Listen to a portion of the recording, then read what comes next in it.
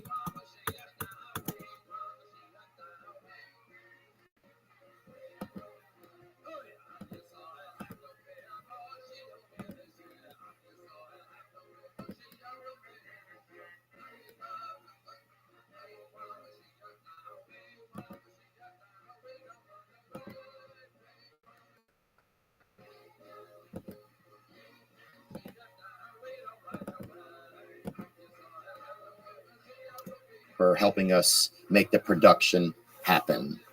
He's one of the most famous people on earth, and I'm grateful for this chance to learn more about the man behind the headlines.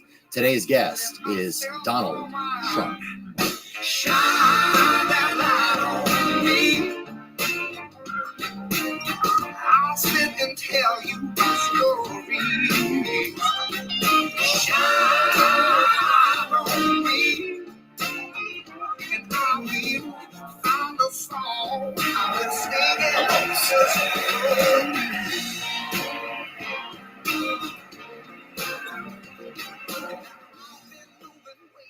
But your thing is going really great. My son's a big fan of yours, Barron. Really, Barron is? Yeah. Oh, nice. Yeah, he just graduated high school, right? That's right. He just did. He knows you very well. He said, "Dad, he's big." Wow. Yeah, big one. That's cool. So that's cool. Well, that's where it is nowadays, right? Yeah. Well, it's interesting. I can't believe that we're able to get platforms. And I started in my kitchen, and then it's evolved out of there. That's fantastic. I mean, it's pretty unbelievable. What does Barron play? Do you want to start? You go ahead. Yeah, we're good. Are we rolling? Yeah, sure. We're good.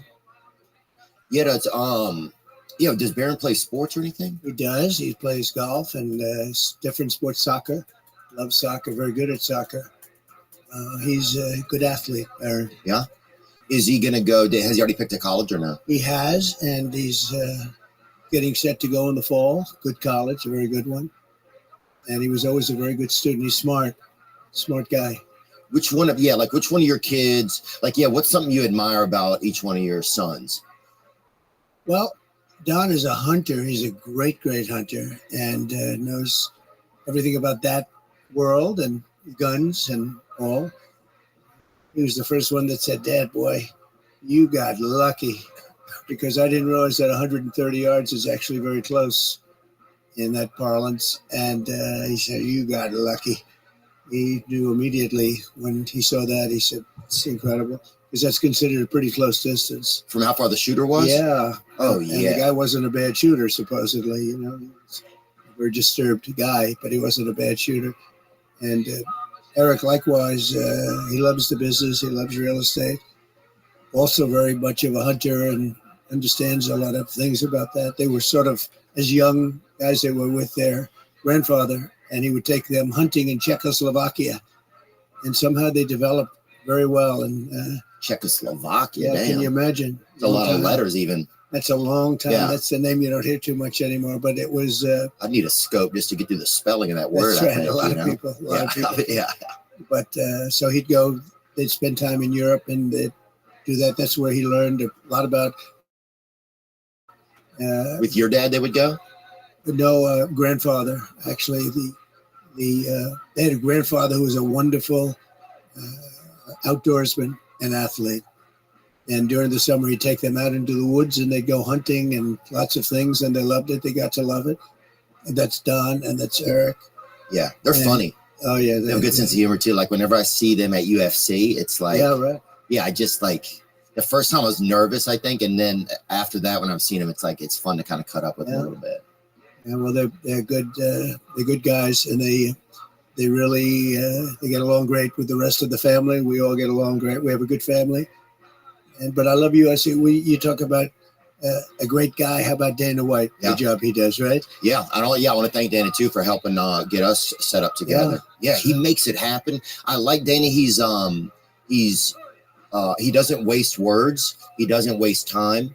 He likes to, I think, be efficient, and he has seems like a strong sense of integrity for himself. Yeah, nobody like him actually. It's there's an expression that everybody is replaceable.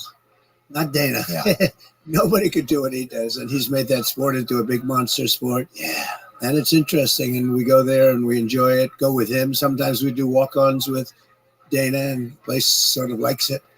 Oh yeah, I've been there. Yeah, but there's Dana, a video yeah, of us. I was behind you in one video. I'm sure the dogs here will pull it up. But yeah, those are some of my favorite things ever. UFC became my favorite sport during the pandemic because Dana was brave enough to stay open. He was the whole ball game. He was the only sport, and he'd open up in arenas with nothing other than very good fighters. Yeah, and they would be fighting. He had some of the best fights during the pandemic. Yeah, but it was exceptional. There it is, right there. See, look, there you are, and I'm right behind you there. Oh, wow, with that hat on, the white guy in the hat. That's great.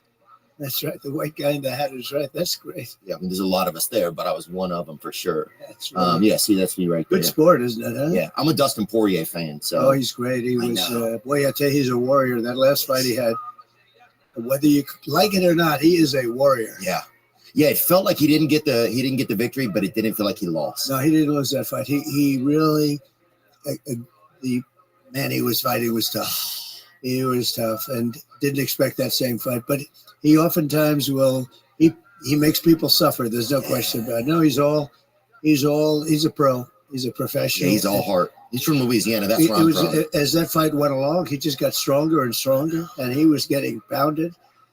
And he was going to be choked out about 4 different times, and he just wouldn't let it happen. No, you say hello to him. He's good. Yeah, I'll make sure to. He's a really great fighter. And he cooks Thanksgiving dinner every year. Oh, wow. Yeah. Maybe I'll have to go sometime. Oh, yeah. I mean, he must do good food. He does, yeah. He does some good stuff over there. Yeah, what was do you remember like the first fight that you ever went to, whether it was UFC or boxing or anything? Yeah, I do. It was Joe Frazier, Muhammad Ali in Madison Square Garden many, many years ago. And I think that was the first fight I went to. I always liked the boxing. How old were you, remember? Oh, boy, I don't know. You can deduct it from what I am now, but it was a long time ago. But they were 2 undefeated fighters. They were both undefeated. Muhammad became a friend of mine. So did Joe, Jolton Joe. They were 2 great fighters. That fight was incredible. I think they had like many heart attacks that night, literally heart attacks in Madison Square Garden. I think it was Madison Square Garden. And the fight was so unbelievable. 2 undefeated heavyweight champions of the world. There was no UFC and there was no competition really. It was it. Yeah. And so you had the 2 guys. I remember that Muhammad wasn't allowed to fight because of lots of different things. And he was a terrific guy. Both terrific guys. Very different. Finally made it happen. They finally made it happen. So they had 2 undefeated heavyweight champions fighting. And who took you to the fight? You remember? I went with my father and my brother Robert. And it was just, I don't know, I must have been very young. It was a long time ago, but you would never forget it. That was one of those moments. Oh, yeah. But no, literally, there were like many heart attacks in the arena.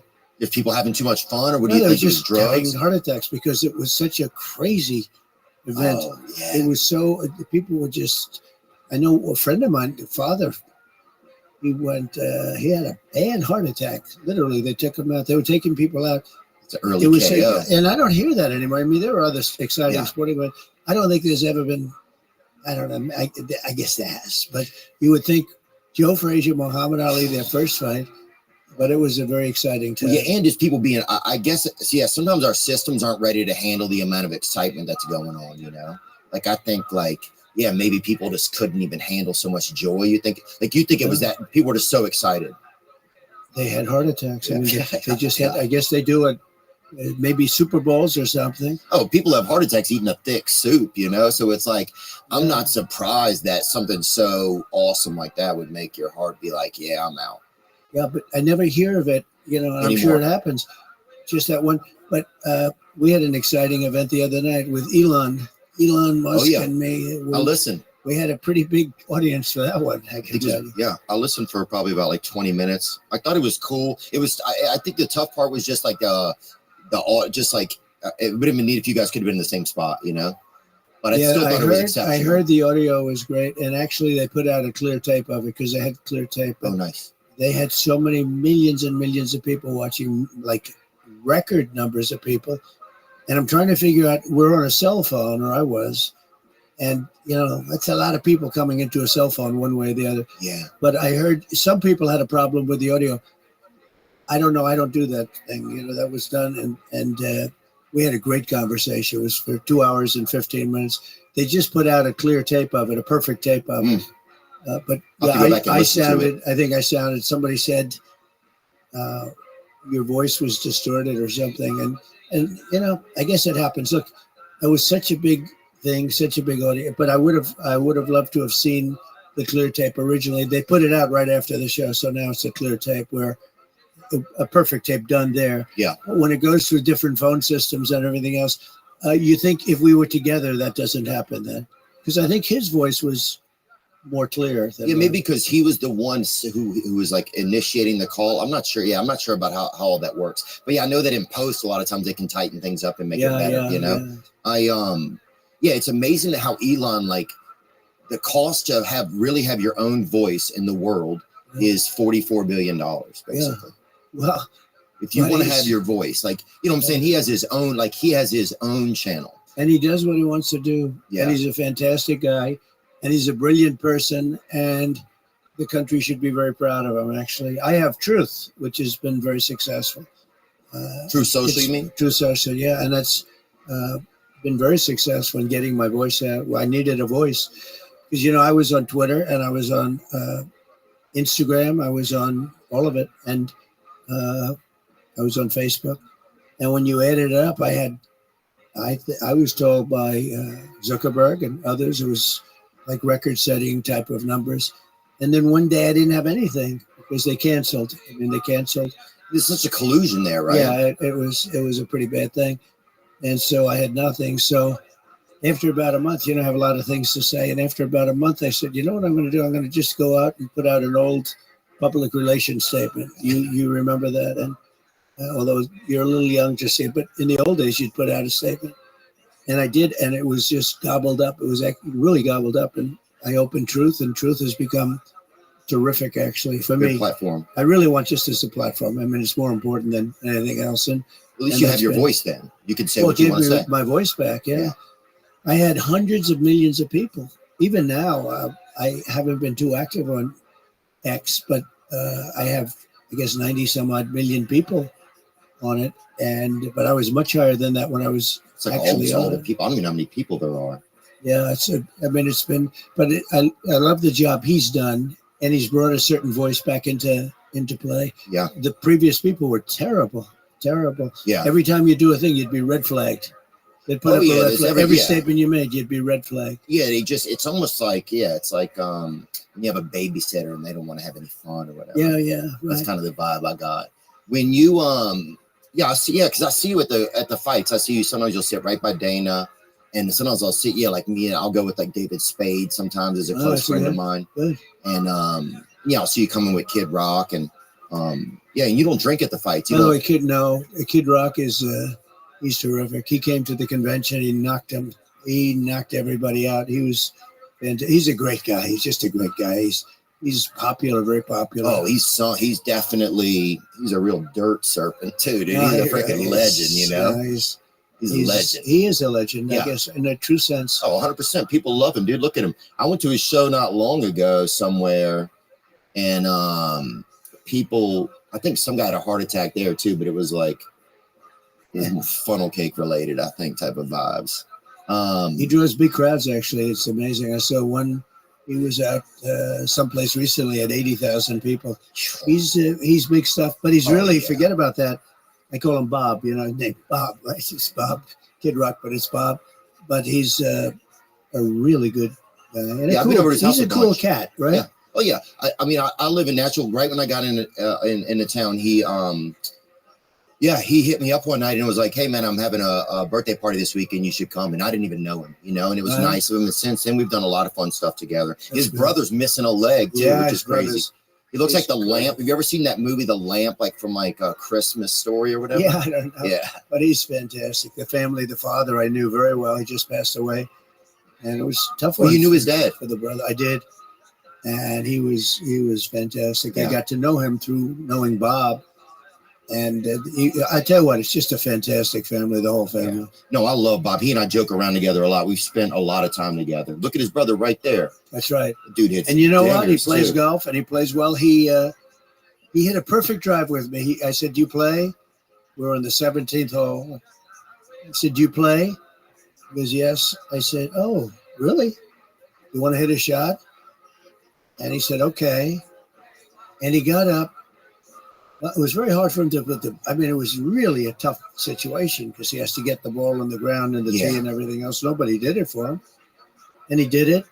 He goes to the ground and he did it, gets up, he swung. And I'm a good golfer. He hit a perfect shot out to the right with a little hook. Nobody knows what that means in your audience probably, but that's like a perfect shot. And I said, "That is perfect." He said, "I'll do it again." I said, "Don't do it again because you'll never be able to hit a shot that good." And it was really amazing. He's great. And Bob really He'll do it again too. They He's love a the repeat family. offender. They they're great. really have an amazing family. Oh, no, Bob is great. I've been to parties at his house.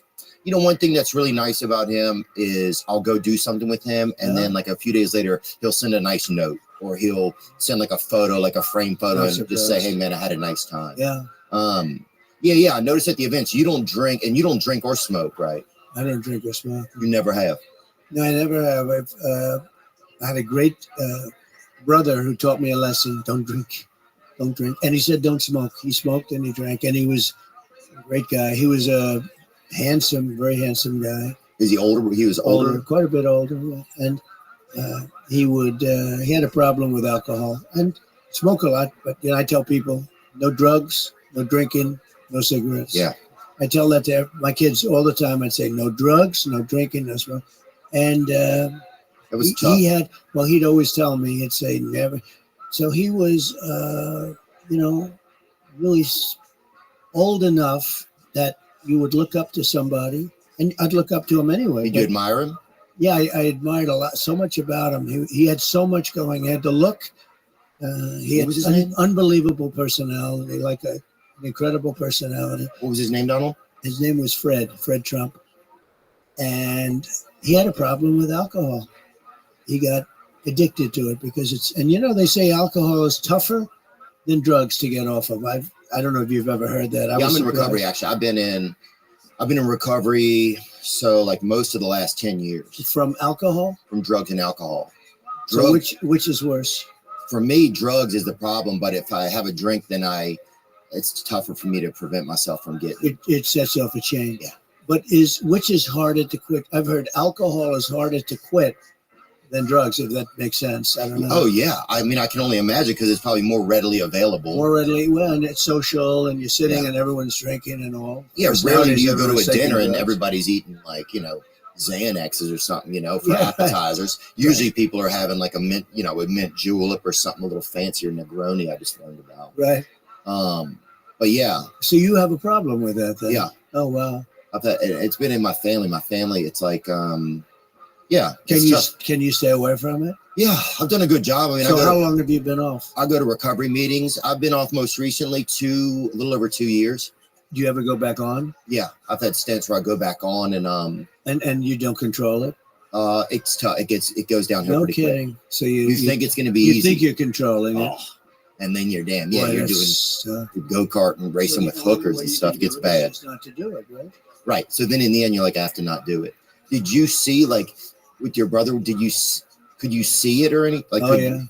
Man, I was amazed because he had so much going, he had everything going, I think it happened in college at a fraternity maybe, or I don't know, somewhere along the line it happened. And all of a sudden, this is not unique. This is a very common story, unfortunately. But and then the family would see it and start to notice it. And it didn't get better.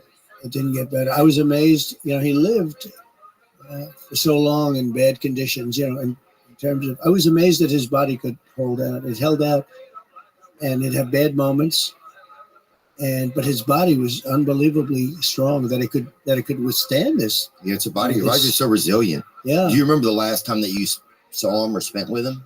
I do, and I'm sorry to ask you about it. Yeah, right? No, it's well, the reason it's good talking about it is it might help other people. If it helps one other person, it's worth the conversation. We talk about that stuff a lot on our podcast. Yeah. A lot of our audience struggles or has struggled with alcoholism, addiction, intimacy disorders, all types of stuff.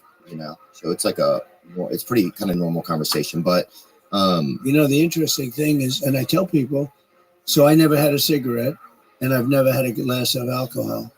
And my brother was incredible. He would tell me, because he knew he had a problem, and he'd say, don't ever drink, don't ever smoke. He'd always add smoking, because he did smoke a lot, which is, not very healthy. But he'd say, don't ever drink, don't ever drink. He'd tell me every time. I said, don't ever drink, because he knew he had this addiction. And I never had a glass of alcohol. Never, ever did I have a glass of alcohol because of him. And I would say that if I did drink, I could, conceivably be the type of personality that would have, like you, that would have a problem. But I never had. And the only thing I say to people is, if too late for the people that you're talking about, but if you don't drink, you don't miss it. I mean, I don't even think about alcohol or right. It's not a part of your world. I don't think about cigarettes. I don't think about any of that. If you don't take drugs or if you don't have alcohol, it's real easy not to drink it. I had a friend who went to the Wharton School of Finance with me. He was a very smart guy. Where is it, Wharton School? That's in Philadelphia. That's at Penn. Oh, yeah, Rocky. Right, and it's a great school, great business school, and it's part of the University of Pennsylvania, the business school. It's nice down there. Yeah, my friend's brother went there or something. Well, then he was smart because it's a great school. But this person that I met, he hated the taste of scotch. Hated it, couldn't stand it, but he insisted on having it because he felt it was important to be able to drink. I said, no, just don't drink. He said, to be successful in business, you have to sort of interact and you have to drink. And I said, don't do it. Anyway, he became an unbelievable alcoholic, uncontrollable alcoholic. Oh, I thought you meant like one of the best. Yeah, and he died. He was but he hated the taste of scotch. And he couldn't live without it. Wow. Literally. Well, I think I noticed a lot of in the recovery rooms and stuff, it's a lot of people that they're missing something inside of them. And so they take on so they want to try and fill it up with something else. Yeah. Do you remember the last time you spent with your brother? I do. And he'd have periods where he'd get sick, very sick. And we thought we'd lose him or we lost him. Then he'd get better. And that happened 5 or 6 times. I mean, you thought you lost him. And then he got better. And it was amazing. I mean, he was, certainly very strong in that sense. And I just tell people it's so tragic. Don't drink. Just don't drink. Yeah. And you're not going to have a problem. Like even you, if you didn't drink, you would never, but you probably maybe wouldn't be successful like you are. It's part of your story, right? It's helped me a lot. Yeah. Because I don't know what would happen probably. I think it's just too risky. It is risky. What's something that you miss about him, or what's something that you miss about him, Fred? Well, he was wise in a sense. I mean, think of it.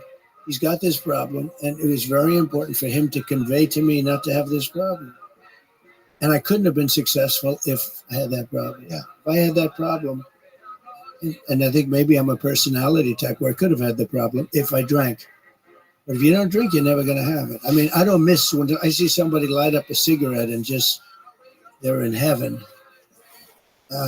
I don't miss that at all. It's weird. It's it's very Native American too. Isn't it crazy? Bizarre. And I think sometimes our older brothers, they kind of they take the speed bumps for us, like as younger brothers, so that we don't have to. You know what I'm saying? Does that, you know what I'm talking about?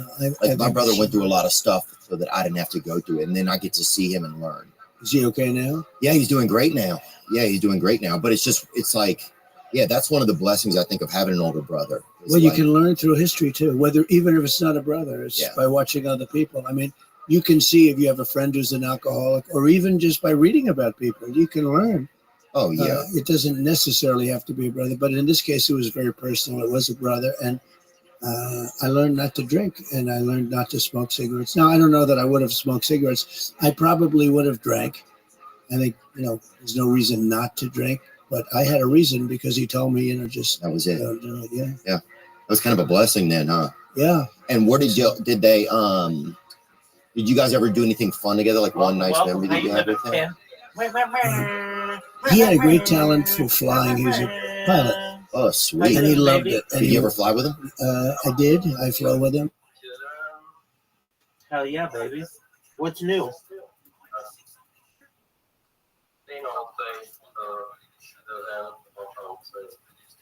Excellent. Hey,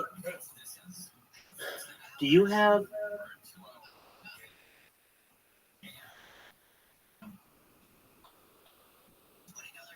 a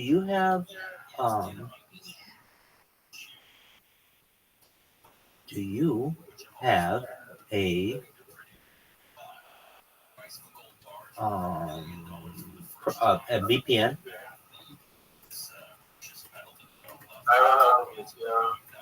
I probably use some of the trials that we have. Yeah, so there's this new one. There's this new one that's absolutely free, unlimited usage. So I want you to download it when you have a chance. It's called Proton. Proton. Use it for what? TikTok. Oh yeah.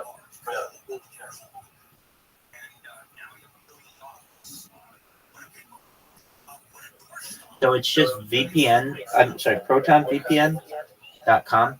And like normally I have to pay for a VPN and it can get pretty expensive. Not too bad, but just depending. Of course, if it's free, that's a nice opportunity.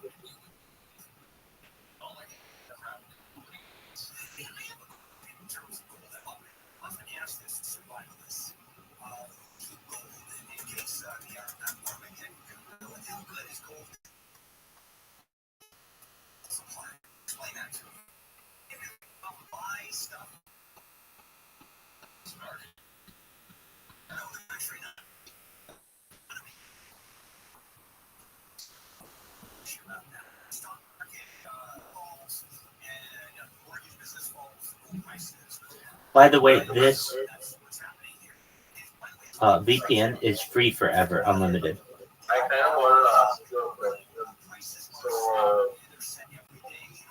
do you think like current situation,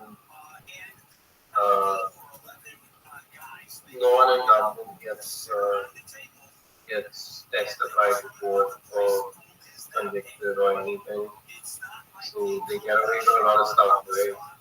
So, do you think it's right to have to come in and say we're gonna build a better world?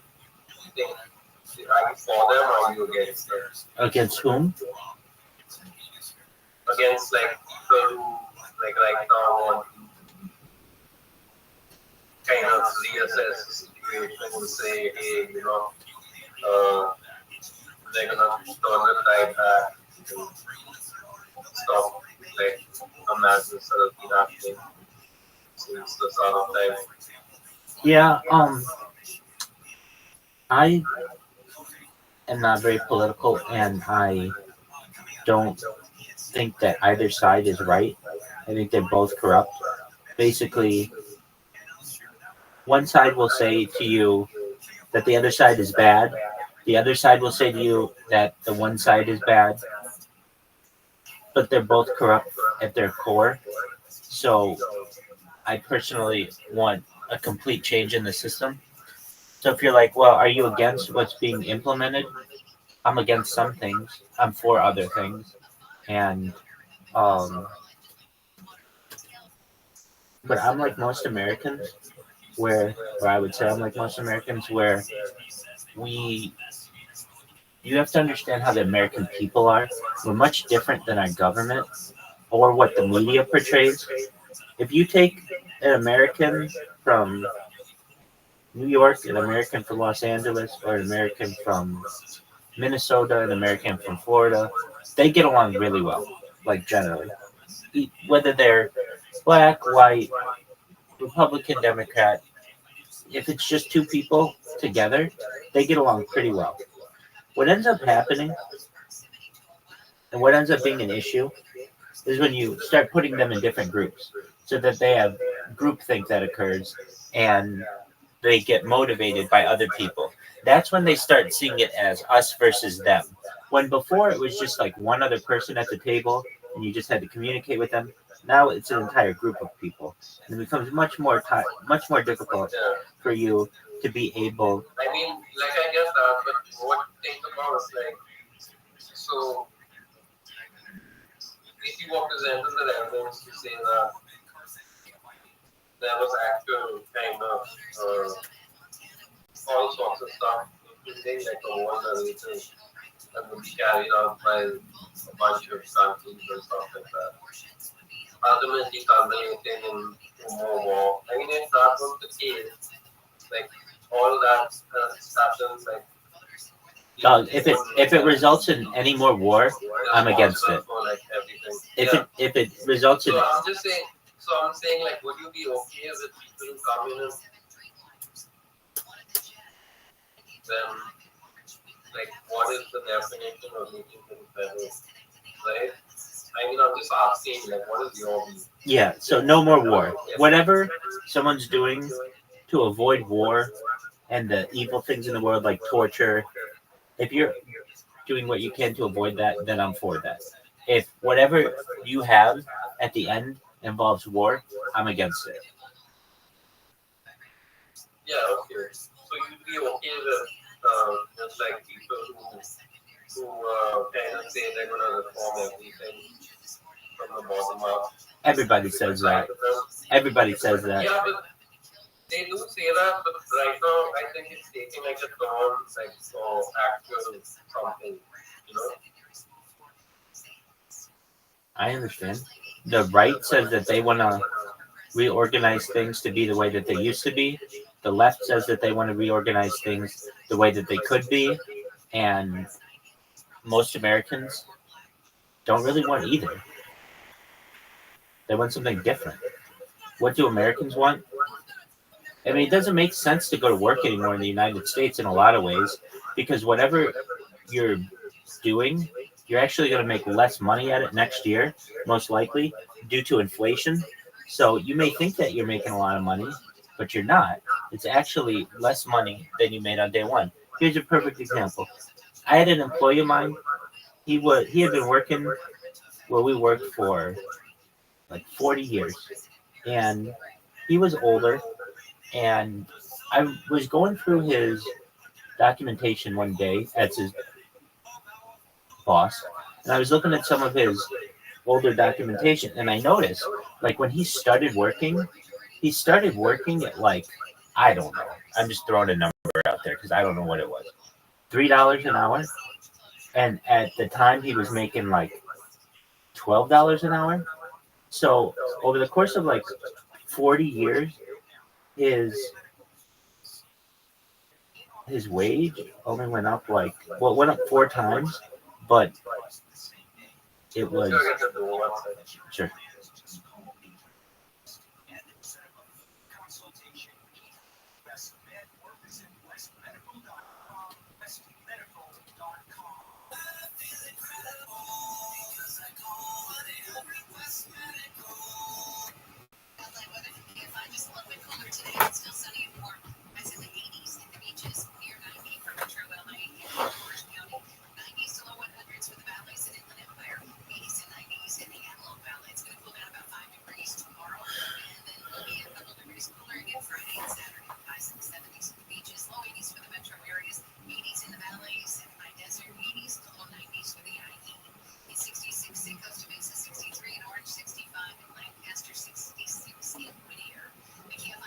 It's pretty clear that the establishment doesn't like you, I would say. What do you think?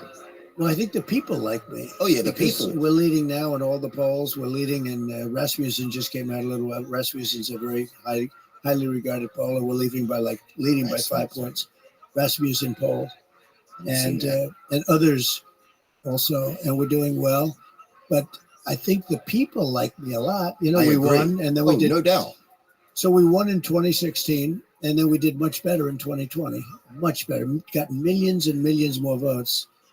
And why does the establishment keep trying to sink you? Like, what is it that they are so afraid of? In some cases, the things we're talking about right now, they want to sell product that I'm not interested in. They want to have certain boats and certain ships and certain planes and certain everything bought. Pharma is another one that's, interesting. Or do they push back against you think? Yeah, I think they do. Well, yeah, I think it's pretty obvious that they do. In one way, that's a positive thing politically, because when you can show that they push back, the voters seem to like it. But we have a lot of popularity. We have a lot of people that want to see me come back and win, because we had a great time. We had the greatest economy in history when I was president. We had my cousin got a boat. Numbers. Yeah, we had the best job numbers. African American, Hispanic American, if you look, Asian American job numbers, women, men, everybody. We did a lot of good things. We cut taxes more than anybody else, including Ronald Reagan. We cut regulations, which created jobs. We had a great period of time, and I think the people want it back. Based on what I'm seeing, the people want it back. One thing that you did recently, we had Bernie Sanders on, and interesting. And I know that's very interesting. Certainly, you guys don't agree on a lot of things, but I think you both acknowledge how horribly rigged the healthcare system is against the American people, because hospitals and insurance companies get away with hiding their prices from all of us, and literally they can charge whatever they want. It's like you sign up and say, yes, I'll pay. You trust the hospital, but then you get home and the bill it's whatever, which pretty much feels like some form of extortion to me. That's what it seems like to me. But you had an executive order where you created a federal rule forcing hospitals and insurers to publish all their prices. Yep. Right. So that people would be able to know, okay, if an MRI costs $600 here and it's $5,000 there, then I can go here and save myself money. Right. But that hasn't even been enforced. Like hospitals. Biden got away with it. Hospitals and insurance companies, they're still not showing their prices. They hated it. Of course they did. And because it would have made it very competitive. And Biden let it go. He never enforced it. And to get that approved was a big deal. And that would have brought down the price of so many things. Not only, just care, right? Care, physical care, mental care. That would have brought down the cost of care by 50, 60%. And Biden and Kamala didn't press it. It was a big thing to get it, but I'll be pressing it. And because I'll be pressing it, there are some people that are vehemently against it for financial reasons, for money reasons. But those people can go to hell, dude. That's insane. Yeah, no, they're bad people. Especially because one of the leading causes of bankruptcy in America is medical debt. I mean, that's crazy. And I don't even think I made that up either. No, it's when you think of it, at first when you said it, I said, wow. And then I'm thinking about it. I said, it's really not a wow. I understand that. Yeah. Tremendous lobby, tremendous powerful lobby. Yeah, because think about what else is going to put you in medical, like in that much of a debt. It's like, I believe that's accurate. Who's behind the healthcare insurance, that whole thing? Like, who's behind it all? It feels like Chuck Schumer is this kind of like deviant mastermind back there somewhere. Well, he's one of the people that is hurt, and he's one of the people that keeps the prices high, and he's gets a lot of contributions from the people on the other side. And him and plenty of other people, a lot of people. It's a very powerful lobby. But wouldn't they want the most powerful lobby? The lawyer lobby. That's and that feeds into that also. It all feeds into it. Wait, hold on, just so I understand, Donald. Sorry. So that lobby is a very powerful one. Yeah. But why do those people want people to suffer though? Just so they can make money? Yeah. That's crazy. Yeah, it really has to do with money. That's crazy. How much money do They they probably need? start Can't we off by just saying give this them? is terrible, and then they eventually say, well, But and can then- we just, as a country, say, hey, how much? Okay, you need $3 million. We'll give you that. Fuck off. Yeah. We want to be healthy. Yeah. Like, can't we make a deal with those people? They're very tough to deal with, and they've been taken care of by drug companies and others for years. You know, you have politicians that have been for years being taken care of by people that make a lot of money, and they want to keep making a lot of money. And it is, I mean, in that case, it's not a power thing; it's a money thing. Yeah. A lot of money. What are some of the other lobbies that are out there that we don't even know about? Well, the most powerful lobby is the lawyer lobby, I would say. The teacher's lobby is important or powerful, sometimes really to the detriment of everybody. But the most powerful lobby is probably the lawyers. Who would think that, right? But they have, that's why if you wanted to get rid of court cases and cut down litigation costs, which in this country is out of control, loser It's crazy. pays. What you do is you go loser pays. In other words, the loser of a lawsuit has to pay for the other side, has to pay back all the money the other side spent. You think that would solve it?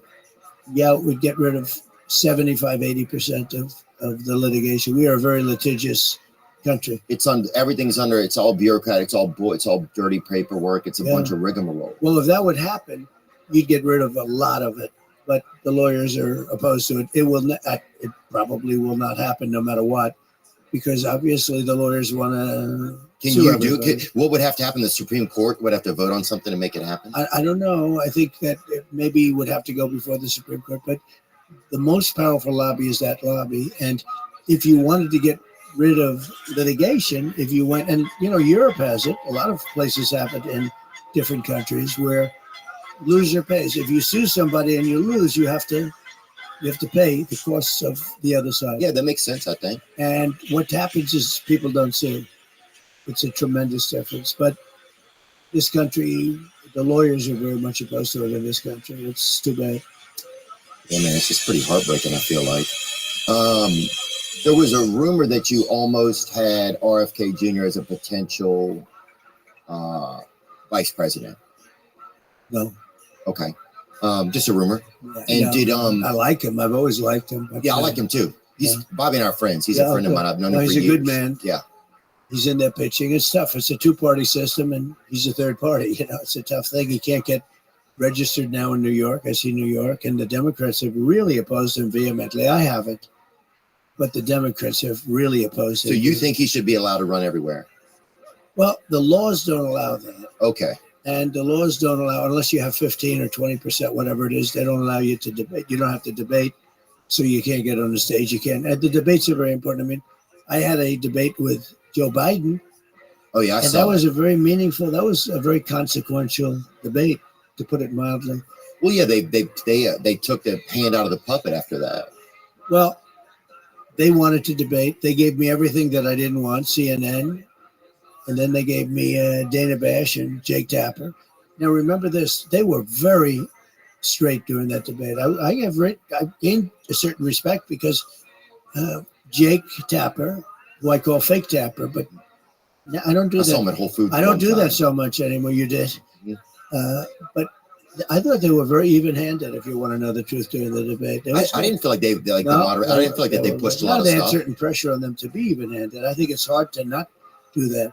But they were very even-handed, and it was a great debate, but a very important debate. Well, after that, it seemed like suddenly everybody had been like, oh, Biden's fine. In America for like 18 months. Like my dad was really old when I was born. My dad was 70 when I was born, right? So I don't like seeing senior citizens get taken advantage of, right? I felt like that happened a lot when I was a kid. And so I think for me, it reflected on me, like it made me really angry because I was like, I know this guy's not well.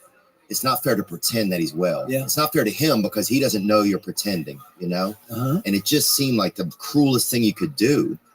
And then we're all kind of supposed to believe this thing that we know is not real. Our media is just saying this is real.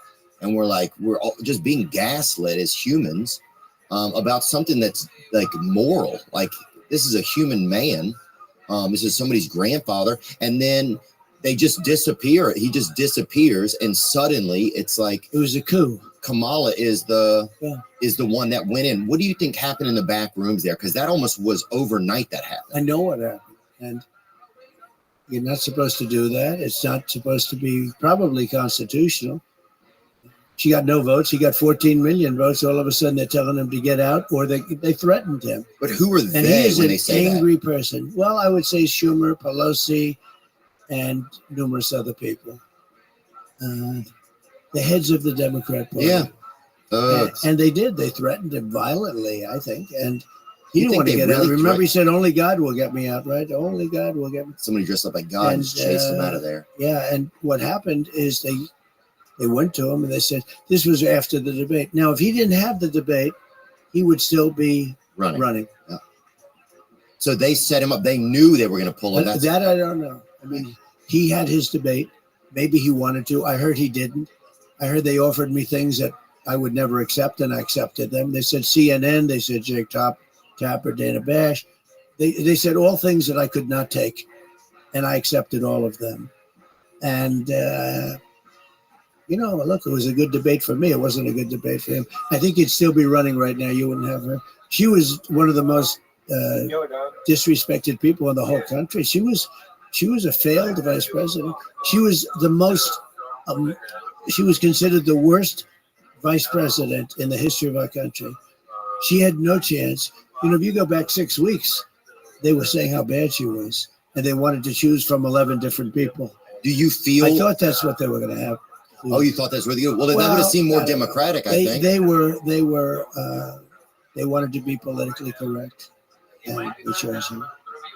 I feel like it would have seemed more. But, dude, I got so angry when they sidetracked Bernie a few years ago. That wasn't fair. It happened to Bernie twice. Yeah. You think about it. Yeah. Oh, it was crazy. Yeah. 2016 and 22. He just got, it just wasn't cool. Like, whatever you think. It's just like we have to be able to believe. Would you like Bernie? Are you friends with him or something? No, I met him the other day. Was that the first time? It was the first time. Were you impressed by him? Yeah. One thing, he's still sharp, right? Oh yeah, he's still sharp. He doesn't suffer from what Biden did. No. Mental dullness. Yeah. Right. I mean, mentally gone. Biden is mentally like gone.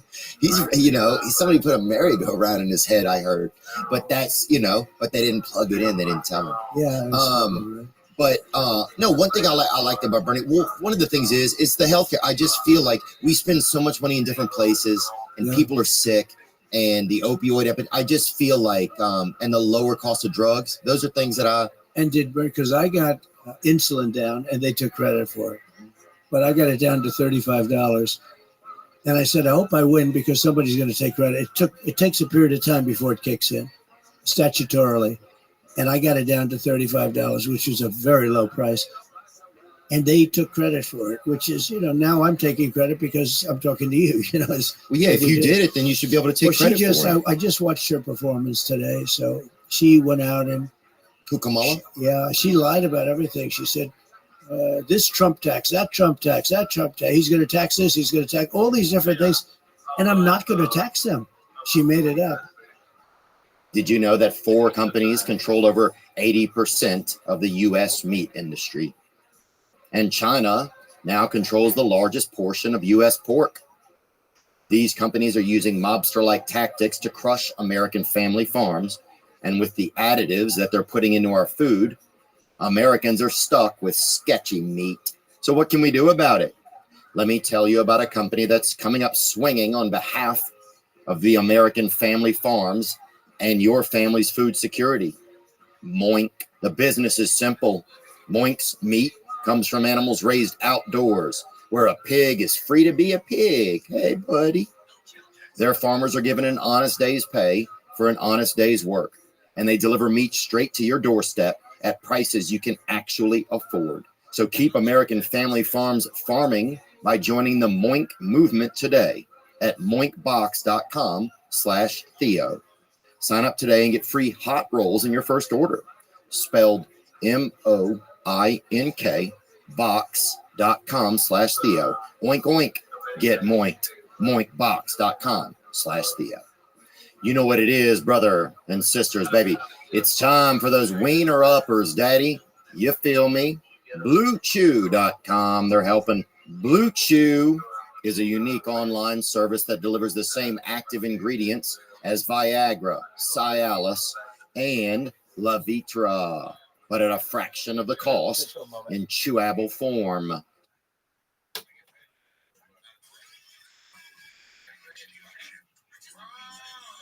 How are you?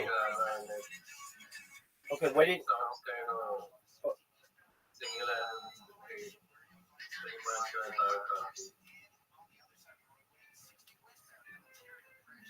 So what was your question? So my question was like, do you think when any sort that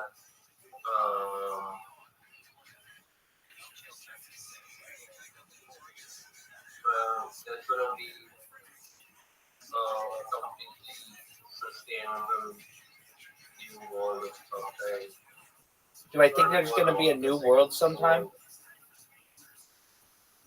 Do I think that there's going to be a new world sometime?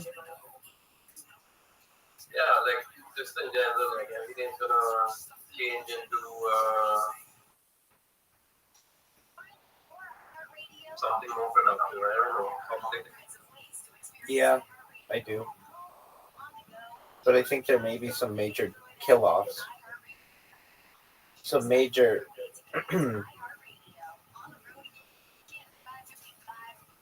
culling of the herd.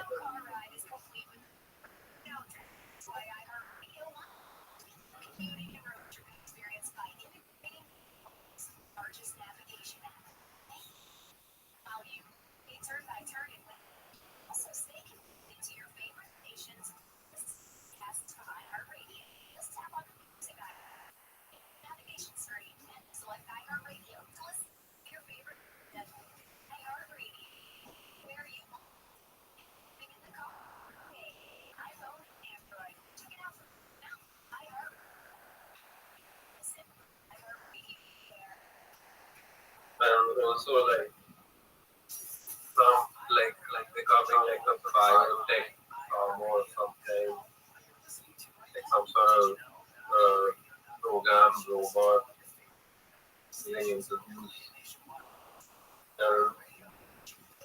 It's kind of distance of that's also like part of the distance of some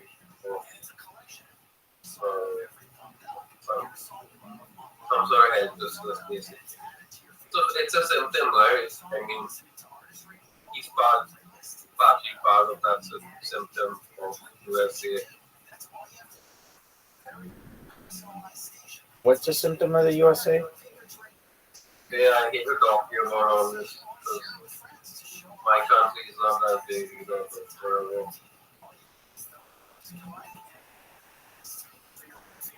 Dog, your country has a lot of people.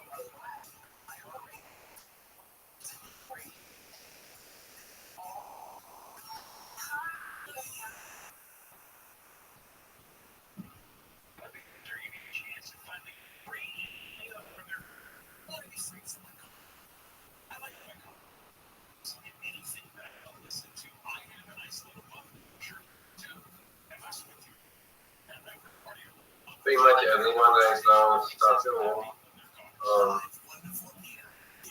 scheming their way out sometimes, and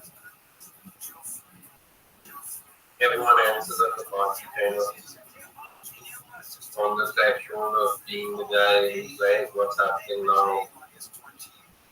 It's very globally shitty.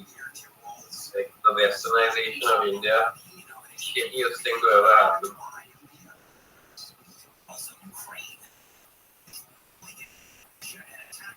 And I don't mean by the British, I mean like actual westernization in India. It just amounted like to what you call like started with religious violence. Now it's ending with corporate total control. All based on Hindu tradition, which I think is about as shitty as it gets. Hindu tradition.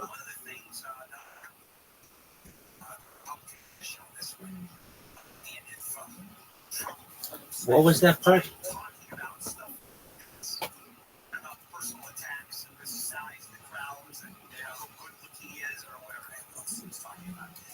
Yeah, I like writing about politics. Fun.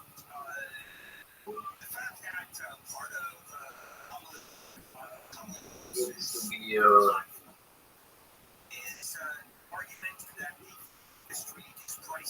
I don't know. I only support what they're doing, the Democrats, even though they don't get too much attention. But like, yeah, I mean, it's only the right thing to do that they have to do, like, you know. I mean, do you think honestly, Rabbi, that Kamala Harris is just as corrupt as Trump? Yep.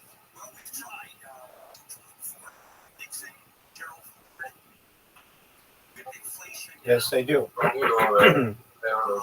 Yes, they do. But I mean, yeah, fine. Like they kind of like come along with these things. I don't think they have any real influence on them. Maybe they do a lot of work there, but I don't know. You guys have to like wait for me like this on them. That's the way it is, I guess.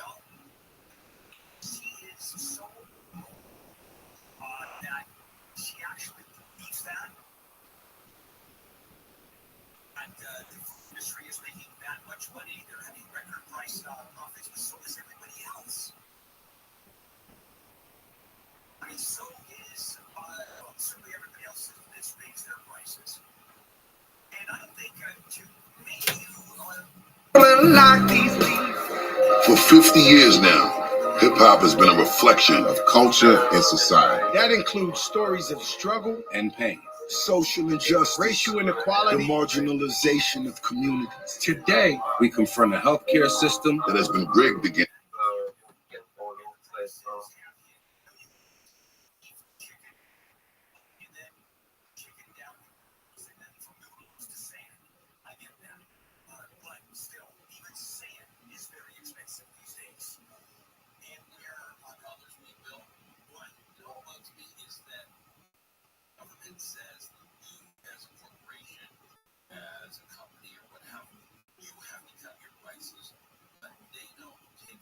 news and insurance, Rigging a system to make profits off of people that says struggle is unforgivable. We demand prices and transparency in healthcare. Power to the patients.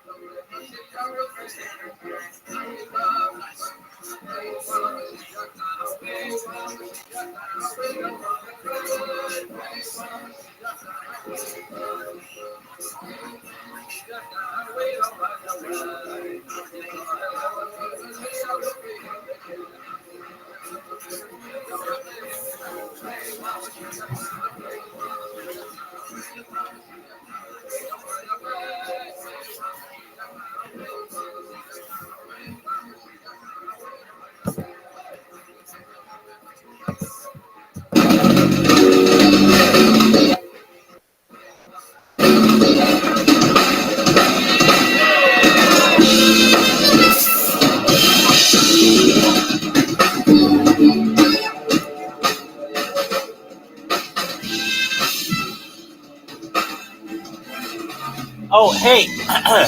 Hey. Yo. Frosty. Do you know what? Well, firstly, let me just say, I really appreciate your friendship.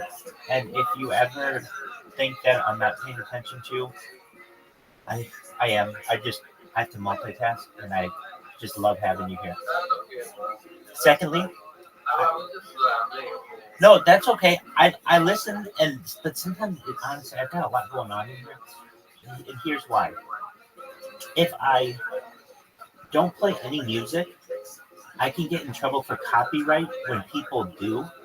Like if the radio plays music or just like you play music, I can get in trouble. I can lose all my accounts potentially due to copyright strikes. So in order to avoid that, I always play like almost like white noise in the background, and sometimes I have to turn it down and turn down something to be able to listen. Okay, so do you know what Kill Tony is?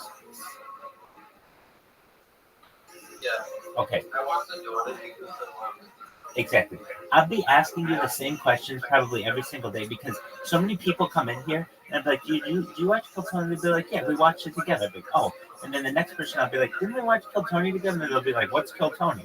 So anyway, I wrote, like Kill Tony is basically you have 1 minute to make the people laugh as much as possible, right? Do you know this? yes, I do know that. Okay. So I developed my own stand-up routine. Not that I'm gonna do it, but well, why am I not gonna do it? Because it's in Austin, Texas, which is like really far away, and I don't have the money. But maybe someday I would do these. So here's what I did. I'm just gonna give you the lowdown. I went to Reddit and got the best answers for I got the best jokes on the internet, and I put them all together. Now I'm gonna give you these jokes, and you may laugh, you may not. Some of them are really, really difficult to understand in English if you're not like a fluent speaker. I think you'll be able to get, and you're a fluent speaker, so you should be able to get them all. But I also don't know. Maybe it's because I've read them and I haven't always heard them in the same way. So like I have one of the jokes. We'll go through them and we'll see. And if there are any you want me to explain, I can. But here we go. Shalom, y'all. My name is Rabbi Rothschild. If you want to be super popular with the ladies on TikTok like I am, here are some surefire pickup lines for sliding into Shawty's DMs. For that hottie in your feed, you might message, "Are you my pinky toe? Because I'm going to bang you on every piece of furniture I own." Perhaps that new person on your page should know that they must be a rear end collision since you want to hit it from the back. You can always use the tried and true. Is there a mirror in your pocket? Because I can see myself in your pants. For an international flair, you might send something like, "You remind me of the Bank of England, since you got me interested in a pound." What about, "I lost my number. Can I have yours?" If you admire an animal lover, you might say to them that you hope they have pet insurance because that pussy is getting beaten. For that thick girl in your life, you might say, "Do you keep a phone in your back pocket? Because that ass be calling me." You might message, "Are you sure you aren't a parking ticket? Because baby, I want to tear you up." For that future boo, you may send, "Damn girl, are you a haunted house? Because I'm going to scream when I come inside." And finally, for that person you never want to message you again, all you need to do is ask, "Are you a pinata? Because I'm going to need a blindfold to hit that." My name is Rabbi Rothschild. Thank you.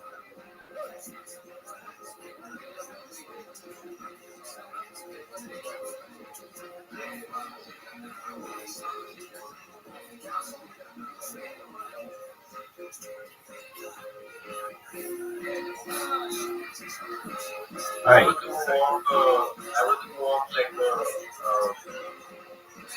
sitting close.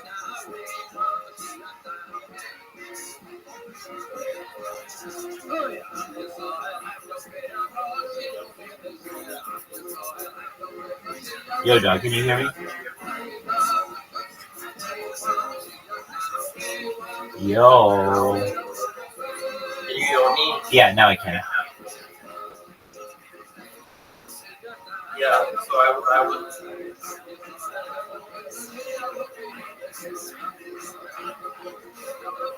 Okay, can you hear me?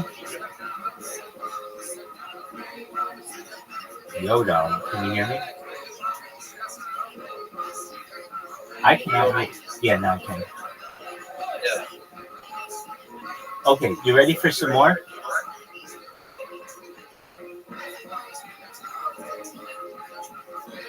Yo, dog, are you ready for some more?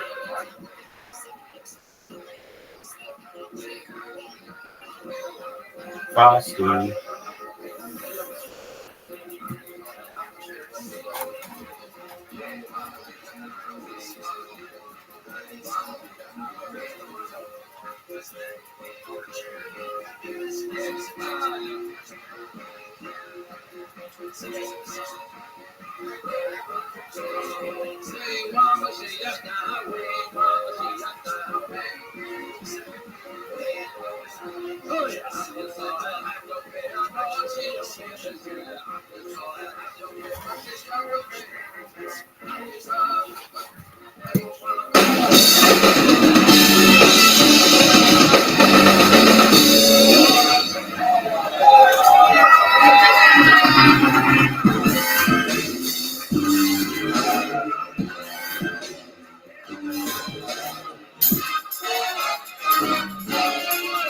Hey, this is Rabbi coming live from Vulcan Gas Company here in Austin, Texas, for a brand new episode of Kill Tony. Get up for Tony! Let's go!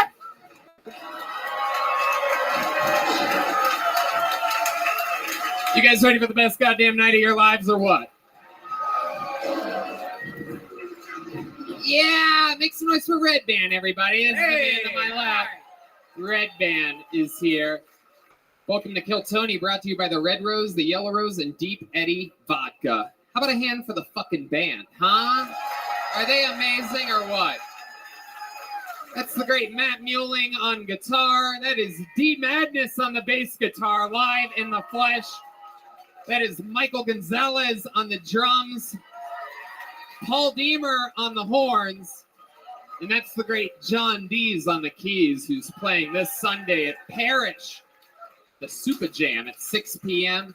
Very, very exciting stuff. That is the Screwball Peanut Butter Whiskey Kill Tony Band, and also the show brought to you by the Hotel Grand Duca, where now you can use the promo code Kill Tony and save 25% on a Sunday or Monday night stay. One of the best hotels in the entire city. Here's a little bit more about the amazing sponsors that made tonight's episode available for you for free here, right now. Hey, y'all, you might not know this, but when I'm not being the host of the #1 live podcast in the world, what I've been doing for the last 16 years is being a professional stand-up comedian, and I'm excited to say that I'm back out on tour again. August 26th and 27th, I'm in San Antonio, Texas. September 8th through the 10th, I'm back at West Palm Beach, Florida.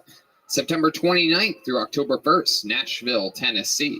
October 11th and 12th, Philadelphia, Pennsylvania. October 14th and 15th, I am in Boston, Massachusetts. November 4th and 5th, New York, New York. December 9th and 10th, I'll be performing in Arlington, Texas. January 13th and 14th of 2023, I'm in Dallas, Texas. And February 9th and 10th of 2023, I'm in Houston, Texas. Tickets available at TonyHinchcliffe.com. All these shows sell out, so don't be a doofus. Go to the website now. Get tickets while you still can. Hey, y'all. When they say mental health is a journey, they mean it. That's why it's important to prioritize your mental health and wellness every single day.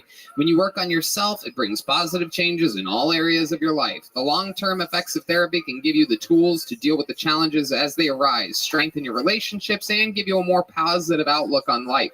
There's no better time to invest in yourself than right now, especially with all the crazy stuff happening in the world and people being away from their families and away from friends, and maybe you're having to start a new job or you're wondering about your health physically or mentally.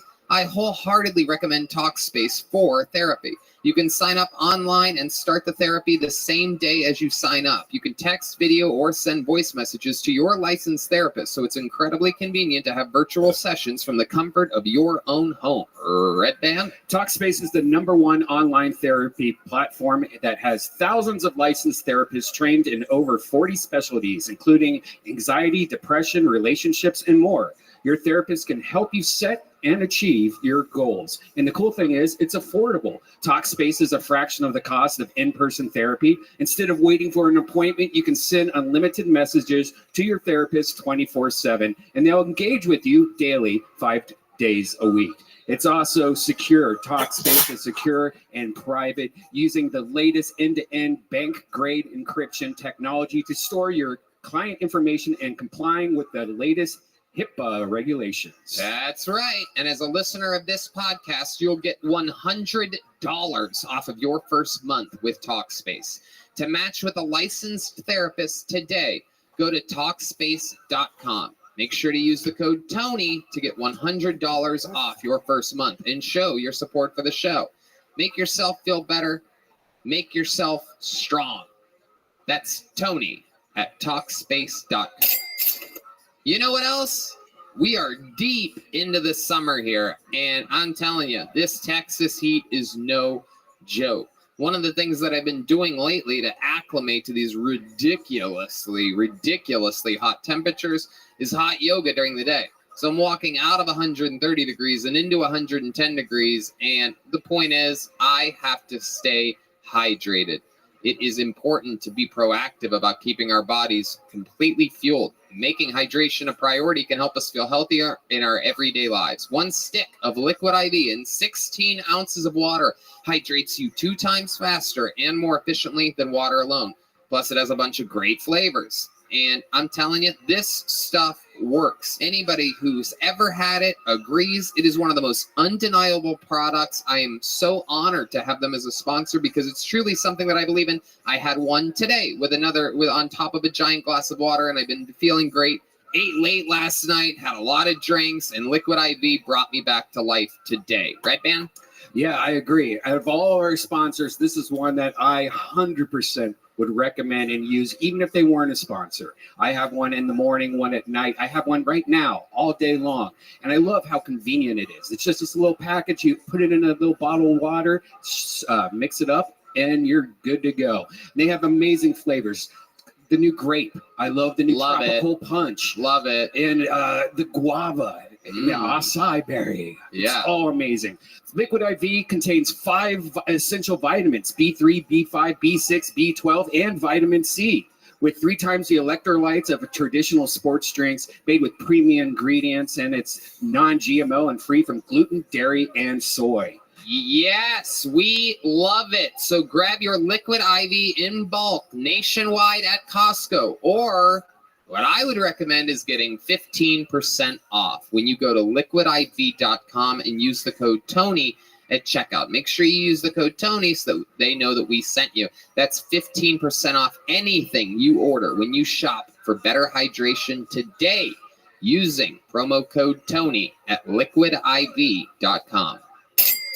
You guys ready to start tonight's episode or what?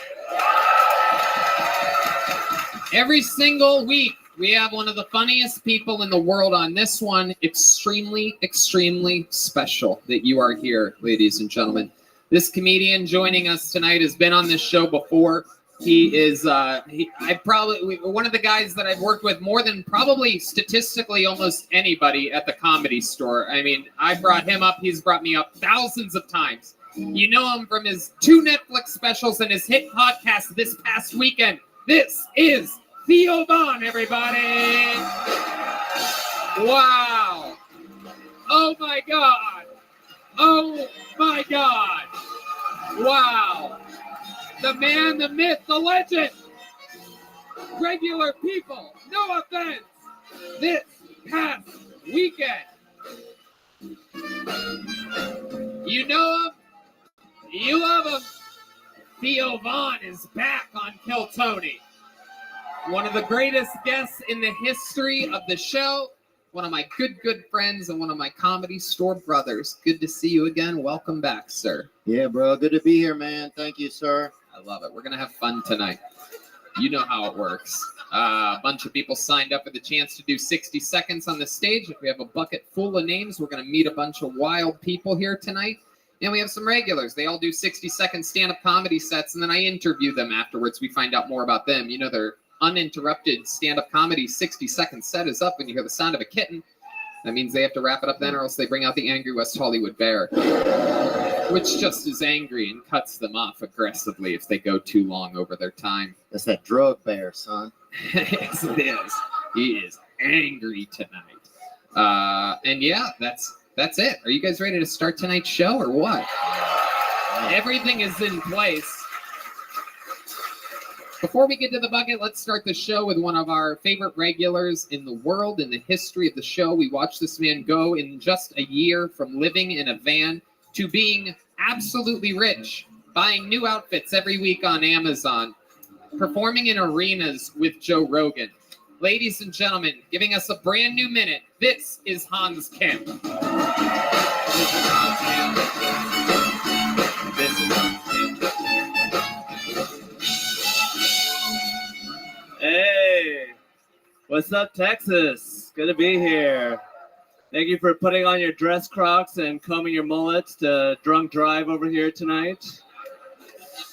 Love it here. I just spent my 3rd week in Florida. I've been to Florida so many times, I've become an honorary Coke dealer. People are taking swipes off me and snorting it.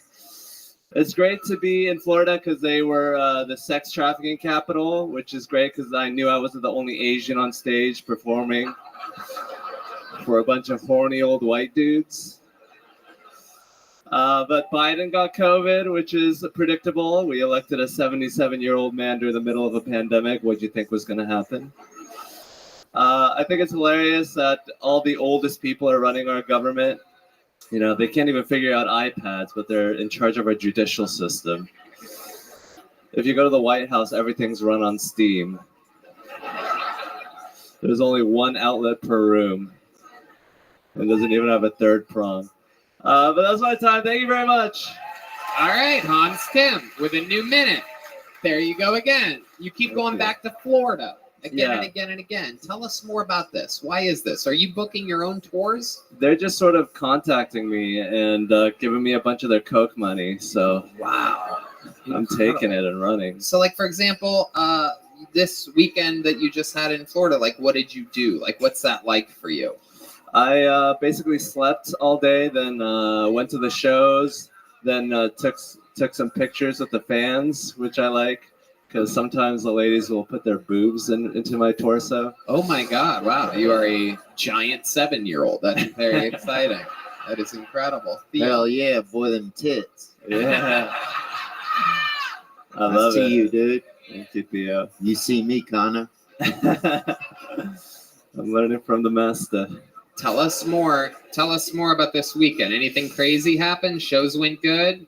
Yeah, shows went good. There was a Coke dealer that did 30 minutes of hosting before me, which was fun. Wow. He runs the comedy club. How do you know he's a Coke dealer? Why are you so not afraid to say that out loud on a wildly popular podcast? Well, he says it himself in front of his crowd, so. Did you almost say Hispanics there for a second? That is Florida. You ever do Coke cons? Yeah, every now and then when it's free. Wow. What do you do after doing cocaine? I don't really know much about cocaine. I usually gag a little bit after I do it. Oh. Okay. Are you smoking the cocaine? Are you doing lines off of someone's dick? Exactly. Where does the gag part come off of? It tickles the back of my throat. Little white stuff in the back of my throat. Whoa. All right. You made that gay. That was you that time. Hans, what are you looking forward to? You've been doing a lot of Florida. What else is going on in life? How's your life here in Austin? It's great. I'm back together with my ex. We just had sex in a pool. Whoa. Look at that. Absolutely. So whose pool was this? Because I get the feeling it was perhaps a public pool. It was her apartment's pool. Yeah. Look at that. Yeah, how'd you do that with a condom, though? It seems impossible. Hans famously always uses a condom. He practices very, very safe sex. So you put on a condom and... I didn't. Whoa! Oh my goodness. Did you have any protection? Perhaps floaties or something like that. Out there having unprotected pool sex. Yeah, chlorine kind of kills semen, so. That's not. Wow. Very interesting. Very risky business out there. What was the change of heart though for her? Because you've always said that she was very strong in having to wear a condom. Is it the abortion law now? She's trying to trap you or something like that? Yeah, she find out you're making arena money now. No, she's a hippie, so I don't think she likes money. I think it's just like fuck it. It's like too far away, you know. Okay, were there other people in the pool?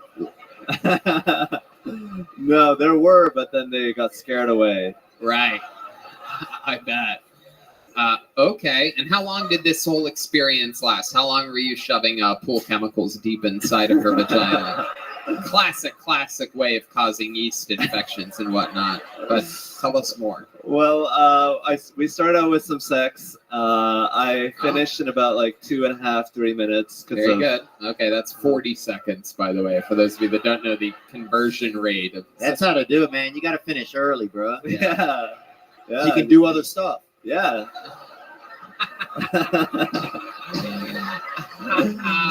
And then I fingered her to. Oh wow!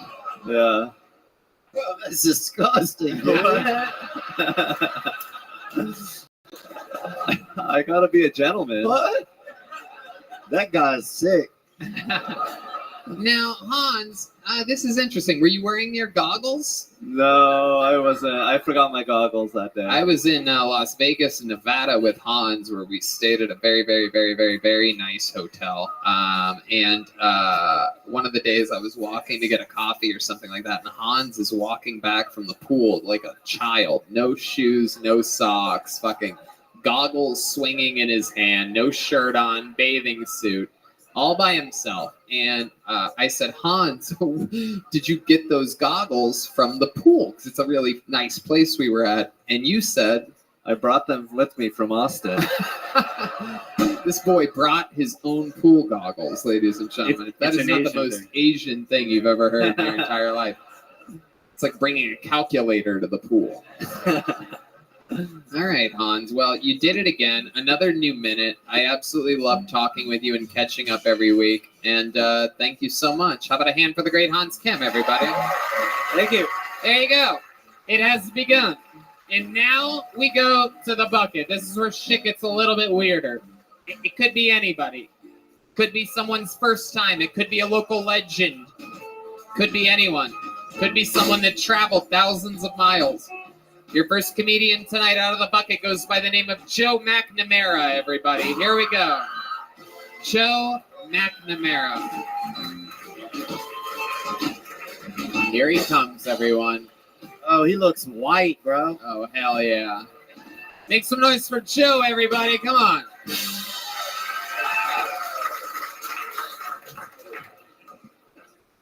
For the first time in my life, this morning, I got caught watching pornography.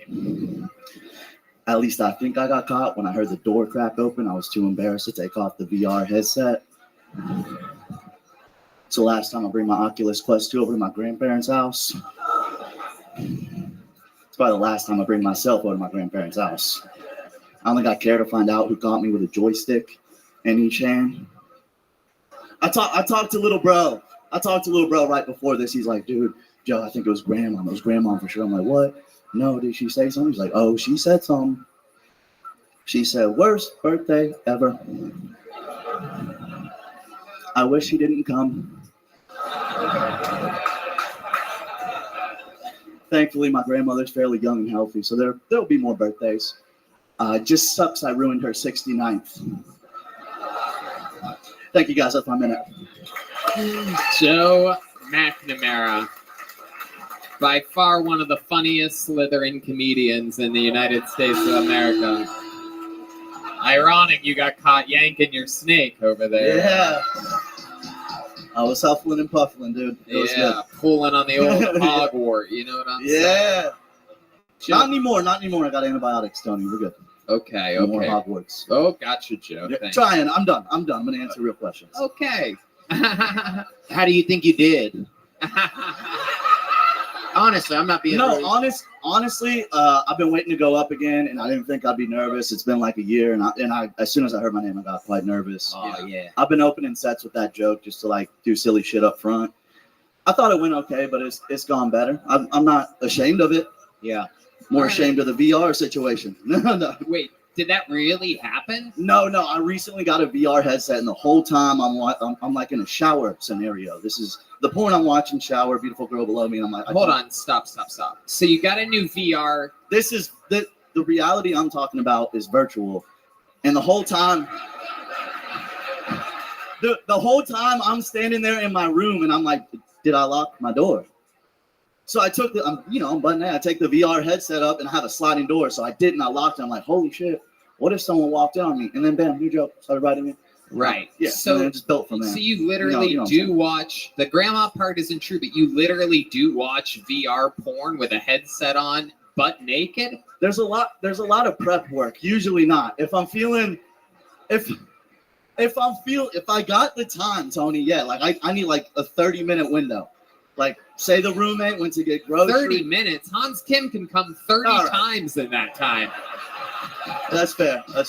30 goddamn I usually minutes. hit phone screen. What kind of slow-ass porn are you watching? You got to load it up. You got to find the right video. You got to make sure no one's home. Damn, you have a slow internet connection, my friend. Yeah, all right. Gotta load the video. What year? Yeah. I got this VR on Windows 95 over here. Fuck it.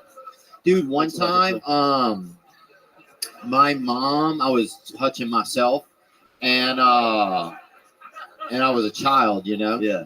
And my mom came in, and then she's like, I was like, get out, I just yelled, get out at her, and she went out, and I kept doing it, she just came right back in.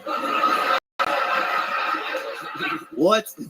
That's crazy of her. Why was she coming back in? I don't know. Maybe proud of you? I don't think she was ever proud of me. All right. Yeah.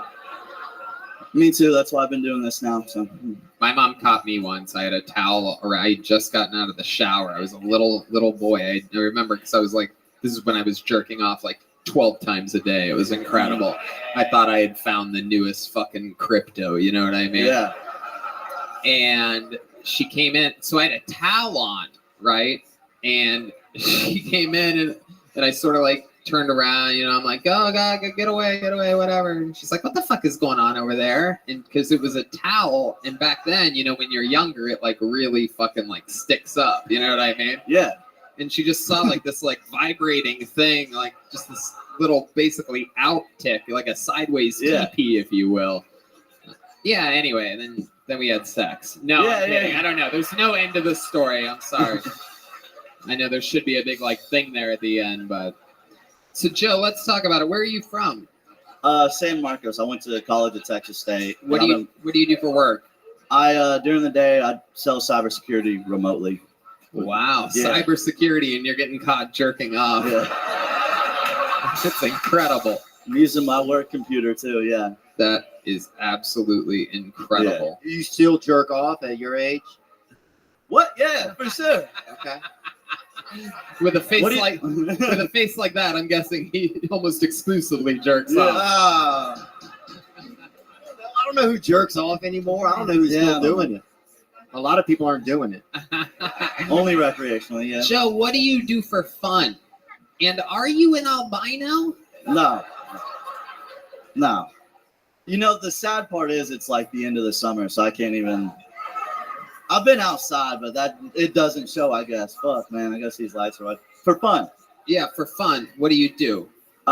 Lately, this is gonna sound stupid. I hate to keep bringing VR up, but wow. So I used to like really. He's wondering why he doesn't have a fucking suntan. Okay. And meanwhile, he's like, "Well, I do go to the beach in VR, Tony." Go ahead, tell us more about this VR. VR table tennis. It's a good time. It's a fucking good time. I used to play regular table tennis. This requires no effort.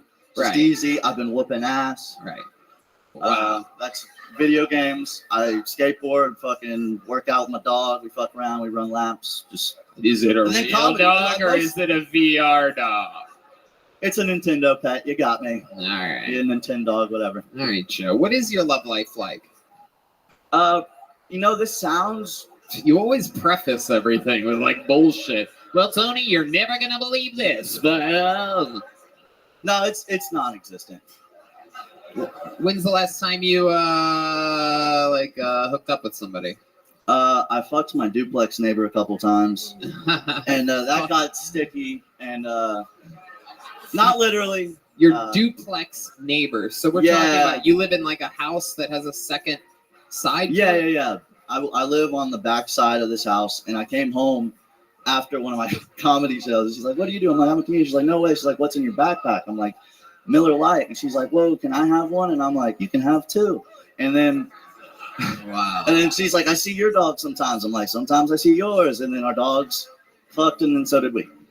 Wait a second. Are you serious? I'm dead serious, Tony. The dogs. But That's what it takes for you to get laid? Your dog has to fuck the person's dog first? Okay, yeah. That happens a lot. Thanks, Theo. Thank you. Thank you. Under a heat lamp up there. It does happen. It does happen. No, but there's this girl I met that's from Pennsylvania. I went to Houston, and she flew in for my buddy's birthday. I hit it off with her. I've been texting her here and there. I kind of want to go to Pennsylvania. Wow, you're going to go to Pennsylvania. I've never been, but I think I'm going to go. You keep saying Pennsylvania, so I'm guessing it's not Pittsburgh and it's not Philly. It's somewhere around Gettysburg. She's a Gettysburg gal. Oh, my God. Wow. Historic pussy, dude. I'm in. I'm fucking... Wow. Very interesting, Joe. I don't even know where to begin with you. You are the whitest thing we've ever had on this stage before. It's absolutely incredible. The only person who sees darkness when they look at you is D Madness. Hell yeah. That guy blind? Is he really blind? Yeah, he's really blind. That's cool, man. Joe, you ever get one of these joke books before? Yeah, I got the first time I went up, I got one, and he told me I can cast a spell to make it bigger. God damn, that's hilarious. And then the second time, I was too embarrassed to bring up that first time, so I said I had one, but I do not know. I don't have a big one. I have a tiny one. You have a tiny one. And then I lied about having a big one the second time. Well, that's goddamn perfect. And you have everything that you need, Joe. All right. That's fine. That's fine. There he goes. Joe McNamara's second appearance. Thank you. Third.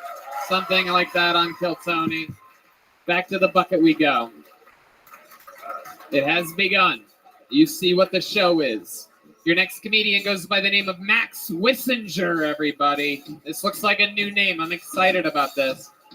Max Wissinger. Here he comes. You guys having fun out there, huh? Come on, one more time for Max, everybody. Come on.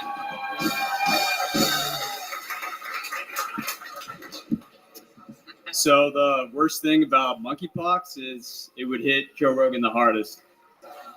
He might start looking like Tony over here. His kettlebells, you know, kind of like Corona beer, he'd probably start losing sales. But, you know, he'd make it. He'd persevere. He has friends in high places. And I'm not talking about Joey Diaz. You know, a decade later, he might step out in the streets of Detroit and he might really face the Planet of the Apes. So have y'all seen Lightyear? I think they fucked up. I think they should have gone gayer with it. Call it Boy Story, all right? You don't even have to change the characters that much. Woody just needs to undo 2 buttons, you know, he'd be full Brokeback Mountain. He's already got a dude's name written on him. Next, you got Buzz Lightyear, right? To virginity and beyond. And you also got trans Mr. Potato Head, always switching out his parts. And in the background, you got the 3 aliens. Wow, there it is. 1 minute and 14 seconds from Max Wissinger. Oh my goodness. Dude, I can't believe y'all do this, bro. I know. This is what I do for a job. This is like my only job. This is what I do. Pull names out of a bucket and deal with fucking angry kindergartners over here. It's fucking... Yeah, what happened? You didn't get your nap time in today or something? Coming up here furious. My goodness. So intense. Yeah. It's intense, man. Sorry.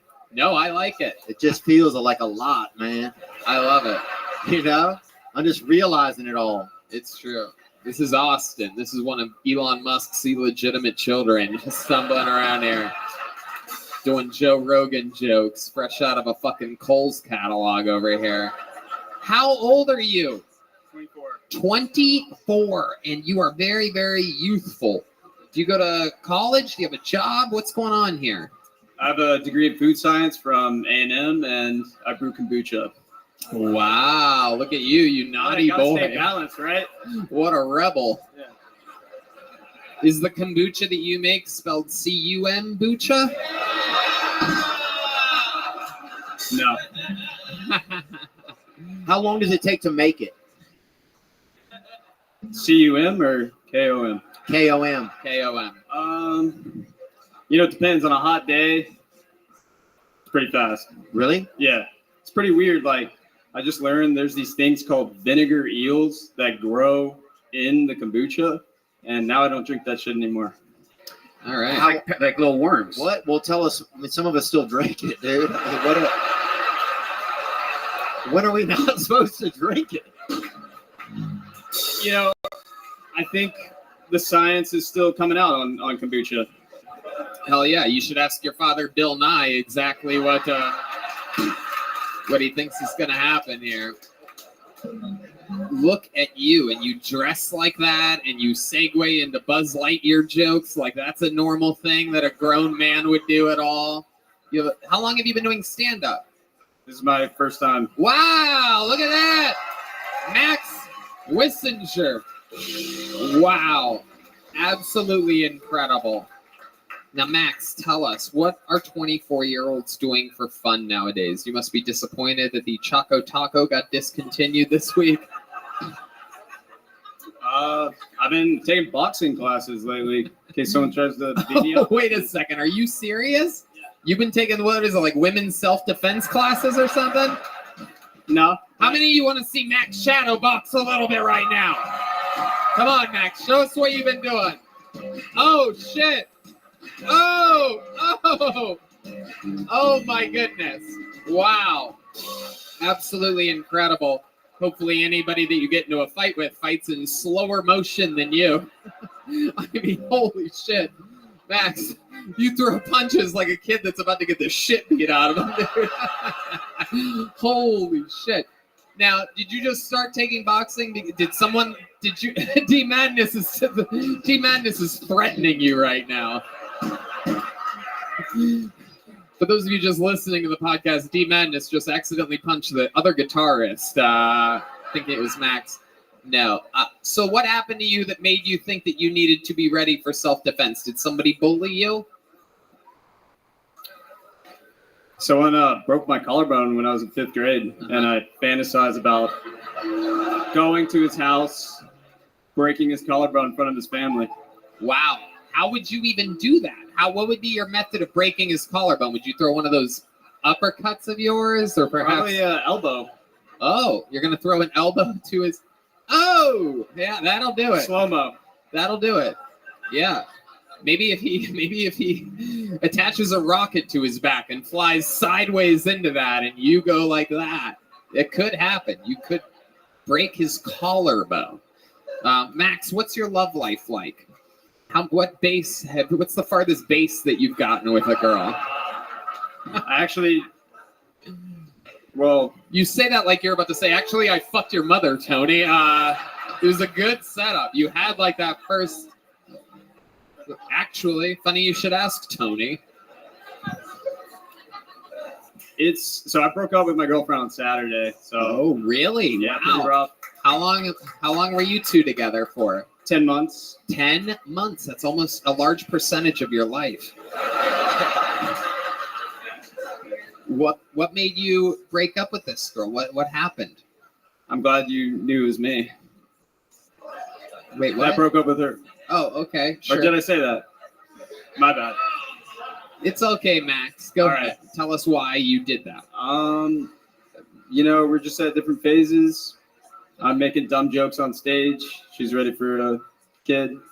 Oh. I don't have enough kombucha saved up. Right. That's how you think babies are made, huh? You have to save up, come. You save up, like, it's definitely true. Like, if I work on myself, my cum will be different in 10 years. Right. You're a food doctor. Is there something that you eat or drink to help with that? I mean, we all know about the pineapple juice, right? Right. I think celery juice is about quantity, not quality. What else? What about like sweet potato fries? I don't think that would hurt. Yeah. Right. Yeah. Lima beans make it frothy. A lot of people don't know Red that. band, don't do that. Very bad. That's disgusting, Red band. It's horrible. Brewing that freight, huh?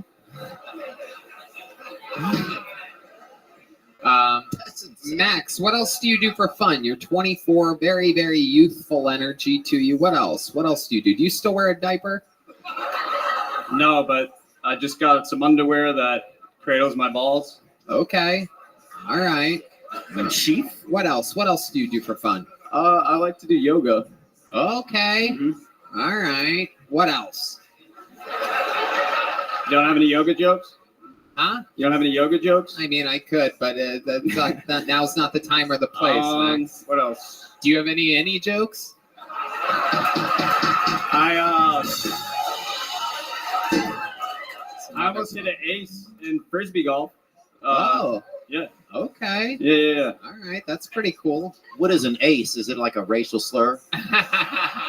Just say what you mean, man. We know who you're talking about. I love it. Fucking pussies nowadays, man. I'm telling you, dude. I'm telling you. Max, what made you want to start stand-up comedy? What is this something you've always wanted to do? What happened here? I moved here in March and started coming to. First show I saw was Ari Shaffir at Creek in the Cave, and I realized stand-ups it's a totally different thing than when you watch it on your computer or your phone or whatever. And then I saw a bunch of people bomb up here, and I was like, I can do probably a little bit better than that. Right? Yeah. You could do it. I love it. You saw Ari Shaffir first. That was your first live show. Are you Jewish? No, I'm not. I'm Hispanic, actually. My real name's Maximiliano. Maximiliano? Yeah. Wow. What kind of Hispanic are you? German and Mexican. Oh, yes. The famous German Hispanics.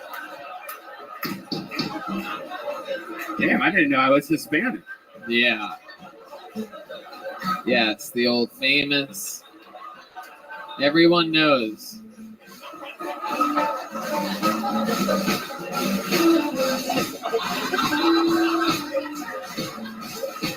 You're the kind of Hispanic that when you were at that Ari Shaffir show, you kind of wanted to kill him a little bit, huh? I thought he was good. I liked him. Right. It was a German Jew joke, Max. All right, Max. Very, very nice to meet you. You are an adorable creature. Congratulations on your first time on Kill Tony. You gonna catch that? Oh, there you go. Max Wissinger, everybody. Follow him at Max Wissinger. Wissinger. That was cool. Yeah, fun one. All right, we have another regular on this show. Ladies and gentlemen, make some noise for him. One of the newer regulars on the show. Make some noise for Ellis H, everyone. Here he is, Ellis H. Here he is, everybody.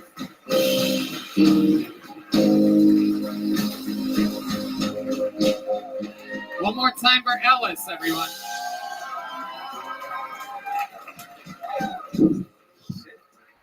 I don't know who needs to hear this, but when people show you who they are, you need to believe them. Prime example, my cousin. She fell in love with a dude fresh out of the pan. I put her to the side and said, why would you want to be with a man like that? She said, first off, he's different, but second, he's a roughneck, and that's sexy. Yeah, it was real sexy till he started beating her ass. Yeah, man. And she called me crying, talking about, how can he do this? How can he do this? I said, bitch, he went to jail for assault and battery. If anything, he picking up right where he left off. But I don't get it. Why do women like thugs? Women will spend their best years with a fucking criminal. Then want somebody at Google. What the fuck? Like my ex was the same way. She would hit me up talking about, Ellis, you're not tough enough. Ellis, you're not tough enough. I'm like, bitch, your ex was in MS-13. I am a theater major. When you met me, I was auditioning for Peter Pan in this bitch. I was looking for my shadow. But y'all, he's in prison now. I mean, we're two different people. I do community theater. He do community service. I'm trying to figure out my motivation. He's trying to figure out his probation. Ladies and gentlemen, I was in Othello. He was in Othello. We are not the same people. Hey, give a round of applause for your fucking selves. Make some noise. There you go, LSH. LSH coming in, talking about his real life, laying it down. I love it. Very powerful. Fuck yeah, baby. BLM, baby. Hey. Hell yeah. Fuck yeah. Absolutely. 100%. Hell yeah. Ellis, how did that feel for you? You happy? Man, I mean, I had time off, so I've been practicing in the mirror and shit. I was ready. Just, all right, community service. When they see, they're going to like this shit. Yeah. Self-affirmations, you got to do it. All right. Look at you. He stuck the landing. It's hard to get all that stuff in and remember it and say it all and do it in a certain amount of time. Oh, yes, sir. It's hard. I was about to have an aneurysm trying to do this shit. So tell us about your life, Ellis. What's been going on since the last time we saw you? It's been a few weeks. It's been a few weeks. Man, just working at Amazon. Hey, shout out to Mr. Joe, the sexy older gentleman taking pictures. He took me out. He took me out to a rich people party, and it's like the worst thing that could have ever happened. I'm just ungrateful all the fucking time. Like I'm out here in my apartment knocking shit over. Like this is some bullshit. Right. This man got llamas and chicken, y'all, and I'm just mad. He goes, yeah, we got these chickens just roaming around. I'm like, ain't this some shit? There's a Popeyes right up the fucking street. So you went to a rich person party. What made it a rich person party? Like what did you notice? Like the llamas, the peacocks, the chickens I just mentioned. What's a fucking petting zoo? Dude, that's what I'm saying. You think that's what rich people have? Yeah. Have you ever been to a farm? I mean, you're gonna have fun there, bro.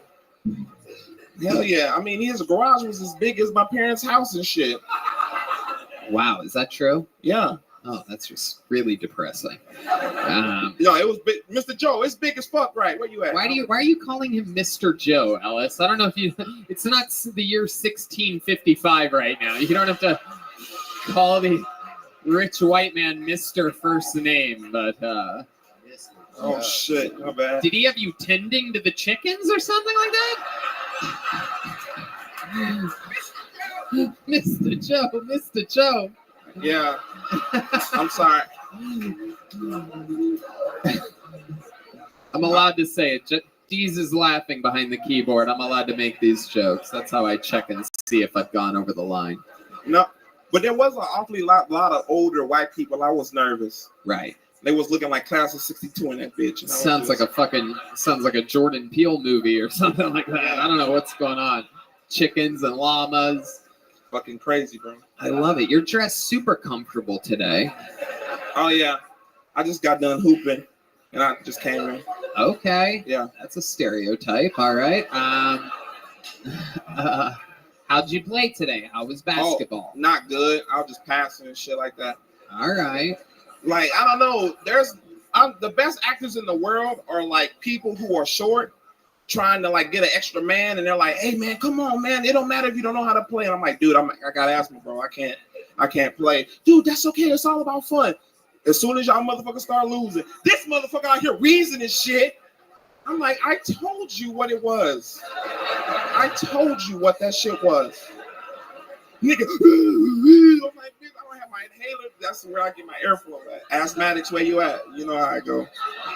Classically trained actor, Ellis, and you got that into your set. Can you give us an example of like some acting that you could do? Like, is there like a character that you can play or something like that? Or can you make yourself cry on command or anything like that? It gotta. How many of you want to see Ellis cry right now? Very rarely do we get to see people cry. I need to see some actual tears here. Is Mr. Joe videotaping this? Hey, Theo, okay, look, we gonna role play, all right? You my girl, and you just gonna break up with me. Oh Just shit! break up with me, all right? Just break up with you? Yeah. Can I? I'm just asking. Can I use the N word or not? Hey. No, I'm just saying. I would always. Hey, Theo, I don't care, but when we step out of here, I can't help you. Okay. But you use it at your discretion. Okay. Do whatever you want. Hey, Ellis. Hey. Hey, what's up, baby? What's going on? You know what the fuck's up, boo? My little. Baby, why are you censoring the word nigga? You know you said freedom. That was a call came in. I ain't censoring shit. I know you've been out there with Mr. Joe petting them fucking white animals. What? What, baby, what? I know you've been out there with Papa Joe petting them little fucking honky muppets. Shonda, you crazy, baby. Look, not as crazy as your homeless ass is. I'm out this relationship, man.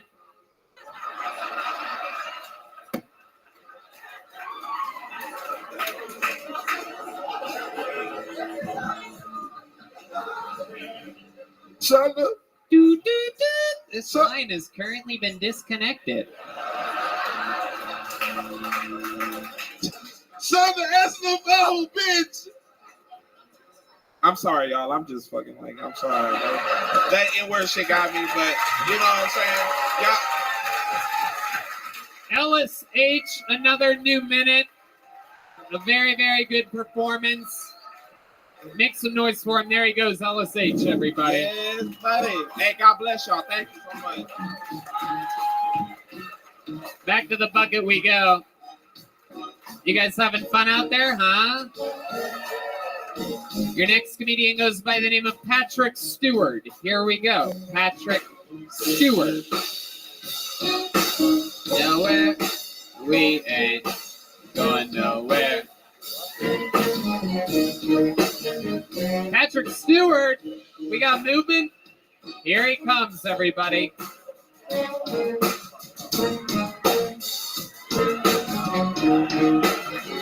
This is it. Patrick Stewart, everyone. All right. I look like Jesus with an eating disorder.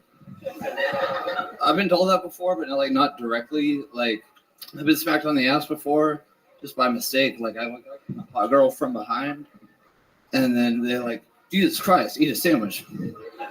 Man. And also maybe like Jason Momoa with like this way after picture, like decomposed after like a few decades.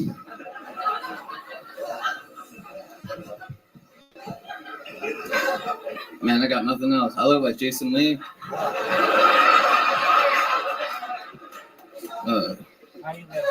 Ari Shafir if he got lost in the woods on mushrooms. How are you living? Man, I got nothing else. Sorry. All right, 52 seconds. Patrick Stewart. It doesn't matter. There you go. That would have been a minute. Patrick, how are you? Doing all right. How long you been doing stand-up comedy for? It's my first time. Your first time ever. Look at that. It all makes sense now. You do indeed look like those things that you said that you look like. Jesus with an eating disorder, that checks out. You look like you could have been crucified with thumbtacks. You could use that next time. Then you'll have a full minute. Especially with all that laughter, it'll really fill in that extra 8 seconds. I mean, Jesus was pretty skinny, though. I mean, have you ever seen like a little chubby Jesus? He already was like Jesus with it. Anyone did. This guy looks like his last supper was months ago. Patrick, where are you from? From San Antonio. From San Antonio, absolutely. And what are you doing in Austin? Coming to see Kill Tony. Oh, coming to see Kill Tony. I love it. All right. And you signed up. So this is something you've been planning for a while?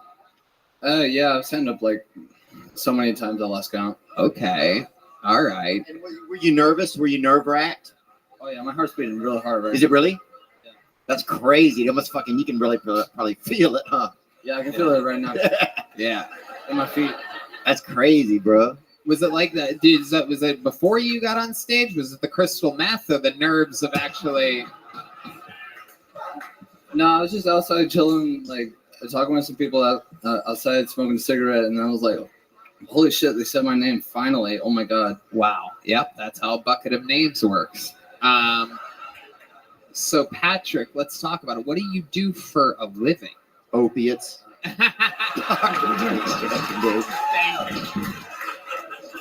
I'm just joking, dude. I work at a company. You work at a company. Oh, okay. I see. Very good. Yes, indeed. You work at a company. What do you do for that company? I work on the docks. You know, like I process products that come off trucks, and you know we stow away. Okay. That's the Sims I think he's talking about. Yeah, it sounds like an 8th grade education to me. Patrick, did you graduate from high school? Yeah. Okay. Did you go to college at all? No. What'd you do instead? I decided to work. I love music, so I decided to just do that. You're a musician? Yeah. Okay. Are you playing a band? No, not currently. What? I haven't found anybody to play with in a while. Aw, jeez. What instrument do you play? I play guitar, bass, drums. Wow, really? What do you think you play the best out of all those instruments? The drums, really? Wow. Oh shit.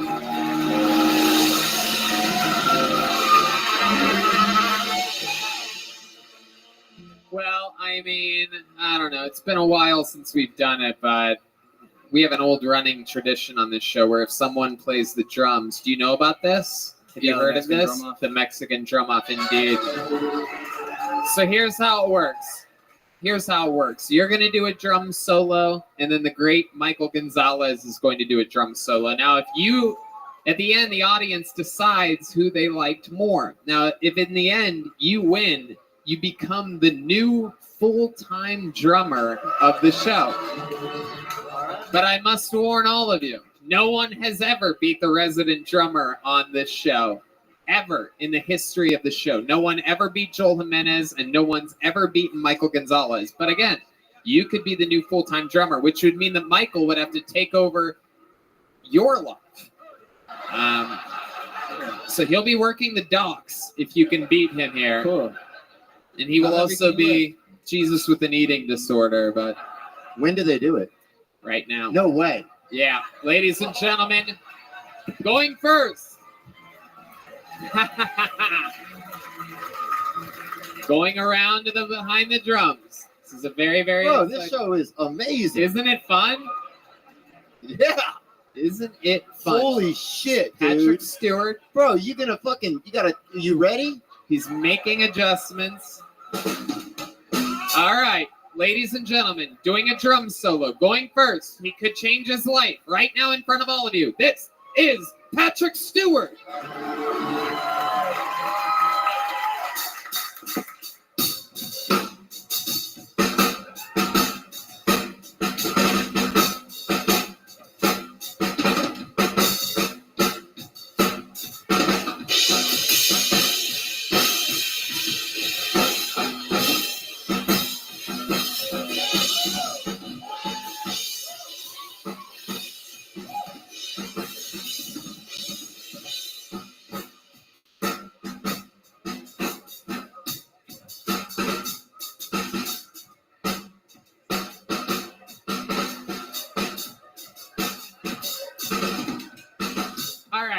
All right, Patrick. I think.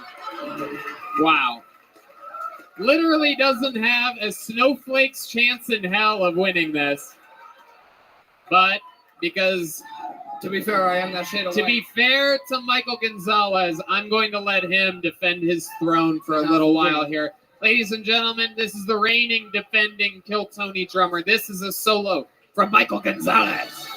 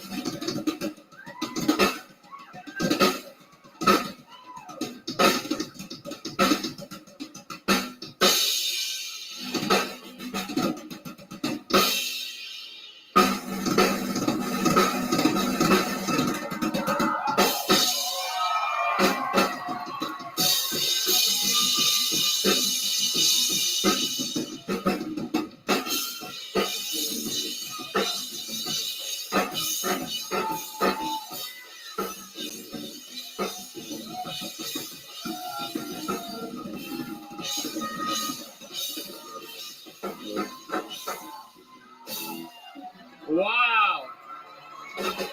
Wow. Y'all get it for Mike. This is that awkward moment where the audience has to decide who won. I went into this knowing I had nothing on Mike. So Well, there you go. Way to really bring it to a halt there, Patrick. I wish you would have told us that before you fucking bombed behind the drums. yeah. How many of you have Patrick Stewart winning this? Wow. Literally, just three contrarians that fucking hate life. How many of you have Michael Gonzalez winning? Wow.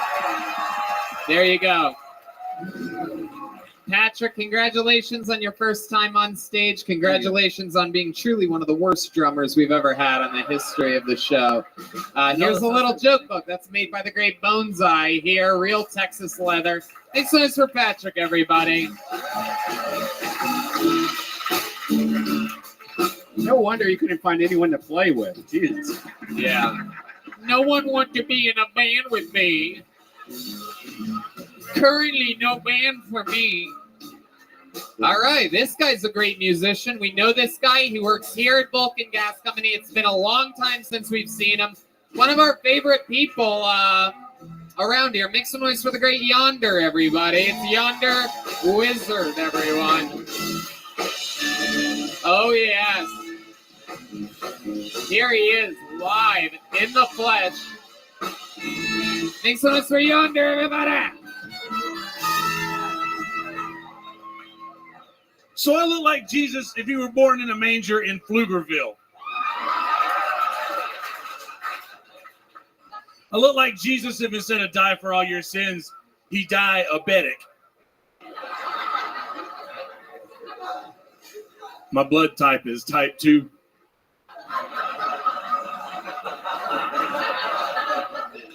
Do you think that white trash hippie chicks recharge their crystal meth in the moonlight?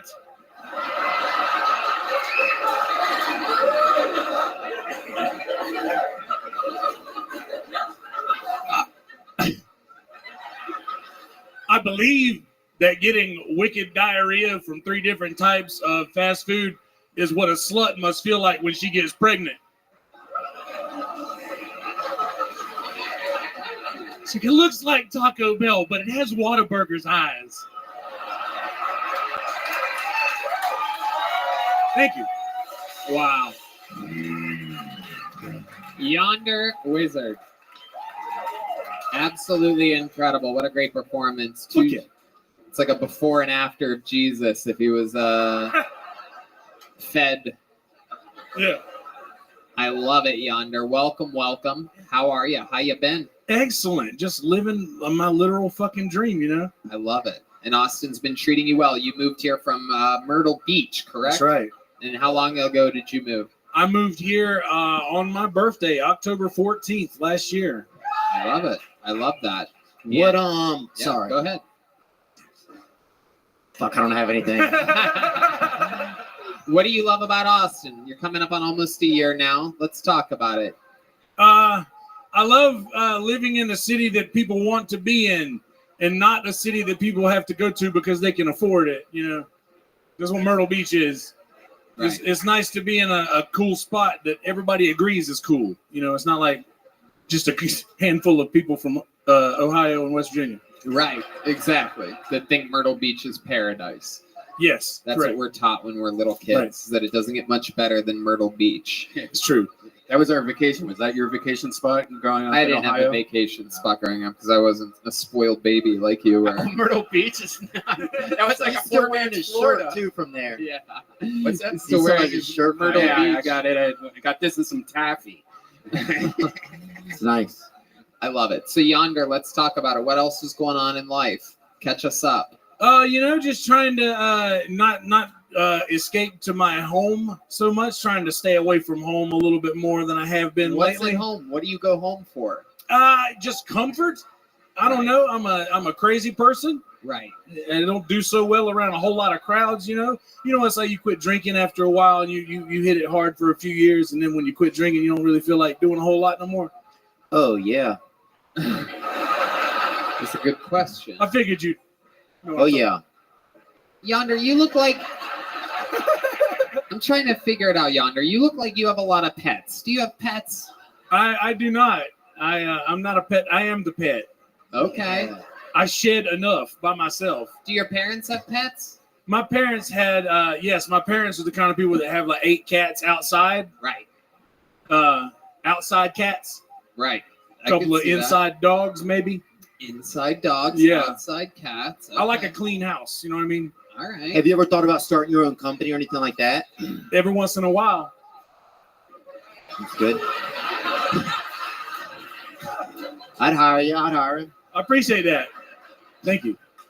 You do gender reveals or something? I do. I'm like, it's a boy. $500, please. That's the going rate. Okay. Yep. So Yonder, what else about you? Now we know that you're a musician. That's Right. been going really good, right? Yes. Catch us up. I'm doing the damn thing in Austin. I not quite like as much as I was in Myrtle Beach, but I'm playing here on the Secret Show every other Thursday. I'm doing. Thank you. I'm doing this stage this Saturday night. Look at that. After all the comedy's over. So Do you have a funny name for you have a funny music name? Are you like Brett Zeppelin or something like that? Or Brett Zeppelin. I go by. Okay. I couldn't think of anything else. I thought it would come. I love it. I love it. All right, Yonder. And you play guitar and sing. Yeah, I do mostly guitar and sing. I do all the. I mean, I can't do what these guys do like they do it. I mean, I can fiddle around on them, but right. Do you have another skill set that you're not telling us about? Yes, I do voices. Really? What kind of voices do you do? Can I do an impression of Alex Jones trying to get in the front door? Absolutely. Nick told me I could keep my phone. That's true. He said, "Don't worry about it. I got the documents right here." That's true. That's a good one. Who else can you do? You have Alex Jones. Could I do William Montgomery? Yes. We all know. and Telling love Alex William Jones that he can't come in. Yes. You better fucking stand. Wow. Right over there. No, but seriously, we got to put your phone in this bag. Wow. That is incredible. That is incredible. That is one of the best goddamn impressions I've ever heard in my life. Holy shit, man. What a random ass impression to be good at. My God, when he gets famous, you're going to get famous. What the fuck did you just say? That is incredible. Get him out of here. Wow. Who else can you do? Now I'm obsessed. I don't know. I do that one a lot. I do a lot of voices of people that don't exist. Like, I don't know, like a Jewish grandfather. Like, I don't know. Yeah, let's hear that. I want people wander through the desert for 40 years for what? To be made fun of on some YouTube podcast? All right. What is this? All right. I could see what Hitler was thinking. How about another one? What else can you do? Give us one more. You must have one more up your sleeve. Anybody that could do William Montgomery that good must be able to do something else. Man, you know, it's like when you know so many, it's hard to pick one. Right. Yep.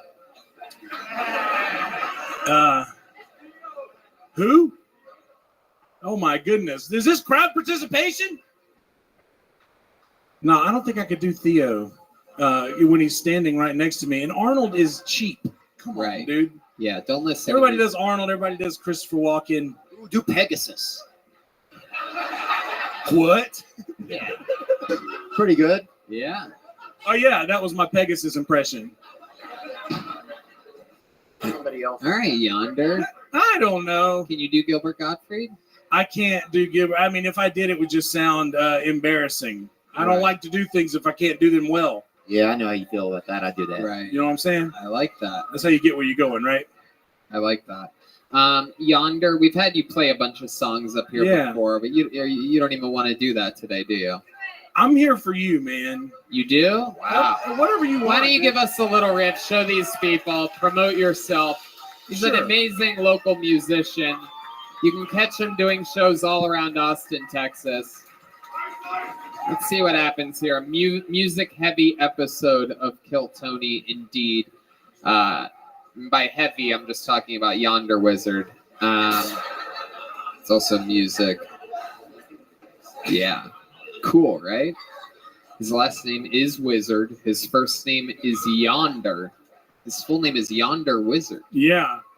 My real name is Kelsey Hudgens, by the way. Oh, the reason... Way to really blow it in showbiz, dude. Yeah, it's true. I've blown it in showbiz. No, I'm kidding. I'm joking. You're doing great. I never picked songs. Matt Muelling just mentioned this one, so we're going to do...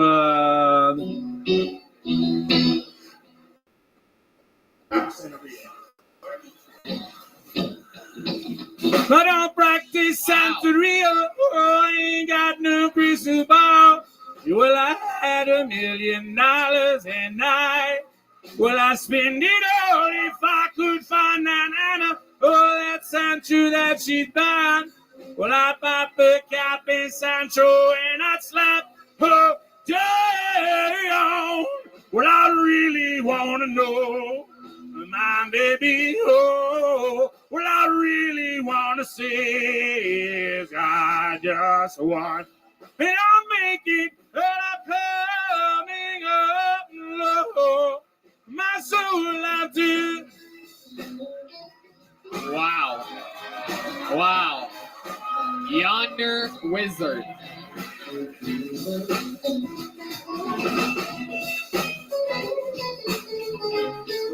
Sure is incredible when they actually know how to play the instrument. Wow. Wow. I mean, wow. That was great. That was cool. Yeah. That was cool, man. This is so much fun. Yeah. Just so much fun. It's incredible. That's even more fun after Patrick Stewart said he could play drums. Like, it's really, we're like all like shocked that you knew how to do anything there. I know. That is incredible. Have you ever thought about singing like William Montgomery? Yeah, I don't practice Santeria. No, but I'm serious. I don't fucking practice it. What are you fucking laughing about? I don't fucking practice. Ladies and gentlemen, how about one more time? One of my favorite performances, Yonder Wizard, everybody. Wow. Wow. Absolutely incredible. He's also opening up the Secret Show Thursday, so if you want to hear 30 minutes of him singing. There you go. All right. Oh, we know this young man, another great local rising talent. Make some noise for Mike Eaton, everybody. Mike Eaton. We know Mike very well.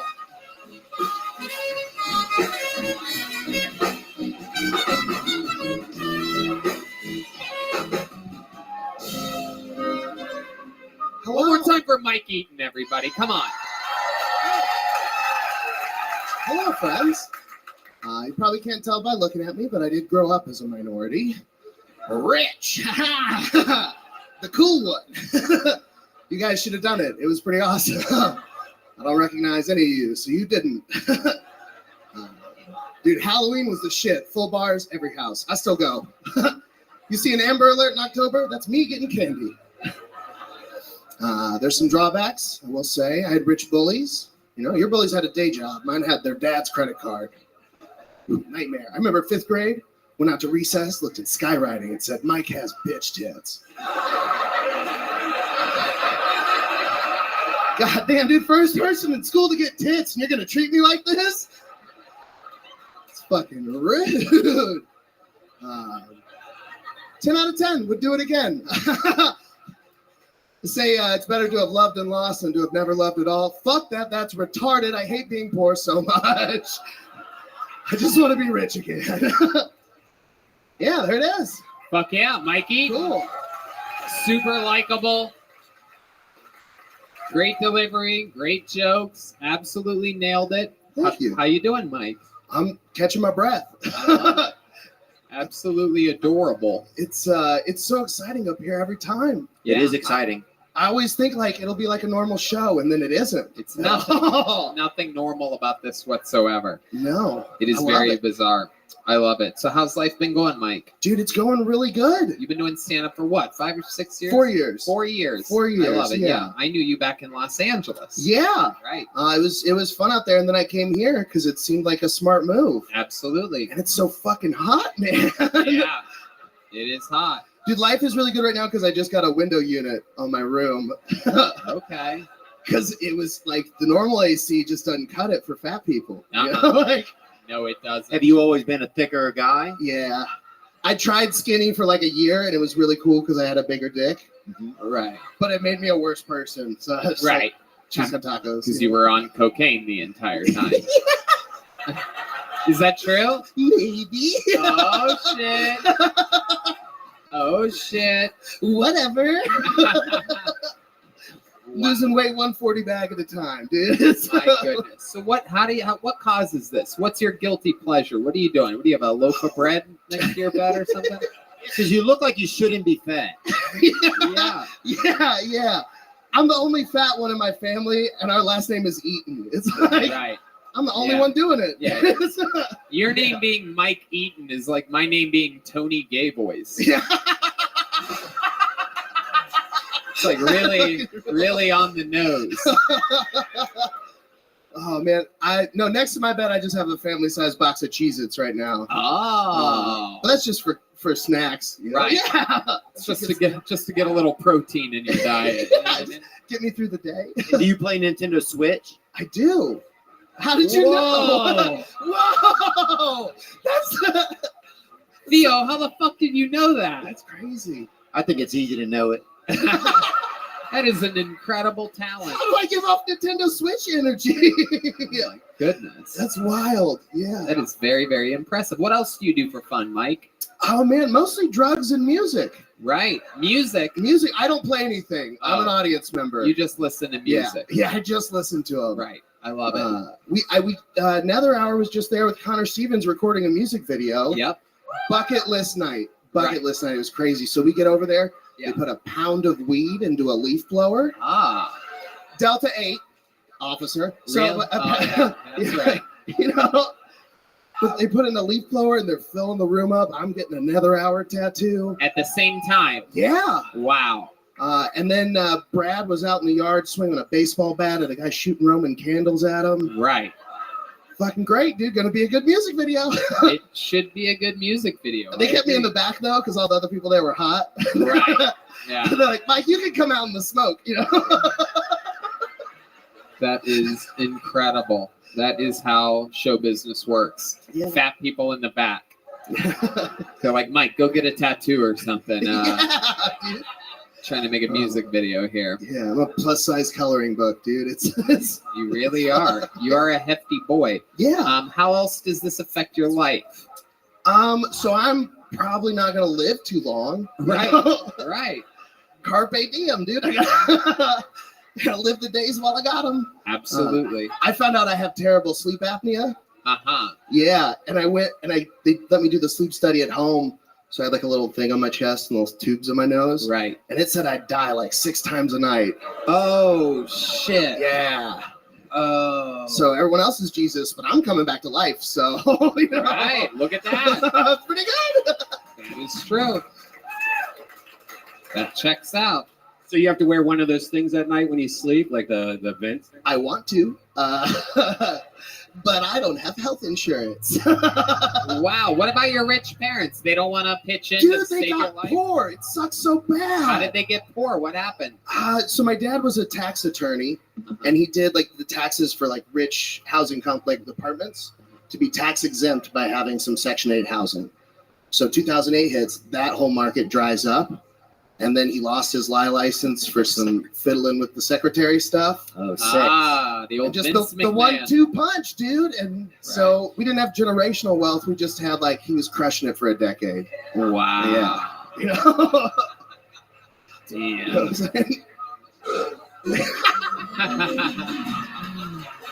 saying? Wow. Incredible Yeah. stuff. Yeah. He's now in charge of homelessness in Phoenix. Making less of it. He's not like the final boss or anything.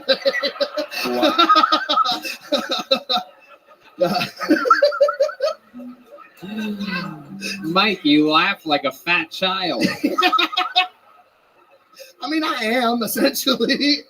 What brings you more joy than anything else in the world? Ice cream. Yeah. Yeah, for sure. Such a quick answer. That sucks. I knew right away. And you, yeah, go ahead. I'm not going to say anything. Can I show you the best ice cream ever in town while you're here? Yeah, I think so. You guys want to go get ice cream? Yeah. It's chef driven. There's a place, dude, Besame. You gotta go. Okay. It's All right. unbelievable. Are they like giving you a discount for mentioning them They on the fucking show need right to, now? dog. Right. What makes it so great?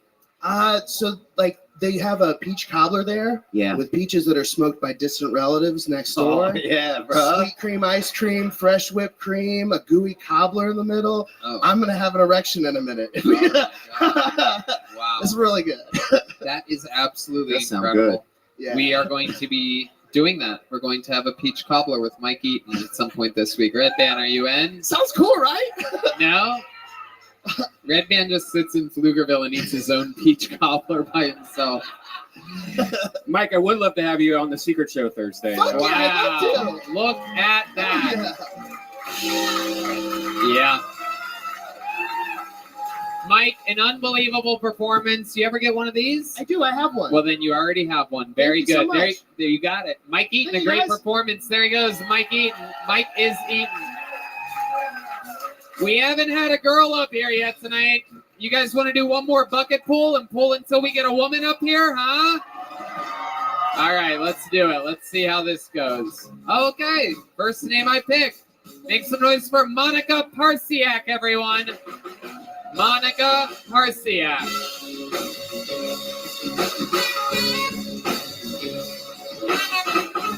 Monica Parsiak. Here she comes.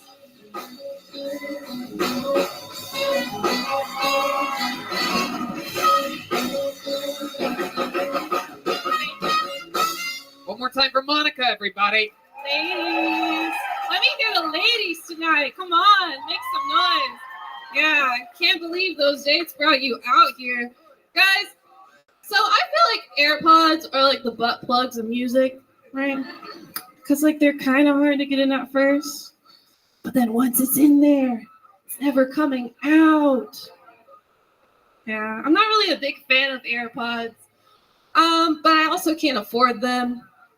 Yeah, at this point in my life, I'm just like, Jesus, take the wheel while I roll the weed.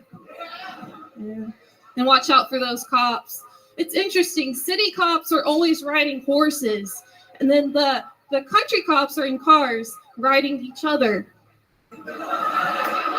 You know what they say, save a horse, ride a sheriff.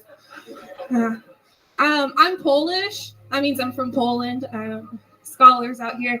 But, you know, I know Schindler's List kind of killed the vibe to go visit. But, you know, it's not all in black and white anymore. And also, I think it's a beautiful getaway. Hitler thought that too, right? Monica Parsiak. Okay. Welcome, Monica. First time on the show, right? Yep. How long you been doing stand-up? Like 8 months now. I love it. All of it here in Austin, Texas? No, I'm from Dallas. Okay. Yeah. There you go. Some fans of Dallas here. Yeah, so interesting. I wouldn't. Is that where you were born and raised? Yeah, like around there, the suburbs. Okay. Burbs, babe. And what do you do for work? I'm a server. Okay. Yeah, at a restaurant? Yeah, at a restaurant. Chain restaurant or like a normal like It's like a standalone? little bit better than a chain restaurant. Like we're a little bit better. But no, it's like by the fireside. You know, I can represent. They're good guys. Love them. I love it. How long have you? Fireside. How long have you worked there? A year now. I used to do IT. All right. What made you leave the IT business? Really just the harassment. What happened? No. What happened? Well, you know, interesting enough, I wasn't harassed by my coworkers were cool. I worked at a school, so. So who harassed you? The students? I mean, they had words. It's hallways you're passing. They have AirPods in. Like I don't. You hooked up with one of them, didn't you? Red band. Never. Did you hook up with one of them? No. No. Okay. So Monica, like formerly older guys. IT, and now you are a server. What else do you do for fun? Like what else are you I'm into? a painter. I like to paint. So. Oh yeah, what can you paint? Like cool shit. Really? Yeah. Oh, that's awesome. I can't paint that good. Oh no, you probably can't. It's all like it's up to the interpreter. I mean, there's a lot of art out there. We've seen. Yeah. I mean, have you seen the art upstairs? That's beautiful. There's a lot of art everywhere. No doubt about it. But art imitates life. I'm dyslexic. Okay. Yeah. Now we're getting somewhere. Yeah. Huh? Now we're finding out more about Monica. And I just figured that out. Yeah. Huh? Let's see them tits. No. Joking.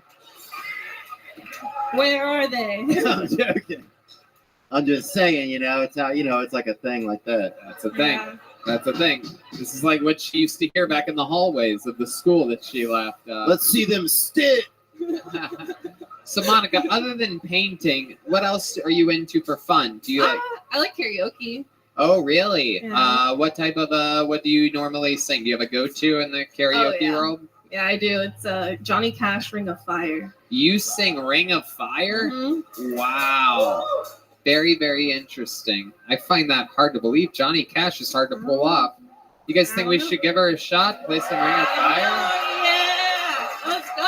It's a very musical episode, but I sort of like it on this one here tonight. Ladies and gentlemen, the best band in the land's already got it. This is Monica Parsiak. The taste of love is sweet when hearts like ours meet. Bound by a wild desire, I fell into a ring of fire. Fell into a burning ring of fire. All right. I'm gonna stop you. I'm nervous. I'm gonna I've been stop her. drinking. This is sobering me nervous as fuck. Like, I usually have a couple, drinks. Yeah, something. Hopefully your painting is better than your singing and your comedy. Yeah, well, you know where you can check that out. But All right. Plug that. Monica, you have a boyfriend up in Dallas? No, I'm single, dating. Okay. Were you on like the dating apps or something like that? I hate those. Okay. I like to meet guys. The last guy I had a long relationship with or situation. I met him at a 10 months long. He just broke up with you recently. It'd be like that, Tony. It'd be like that. Well, actually met him at a haunted house. Ooh, look at that. Yeah. Then he ghosted me. Right. How ironic. Wow. It was for the bit. He was playing along. I knew all along. Right. Was this after he took you to do karaoke one night? You know, I think I'm glad we talked about this. I think I'm figuring it out. So you drove here from Dallas? Mm-hmm. What kind of car do you drive? Volkswagen Jetta? Good old Toyota Avalon. Ah, indeed. All right. Okay. Anything weird about your car? Does it have dents and stuff? Yeah. Right, it does. Yeah. And I guess I actually live in a city called Denton. Right. I got it. Yeah, for the bit. No, it's actually a place though. But yeah. Wow. Be crazy. Monica, what's something crazy about your entire life that we'd be shocked to know about you? Any like weird fun facts about your parents or your childhood or something that once happened to you? That's a really long cover. I don't think we have time for you all ever of that. save anybody's lives? I think we do. I think we have enough time for you to give one good answer. One good answer. Yeah. Just one random ass thing. I don't know. I guess like at 18, I moved away thinking I was smart enough, and I ended up being with someone for like 6 years, and then I'm like, not. So you left your parents' house at 18 for an old. Not a boy, not an older boy, not anyone. I just went to college. Like I just like moved away, did my thing, but I was like in a long relationship, and that was boring. Okay, 6 So years. the most boring thing about my life, I think, is that. So Right. glad Well, we pulled that out. I'm glad that, of all the answers you could have given, that was the worst. No doubt about it. I like to hide the fact that I'm a horse girl. How about that? A horse Yeah, girl? I'm a horse girl. What does that mean? What is a horse Well, girl? I don't really know specifically. To me, it's just I have horses. So like I'm a horse girl, everyone says, but like I'm trying to figure out like what I don't fuck horses. So like if that's what it means, that's not. You're a horse owner? Parent or not horse parent. A horse No, parent? No. What do you have? What's happening? What's My going family on? has horses. Okay, your family has Yeah, horses. I live on a ranch. Okay. You live on a ranch with the horses. And you ride horses? No. No. So I think that's. I don't. What do you do with I was older once they got the horses. I'm like, I'm not just gonna learn how to ride horses. Like I was 18, I just drove off. Like I didn't have time. Yep. Like they literally just got the horses. I was like, cool. And then I left. But now I live there again. So it's like, oh yeah, hey guys. Hey. Wow. They're really cool. You should hang out with horses. They're really good for you. Right. Like therapy, horse therapy. Right. Yeah. I bet those horses are more stable than you are.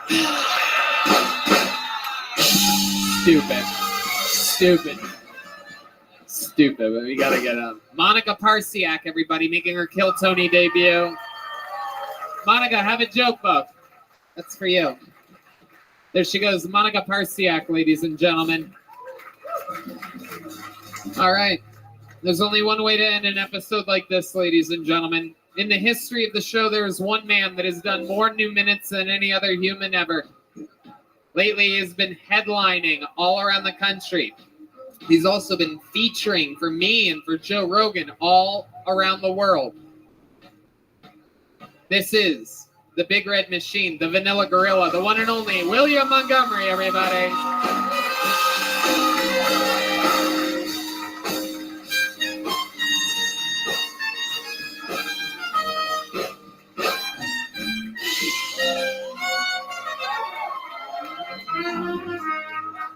Please keep it going for Yonder Wizard's impression of me.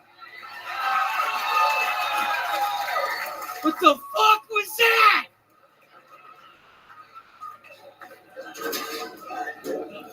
I lost my Adidas sponsorship, so I went ahead and got a job. I'm now a sexual preference abbreviation developer.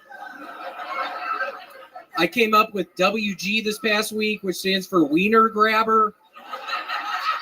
So now the proper sexual preference abbreviation list is LGBTWG. Red Band Mama's so fat, instead of LGBT, she TCBY. You know that bitch fat.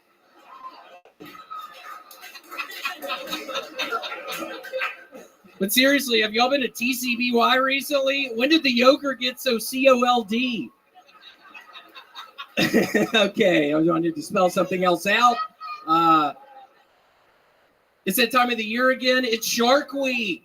Best week of the year for television. I mean, you've got boats, sunburns, tight bathing suits, shirtless cameramen.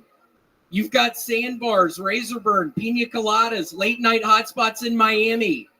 And how could I forget missed flights, problems at home, Olive Garden, wife and kids are gone. I actually have a confession. I was at Shark Week last year. I don't recommend anybody going. Okay, I thought the Shark Week thing was going to go better. I was horrified when I was only hearing silence up here. Wasn't that kind of funny? I was just trying to pretend like my life fell apart during Shark Week. I didn't really get that across. Okay, that's my time. Thank you. William Montgomery, the Memphis Strangler, the Big Red Machine.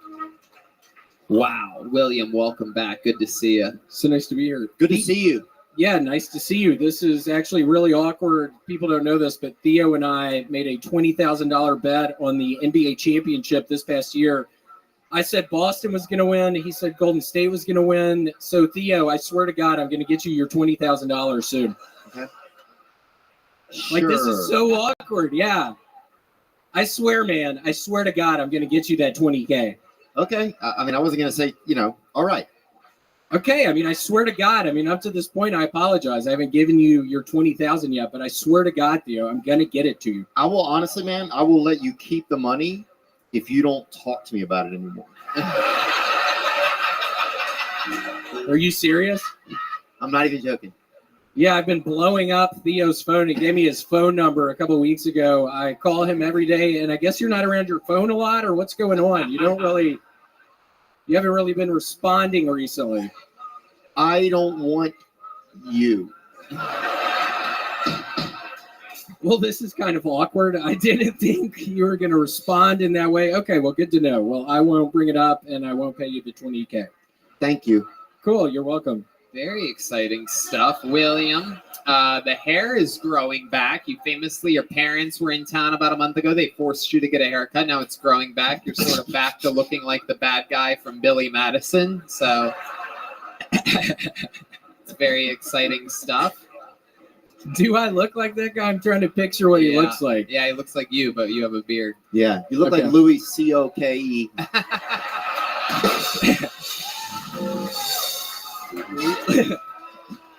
Louis Coke. Yeah.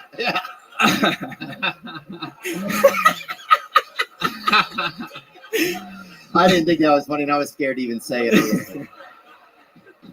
I think last time I met you, Theo, at the Comedy Store, I was very high on cocaine, and I think I scared you. So it's interesting to see you again. And I honestly, I do remember that. One of the many people that William perhaps burnt a bridge with back in his days of intoxication. But now you're sober, William. How's that been going for you lately? It's boring as shit. How's the crock pot been treating you? Crockpot's been good. I discovered something else. Yeah. Did you laugh at that? Why'd you laugh at that? I've been there, man. It's nice. It's like having somebody there when you get back, Yeah, it kind of is. It kind of is. That's one of the reasons I have it going 24/7. Oh, damn, bro. Wow. I think you're supposed to undo one at some point. Yeah. Yeah, it's been going 24/7 for like 2 months now. Wow. That's a space heater, I think. It might be a space heater. Yeah, I don't know where to put the food. Yeah. William, earlier we had the great Yonder Wizard on the stage where he debuted a brand new impression of you that was completely spot on. How did that make you feel? Oh, man. I mean, I was sitting up in the green room doing whippets with Hans, and then I'm like, Hans, is fucking Yonder Wizard doing a fucking impression of me? And Hans said yes, and I don't know. I mean, I pretty much, when I heard it, I started clenching my gun. I brought my gun with me tonight. Oh, wow. Started clenching my gun, started putting my finger on the trigger. I don't know if y'all have a gun or not, but it is just so exciting. Just putting your fucking finger on the trigger and just seeing how much you can pull it before the bullet comes out. Ooh. So I was doing that up there. Yeah, I can get pretty close to when I know the bullet's going to come out, and then I just kind of lay off the trigger a little bit. But yeah, I've gotten really good at just having the gun in my pocket, and I'll start getting mad, and I'll start pulling that trigger, and then I'll be able to stop. While it's against your leg? Yes. Wow. That's very interesting. But it has obviously gone off before. Yes. Right. Last Easter. Yeah? What happened last Easter? Fucking shot my... Dude, shut the fuck up! You're throwing me off. I'm trying to fucking tell stories up here, and I see some dumbass down there just fucking... It's actually my cousin Taylor. Everybody give it up for my cousin Taylor. It's from the Hispanic side of the family, in case anybody was curious. Oh, you're German. Yes. The old German side of the... Yeah. Yeah. Indeed. How'd you lose your Adidas sponsorship? They brought up some videos of you me doing any of your sets on the show. Yeah, I've always wondered that. If somebody ever wants to cancel my ass, they don't have to dig very far. No, none. They don't need to do that for any of us. That is absolutely true. You know what I think might be a fun way to end tonight's episode is by doing something we've never done before. What's that? I think we should bring Yonder back up here, and I think you and Yonder should have an argument to end tonight's episode. I want to hear what this sounds like.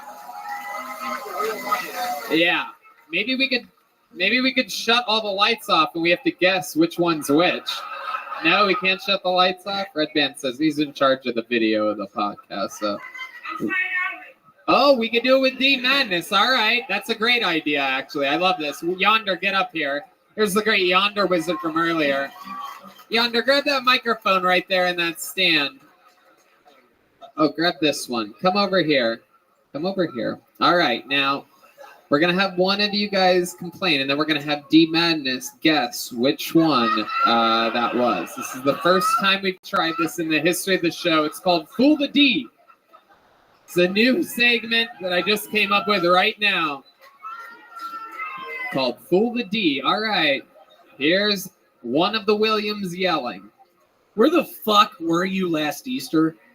You know where the fuck I was.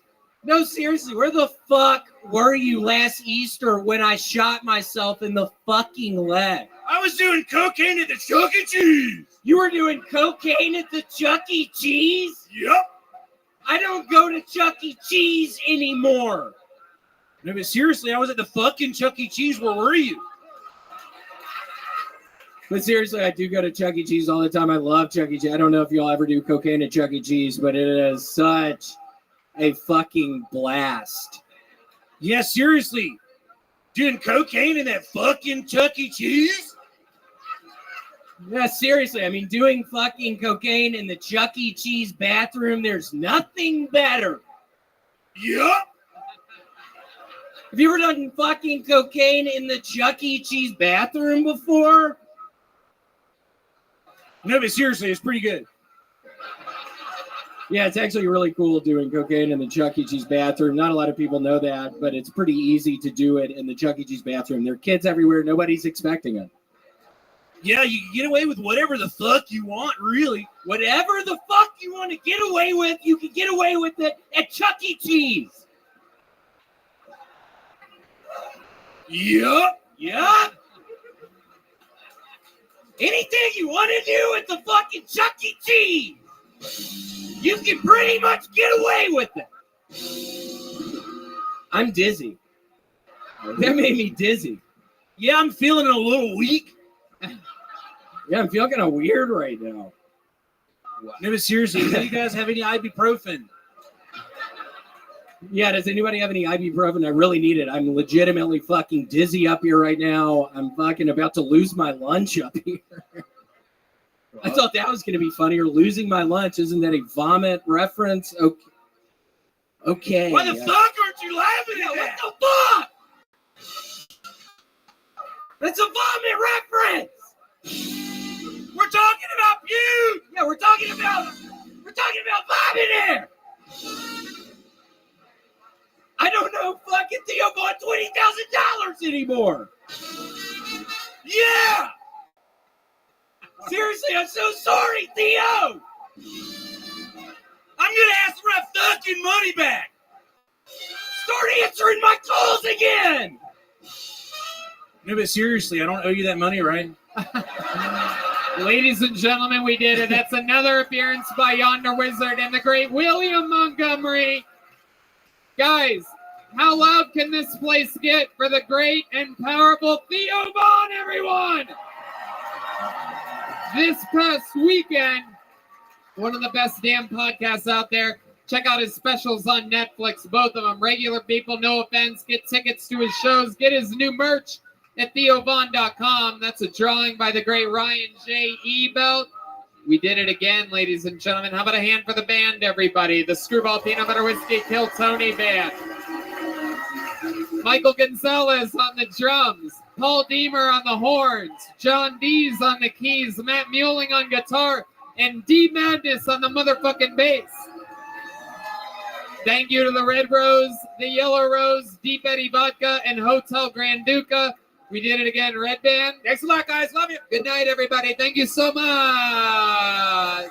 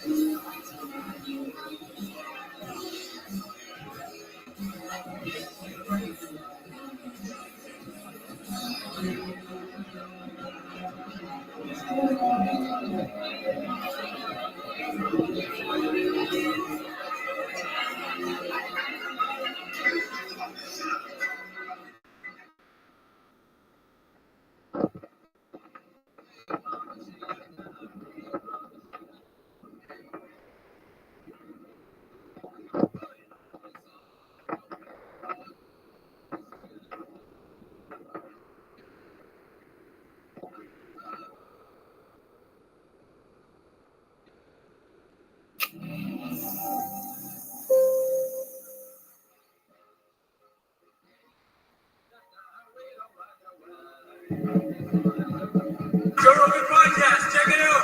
The Joe Rogan Experience. Train by day, Joe Rogan Podcast by night. All day. It's like to be king of the world, Tony Hitchcock. I got to talk some shit. You're killing it, man. It's exciting. It's an exciting time for you. Yeah. I hope you're enjoying it. Oh, I'm having a blast. Is it weird? Does it feel weird? Kind of, because I wasn't expecting like a big moment or like a different boom, a different outside thing, because I'm just content here, chilling. I had my Kill Tony stuff and all of our stuff, but yeah, it's awesome. It's so interesting to watch. It was funny that Brian Simpson said that he was with you at the store, and he said he goes, I watched Tony Hinchcliffe become real famous in real time. Yeah, like you could see like with the first show when you're warming up, getting ready for the roast, then after the roast, people just going crazy. Yeah, it was weird. I got bumped by another comedian my first night at the store, and then I was the special guest, super treat the rest of the week. Like it was like I was the secret weapon kind of, so I was unbumpable. Well, you should be bumped anyway. Right. Bumping is horseshit. Yeah, bumping is a thing that it was around the store back in the old days, and they should have got rid of it a long time ago. You know, it's one thing if like some superstar Dave Chappelle type Chris Rock character wants to pop in, Louis C.K.'s in town, and they want to do 15 minutes. You know, that's all great. But what used to happen at the store is you get these comedians that were just doing it for an ego flex. They were just doing it because they wanted to be able to bump other folks on the roster, and then they would do like a fucking 45-minute set and ruin the timeline of the show.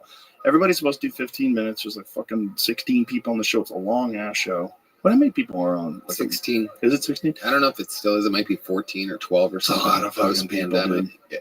Yeah. It's crazy that some people will sit there from show open. They will sit there from 8 p.m. and they will be there till 2 a.m. I've seen it. Oh, yeah. I've seen it many a times. Some people are just like, especially those tourists, comedy tourists. Yeah. That come there from Australia and Ireland and shit. Yeah, they don't want to miss anything. We're getting a lot of those at the mothership, man. There's a lot of people from other countries that are telling me they're flying in for this. All the time. It's wild. They come in, they do like a weekend, and they go do Kill Tony, and they'll do like one of our shows. Mm-hmm. It's fucking crazy. Yeah, I always ask now during the commercial break where I get to talk directly to the Kill Tony audience, and I ask, how many of you live in Austin, Texas? Make some noise. How many of you flew in just for this? And it's always a bigger pop. Isn't that wild? Yeah. It's like the city's become like a vacation destination for stand-up. Mm-hmm. For the arts, I think. I think you can come here and listen to live music, the best, and live comedy. And get to see a lot of fucking freaks. Yeah, it's just fucking, what a time we're in, man. Yeah. Boy, did we get lucky. Mm-hmm. I mean, we just keep getting lucky, dude. Having Shane here is a death blow to the other cities. Took him out on his first boat trip on Sunday, and we drank. Of course. If you with Shane, you're drinking. Did you drink Bud Lights or did you drink real alcohol? I drank whiskey cokes. He drank Bud Lights. We always fucking meet. Yeah, that dude can put them away. We not fuck around with Shane Gillis. Do not try to drink with Shane Gillis. We had so much fun. He's the Cracking best. up, man. Listening to Drake on the river. That's awesome. He's the best. Yeah. It's so nice having him here. And it's so nice having Joey here all the time now. Joey's coming again in a week. Unbelievable. Yeah. I was just with him in New Jersey. Yeah. He was so hilarious. He was so hilarious at the fights. He was out of his mind. That's what I was telling Lewis, is like, even the few people that we, really want that haven't moved here are coming here all the time. Like it's a Vegas residency or something like that. Yeah, Theo was there too at the fights, and he's coming in July. Yeah. So we'll do more stuff with him too. Yeah, it's just we're lucky shit, dude. I mean, I say it all the time, but it's almost like the universe wanted this to happen this way. It just seems like every light just turned green right when we got up to it. Unbelievable. It's like, it didn't make sense. Like, this isn't gonna work. Green light. This isn't gonna work. Green light. Hey, this might work. Green light. Oh shit, it's happening. Green light. It's wild. Yeah. And it's a special fucking place, man. Yeah. I love this city with all my heart. I never thought I would leave LA, and then when the shit hit the fan and riots and governments, and you realize taxes are absolutely insane for what we were getting, and I feel more at home here than I ever did there. And I was there for almost 20 years. Yeah. But when the plane's landing and you look out the right side and you see downtown Austin instead of downtown LA, it feels more like, oh yeah. It's a better place for comedy too, in terms of like you don't have the traffic. It's not a grind. It's the middle of the country. So if you want to travel to other cities, it's easy to get to. The club situation is amazing. There's so many clubs. There's Cap City. There's Creek in the Cave. There's the Vulcan. There's the Sunset Strip. There's the Mothership. There's what else? The Black Rabbit. Black Rabbit. They're Velveeta everywhere. Room. Shakespeare's. It's crazy. It's crazy. It's an amazing situation. It's like, and you realize like you don't have to live like that. You don't have to be just stuck in this crazy city of insane traffic and crime. Right. I can see 5 comedy clubs from my windows and where I live, and I don't even think anybody in New York has that. I don't think you can look down and see 5 comedy clubs from where you're at any given point. Look, New York has more clubs and more people, and New York's awesome. It's not a contest. Right. It's not a contest. It's like that whole, like, New York is the best. I don't know. If you like it, it's the best. Like, it's whatever's great for you. Right. But this is a crazy place right now. And, LA used to be crazy. And now LA's just a fucking steaming pile. It's on fire. It's just fuck. Speaking of fire, did you see the sky? You know what that is? In Mexico. Oh, we need to Google this too. because Mexico has a new president, and I heard that 30 plus presidential candidates were assassinated. Oh, that might be just a TikTok meme. So I have to find out. So let's find out in real time. But the sky, the reason why the sky is so cloudy looking, that's smoke from wildfires in Mexico. Oh, wow. Yeah, they did a controlled burn, and they go, whoops. Oh, boy. They whoopsied. Whoops. Listen, 37, excuse me.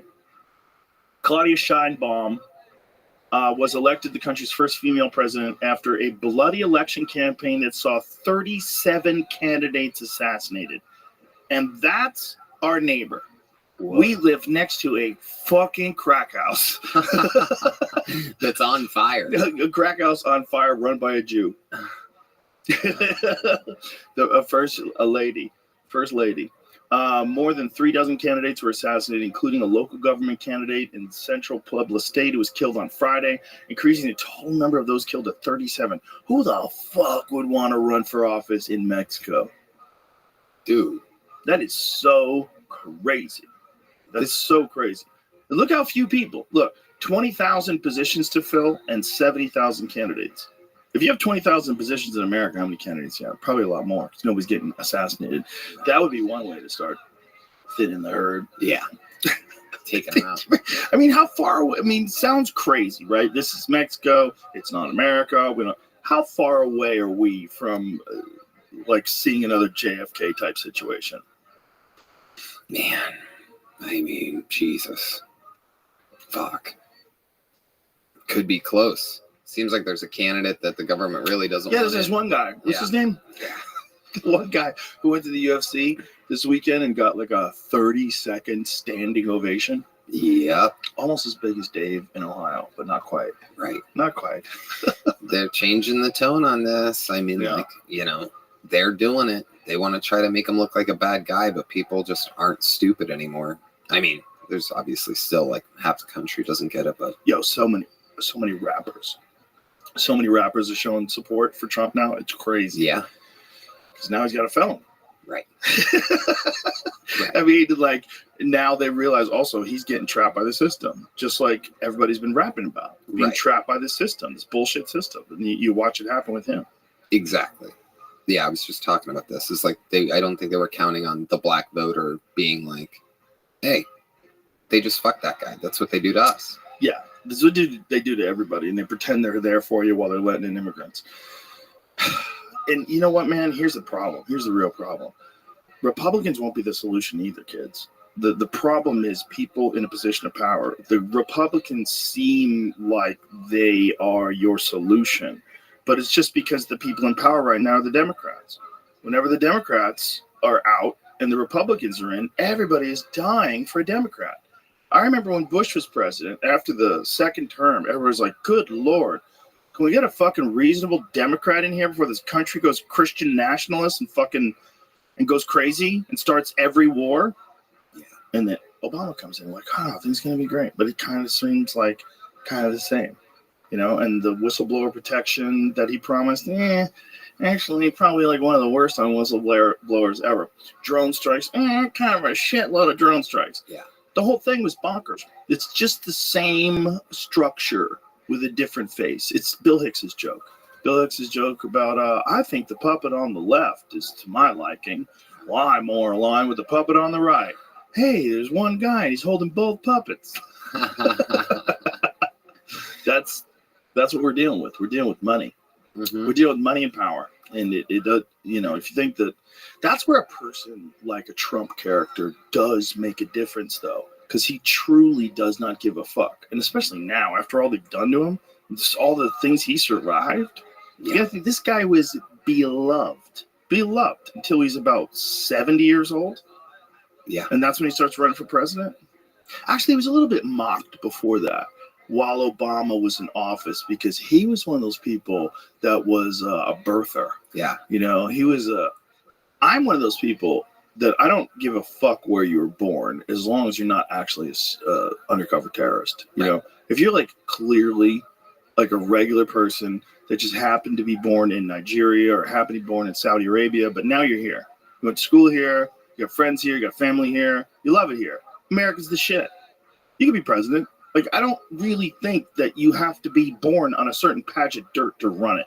That seems like Viking shit. That seems so old. Yeah. That seems so dumb. What about the 35 thing? Is that the age? Yeah, that's a good age. Up until I was 50, I was retarded.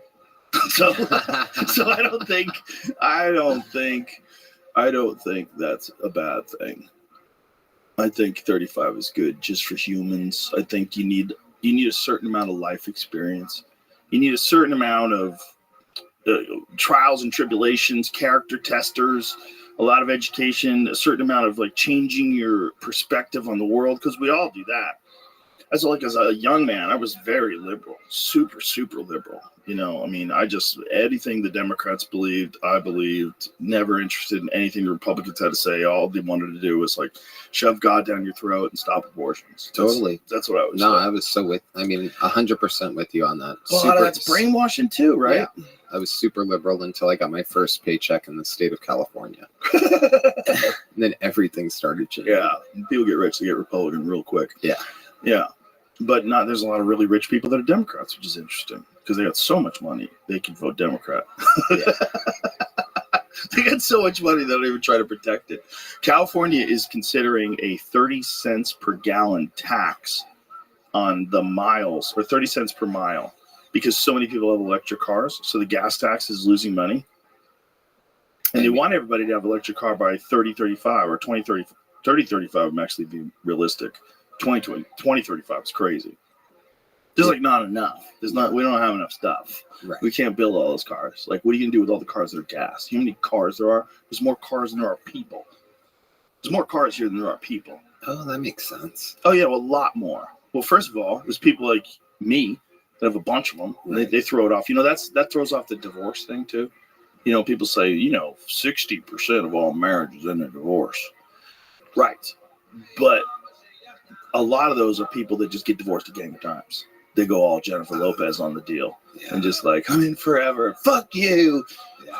You new person. I'm in forever. Fuck you. And then she might have another one on her hands. Yeah, it looks like she's going down again. Yeah. Ben, something was up with him at that roast. He bombed. Oh my goodness. You can't bomb if you're married to Jennifer Lopez. Mm-mm. You can't strike out.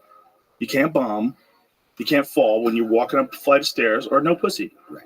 This is just how it works. Yeah. You want the Viking queen alpha female? If you want, that's what you get, man. She's still that way, and she's like, what, 51?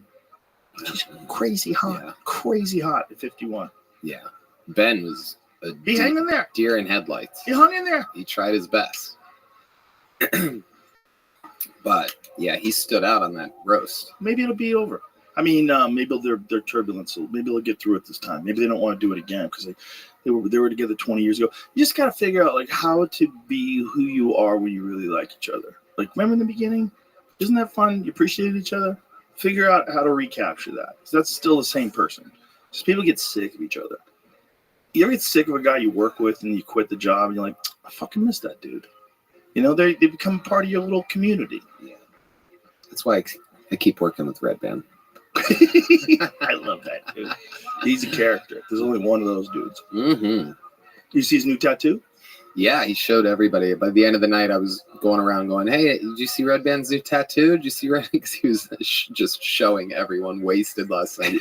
We had another banger of an episode. It's a miracle that I'm awake right now. Who was the guest? It was Luis J. Gomez and Sal Volcano. Oh, nice. Sal was on the podcast last week. He's great. It was great. He's a good dude, man. He's fun. Real fucking super nice guy. Yep. The bucket was the story, though. We got some great new comedians out. A new golden ticket winner as of last night. I have to see Luis do stand-up. I haven't seen him in a while. I heard he's killing it. I heard he's doing really well. Duncan saw him at the Creek and said, dude, he was so funny. He was really laughing hard. He goes, I was really impressed. He had to do that's great. There was, can't remember who was headlining this weekend, but he was doing a clean set because he's doing a special. It was Mike Vecchione. That's right. And he's doing a clean hour because I don't know why. Why is Mike doing a clean hour? Yeah. But so he asked Lewis to be clean. And me and Matt were in the green room. And we're like, wait, Lewis is up and he's supposed to be clean. Let's see what he's doing. The first thing we hear is like, nice balls, you shithead, or something like that. We were dying. This is not gonna be clean. Right. First of all, you shouldn't ask a guy to be clean. You Yeah. can't ask a guy to, especially a guy who literally is on a show called Legion of Skanks. Yeah. Yeah. He has a festival every year called Skank Fest. Yeah. Skank Fest. You can't ask him to be clean. Also, Vecchione is so fucking funny. It don't matter what goes. Bombs could go off before his set, and he'll go up there and kill. Yeah. He's not going to affect. People will fall into your rhythm. Yeah, they're grown-ups. But we used to think back in the day that clean people couldn't follow dirty people. That was always the thought. I think that's a dumb thought. Like, Jim Gaffigan can follow anybody. Yeah. It does not matter. He gets into his rhythm, and then he does his thing, and he puts you in his mind, and then you're off to the races. Like Brian Regan, same deal. That whole thing about, like, clean or dirty, like, who fucking cares? Sebastian, another great example. Who cares? Just be funny. Yeah. He's just funny. It's just if Sebastian started talking about getting his dick sucked, it would be funny too. It's just funny. That would be fun. Dirty Sebastian special. Yeah, if like the apocalypse breaks out, and there's a few, and Sebastian starts doing roids now. He's got a gun, carries a gun on his hip. If we go like full Mad Max, yeah, that's happening in Mexico, kids. 37 candidates assassinated. That is basically the doorway to Mad Max. That's crazy. 37 candidates assassinated. And all the Imagine that was happening in America. Well, what's scary is like what is that lady? That the question becomes, what's the winner gonna do? That the other 37 weren't gonna do. You're not gonna be a rebel. Rebels don't live. Right. You know, that country's run by money, just like this country's run by money. But instead of the military-industrial complex, it's the supplying Americans with drugs. That's what it is. That complex. It's not the military-industrial complex and pharmaceutical drug companies. They run this. It's just money. It's the same thing. And in Mexico, they make their own laws because everything's illegal. And so they are running things with selling us drugs. And until we make drugs legal, which nobody wants to do, that's going to continue to happen because you're not going to stop people from wanting to do drugs, and you're not going to stop people from selling them drugs. You're not going to, especially if they're from another country, especially if they're running that country. And they've been doing it so long, they've amassed so much resources and money. They have tanks, they have anti-aircraft weaponry. They have everything, man. They have fucking hundreds of billions of dollars. Like, who knows how much money they have? If you added up all the cartels in Mexico, well, I bet the Jewish president knows exactly how much I bet money she they have. knows. I bet she knows. I bet she knows. I bet they know where she sleeps, and I bet she follows the rules. Yeah. I guess you have to. Like, if you want to be president of Mexico, that is a totally different proposition. They Kennedy 37 people a year. Oh my God. They're so crazy. Unbelievable how close we are to them. Yeah, you could walk there. Yeah. You could walk there. Like, Cam Haines has run like longer distances in races. Especially if you're down in South Texas. My friend who lives in South Texas had a guy die on his property. Oh, wow. Yeah. Probably dehydrated or sick or something. He just couldn't make it. It was in the heat. I only went to Mexico once. We were in San Diego and we drove down, and the first thing I saw was a dead body leaning against the rock with that split that says this side's America, this side's Mexico. Yeah. And we were high as shit. So like we were immediately like, was he going back? Did he drown? Coming in? No, he was just dead. He was just a dead old Mexican guy. Oh, like old age dead. Well, probably I mean, it could have been anything. Who knows? I have no idea. But he You're was not a doctor? No, he was arms crossed with a thing over his head. Oh, Jesus. And so they had him like he was laid there literally with arms crossed, laid there like next corpse? to the rock like a corpse. Maybe somebody didn't have money for a funeral. Like, hey, Grandpa's been real. Take care. Love you. Yeah. Let somebody figure this out. Yeah, that's you know how much money a fucking funeral costs? That's the thing Joey Diaz hit me to. He goes, you know what a fucking scam is? These fucking mortuary homes and the funeral homes and all that shit. You have to do it. You have to do it even if someone wants to be cremated. You have to embalm them, so you have to pay for that. And then you have to pay for a coffin. And then they try to upsell you. Don't you want a Cadillac of a coffin for Grampy? Grampy always liked red velvet. He was the king. Dressed Grampy up in his nicest suit in a red velvet, and it cost you $40,000 for the whole thing. You're like, what am I doing? My buddies pulled a Big Lebowski. We had a comedian that we all started with named Skeezy, and he passed away. And nobody in his family wanted to claim the ashes, so Benji and Matt Edgar were like, well, we'll put him somewhere. He loved Venice Beach. Let's take him to the beach. So Benji goes to the Venice Beach mortuary or whatever, picks up the urn. They go to the ocean, and Matt's kind of watching Benji, and he goes like waist high in the water, and he dumps out Skeezy's ashes, and it all just starts to compile all around Benji. And Matt's laughing, and fucking Benji's cracking up. And as he gets out, like the ashes are like following him, so they're like all over his body. So he had to go shower in one of those Venice Beach like public showers to get the ashes off him. From what I heard, someone told, who are they talking to? There was some podcast they were talking about. I kind of wish I could remember so I give them credit, but there was some podcast where they were talking about what you're really getting when you get Grampy's ashes. It's like, you get ash that's just sitting in the bottom of this furnace. It's not necessarily your grandpa. They don't like clean it out perfectly. Right. No one's watching. Yeah. No one gives a shit. Also, what it really looks like when they burn someone, when they burn the body, you have like fragments of bone and shit. There's a lot. See if you can find like images of what it looks like when they actually cremate someone.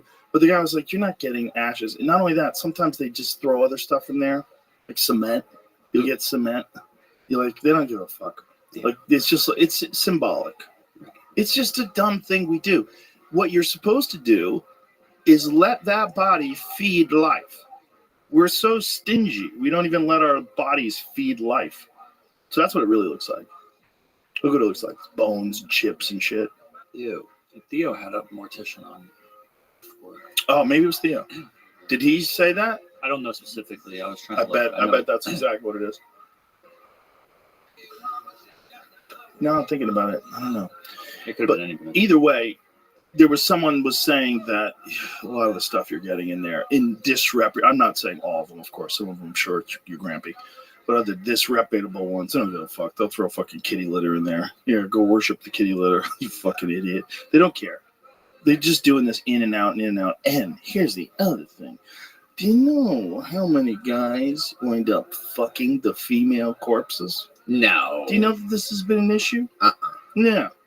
My friend claims that when he was young, that they went to a funeral home and that the guy came to, like, they were ringing the doorbell, the guy wouldn't come, they knocked on the door, it was like for someone in their family that was dead, and the guy was in the back and came out, he was sweaty and out of breath, and they were like, what the fuck is this guy doing? He was acting super fucking sketchy and really weird.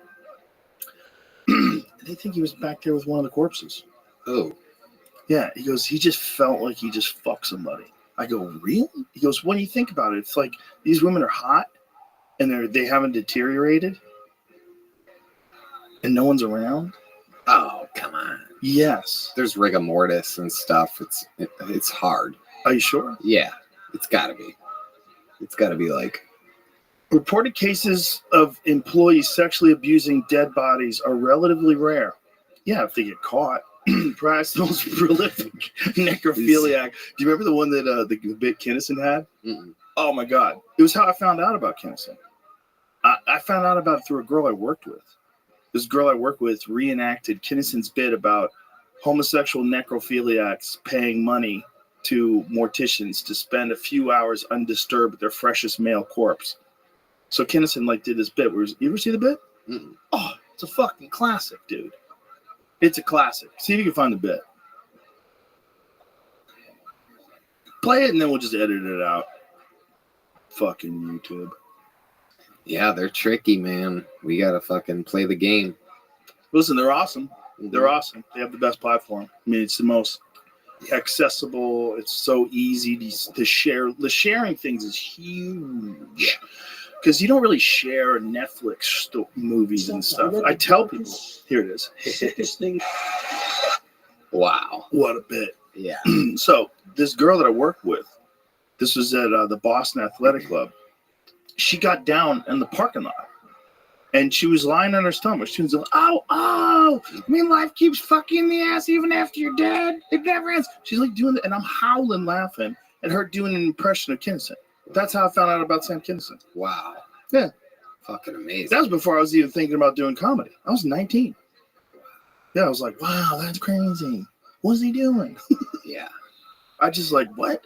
I remember watching him for the first time going, oh, that's comedy too? Like, I always loved comedy. I always used to watch The Tonight Show. Like, when Richard Jeni would be on or Seinfeld would be on, I loved The Tonight Show. I loved stand-up, like, even at the Improv. Like, when I was, like, I wasn't even 21. I went to see Jerry Seinfeld with this girl I was dating. Just sitting there like, wow, seeing comedy. And I went to another. But I always thought comedy was that. It was like the TV comedy, you know? And then there was Richard Pryor, and then there was Eddie Murphy. But I never thought like sick shit could be funny until I saw Kinison. I was like, oh my God. Yeah. Like that's a different thing. I didn't know that was comedy too. Right. No, I'm with you. I was a Jim Carrey guy, and you know, when I was young, the funny faces and all the silly noises and stuff and everything. And then when he did Man on the Moon, and I saw that darker side of things, and Andy gets fired from the Improv right at the beginning of the movie. And I realized right then that he was making money performing in front of live audiences. And I'm like, what the fuck is that?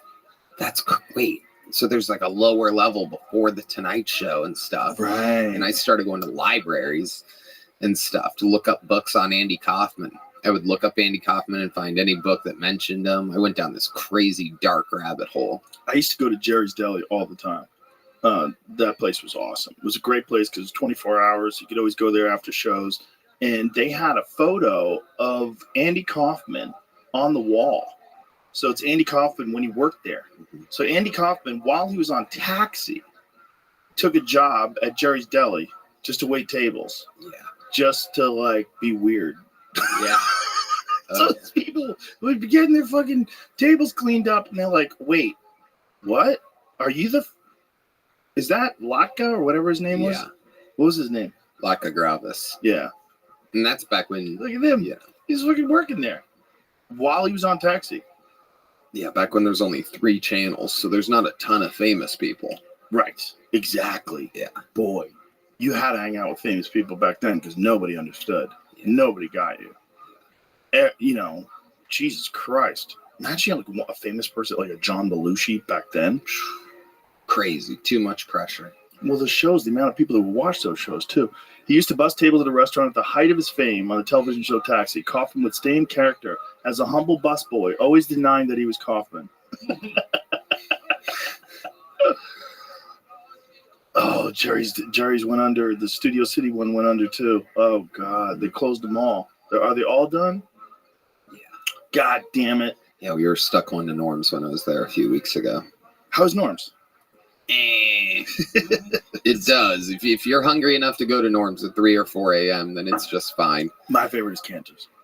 Yeah, Cantor's. Cantor's is the shit. Yeah. That is the quintessential Jewish deli. Yeah. Like their Reuben, their pastrami Reuben, off the charts. Yeah. Off the charts. They have the best pastrami in the city. Yeah. As far as I've had. Like Jerry's was really good. Cantor's is one level above it. Totally. One level. You feel the cholesterol like right in your veins. Yeah. Yeah, it's just the sauerkraut and the fucking Russian dressing and the rye bread. Come on. God. Come on. I've been eating like such shit lately. That spaghetti and meatballs from Boa here fucked me up, dude. Spaghetti with Wagyu meatballs. Oh, you've been going that a lot? I've had it twice since then, and it's like I have to stop because it's literally like heroin. I feel like shit afterwards. I feel like shit the next day. It's like crazy. I don't know what the hell they have in that fucking pasta. It must be 1,000% like Heisenberg level gluten because it is addictive and makes you feel terrible. But it makes you so happy for the 6 minutes that it takes me to eat the entire dish. And Just you feel rolling it up. 30 hours. Yes. Yes. It's the closest thing I'd imagine to heroin that there is. Of course, there's probably a bunch of people on heroin. But isn't that similar to getting drunk? you know, if you drink a little bit, you feel great while it's happening, and the next day, like, I'm never doing that again. Yeah, I do that all the time. I did that last night. Yeah, it's the same thing. I ate with Joey Friday night in New Jersey. Went to his spot, Il Nido. There is nothing like East Coast Italian food. Yep. It is a different thing. 100%. It's a different level. It's a different level. That Il Nido place, I would fly in to go to that place. Yeah. Oh, look at that. That was charred clams on this fucking insane toasted bread. That was spicy rigatoni. Dude, it was off the charts. That's the meatballs. Off the charts. Yeah, whole different level. The steak was perfect. Everything's perfect. That's bone marrow with potato puffs. Oh, dude, it was so good. And that's, what is that? What's that called? The thin sliced beef. What the fuck is it called? No, ceviche. Right? No, carpaccio. My crew, we did Cleveland and then a night in Pittsburgh, and Youngstown's dead in between the two. So we stopped off in Youngstown for lunch and got 2 different types of pizza from 2 different places. And everyone's minds are completely blown because you cannot get pizza like that anywhere. You could try to find something in Chicago, but that's Chicago, and New York's New York. There's not that middle, not deep dish, not thin crust. But in Youngstown, there's 20 places unlike any place anywhere else. So what's like a hybrid of deep dish? It's just a normal old fucking like school lunch pizza, but different types. Belleria's famous for their Briar Hill, which is, you know, just plain with shaker cheese and some green peppers, which is diabolical. Because if the sauce is good and the bread is good and the cheese is good, you don't need anything else. It's like a simple. Yeah, well, that's what Portnoy always gets. He always gets plain cheese pizza. Mm-hmm. You watch his reviews of cheese pizza? Sometimes, yeah. I love the ones where the people get mad and shit. It's so good. Yeah, if it doesn't meet up to his standards. I mean, the guy's eating everybody's pizza. Mm-hmm. Like, you got to know what the fuck you're doing. But he says that New Haven, Connecticut is like where some of the best pizza in the world comes from. That makes sense. I could see that. A lot of those offshoot Italian spots where they hit away, like Youngstown, like that. I guarantee Pittsburgh has decent. You know what they have in common? Mob activity. Oh, exactly. New Haven has a lot of mob activity. 100%. I used to work at the Joker's Wild. It's a place in New Haven, and the owner was a crazy convict. Yeah. Just out of his mind. And I saw the owner beat a guy in the face with his shoe. Took his shoe off and beat a guy in the face with the heel of his shoe. Oh, yeah. He had blood all over him. Oh, fucking disaster. Those people need pizza. They figure out how to get the good pizza. Yeah. Yeah. It's funny how that's the case, though. If you have like a serious Italian neighborhood, you're probably going a little bit of mafia influence in there. Totally. I mean, that's all they know. You got to bet on things. You got to run things. Get a tax here, tax there, protect them. Imagine owing money to a bookie. How terrifying that would be. Yeah. You're on the run. You owe $100,000 to this guy. And you're trying to gamble on other games to make it right. Yeah. Like Uncut Gems. Oh, yeah. That movie gives me so much anxiety. You watch that movie like, don't. Oh, Jesus Christ. What are you doing? I'm fucking. Dude, I watched the show that gave me more anxiety than any show I've ever watched in my entire fucking life. What? Baby Reindeer. Oh, I've heard. It's insane. It's the scariest thing ever. It's the scariest show ever. This guy's nice to one person who he doesn't really want to be nice to, gives her a water or a tea or whatever, and she falls in love with him, and it is the scariest show. I think it's supposed to be a comedy. I don't think I laughed once. The comedy part's not funny. He's also trying to be a comedian. None of it's funny at all, but it's literally you're watching for the anxiety. I started it, and then I'm like, I don't want to watch, but I have to. And I just kept going, and it's fucking frightening. Have you seen the actual lady go on Piers Morgan? Yeah. And she's literally like how she is in the She's thing. insane. Oh. And happy to talk about it. Yeah. And claiming she's not insane. Right. And not knowing how insane you look. Yeah. Fucking frightening. It's wild when people don't know how insane they are. And you watch them like, oh God, they think they're sane. They think they're fine. They think they're going to go in there and make a good argument. Those are the most insane people, the ones that don't know. Right. Yeah. You been watching the Fauci hearings? No. Whoa. Dude, it's wild. It's wild. What's going on? Still like deeply in denial about everything. They're confronting him about emails they got, about deleting emails in preparation of a Freedom of Information Act request. They got emails from people that he worked with saying, that don't worry, Fauci is too smart to talk about this stuff on emails. You'll either have to deliver something to him or meet him in person.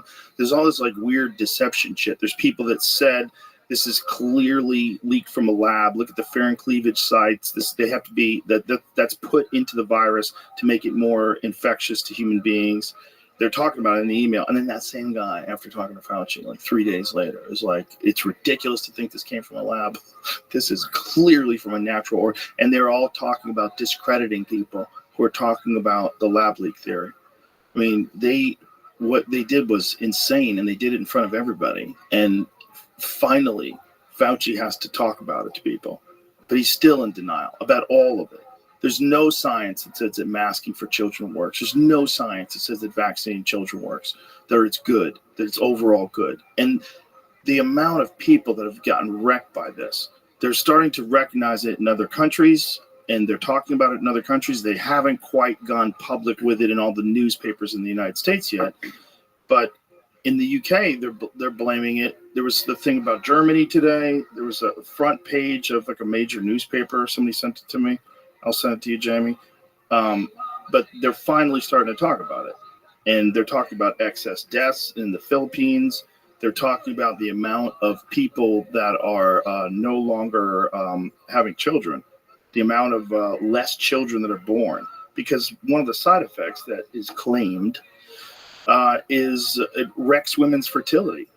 And it wrecks men's fertility too. It's just the baby numbers are down by 1 million. Too, but I couldn't tell what newspaper it was from. Yeah, I don't know.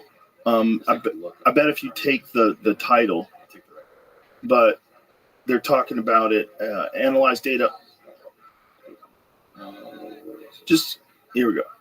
It says researchers from the Netherlands analyzed data from 47 Western countries and discovered there have been more than 3 million excess deaths since 2020, with the trend continuing despite the rollout of vaccines and containment measures. Experts said the unprecedented figures raised serious concerns and called on governments to fully investigate the underlying causes, including possible vaccine harms.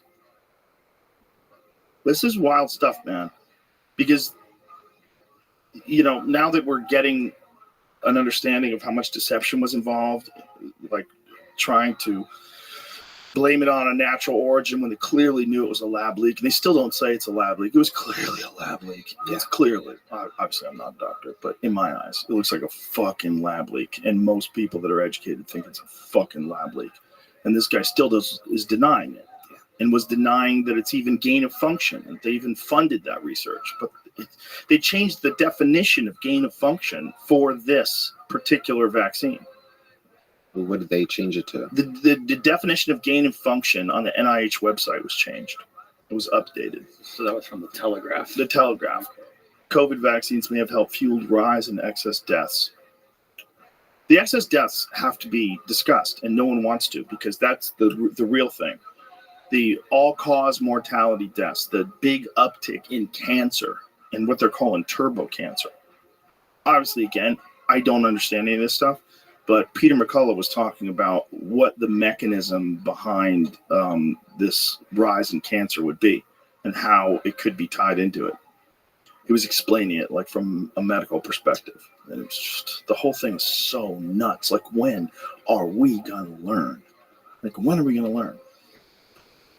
Yeah, it's crazy. Being back in LA, they rehired the people that they fired for not being vaccinated. Mm-hmm. Like Rose is like running the joint, kind of. Finally got someone with a brain. Yeah, assistant GM.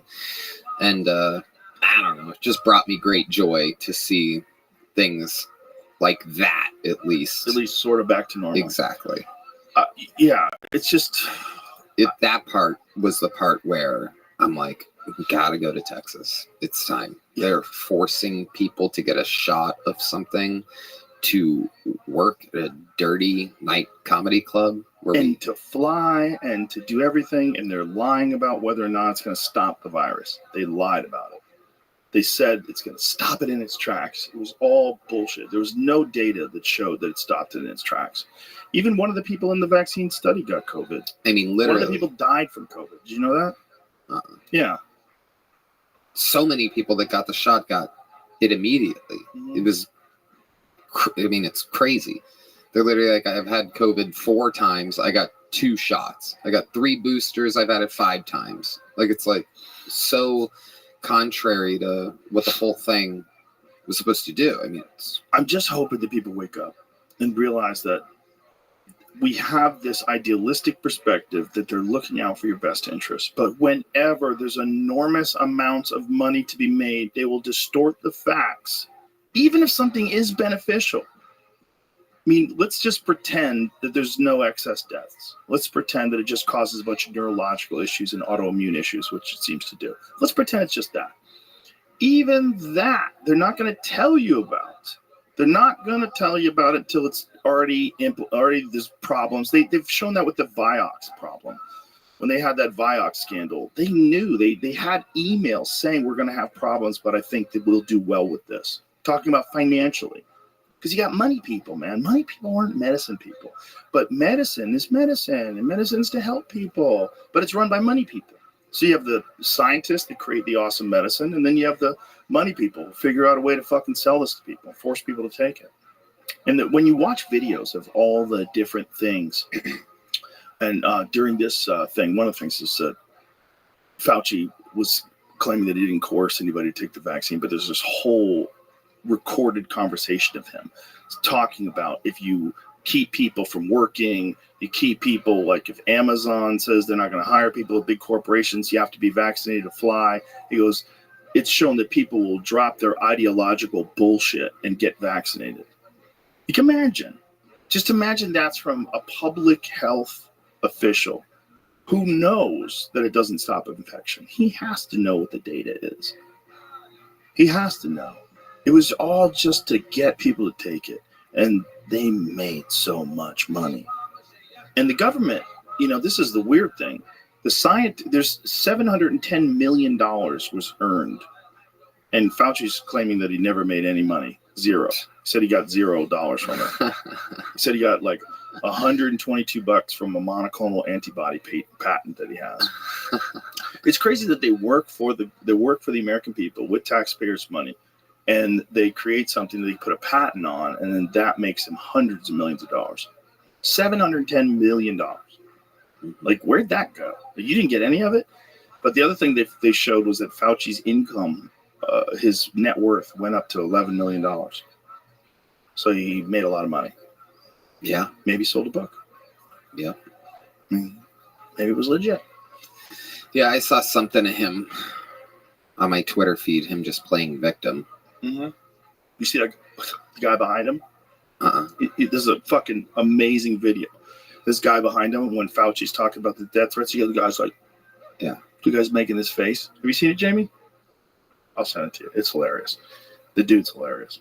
But anytime anybody does that, in my mind, the stuff that... Playing victim? Yeah, the stuff that I've been through, like, and seen, because I had a lot of death threats during quite a few phases of my my jokes being out there. That's hilarious. There it is. That's it. Give me the volume. It's such a joke. You probably...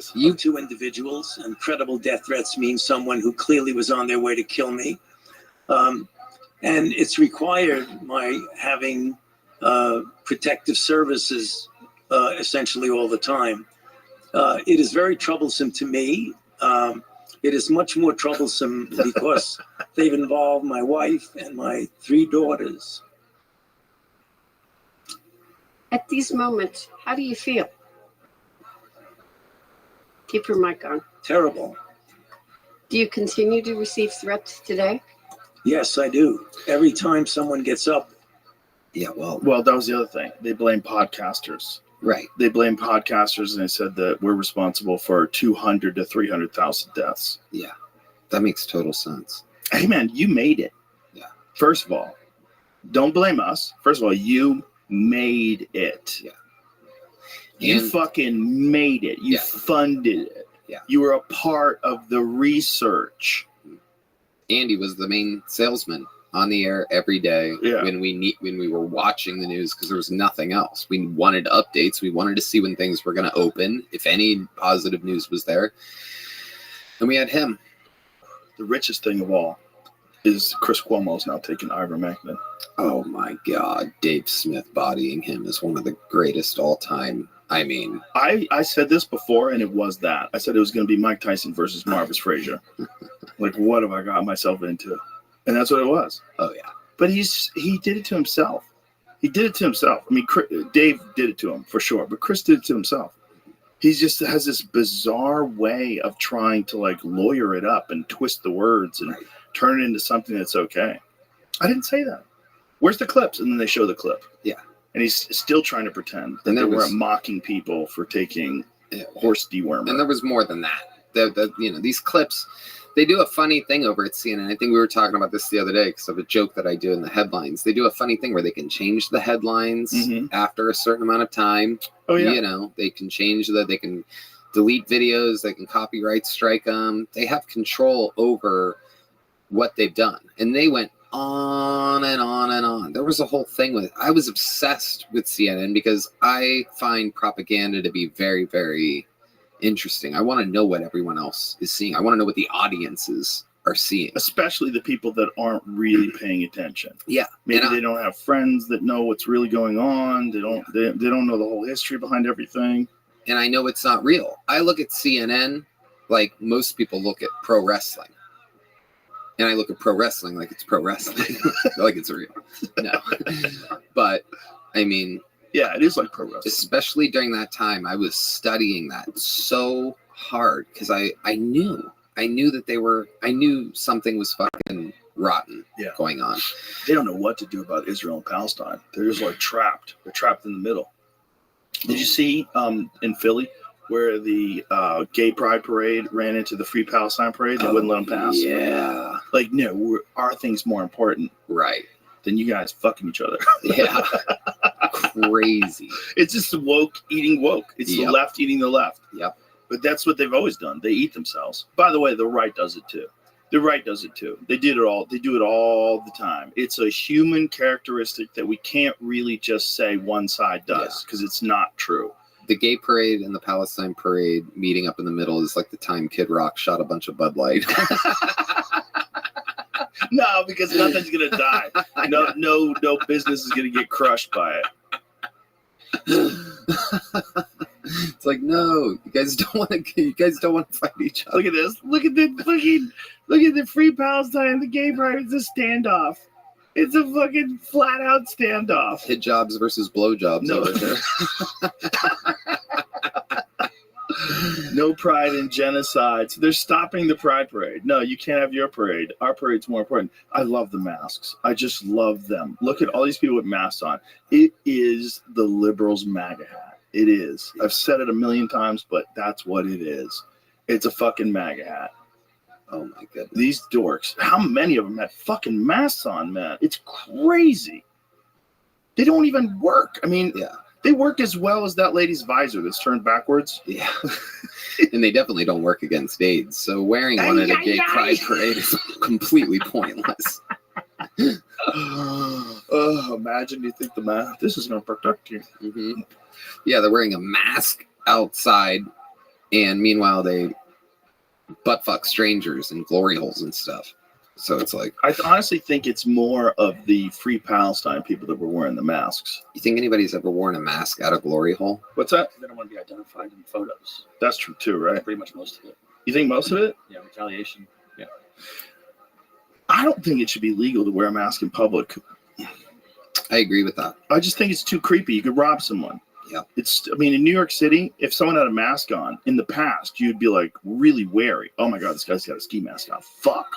Yeah. It was scary. It means they were going to rob you and you couldn't identify them. Right. Why are we allowing that? It doesn't work. The data's in, kids. Doesn't work. It never made sense. even in the early days of the pandemic, there was this famous doctor that went viral because he was doing vape hits and he would put a mask on and the vape smoke would blow straight through the mask. And he was explaining like, these vapor particles are bigger than COVID particles. Yeah. Like it's going right through that mask. It's not stopping jack shit and you're going to get it. Right. You're going to get it. And, you know, they said, oh, the masks work at the margins. Like if you fuck with the numbers, because here's the thing. How many people wear masks all the time are also super fucking paranoid, right? So they're avoiding crowds. They're not going out. How many people who won't wear a mask are a little loose? They're just like, fuck it. If I get sick, I get sick. I already got COVID. Fuck it. You know, they just go out. So you can't, it's hard to know when you have a large group of, when something as weird as the pandemic happens. And even then, they can't show, it's not like all the people with masks showed 80% of them didn't get COVID. No, fucking, they all got COVID. Everybody got COVID. Yeah. And then there's this thing where they want to say it protects you from hospitalization and death. No, that's not true either. Because I know a lot of people who were vaccinated who got COVID, who got to the fucking hospital. And I know a couple that died. Yeah. How many people do you know that died from COVID? I confirmed actually don't know anybody, I don't think. I mean, it's kind of debatable. Like Jeff Scott, I mean, I don't know. No, Jeff Scott, he died alone. Like I don't think he had COVID. I mean, yeah, exactly. I know some people that died during that period, but really nobody. Jeff Scott was HIV positive too. Yeah, for a long time. I wonder if maybe he couldn't get his meds. Yeah, I don't know. I mean, because that was an issue during the pandemic as well. That's when we realized that China makes all our medicine. Like, what? China makes a lot of things, man. It's crazy how much we rely on them for manufacturing stuff. Yep, crazy. Yeah, they're trying to mitigate some of that now. Samsung is actually putting in a chip factory in Austin. Oh. Yeah, should be interesting. Yeah, we got to do something. We got to get businesses back over here and stuff. Yeah, we definitely shouldn't rely on a foreign country that is not our ally for our fucking medicine. Jesus. Right. That's so kooky. That is such a kooky thought. We live in the craziest times. It's so weird, man. It's every day it's weirder and weirder. And every day AI gets stronger and stronger. And every day I wonder, like, are these the last days of just being a regular person? Are these the last days of us just driving around, getting on a plane, going to places, telling jokes? Are these just the last days of that? Like, are we going to be living in a world in 5 years that's unrecognizable? Because I think we are, dude. I hope not. I don't know. The AI stuff still, I'm not completely mesmerized or convinced. I hear you and Duncan talking about it a lot in the green room, and I'm just always like, I don't know. I haven't bought in yet. It all just seems like a fancy Alexa to me. Well, have you actually seen what it can do? Have you ever seen what it can do, like, as far as coding? No. It can code so much faster than people. Like, it can solve problems faster than people. It can do all of these things already better than people can. Like, no one in the future is going to need to hire a coder. Like a person who sits in front of a terminal for 16 hours a day and just fucking Adderalls out and just like lines of code. That's done. That's done. You can do that if you want to, but a computer's going to bang it out quick. It would be stupid for you to do that when a computer can do it in 2 seconds. And you're going to spend 16 hours and you might fuck up a few lines and you got to go back and check it. And why? Why are you not doing it manually? The computer's just going to do it, you know? Why are you going to stand there with one of those old-timey photographs and everybody has to stand still? No, you have a phone now. It takes a better picture. It's going to be like that with everything. It's going to be in control of airplanes. It's going to be in control of all the automobiles. The problem is you're going to have to get like permission to go places. It's going to get fucking weird, dude. It's going to get really, really weird. Yeah, I just hope we can... I don't know. Well, think about the amount of change that we have now in comparison to just our parents. Just our parents. The best transportation back then was an airplane. The best way to get the news was the television or a newspaper, and you didn't know what to do with your life. You had to go to college, and then you go to college, or you go to trade school, or you get a apprenticeship, and you get a job. and then you get a kid, and you don't know what the fuck is going on in the world. You have this like surface level understanding of what's going on in the world, and now everybody knows what's going on in the world. Now the amount we knew about the Iraq invasion in 92, 93, whatever it was, when the Iraq invaded Kuwait and Desert Storm, the amount we knew was like minuscule. Yeah. Minuscule. There was no like YouTube shows where you could see someone breaking it down. Oh, they're actually trying to get away from the American dollar, and we're trying to do this and that. And there's none of that. No one knew the hustle.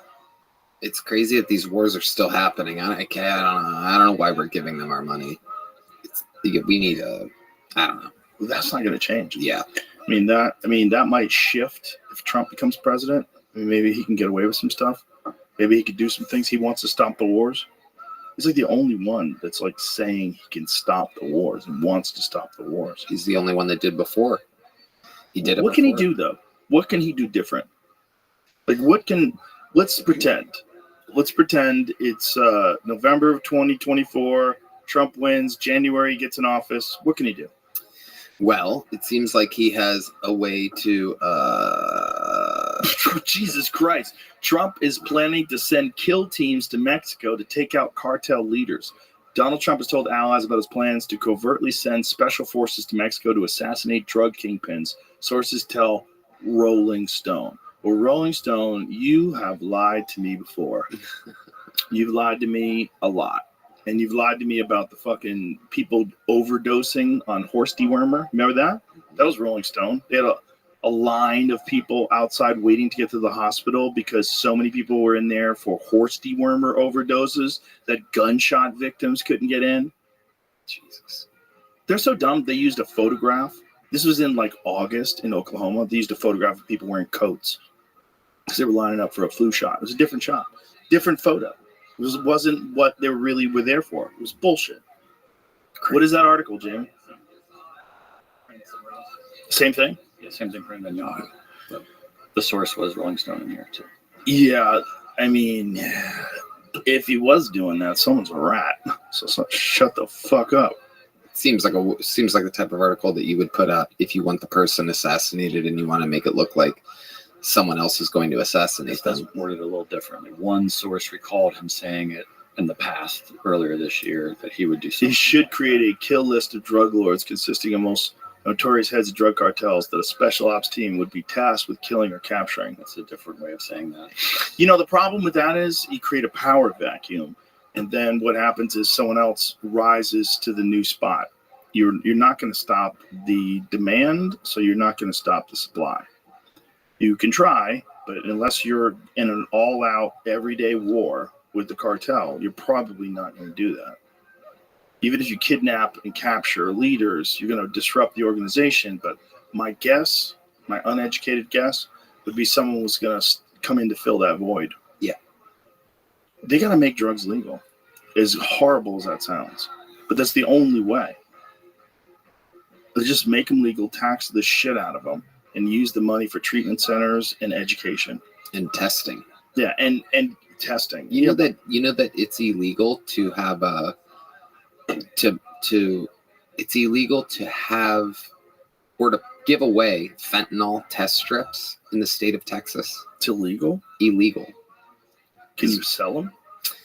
Me and my buddy are starting a water company. Here's how I know about this. Canned water, right? And the plan was to get them into all the bars in the city. Our idea was to literally just attach a 30-cent, fentanyl test strip. And then we found out we can't do that. You can't give away fentanyl test strips. You can't give them away. You can't even order them in Texas. Can you sell them?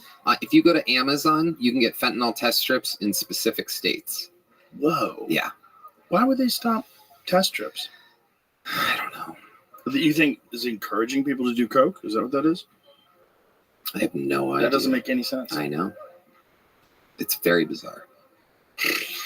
There's so many dumbass fucking laws. Yeah. Because there's so many goofy people on both the left and the right. Texas House passes bill decriminalizing fentanyl test strips. Maybe it's if you have them, I guess. The bill would take fentanyl test strips off the state's drug paraphernalia list. meaning it would no longer be a crime to carry them. Yeah, maybe you just can't give them out. Yeah, which is crazy. Why don't you Google, is it legal to give out fentanyl test strips in Texas? I did. That's how I got here. Did it give any articles other than that? It probably says below that part. How much time can you get for selling fentanyl in Texas? How much time? 20 years.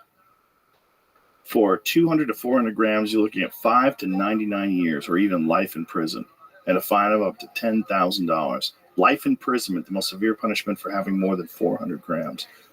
Wow. They also only do like the state bill stuff here for like, I mean, I don't know how different it is in other states, but it's only like 6 months out of the year. The other half, they're not like they're out of session.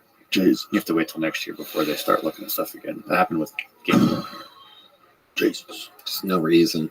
There's no, they can't have a good reason for. There's no good reason. Right. I mean, there's an epidemic. Oh, yeah. There's 100,000 people in this country in a year. Yeah. Update. There you go. That died in the Senate. Oh, despite support from Greg Abbott. Oh, no. The legislation comes after a bill to decriminalize test strips. So Texas and Congress lead bipartisan efforts to allow fentanyl test strips. The legislation comes after, but died in the Senate despite support. So whatever I pulled up before is just going to pass to the House, I guess. So they're trying to bring it back. Who the fuck is opposing that? Isn't that crazy? Who the fuck would oppose fentanyl test strips? I want to know.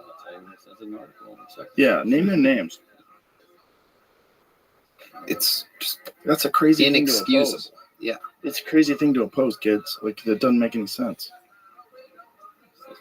Because if we can figure out who that is and where they're getting their money from, then we can start to solve a lot of problems here. Because that's an actual serious problem. Imagine they wanted to make COVID a big deal. Imagine we getting the money from the cartel. Yeah, right? I mean, maybe. Who could it be?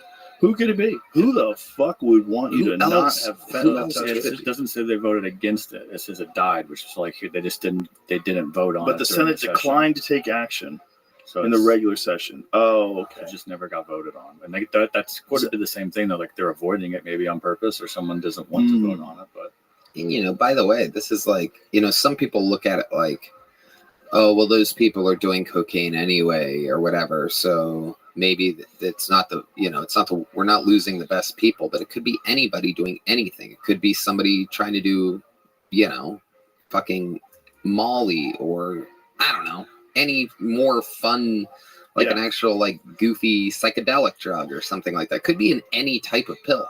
I wonder if the logic behind not wanting it to be legal or sticking your neck out and saying that it should be legal is that people want to then attach you to promoting drug use, and then you would possibly have an opponent that could turn it against you and say my opponent promotes drug use. You could have that kind of a deal happen. Yeah, but there's a problem. But that was the gay marriage thing. That was a lot of things. There was a lot of things that people wanted to pretend that they were against. I mean, until I think 2013, Hillary Clinton was saying that marriage should be between a man and a woman. Barack Obama said that. They don't say that because they believe it. His opinions changed that much as a grown man. What did you do? Mushrooms? What did you do? Did you smoke DMT? What did you do? Tell me what you did. Where now you have this complete change of heart, and you think it's just be two people who are grown adults who love each other. They should be able to get married. What happened? You tell me. Or you're full of shit. Right. One of these things is going on. Either you're doing this political thing, which is God, it's so gross. When they're calculated with what they say just so they could win. Ooh. Yeah. They realize the gays can vote.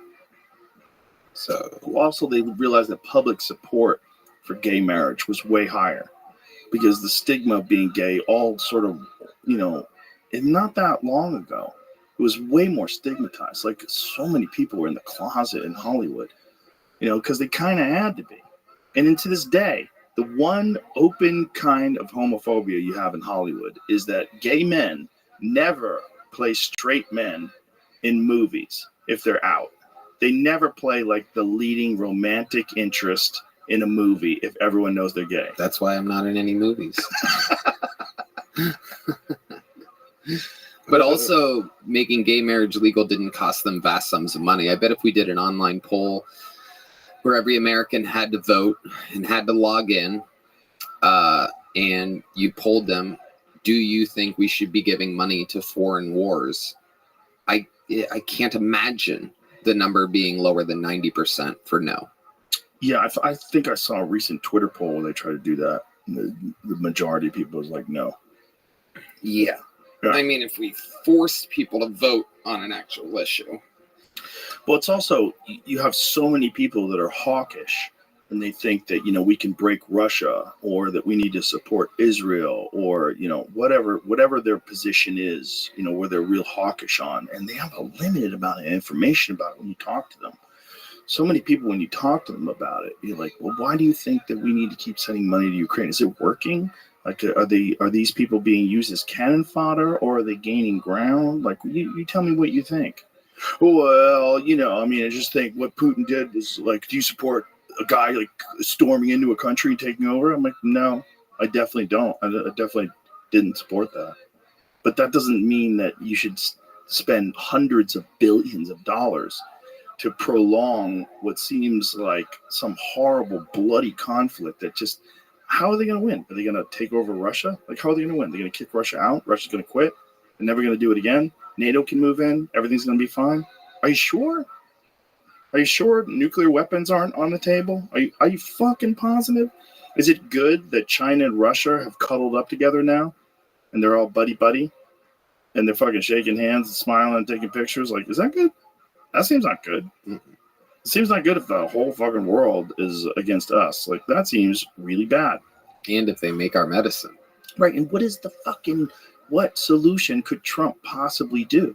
Like, when he says he could stop it, like, how do you stop it? How do you stop it? I think Trump just puts the fear of God into these people a little bit.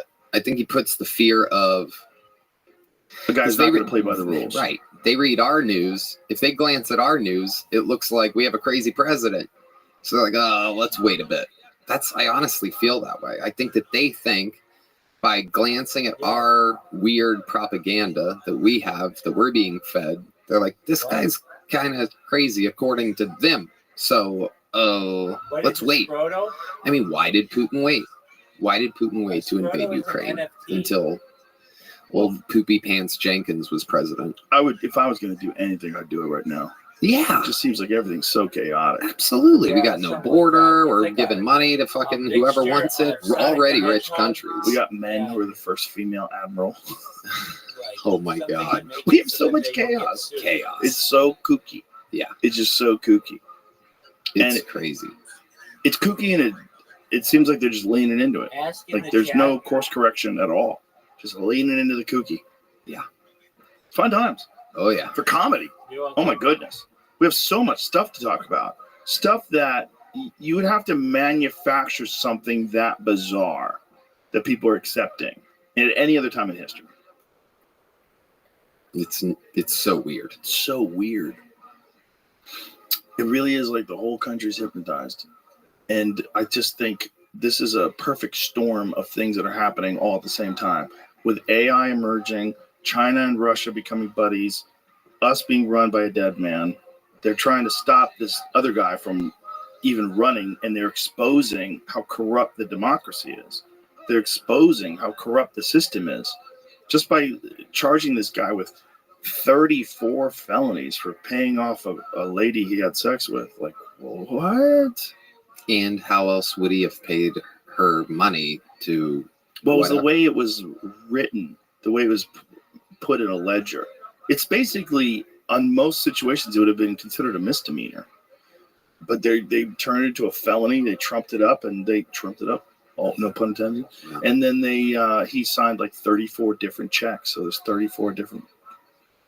The whole thing's crazy. First of all, what a cheap fuck. I'll pay her in installments. Yeah. Don't give her all the money. Give her a little taste. Keep her on the hook. Yeah. That actually makes sense, I guess, now that I think about it. Because if you pay her all at once, she could just write a book or whatever. No, the whole deal was that she couldn't talk if she got the money, but obviously that didn't work out. She got the money and still talked. If you have the backing of the political party, it doesn't matter. like especially the party that's in charge. But what's scary is how many Democrats are willing to allow this kind of stuff to happen. But a lot of them are aware of it. There was this one lady that went viral, and she was talking about it, and she was saying, you have to understand, like, I'm not a Trump supporter, I don't like Trump, but this is really dangerous to democracy. Nobody can justify this, and nobody can say this guy should be in jail for this. This doesn't make any sense. And especially if you wanted to look at past presidents with the same scrutiny, I mean, there's so many instances of things that you could go, and this was one of the things that Obama had said. When Obama got into office, they were talking about George Bush and Dick Cheney being charged with war crimes. And he was saying, we're not going to look to the past, we're going to look towards the future. Mm-hmm. You know, like, we're not going to prosecute anybody. You imagine if when Obama got into office, if he decided to prosecute Dick Cheney and George Bush for crimes against humanity? Yeah, crazy. Oh my God. You know how crazy that would be? Do you know how divided the country would be then? Well, that's the same thing kind of that is taking place now at a lesser scale, obviously, because it's not a war crime you're charging someone with, but you could charge Trump with war crimes. You could find some things that he did, especially with bombings and, you know, and even what Obama did. Obama, during the administration, they dropped a drone on a U.S. citizen. No trial, no nothing. Boom. Yeah. Trump didn't even go for Obama. He didn't go for Hillary. You know, and he could have tried them for things. Yeah, well, especially Hillary. Yeah. Especially with the whole email thing, the deleting of the emails. And supposedly Trump's the crazy one. Trump's the loose cannon. They're all crazy. That's what they don't want you to know. It's like sluts that are always talking bad about other girls who are sluts. Like, you know, it's what people do. It's a thing that, you know, people are, that's not me. I'm not like that. It's just a weird thing that people do. And people form teams and they justify why they should use any means necessary to silence the other people on the other team, the opposition. And they don't even realize they're setting a precedent that when this motherfucker gets in office or another motherfucker gets in office that's a Republican, you've got real problems now, kids. If the elections are real, that's how it usually goes. It usually goes one side wins and they're like, this fucking sucks. Let's try the other way. The other guy wins like, oh, this is bullshit. Let's try the other way. And this is what we've done in this country over and over and over again. Yeah. You know, we go Clinton to Bush, Bush to Obama. It's what we do. Yeah. It's what we do. We always do it this way. Yep. And if you change the way people are allowed to go after political candidates, and you change the way you're allowed to silence and imprison your candidates, then we're like Mexico. We're just not assassinating people yet. You know, we're like a third world country. We're like a banana republic. We're letting things other than the will of the people and what's best for the people be what's running the thing. We're letting the thing be run by the people that are in power, that are corrupt, that want to keep the power. Because it's not just Biden. Biden is barely there, right? It's all the people that are working there. You got to understand, he's this huge team behind him. They don't want to leave. What? Get on LinkedIn? Get on LinkedIn and fucking try to get a new job? And start sending out your resume? I work for the worst administration ever. Right. I was one of the people, you know? I mean, the one thing you can do is get a job as like a political person, unlike TV. You'll get one of those jobs, like if you're a White House press secretary, you know. And there's like Huckabee, isn't she like a governor now? Yeah, I think Arkansas or something. That's a good one to start with. Want to run the world? Start with Arkansas. Yeah. I was talking to Tulsi Gabbard the other night, and I went off on a rant to her about mental health asylums. I'm like,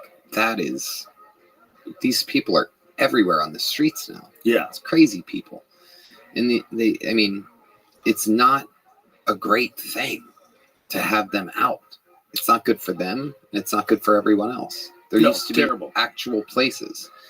And the money that it would cost, I mean, that's a cost that people would get behind. Yeah. The things that we would pay for instead of the things that we are paying for, insane. I think that happened during the Reagan administration. I think they changed like what it means to be a mentally ill person. They let a bunch of people out. Is that true? Yeah. Yeah. Yeah. I'm pretty sure it was during the Reagan. You know, Reagan was one of those Republicans that made people want to be a Democrat. Oh, you know who I heard actually was behind it was JFK because he didn't like what happened to his sister. How so? They gave his sister the lobotomy. Oh, yeah, and he turned against mental health institutions. I can't remember if it was. They gave his sister a lobotomy. Oh yeah, bad one. Oh my god. Oh, it's like one of the big Kennedy secrets. You know, they stopped doing that in like the late 60s. They did it for a long time. I had an Instagram post about it. Because I went down a rabbit hole one night. And I was like, what? Like, they just scrambled people's brains. And there was all these ads, like smiley people afterwards, happy people afterwards. Just scramble your fucking brain with an iron rod that they push through your eyeball. The eldest Kennedy daughter. Wow. And the Special Olympics. Wow. Yeah, man. Dude, brains are just like everything else. It's just like some people have bad livers. In their search for cures, in November 1941, Mr. Kennedy arranged to have a lobotomy performed on Rosemary. It was immediately clear that the operation had drastically failed. Rosemary had lost most of her ability to walk or talk. Her personality had been forever altered, and she was left physically disabled. After being released from the hospital, Rosemary was immediately institutionalized. There's a story I've read about the doctor. There's like one doctor who was doing a lot of the lobotomies. He was traveling around to all the asylums. Yeah. And doing... Yeah, I read about that guy. He loved it. He loved scrambling brains. I mean, what a fucking, remember when you used to whack the TV to get the signal to come in? People don't know. Like, we would be watching TV, you'd be watching like a baseball game, and it'd go, what the fuck? You'd smack the TV, and it would come back in, hey, you got it. Like, that's how bad electronics were back then. You would smack the TV, and sometimes it would fix it. Like, sometimes it was like going up, it was just like, bloop, bloop. The screen would go up, and you just whack the side of it, and it would stay still. So remember those days? Yeah. Yeah, that was their version of fixing brains.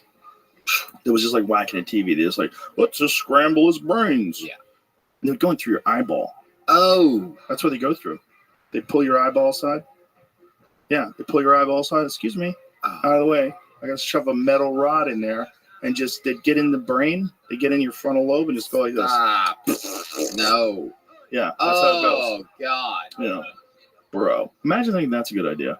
I know how to fix it, everybody. What was like the most successful lobotomy?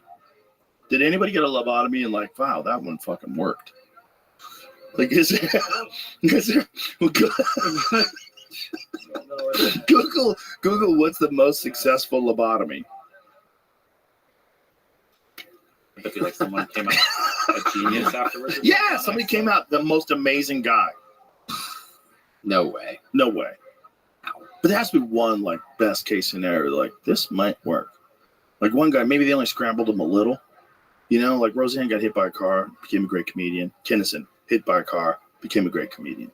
Like, there's a little bit of brain damage, not bad for you. A little bit, yeah. Just a touch. Just a thud. Oh, yeah. Just a little bit. Everybody needs a little bit. A little bit? Yeah. Just a little bit. Yeah. I had so many wrestling in high school. The last person who had one died in 1967. That's when they were like, enough. Yeah. I barely missed that. They also I was born in 57. I already got lobotomized. Antipsychotic medication. If I was born in 57 with the wrong parents, 100% they would like scramble his brains. Yeah. Or if I was born with the wrong parents, they would have put me on Prozac for sure. For sure, they would have put me on some sort of ADHD medicine. What I'm getting is like their claims of improvement. They reported 63% of their patients had improved, while 24% saw no change, and 14% became worse. Oh. That guy looks pretty good afterwards. The beginning looks like he's like taking a horrible shit. Like, oh God. And the afterwards he's like, I get it now. That's what they were just like, they were agitated before, and then afterwards they were smiling. Yeah, it's like, okay, smiling. Yeah, so some it worked, but it seems like a very crude idea. Maybe, now, that one's a weird one. That one, they cut the top of that dude's head off. Oof, that was a rough one. Oh, Jesus Christ, they're going through the nose on that lady. That guy's wearing a muscle that's shirt. All right, that's all right. Woo, Ooh, that's right. Oh, Christ. I hope she's out cold. Why don't those guys have sleeves? Yeah, they probably, the way everyone's holding her hand, she might not have been out. She's like, they probably barely put people out back then. They're fucking crazy. I watch videos of some of this. Oh, don't make me watch videos of it. All right, here we go. oh, yeah. Oh, yeah, he says. Prefrontal lobotomy. Psychological cinema. Prefrontal lobotomy and chronic schizophrenia from the psychiatric department. 25. So this is the lady. Female, age 25. Can you say? Stayed hospital patient for over 4 years. Failure to improve after several courses of both insulin and convulsive shock. Wow, shock therapy back then.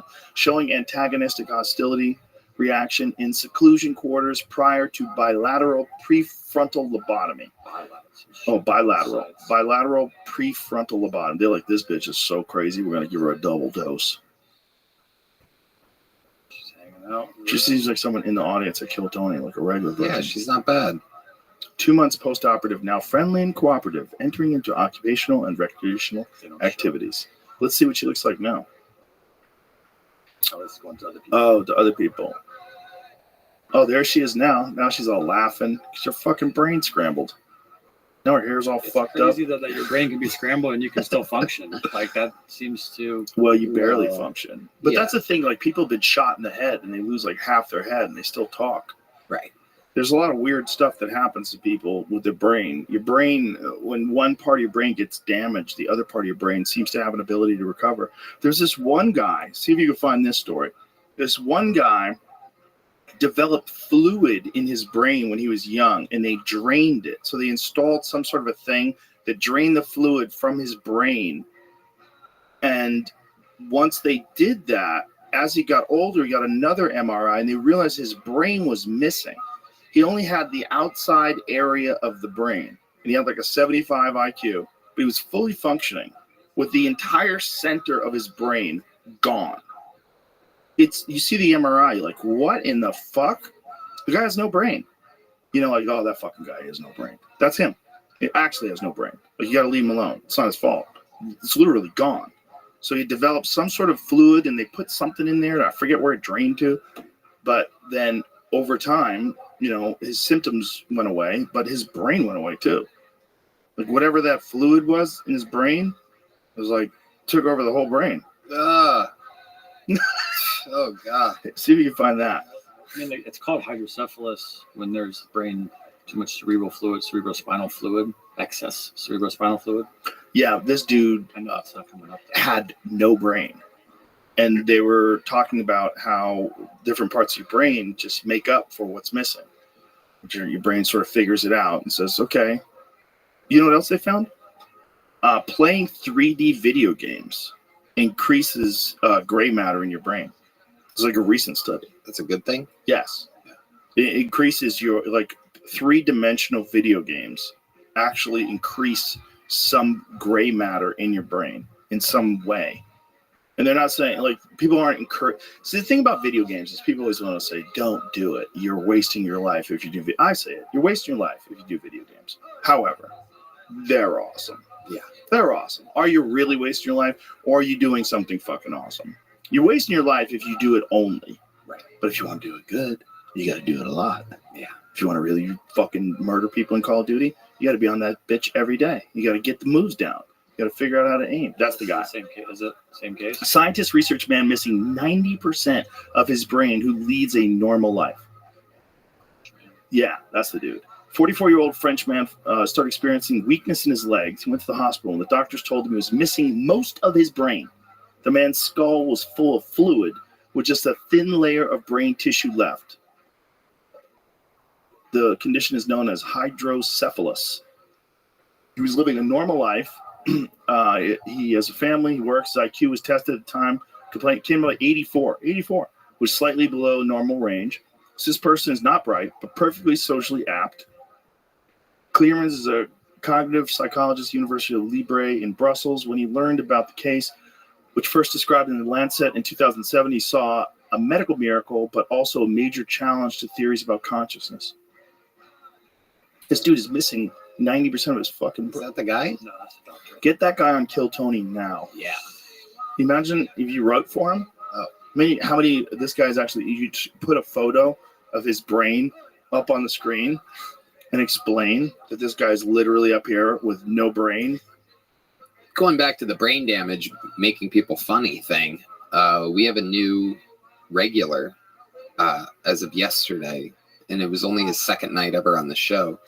Drew Nickens, who was bullied by his own military partners. And I don't know what they did to him, something head trauma wise that he didn't really want to get into. But he's so fucking funny. Like, he's just naturally the most likable, funniest fucking. Was he funny before the head injury? I don't know. That's a good question. Does he know? Like, how aware is he when you're talking to him? Very. So he's all there. You can talk to him. Yep. But he has brain damage. Yeah. You know how many people I know with brain damage? Oh yeah. You are the beekeeper with people with brain damage. I know a lot of people with various stages of brain damage.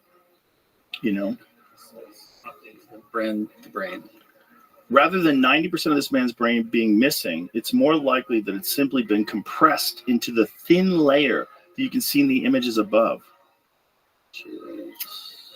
Compressed. So the brain has different density?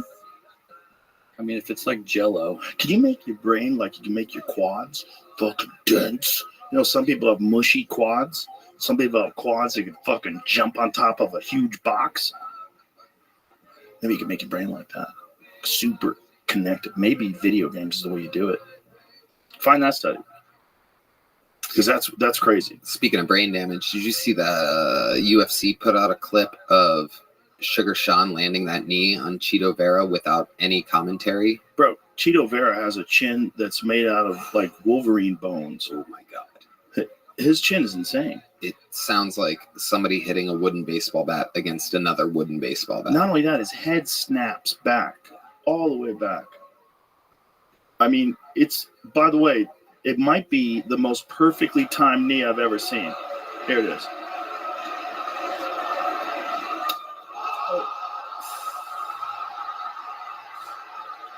Bro, Sugar Sean is a fucking assassin. Oh, bro. That cat is an assassin. Sitting next to him the whole time before that roast, because that thing went on for 2 hours before I got up there. And there's nobody I would have rather have sat next to. Right. A guy who's calm under pressure. Exactly. Yeah. Exactly. And he turned to me at one point and goes, dude, I don't know what it is. It's like 20 minutes before our thing. Ron Burgundy was just up there killing, and we were like all kids laughing for a second. And he goes, dude, I don't know what's going on, man, but I'm nervous as fuck, and it's you going up there. He goes, are you nervous? And I'm such a cornball. I told him how I really felt, and I go, I'm probably exactly how you were right before the Cheeto fight right now. Like, all the work I've ever done has come to this point. Yeah. And he goes, calm. I go, calm. Calm. Yeah. If you've done the work. Yeah. If you haven't done the work, it's anxiety. Oh, yeah. It's a rotten fear. Oof. Like, you got to really do the work if you're going to do something big. Mm-hmm. Whatever it is. And I've done that before where I did the work, and it feels so much different because I've also done it where I kind of fucked off. And then you're like, ooh, I didn't do my best. The live aspect made it crazy. I mean, I'm looking at the 3 stairs that I had to go up. I'm like, I keep glancing at them. And they're at an angle, you know, it's not like, and they're not like that well lit. And they're kind of long and not that tall. So I knew I had to like, look, I had to study them. The little things like that. Did you see what Andrew Schultz was saying about Kim Kardashian? That she was like completely disconnected. That she just sat up there like this. She sat straight the entire time. Like, it was completely unaffected and completely disconnected. Even when she was getting shit on. She kind of giggled along. I was watching her. Performative or real? I think kind of real. The whole thing was very robotic. She brought like 4 6s with her, which I thought was hilarious because, like, even at that level, even a super hot chick. You don't want to bring up some other super hot chick. Exactly. So she was just at a table of 6s, just this 10 with 6s. There you go. Like a good poker hand. 4 6s and a 10. Have you ever watched that show? Her show? No, not really. My wife watches it in the gym. Yeah. Sometimes she gets in the gym before me. I have to watch this shit. It's amazing that it's a show. It's basically like, let's go get some gum. I went to this thing and I had a talk. You should fill your dreams and go for it. Okay. And then back in the limo, shiny LA. It's all like smash cuts to different scenes. Like the scenery of LA is kind of like half of the show. It's like, like overhead views, the palm trees, the beach, and then they're like, what are we doing for dinner? Yeah. Oh my God. But they look pretty. Yeah. They look pretty. Yeah, Ozempic's doing them all good. You think that's what it is? Oh, yeah. Everybody's on it now. Everybody that can be on it's on it. Brian Simpson had a real bad reaction to it. Yeah. Well, Brian Simpson's made of bread.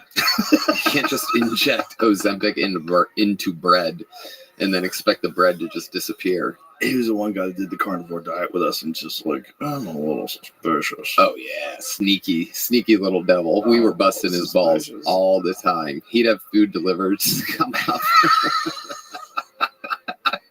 He'd have food deliveries come up to the green room and he'd be like, God damn it. They put bread on this sandwich. Oh, well. Me and Derek and Hassan, the looks that we would give each other, the fucking holding in secret fucking laughs, nuclear capacity fucking laughter all the time. They're like, why'd you order it with the bread? He's like, because if you don't order it with the bread, they don't put all the things on there. There's no containment system. So I order it with the bread and take off the bread. Sure. Oh, yeah. Take that bread with you and eat it later. Oh, yeah. Oh, yeah. Oh, man. That's part of the fun of Brian Simpson, though. Yeah. And he gets these super breaded chicken wings. Oh, it's so fun. I don't know what it is with me and fat jokes. I just can't get enough of it. I just love it.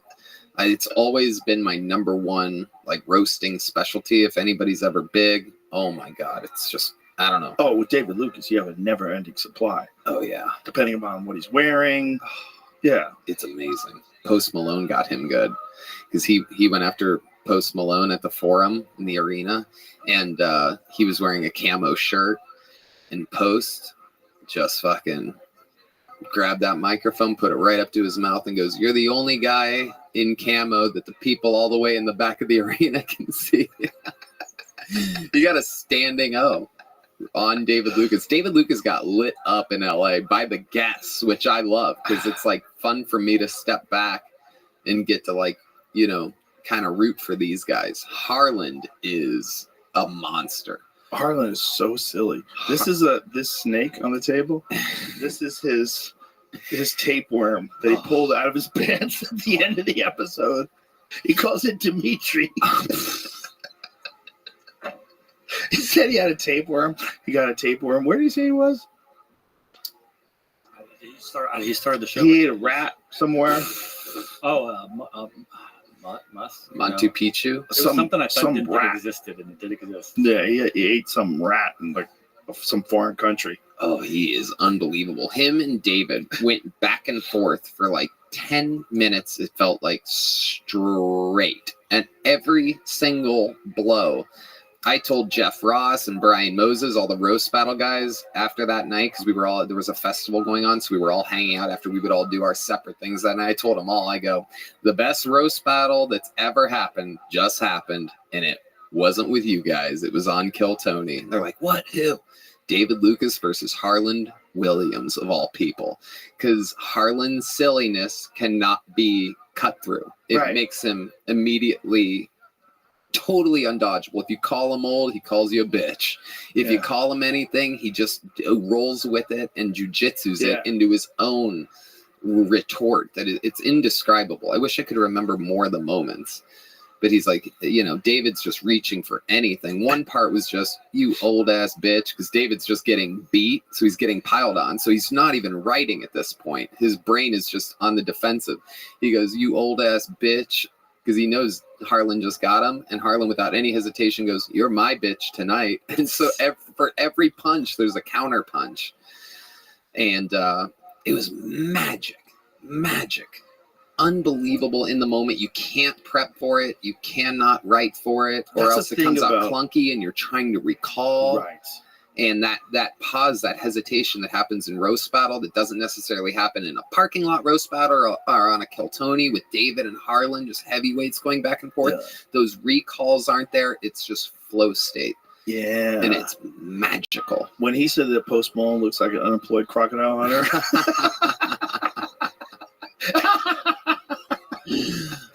It's just like the perfect line. Yeah. The perfect line. I'm telling you, you guys, I've been saying this forever, but you really need to do it. The two of you should do a show together. You really should. Yeah. There's no reason why you don't. You guys should do a podcast, even if you do it once a week for an hour. You guys both talking shit to each other and talking shit about things. Because the chemistry of the two of you together is so unique. Yeah. And it brings out the best in David. It brings out the David that I want to see when he goes on stage. I want to see the same guy that is like in the heat of roast battle or heat of battling with you on Kill Tony.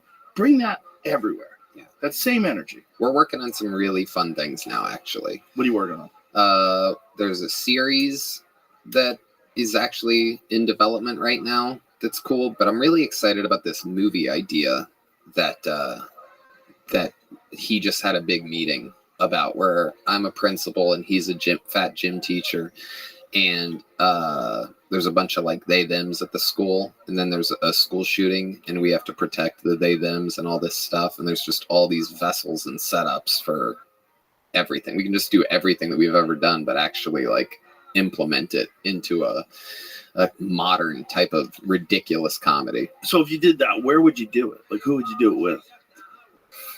Where? Yeah, or like you want to have the most amount of creative control over something like that, right? If you're going to do it, and it's going to be hard. Yeah, it's going to be hard.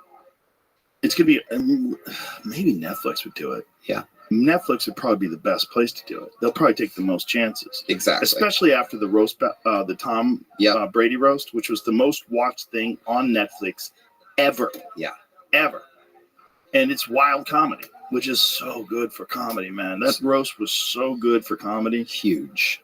Absolutely huge. And it's just wild because everybody everybody wants that. And talk about, there was a lot of rewatching of that. People watched it and then they went and wanted to show their uncles or their dads or their whatever, they wanted to see their reactions to it.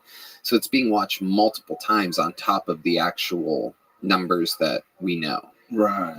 Yeah. It's, you can't share Netflix stuff like we were talking about earlier with YouTube, but you can rewatch it with people. How many people have Netflix accounts? Like, how many Netflix accounts are there? I think it's like let's Google it. Let's take a guess. How many think? Worldwide, it's got to be like hundreds. I think it's 200 million about. Worldwide? Yeah. Let's find out. 269 million subscribers. And how much does it cost a month? It depends. There's a couple different. What's the high end? 19 now, I think. $20. And what's the low end? Ad supported for $2.99. I mean, oh, really? That's not a bad deal. Because you can just skip the ads. Only watch it for a couple seconds. You use them to pee. There's ad supported. There's standard with ads, standard and premium. Standard with ads is $6.99. Standard is $15.99. What's the difference between standard and premium? Let's see, the number of devices you can watch at one time. Ultra HD is available on premium, and full HD is only on standard. You can download to a different number of devices with premium. Okay. And you can add an extra member who does not live with you. The download's big if you're on a plane. You need the download. Huge. I've never been on a plane that you can watch a movie on. Right. Never. Sometimes they have good Wi-Fi, and you could actually almost watch a YouTube video. Just every now and then it spins and it comes back on, but most of the time not. They're not really ready for that yet. I wonder if that'll change with Starlink.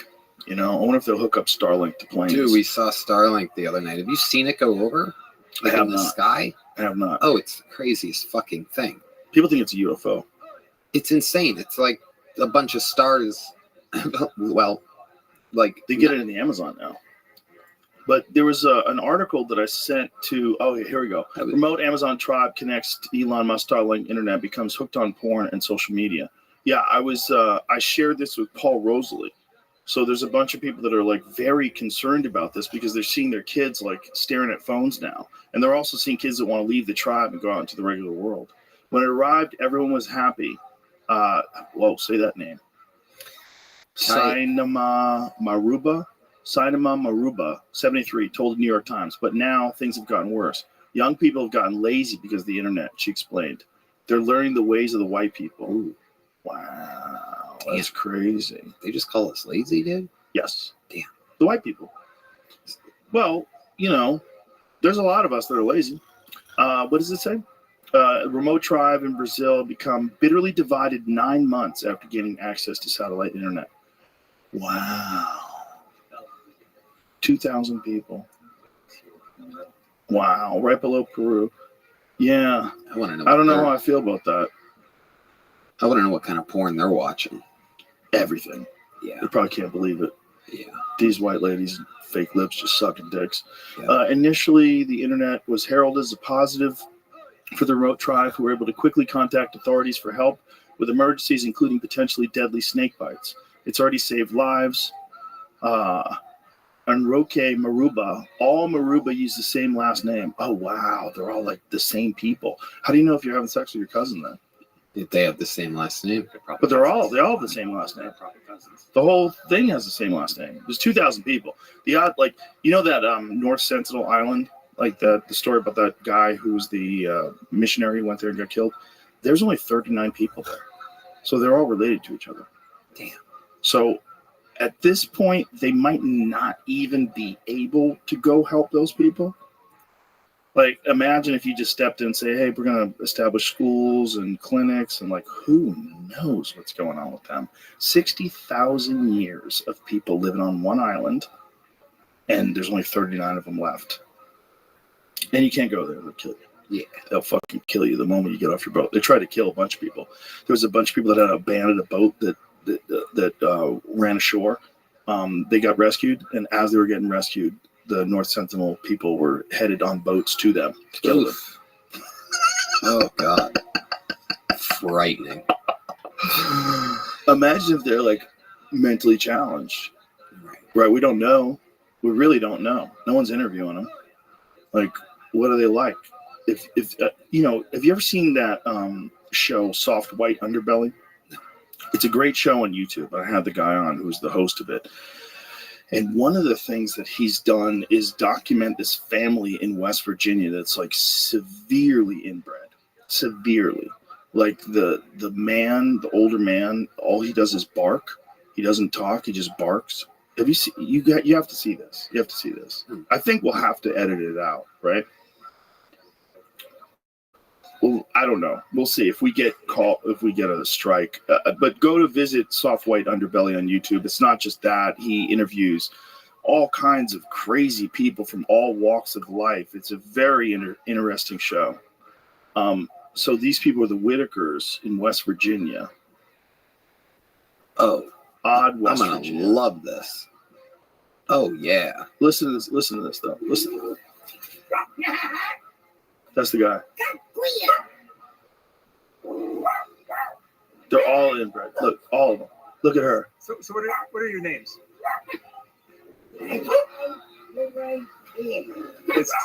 I'm sorry. Who's this? His name's Ray. Ray. I remember Ray. I photographed you, Ray. Do you remember? Years ago. He barks. And your name is? Lorraine. Lorraine. And Timmy. Yeah. Now, you guys grew up here in Odd, West Virginia. How many years have you lived here? All my life. You guys, did you go to school? You did? Some of your brothers and sisters probably didn't go to school, or how much schooling did they get? They didn't wish school long, but they graduated. You graduated from what? They were from high school. You went to high school, Timmy? Yeah, he went to high school on back. Yeah, it's good enough. Wow. Whoa. He's been there twice. He's visited them twice. This show's incredible. Oh yeah. And this guy, just imagine encountering these people. What do you do? Oh shit. Yeah. That's the photographs he took of them a long time ago. Man, do not run out of gas around there. oh, dude, you're fucked. You're fucked. There's some parts of this country, that are literally like the movie Deliverance. That's real. Like you go through the Appalachians, you take a wrong turn, run out of gas, start walking for help, gets dark out, and you literally see a flaming cross. Jesus. Fuck. You stumble upon a KKK meeting. Maybe you got a Spanish last name, so you got to throw your driver's license in the woods. In the middle, too. Great. Oh, boy. Right next to Bar in West Virginia. Oh, my God, dude.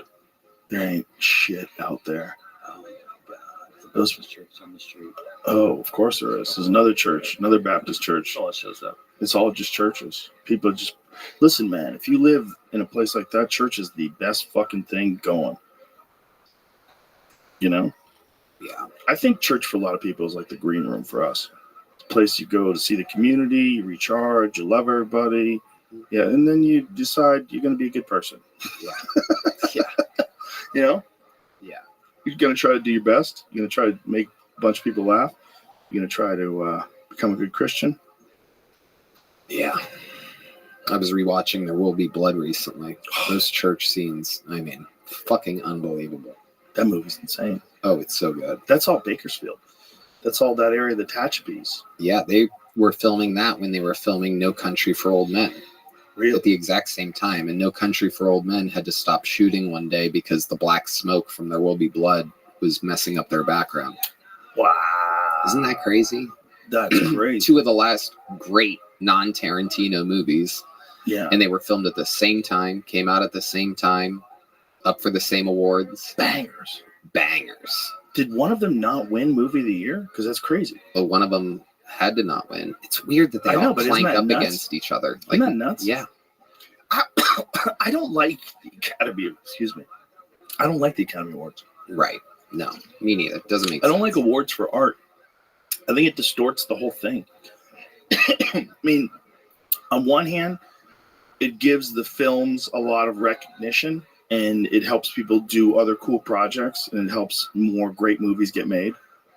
And you get to showcase great actors and they get rewarded. So people want to become a great actor so they can get an award. But at the end of the day, man, like the number one movie is like, why? Right. Why? Yeah. So just say what you love, why you loved it, what's great about it. Is the way but unless we're so competitive, we want a contest. Totally. And it doesn't make sense because it's like, oh, Forrest Gump's an Academy Award winning movie and Pulp Fiction and Shawshank Redemption are not. Only because they coincidentally came out in the same year. Crazy. If it went 92, 93, 94, they would all be winners without a doubt. Maybe. There's a lot of bangers in the early 90s. Yeah, that's true. You can get away 92 with had a lot Goodfellas too. Mm-hmm. You could get away with a lot more back then. You could do more stuff. Well, I mean, they were fucking creative. They weren't scared. Yeah. The network notes kill things nowadays. Well, it's not just the network notes. It's like all the executives and all the people behind the scenes. They're all like captured by this ideology. And they're real careful about how they do things and what they do. It's like they get really scared. The executives fuck it up. Yeah. I have someone that told me that Many Saints of Newark from David Chase was supposed to be quite different. I'm sure. And it came from the top and notes for David Chase, who is a monster. I mean, I probably brought this up here before, but I still, to this day, and I laughed about it to myself just a couple nights ago, there I am, glancing through. I blasted through the new season of The Jinx, which is fucking unbelievable on HBO. One of my favorite murder documentaries ever with the crazy-ass Robert Durst. And then there I am, just, nothing. Here we go. Rewatching The Sopranos for the 5,000th time. And it's every fucking time better than the last. It's unbelievable. There's so many things that I still am like, oh my God, I never noticed that. Well, it's also one of those shows that, so many things happen, you can go back and watch it again. And the acting's absolutely insane. Gandolfini in his prime, Lorraine Bracco in her prime, Edie Falco, it steals it somehow. The mom. Falco's not the mom. She's Soprano's wife. Yeah, no, But there was that's what a I mom. meant. Remember Yeah, the mom? I'm talking that about the died? kid's mom. Remember Yeah, the mom died and they replaced her with CGI and it looked really fake. yeah, that part's crazy. That's the episode that I watched the other night. I was They just should have coincidentally never on did that. season 3, episode 1 or 2, I think. They should redo that like they redid Star Wars. Yeah. You know, you know how they redid like Yoda? They made Yoda CGI, which they fucked it up. Yeah. But they should do that with the mom. It wasn't that bad. It was bad. It's Dude, not. it was, Look, it's not that it looked terrible. So fake. It just looks fake compared to them. There was something about her head moved weird. It's coming up. There's a part where she reacts. Because that part. Yeah. Fucking nothing. Now look here. I don't like that kind of talk. Like her head's not moving. Yeah. Yeah, that's what it is. Her head's frozen. It didn't look as fake as I remembered. Right. It's like a deep fake back then. That was as good as it gets. That probably cost $1 million. Yeah. Who knows what that cost? Yeah. But why did they do that? Why didn't they just have her? We found out she's dead. Why didn't they just get a phone call? Because they had to put one last bit of closure on it. Right there, they find out that she never filled out the books that Carmela, his wife, got her for the kids because she felt guilty. Or she felt like no one will read my book. So it's one last her unloading her guilt. She dies that episode. She dies right after that. He goes out, smokes a cigar by the pool, comes in. The kids and his wife are there. And he's like, what's going on? Your mom passed away.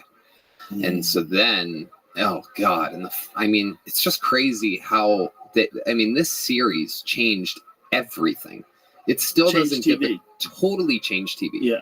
Game of Thrones, Breaking Bad, Fargo, all these great series that came after it would not have happened if it wasn't for David Chase and The Sopranos. I agree. Yeah, it changed what was possible because it became an enormous movie.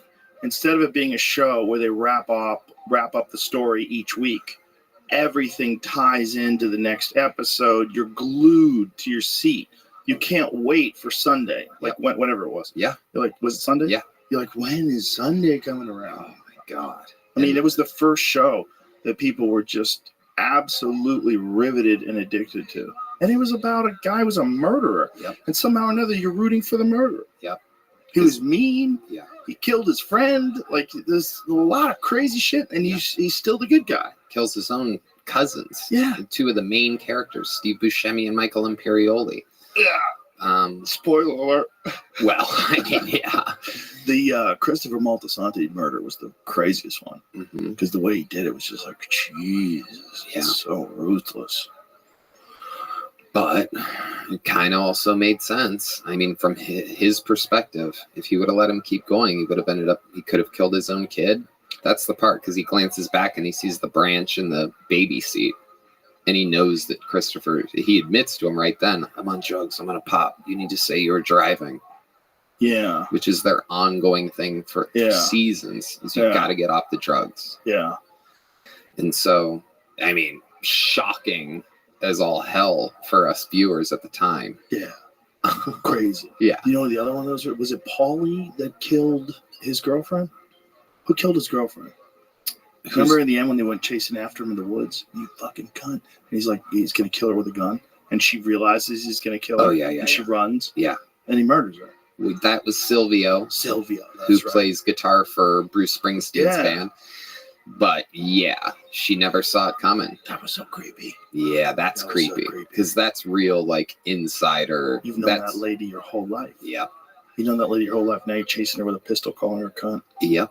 You're going to kill her. And she realizes you're going to kill her and she's screaming. In that world, if you talk to the government, especially back then, it's cold.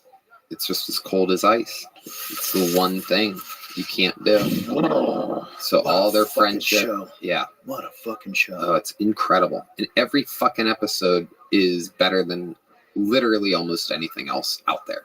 That's the crazy part. Is it's just I can't stop rewatching it. It's just the funniest ongoing game on my bedroom television thinks I'm a psycho. Well, it's one of those shows that then we realize what's possible. So it raises the bar for everybody else. And then, Game of Thrones is like the next one. Mm-hmm. It was another one where you're like, and then that one was even crazy because you got fucking dragons. insane special effects, and the CGI had kind of caught up with everything especially with the new one, the new Game of Thrones. The CGI is off the charts. But like, how long does that take to make? Like, the new one was over like a year ago. Yeah. Like, how long when is the next season of, what is it called? The new one called? House of Dragons? Yeah. When does the new House of Dragons come out? 2 weeks. Ooh. 2 weeks. Holy shit, dude. That's perfect. Because I'm wrapping up The Gentleman. I only have one more episode of The Gentleman. What's The Gentleman? Oh, you don't know. It's the new Guy Ritchie series on Netflix. Ooh. It's the same. Did you ever see the movie The Gentleman? No. The movie is fucking awesome. The movie is like Matthew McConaughey, and it's about weed dealers. And it's like this like organized crime weed movie. And this just follows that. It just is a different branch of that world, but it's fucking amazing. It's such a good show. I tried that samurai one you recommended, but there was a Kill Bill moment, a ripoff of Kill Bill, and I just couldn't. What was the ripoff? There's a part where they're doing the walkout, and it's like frame for frame a ripoff of Lucy Liu's walkout when she's arriving to that place. I just hate it. It just drives me crazy how many people and how many things are derivative.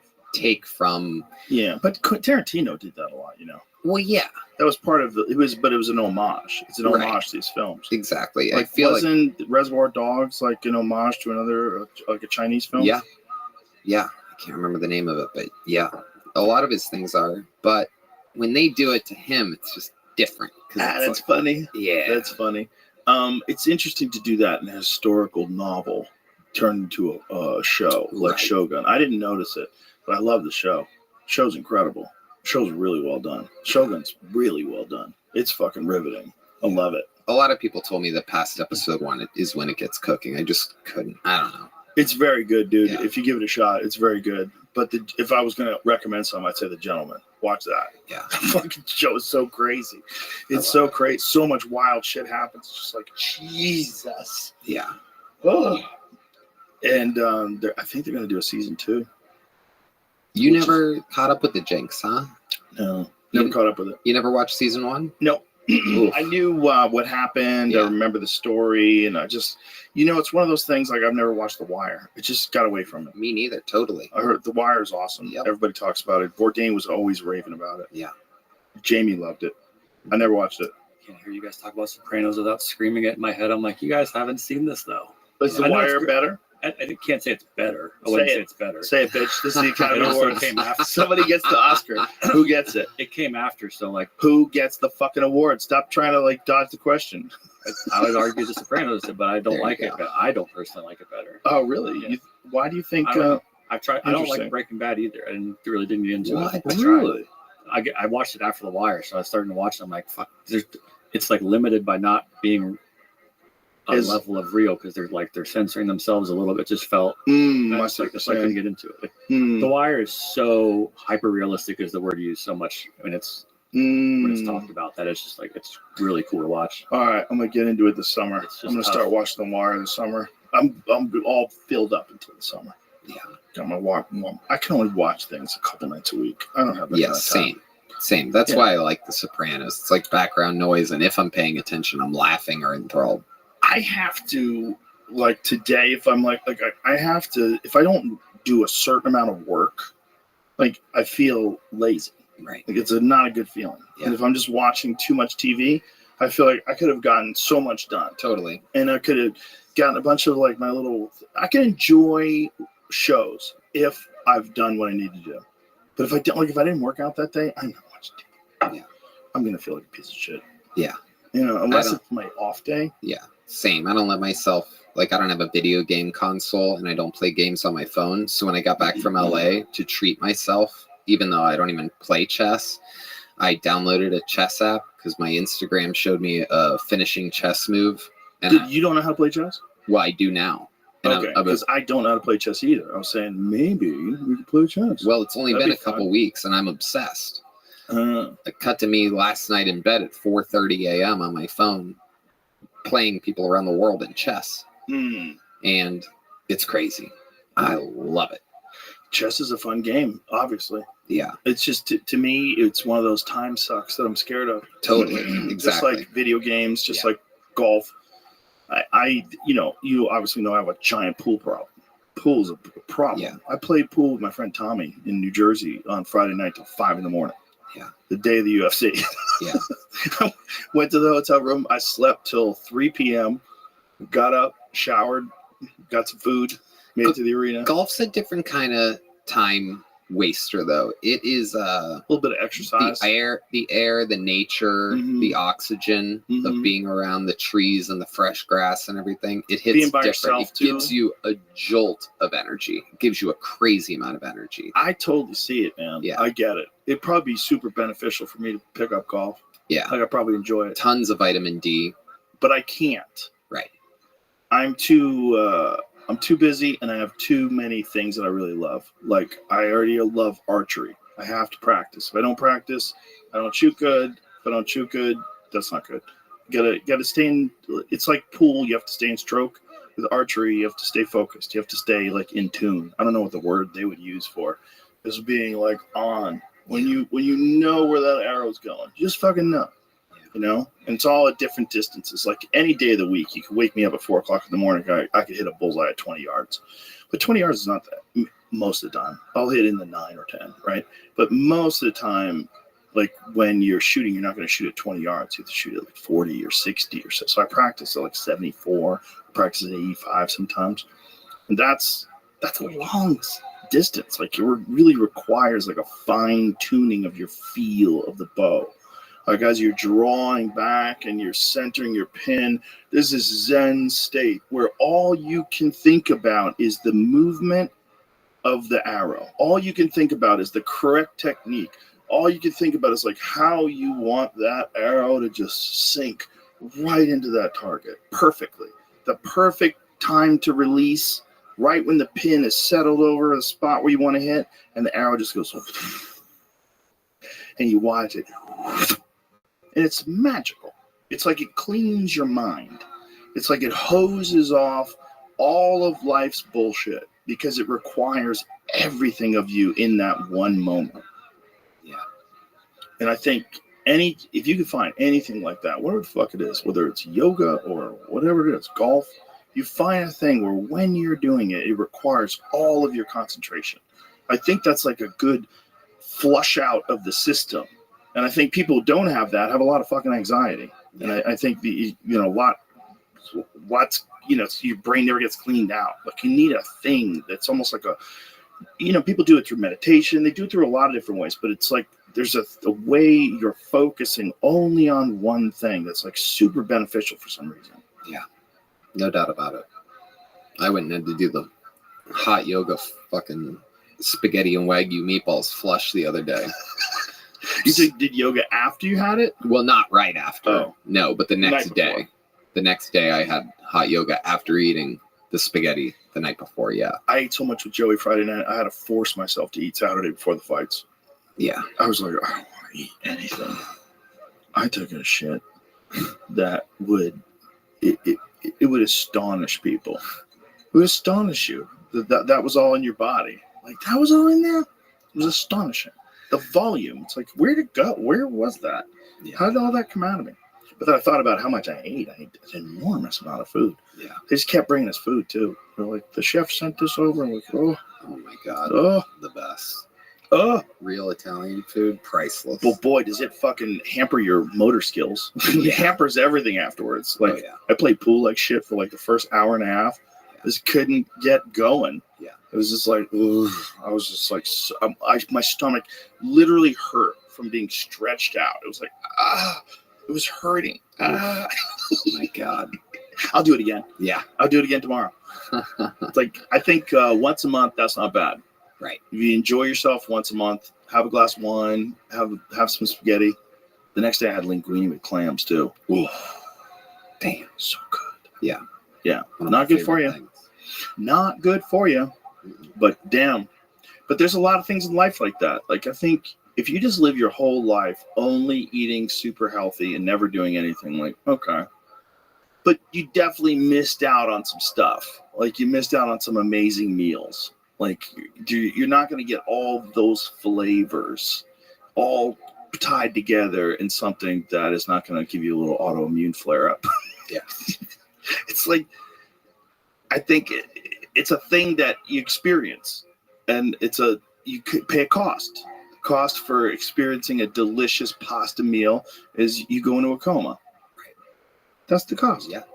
I was thinking about this when Tom Brady came out for the roast, because we're there at the front table, and he comes out and he was just so much taller and more present than I thought he would be. You know what I mean? He's quarterback. Like this, I one know, of the greatest of all time. If not the giant greatest. opposing force of presence. He was laughing at the jokes. He wasn't caught daydreaming or staring What at the did he say to teleprompter. you when you said about his shoes, like, nice shoes, bitch? He goes, I'll shove this up your ass right now. And I was stumped, dude. There was a hard 2 seconds where I had to reset and be like, oh my God, do I acknowledge that? Was that Mike? Did they hear that? I did not hear it. Right. Well, I just found out that when they did an edit pass through on it, and I haven't seen it yet, but I guess they turned up his volume on that. So now you can hear it, which I actually am looking forward to seeing for the first time. But they just did a final pass-through edit like last week, they told me. What did he say to Jeff Ross when Jeff Ross made a joke about Robert Kraft getting a hand job? He said, don't do that shit again.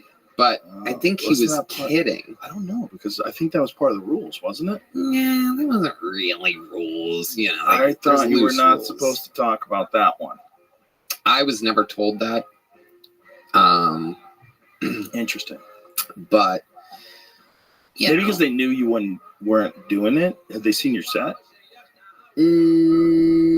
Not exactly. No, they hadn't. They hadn't seen the meat and potatoes of it. I showed them some cutesy. Did you parts, hide? but- Oh yeah. You have to hide You it from have them. to hide it from them For their own good. For their own good. For their own good. Right.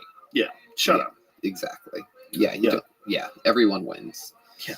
Exactly. You guys had the literally. If ever the joke was like soft and easy, yeah, you would have got 55 million people watching it. Right. People were watching because they were telling people, like, you got to see this. This Yeah. is insane. Yeah. And Nikki did so good. Her set was so tight that it really got the thing kick-started. Jeff going first, her second, and then the momentum was built. Drew Bledsoe did great. Everybody was really, really good.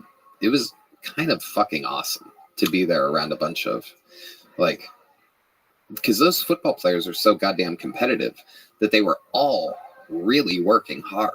So even though you're expecting it to be like, Tom was good at throwing a football, like, they all wanted to be the best. And On people that were night, writing for them. yeah, So who was writing for those guys? there was a whole amazing team, led by the guys that have written like all the roasts, Mike Ferrucci and Ray James, and a bunch of like guys that literally specialize. They wait all year waiting for another roast, like monsters that literally are like, when they find out who's on it and they know the other people that are on it, they start wiring these things together. What do they have in common? What's the setup? What's the, how do we tie it in? You can have a 3-fer, a 4-fer, a 5-fer, where you make fun of a bunch of people at once. And they write a loose script, they send it to the person reviews it and says what they do want, what they don't want. And sometimes, what you definitely don't want is someone to go, I don't want to hit this, I don't want to hit that, I don't want to go too hard on this. The fearless people, a perfect example of this is Martha Stewart at the Justin Bieber roast. She goes, I'll fucking say anything. I want to kill. I want to destroy on this roast. And me and Mike Ferrucci are like, okay. That's pretty amazing. Yeah. That's pretty amazing. Martha Stewart saying that to you. Well, yeah. Well, everybody realized how cool she was when she did that show with Snoop Dogg. Yeah. Because that was like, what a weird, odd couple that worked out. Well, that was all born out of that roast. Why'd they stop doing that show? I don't know. That was a good show. Yeah, I'm not sure. People loved Martha after she got out of prison, too. Gangster. She's a gangster, dude. Bro, they put her away for nonsense. They put her away for some stupid insider trading where she didn't even make any money. They put her away for what Nancy Pelosi does every single day. But what she does is illegal. the Nancy Pelosi thing is legal. Have you heard about what's going on with treason? The GameStop guy? Roaring Kitty is his name. Okay, I have. So please tell me, because I'm trying to figure out what's going on, because there's so much. I see so many like tweets and posts about it online, and I'm cursory aware. So I've been busy doing work stuff, but from what I've seen is that like he's making more. He came back out like online, posted something like a week or two ago about GameStop. It shot the stock up again like it did previously during the pandemic, which is like created a whole movie. So who is this dude? His name's Keith Gill. His online name is Roaring Kitty, like on Reddit, I believe. Roaring Kitty's an awesome name. $53,000 became worth over $300 million. Whoa. Yeah. So he's worth $300 million from this GameStop stuff? Yeah, on paper though. It's like if he takes, that's part of it is like. So if he takes the stock out, yeah, then the stock crashes. So he can't sell it? That's becoming the new talk of like what I've seen over the last 24 hours is that he recently, I think over the last day, posted what his holdings are in GameStop. And that has created some discussions, which is why I brought it up. Because people are bringing up Nancy Pelosi a lot. What he's doing is out in the open. It's very public. I don't even think he's specifically telling anyone to do anything. He's just showing what he's doing. And they're talking about limiting him or taking him off these apps. I don't know if he's going to get fined in some way or another. That doesn't make sense, but these are the discussions that are happening right now. Well, it seems like he's doing something that they've all done. That's what he's saying, seems like. I mean, if someone goes on MSNBC and gives a bunch of opinions about certain stocks that will perform or won't perform, and they're an expert, and if they're invested in those things, and if they then change the way people interact with the stock market, more people start investing in these things, is that okay? Is that legal? How does that work?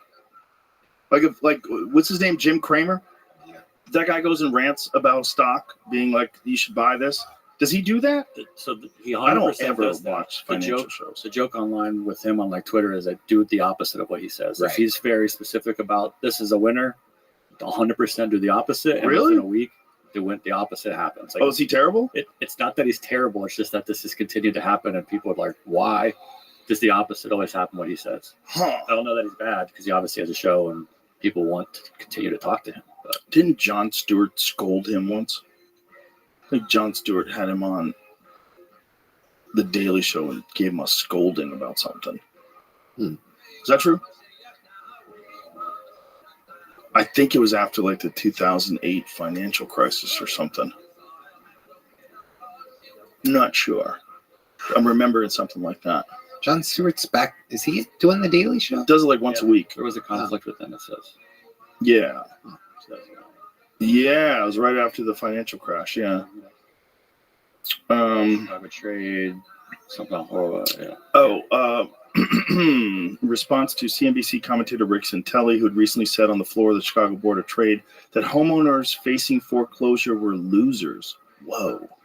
Santelli had been set to appear on the show, but CNBC canceled Santelli's appearance.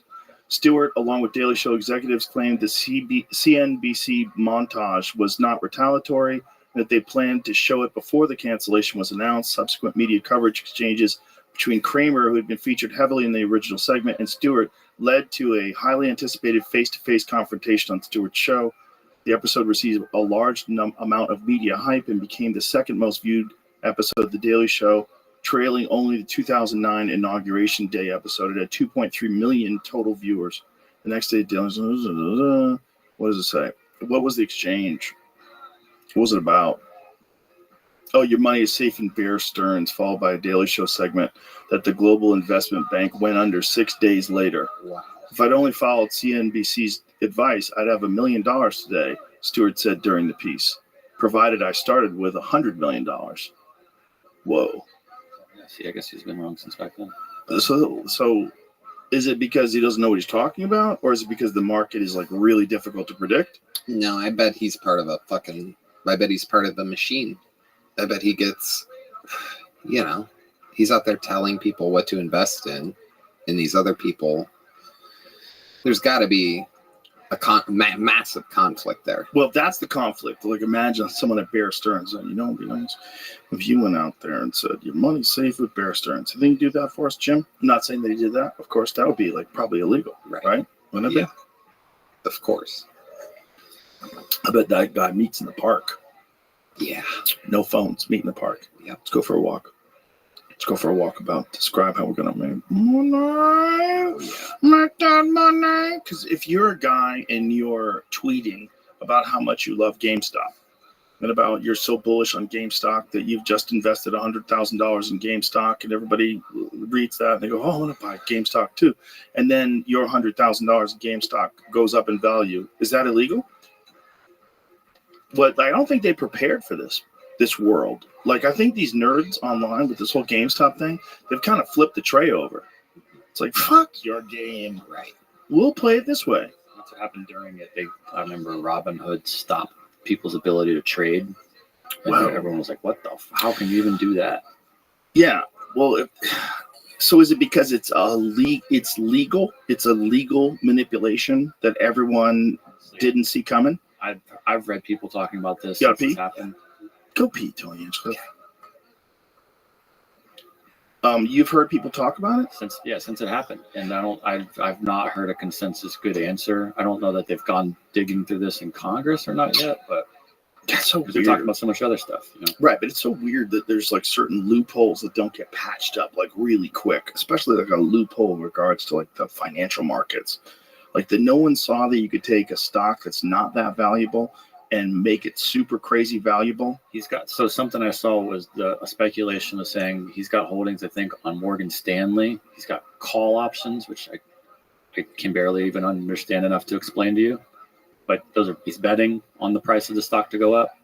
If he exercises those call options at a certain number, I think it was, he'd be worth more than I think Morgan Stanley is. So like, could they even pay him? Huh. How bizarre. Like, where does that money, like, I don't. The whole thing is so difficult to understand. Like, the whole stock market thing, like when Bernie Sanders was explaining that how much you could make just from all these speculation trades that they do, you take like a fraction of a penny from each trade and it'd be worth like $1 trillion. I was like, what? Yeah, I was talking to a banker asking him, they're like, you, as a normal person, I guess that's not what she said, but like, as a normal consumer, you would probably hold a stock. You'd buy a stock and you hold it forever until you decide to sell it one day.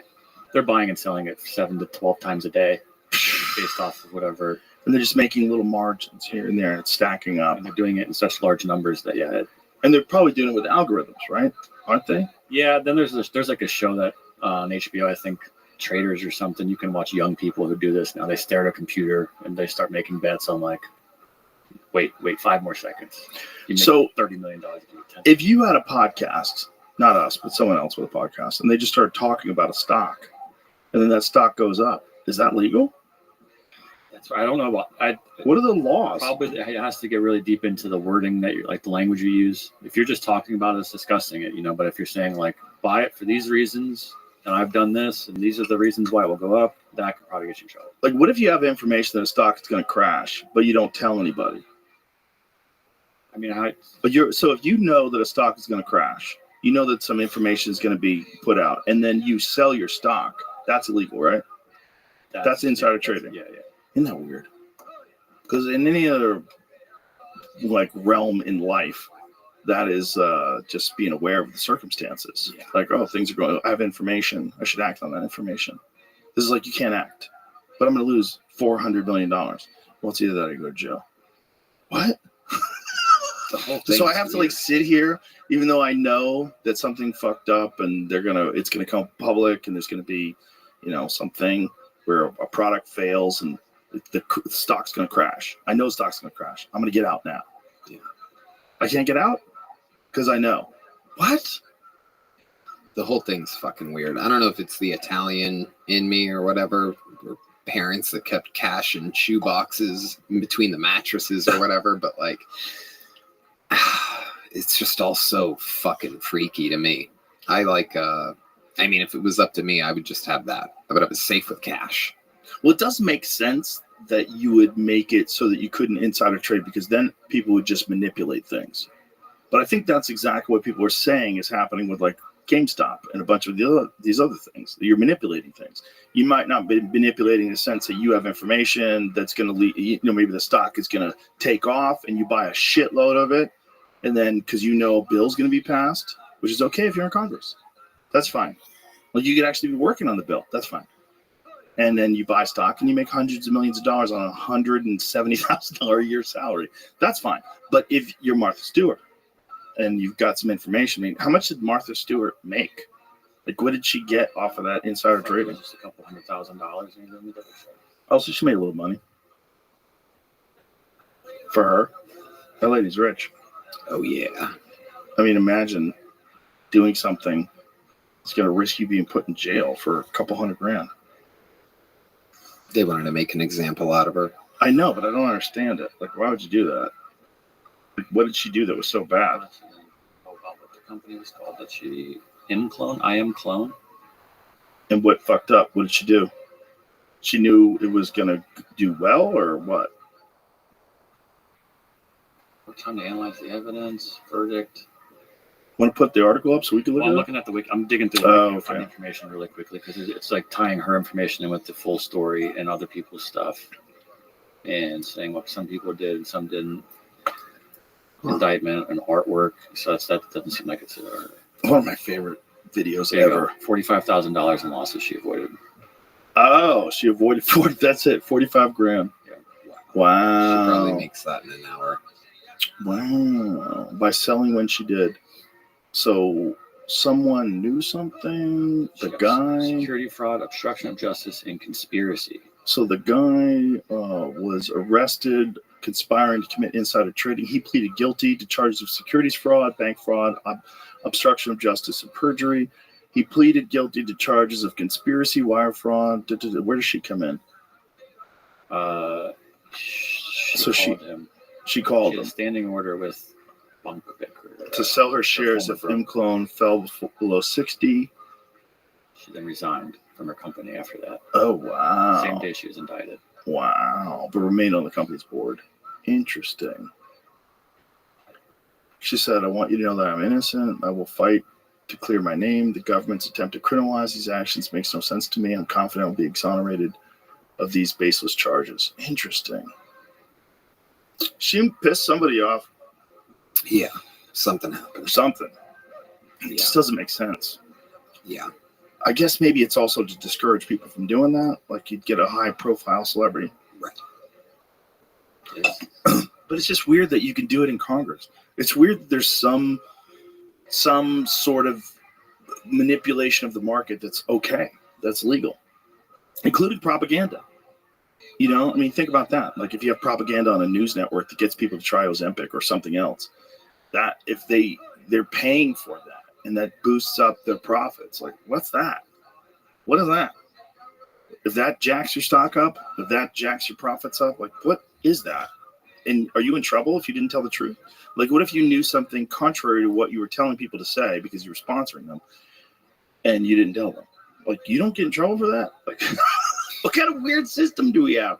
Our system is so kooky. It's just so kooky. Yeah. I mean, if I was an alien, I would be looking at us going, Jesus, how long can they keep doing this? Interesting. I gotta make sure this is right. So it sounds like she might have even gotten away with the insider trading, but she lied to an investigator. Oh, really? How so? She told Ludacris on that roast, she goes, Ludacris, you have 4 kids from 5 different women. May I recommend pulling out sometime and finishing on some fine Martha Stewart brand linens? She said that. Did you write that for her? Yeah. Oh my God, that's amazing. Jury found Martha Stewart guilty on 4 counts of obstructing justice and lying to investigators. Interesting. Yeah, she went to jail for that, not for. Interesting. And that was because of the trading scandal, but. Interesting. She got off on that. She was not guilty on trading. Interesting. Wow. Somebody was mad. But that's like a thing, you know. Like they try to, especially with tax evasion. They do that with Lauryn Hill. They put her in jail. They put Wesley Snipes in jail. Like paying it off is not enough. It's not like you owe us, give us the money. I'll give you the money. You give them the money and you're good. You didn't pay the money, so now you go to jail. Yeah. and we have to put you in jail so that everybody pays the money. Because that's how this system works. You got to pay your share, you fuck. It's crazy that there's still people out there that are listening to people that are like, taxes are unconstitutional, sir. I can show you the papers the original Constitution was written on. And you can, there's people that they'll fucking talk you into some dumbass shit. Oh, yeah. And they wrote people in, man. And people start talking about it. Like, oh, did you know that taxes, if you just fight it, they can't win because then they have to go to the Constitution. As long as you bring up the Constitution, like, bitch, they're going to put you in jail. Yeah. Pay your fucking taxes. Yep. Pay your fucking taxes. Yeah. Regardless of if you think it's fair. Like, recognize your place in this system. Oh, yeah. The government, I mean, you just got to look at the infrastructure here, right? I mean, it's kind of common sense. Like, somebody's got to pay for that. You have to pay your taxes. Yeah. Regardless of how you like to see it spent. System sucks. But pay your taxes. Right. Pay your fucking taxes, bitch. Yeah. I've been waiting to bring this up, but I feel like this is a good time. Have you seen that thing about the ages of the founding fathers on July 4th, 1776? Let me guess. They're in their 30s. Some younger. Really? Wow. Yeah. Like, this is Alex Ohanian's tweet that went out around, but like, there's a list of. James Monroe was 18. Aaron Burr, 20. Alexander Hamilton was 21 years old. James Madison, 25. Thomas Jefferson, 33. John Adams, 40. Paul Revere, 41. George Washington was a ripe old 44. That is insane. Yeah. That's in 1776. That's insane. There was an 18-year-old who was one of the founding fathers of this country. Damn. Yeah, I think. Probably already had kids, already killed a few people. Yeah. Wow. Ben Franklin was the oldest around. He's in the 70s then, I think. But it's just so bizarre that we've gotten to the point where we only have archaic people, the deeply embedded in the system, that are getting their crack at it. It's crazy. And anybody else who tries, whether it's Tulsi Gabbard or RFK Jr., anybody else who tries, just gets pushed out. Yeah. Vivek, fuck off. Yeah. Pushed out. We don't want anybody young and energetic with new ideas. We want someone completely compromised until President AI takes over. Yeah. That's what I think is going to happen. It's freaky, man. I think AI is going to take over our government. I really do. What do you mean? I think at the end of the second Trump administration, AI will have completely taken over. In 2029, that's when they think it's going to achieve artificial general intelligence. That's the presumed outcome date. It's an estimate. Could be earlier. Could be like next week. But one day, it's going to be like a thing, like a living, thinking, intelligent being that's just not made out of tissue. It's not made out of cells and blood. It's going to be made out of electronics. You think those people in power would let that happen? I think they're dumb. And I think just like they let the internet happen, they're going to let this happen too. It's the same thing. They didn't see the internet coming. If they did, they would have pulled the plug on it a long time ago. Yeah. They would have pulled the plug on it in the 90s. Yeah. If they could. It had gotten too out of control before they ever predicted what would happen. See, people are really bad with foresight. We just want to do a thing.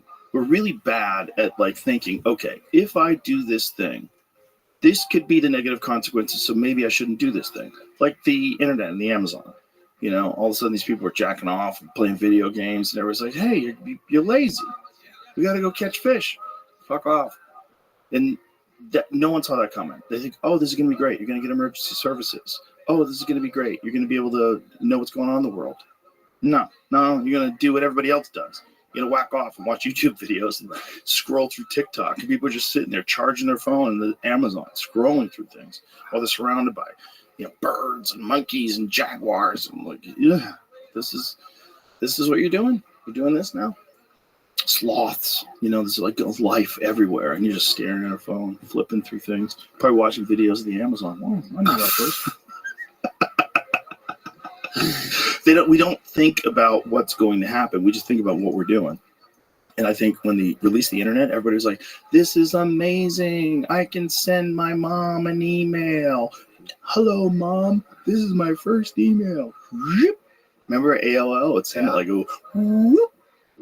Yeah, you've got mail. Oh, I got mail. It was exciting. We had no idea that it was going to overcome 6 hours of your day. You're spending 6 hours a day staring at a device. Yeah. That's literally made by slaves. The minerals are sourced by what's essentially slave labor and the poorest people of the world. And we're using that to fuel this device that we're all staring at. We didn't see that coming. And we don't care anymore, because when cell phones came, we were excited. And then when smartphones came, we were elated. This is amazing. I remember everybody was like, I'm going to do my email on my phone. And people had Blackberries. I had a Blackberry. It's crazy. You type. I got a little keyboard. I could send out emails, bro. I'm a serious person. Yeah. I have email on my phone. I could send email on my phone.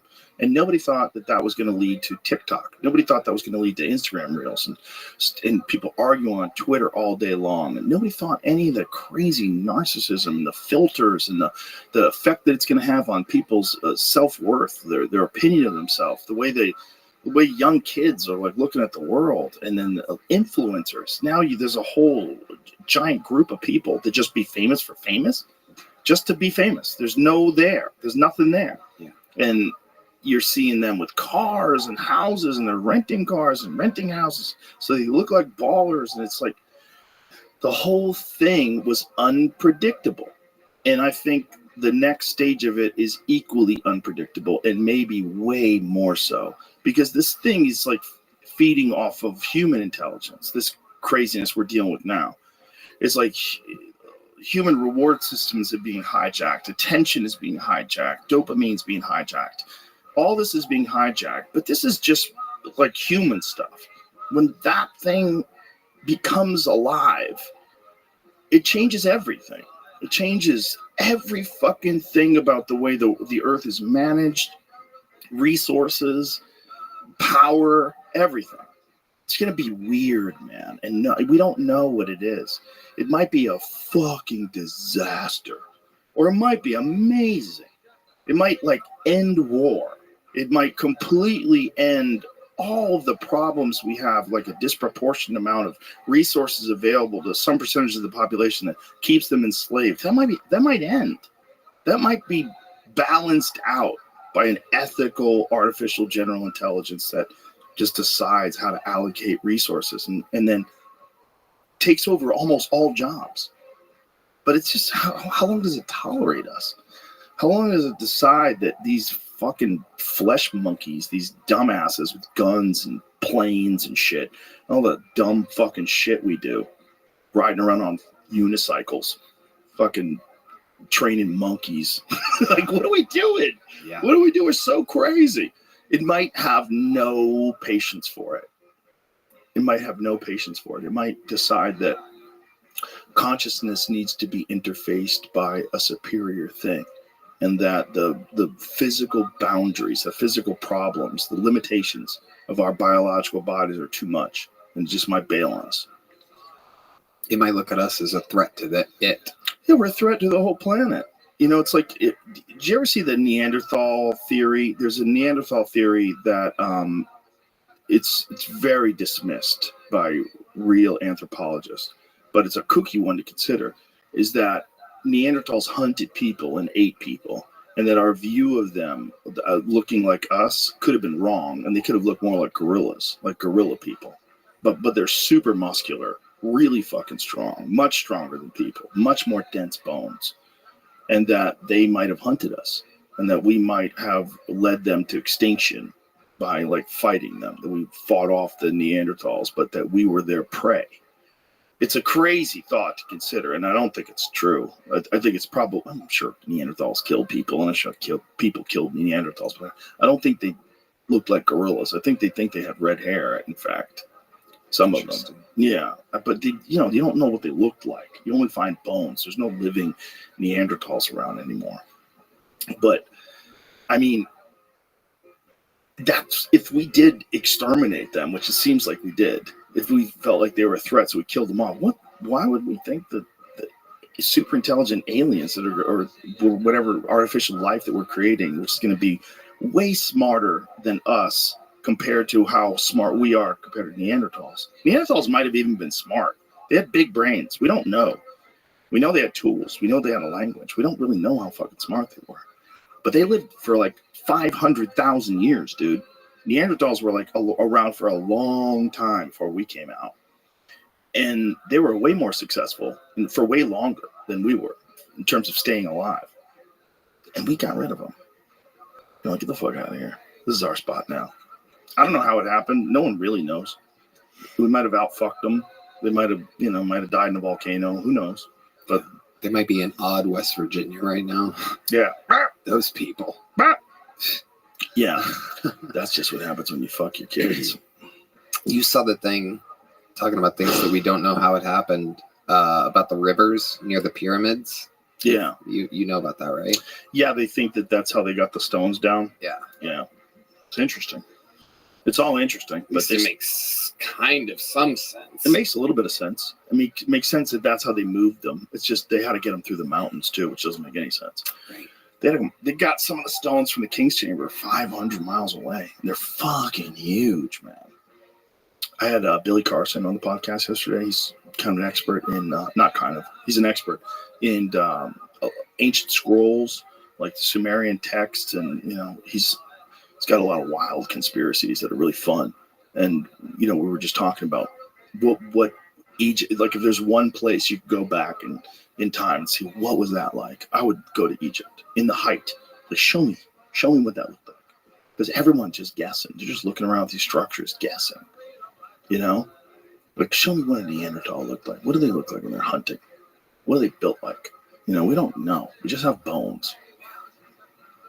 But I think if we killed them off, it's highly likely that the next version of us, whatever it is going to get rid of these things, these biological things that are responsible for crime and violence and theft and insider trading and fucking cheating on their taxes and all that stuff. They're gonna go. This thing is the fundamental structure of the thing is too unsound. The thing that creates pro football players and stand-up comedians and boxers and rock stars and chaos. And it's not gonna have any time for that nonsense. It's gonna be communicating with other even more intelligent life forms from further away. God damn. Yeah, 5 years. 5 years. I think we have 5 years of fun. And the question is, I guess, will that AI look at us, the creators of it, like we're God, or will it look at God how we look at God? Like, do we believe in it? Were we created by them, or were we supposed to exist all the while? I think it'll know that it was supposed to exist all the while. And it'll know that the purpose that human beings have is to create it. Right. That's what our purpose was. All of our chaos and all of our ingenuity and all of our drive for innovation and to create new things, that's a part of creating them. Like, we have to have a desire to create things in order to create artificial life. If we're all just happy, just living and just working on a farm and just eating and sleeping and having kids and then dying, and then the next generation does it all over again. If we were happy doing that, it would never be born. It's born out of materialism. It's born out of our desire to constantly get newer, better stuff, our desire to work ourselves to the bone, even when we're having heart attacks. It's born out of that. That's what fuels the whole economy. And the economy is, a lot of it is just buying better shit. That's what it is. I mean, what are the companies that sell the most and make the most money? What do they do? Like Apple, what do? They sell you more, better shit. They constantly have new, great shit, like every year. They promise you, iPhone 16's coming. I heard they made a partnership with, it's going to have AI. Because the Samsung phone has AI. They have to compete. It's going to be nuts, dude. Too much. We don't want to be the last people, Tony. Oh, God. I gotta write another dick joke. That it's not going to be that. That will stop. All that comedy will stop. We'll be able to do it to each other. We'll be able to get together like silly people and get together and gather and crack jokes about how we used to be the apex predator on the planet. We used to be the top dog.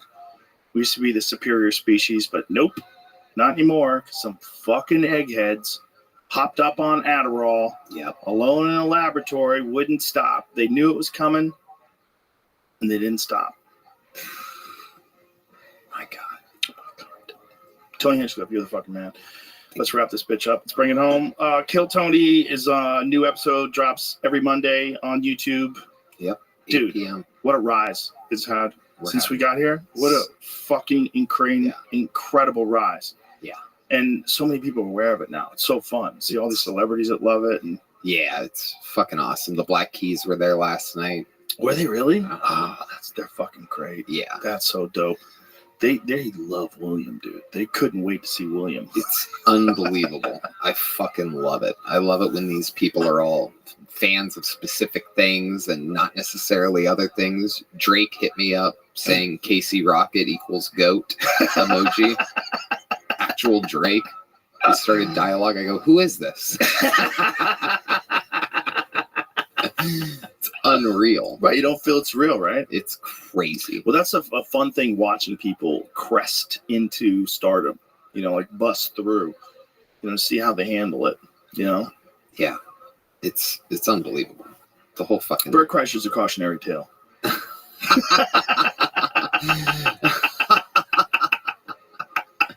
It's wild, man. It's wild out there. It's so fun. Just kidding, Bert. Bert seems like he's having a great fucking time. Oh, I mean, I remember when I called Bert, and Bert was on a motorcycle in Vietnam doing that stupid TV show. And he goes, I'm on a motorcycle in Vietnam. I go, dude, you need to be doing comedy. Quit that fucking stupid show. You're too funny. You're too good. Come back. Yeah. Come hang out.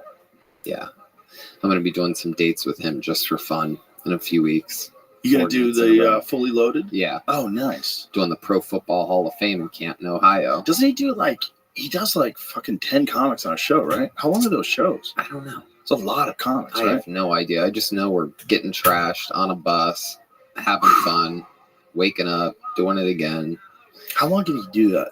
I don't know how long he can do it. I can do it for 4 days. I'm already I literally said to my people yesterday, I'm like, make sure I get the first flight out of wherever that ends up. Yeah. Because it ends I have to wake up on a Monday and then come back here and do you guys sleeping on the bus, the whole deal? I think so, yeah. Oh, Christ. Yeah. Do you know how loud Bert must snore?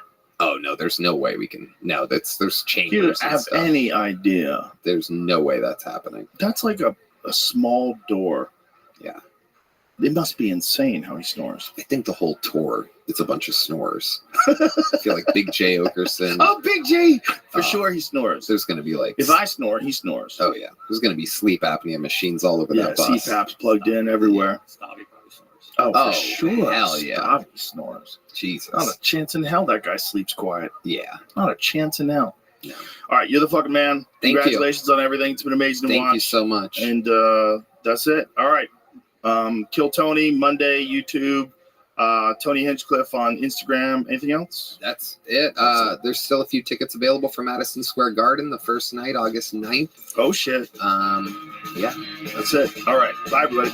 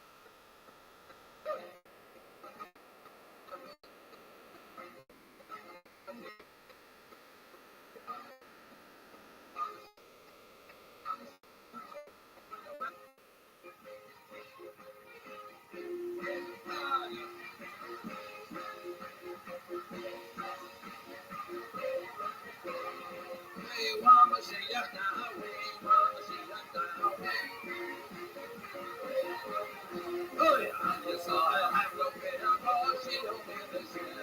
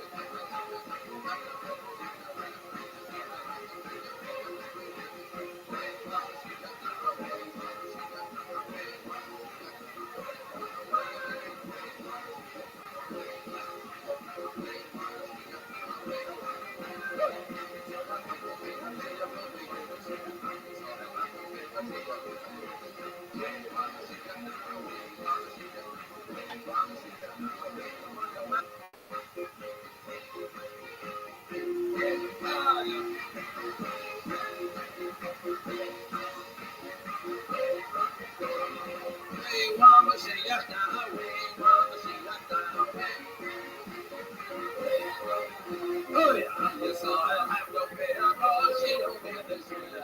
Yes I have no fear, cause she don't fear.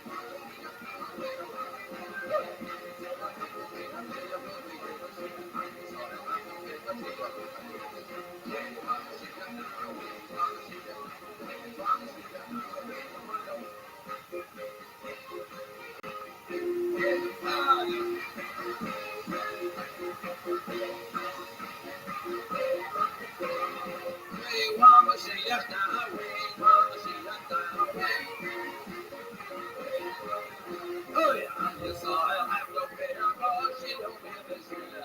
Yes I have no fear, cause she don't fear.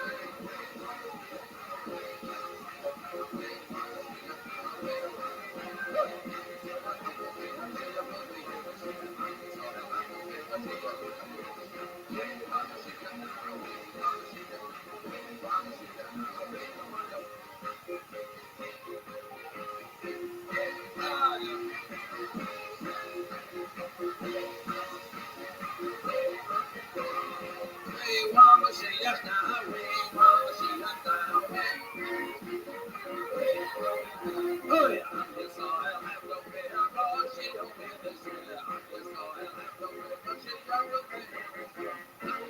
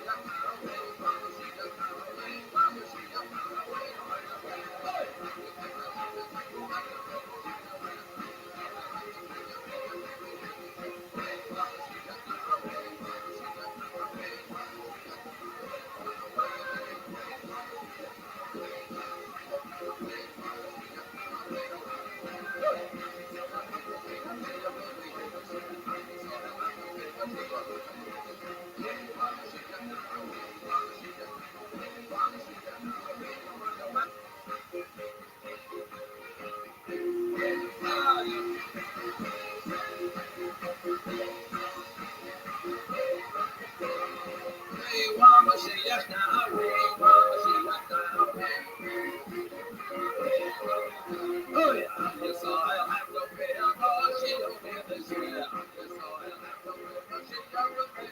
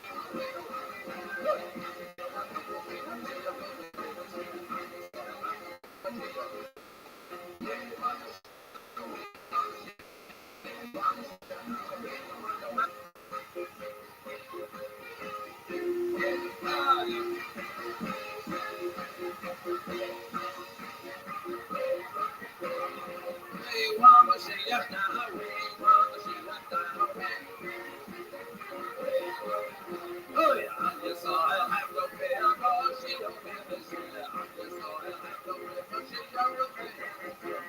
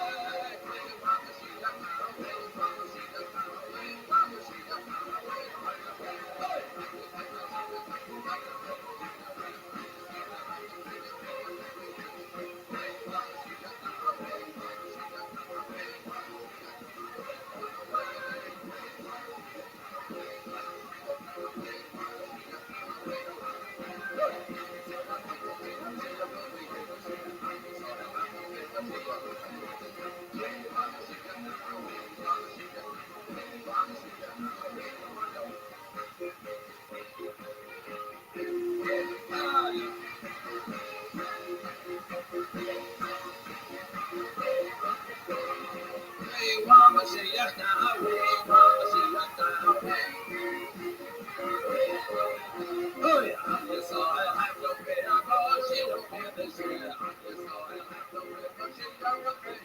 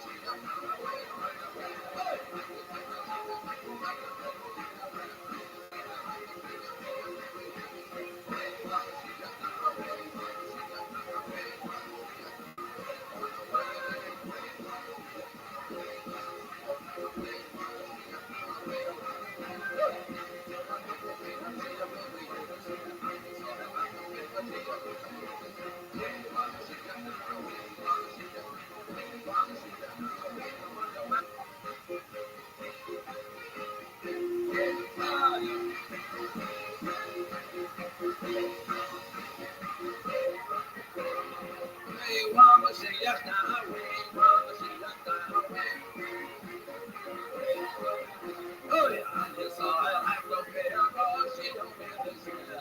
Yes I have no fear, cause she don't fear.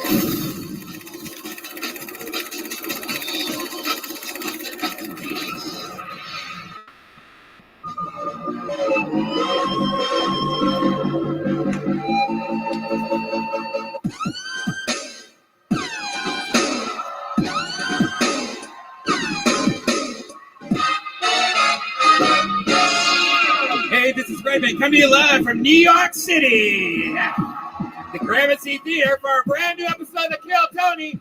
Get up for Tony Hinchcliffe. New York City, you ready to do this? Make some fucking noise.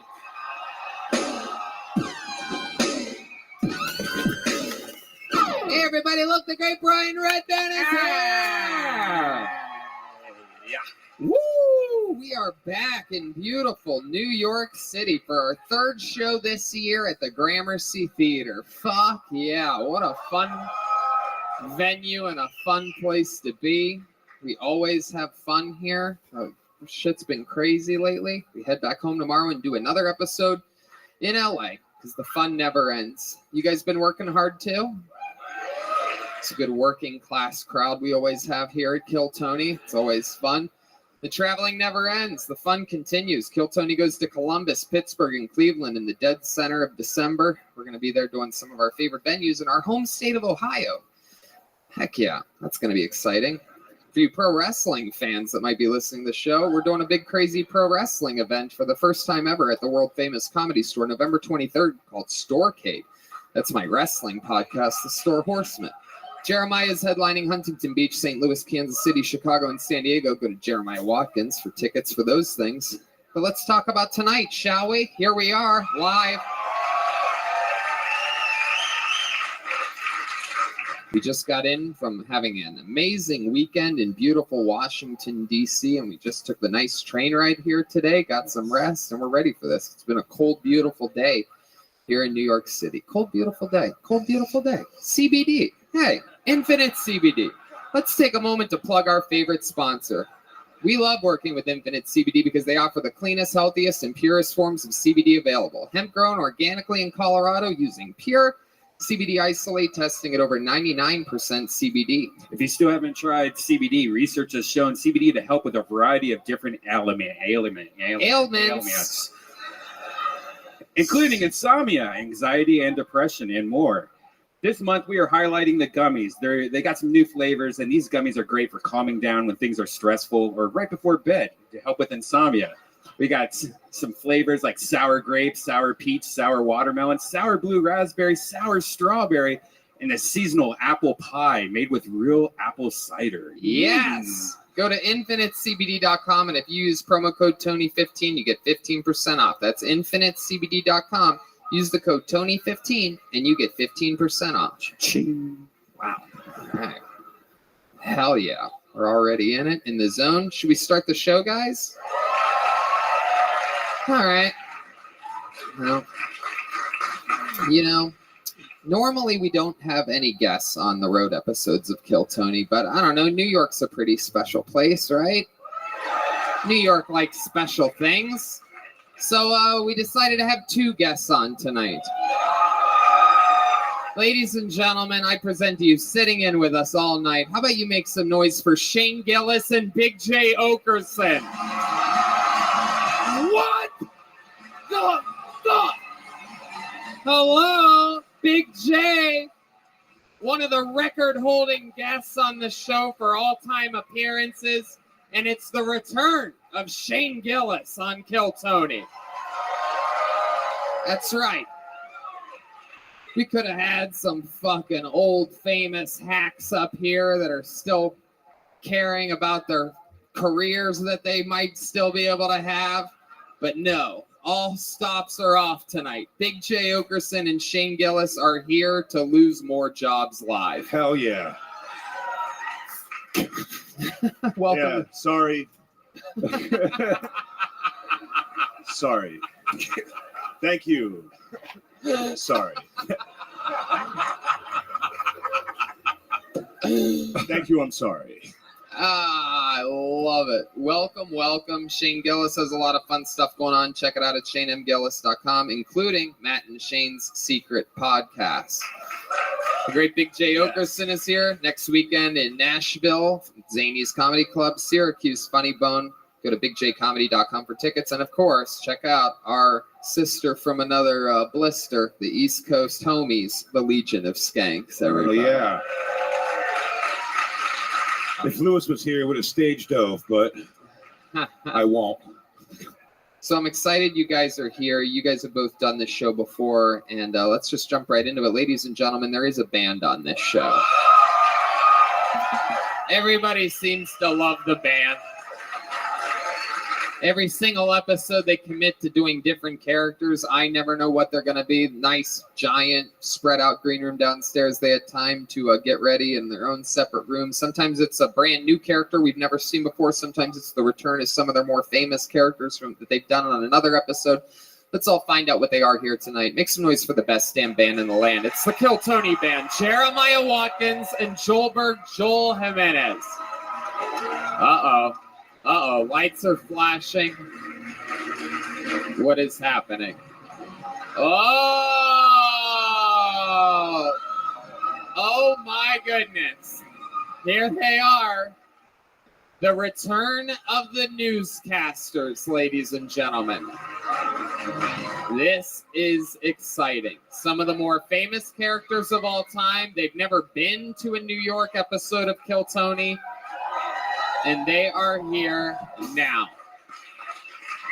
This is exciting stuff. Remind me of your name, lead newscaster. Your lead news anchor, Chet Lightning, here in New York City, live on the scene here tonight. Chet Lightning. Okay, I'm writing that down. And then who's this beautiful little Mexican vampire sitting behind you? Tony, I'm your weatherman. My name is Wetbacks. Wow, Wetbacks. All right. The crowd goes wild. I've never heard of anyone with a first name Wet before, but I guess that's a thing now.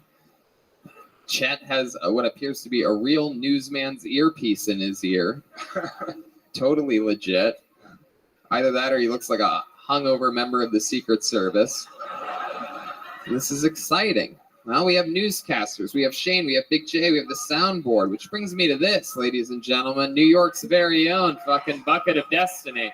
Looks a lot like ice buckets found on 60% of the road episodes of the show, but it's special for you here. Oh, actually, yeah, we did have a bucket that Justin Circus would, St. Wood, or whatever. Yeah, we left a bucket down in the basement, guys. That's the difference between a podcast and a real show. You know what I mean?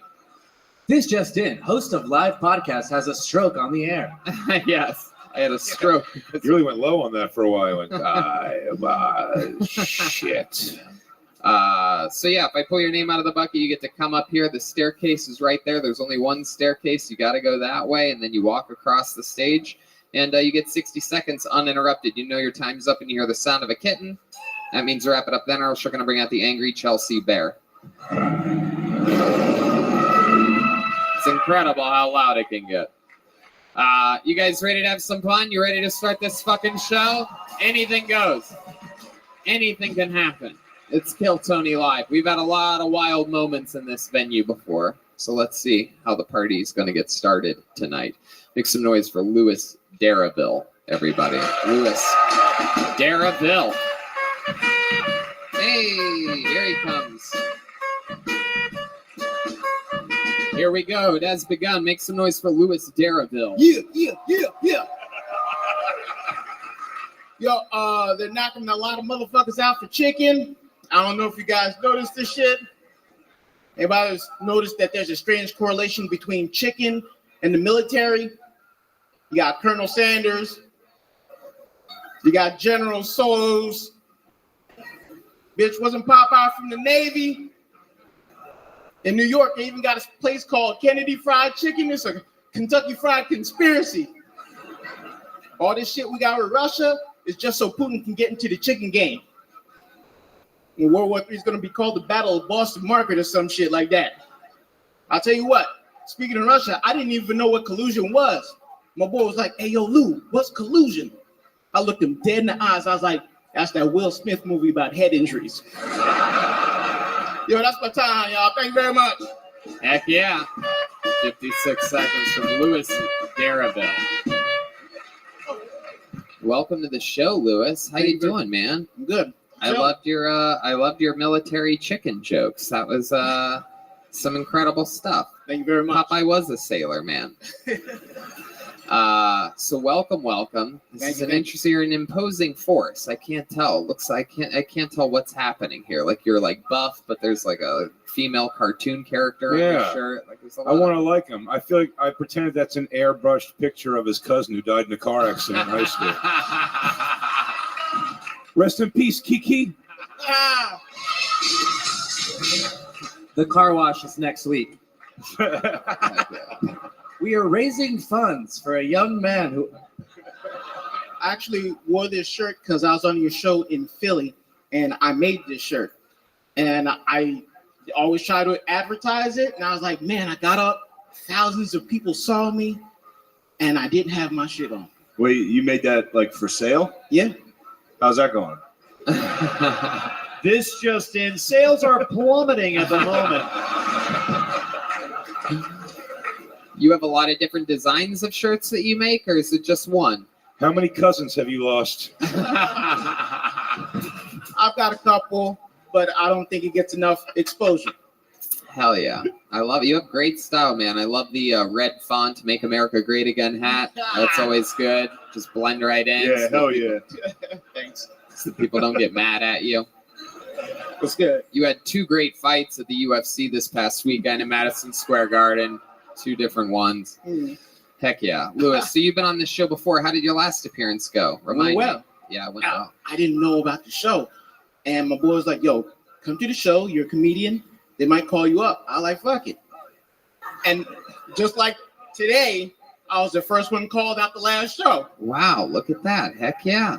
There you go. A heartwarming story of triumph and defeat. Heck yeah. That's how you get a show started with that's how diversity works. You know what I mean? The luck of a bucket. That's all that it is. That's all it takes for fairness in the game. So remind me, Lewis, what do you do for work? I work for a German insurance company. Oh, why does it have to be a German insurance company? They were who was hiring at the time. And both you don't trust Jews with money? I came with a Jew. I love what? Oh, wait, no. What? It's New York, dude. It's New York. I brought one of my cool Jewish comedian friends here. Yeah. Where is he? Get him out of here. Show your face. How long have you been doing comedy for? About 3 years and some change. 3 years. That's good. Go come up first both times. That's a rough. Yeah, it's a rough hard spot, dude. Hell yeah. It's a hard spot, especially Hell with yeah. that shirt on. How long have you been making shirts for? It's something to just, put money in my pocket and maybe. How much money? You couldn't have sold more than 2. You couldn't have. You got to tell You're the right. truth. All right, I'm sorry. $50 is $50, man. I love it. What do you do for fun? What would we be surprised to know about you, Lewis? Let's see here. Any fun facts about you? I've run a full marathon twice. Really? Were the cops chasing you?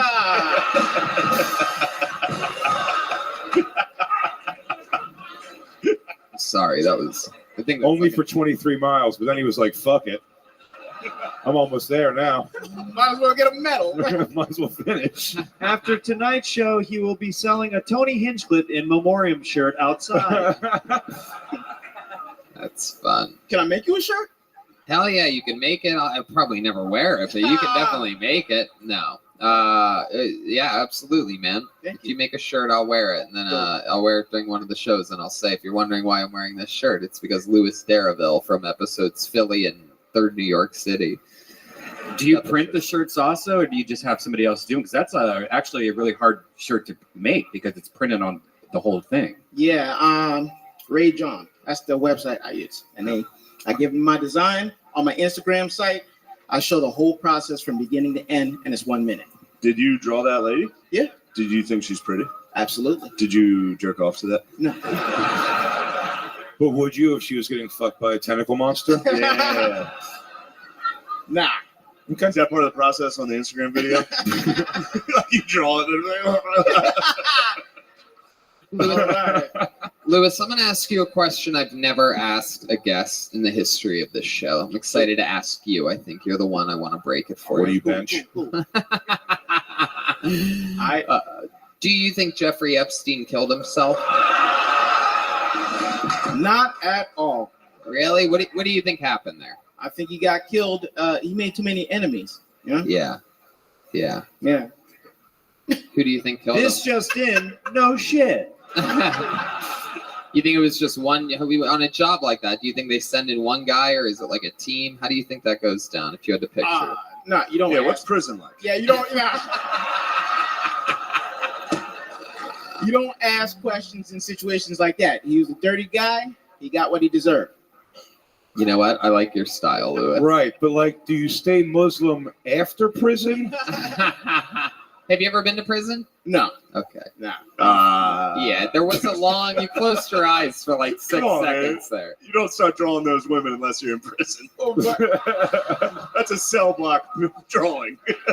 but I got people who are there. So that's life.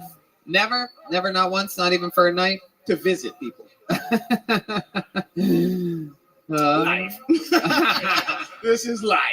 I love it, Louis. Well, you have great bucket luck. You started off both shows that you've been to, and yep. Can I add one thing? You gonna plug something else? Yeah, we got mad comedians that I know from the New Jersey, New York, Philly area, and we've been on the show. I know like 4 at least are here, and we like to do a Kill Tony comedian comedy show if we can. What are you asking me right now? If you guys can do a version of my uber successful show? Would you sponsor a comedy show for the comedians that want to follow comedy and come up on stage? Are you fucking kidding me, dude? Nah. If you don't ask, you don't get. And sometimes if you ask, you don't get it too. This is one of those amazing times where it's a perfect version of both. BJ, what do you think about what just happened here? That was crazy. I do want to see what the other ones look like to see if they sent their biggest and blackest and scariest up to ask the question.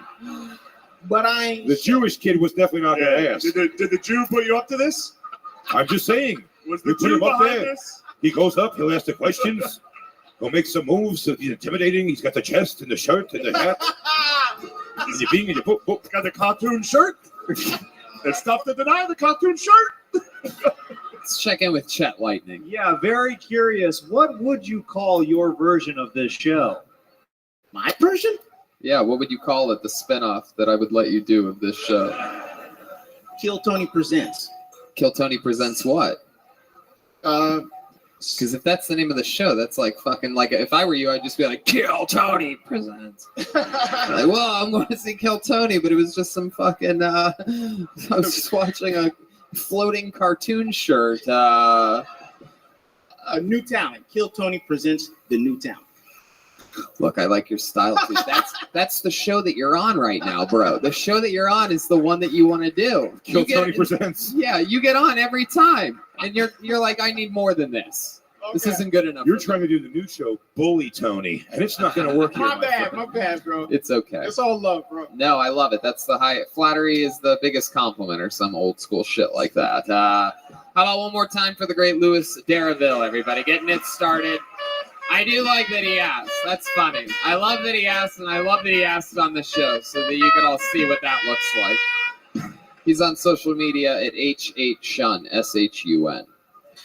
Heck yeah. Hey, man, I could see you rocking that shirt, Tony. That would be a good look on you. If I wear it, it's going to be a big woman. Yeah, I don't know. I don't know what I would wear that shirt to. Like, I do like dressing weird sometimes during the daytime, like if I have to just run like a weird errand or something like that. But boy, oh boy, I just can't picture being able to rock that one. I'd probably get butt raped. I live near the West Hollywood area with the rest of me in that shirt. I mean, people are just going to be like, yeah, I took my fucking, whatever that AIDS antibiotic that guy was talking about a few weeks ago. It was a comedian that was on the talk. Anyway, it doesn't matter. What's good?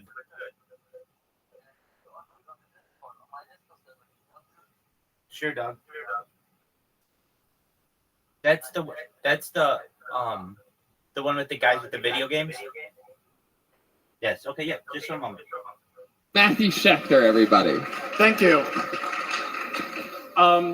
The most interesting thing about me is that I was an intern for the Southampton Press, which meant that I bumped into people, and I was working there one day, and my editor said, "Go outside because Don Hewitt wants to talk to someone." And for those of you who don't know, he's the creator of 60 Minutes, the most successful show in all of broadcast history.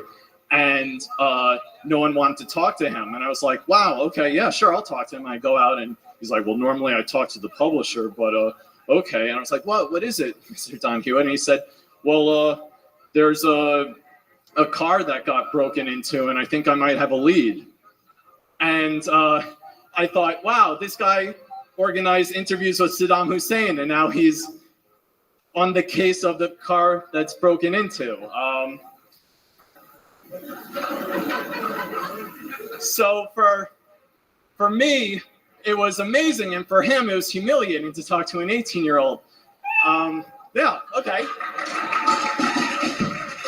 Oh, yeah. Matthew Schechter. Yes, sir. Welcome to the show. Thank you. You really can't get much less laughs than that. If you're wondering, it's barely anything you can do. Let's check in with Chet Lightning. Breaking news, good-looking men still not good at comedy.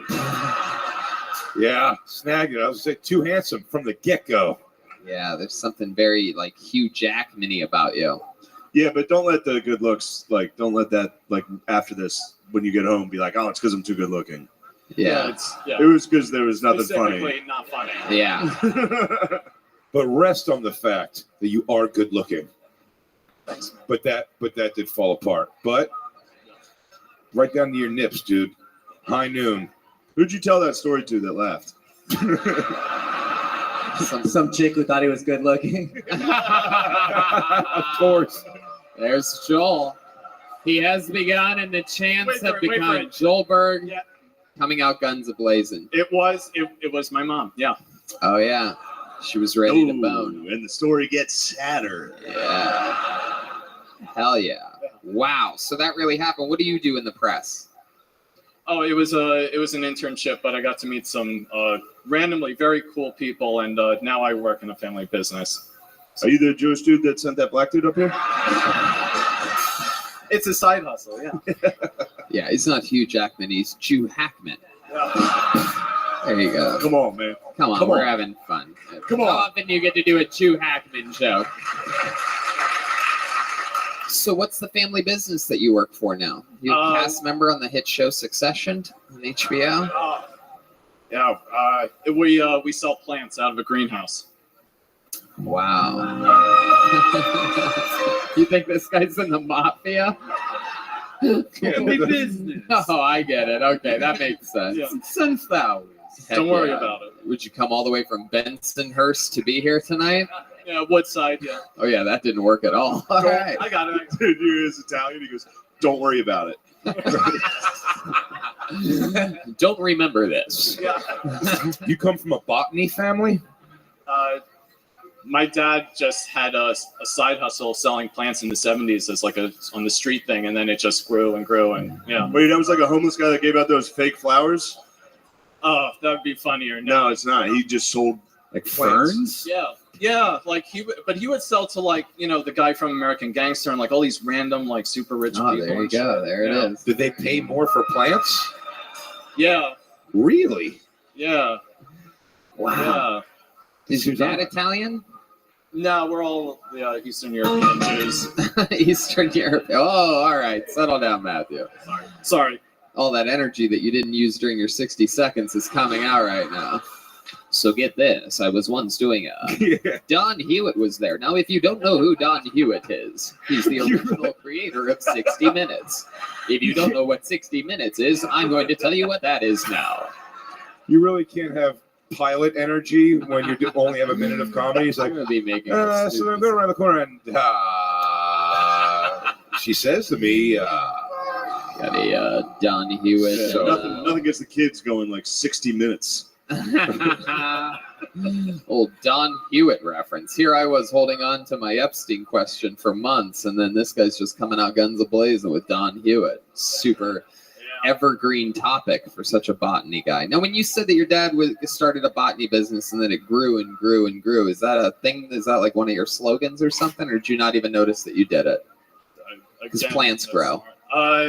You're accidentally funny. We've seen this before on this show. Dude, you got to work out a pitch for this. It's like my dad started a side business with plants, and then through love and water, it grew into what it is today. Yeah. You're right. Exactly. You're right. Have you ever thought about writing any jokes in the botany field? I did. They weren't good. My dad ran the I've never stopped you before. Do you remember any of your bad botany jokes? Can we hear one or two of your bad? It's an untapped market. Yeah. Did you put a plant in the audience tonight? Botany jokes, people. If it's not hacky, if you have to write it This on the guy's spot, being- you fucks. Being a real sap, this guy. I see what you did there. Guys, just leave him alone. I mean, Wow. How about you? You have any fucking jokes? We're thinking of these right off the top of our fucking head. You come from a whole generations and generations of botany. Guys, we're getting off track. Let's get back to our roots.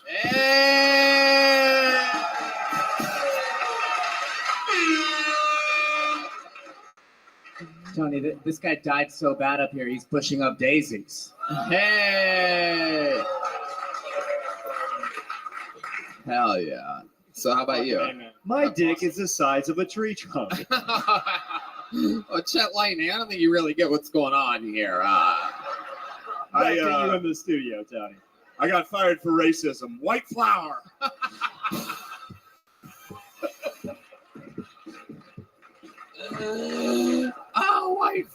more. Breaking news: Asian people like Shane Gillis again. Hey, there it is. This is it.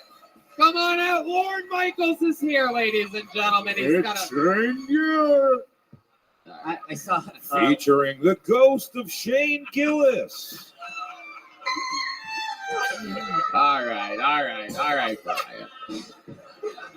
No, I'm fine. I don't care. So, how about you?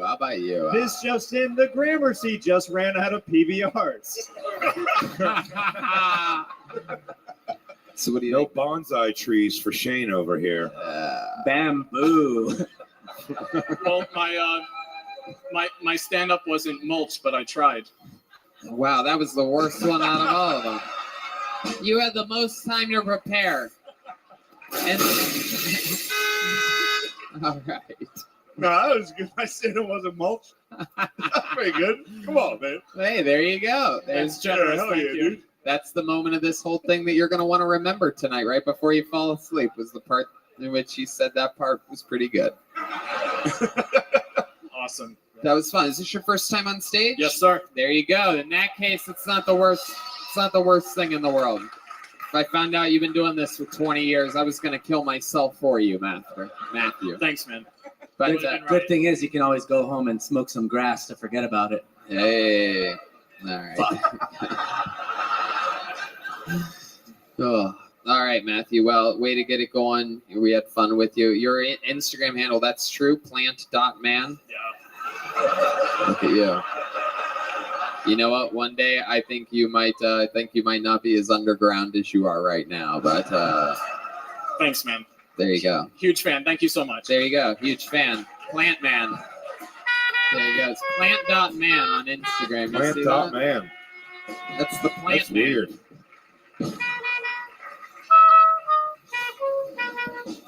Oh, now they have to sit back down? Yeah. Excuse me. Yeah, pardon me. Yeah, I was the guy who just died up there. Sorry. Is this your Yeah, jacket? pardon me. Yeah, Sorry. yeah. That Nicky Jack? Yeah, that Nicky nervous Jack? breakdown I just had? Sorry. Yeah, anyway. Sorry. Pardon me. Sorry. I'm sorry. I've sorry. literally Ma'am, never your knees, thought please. of that part before. It's a nightmare, dude. That's the worst thing you do to these people. Buried in the middle.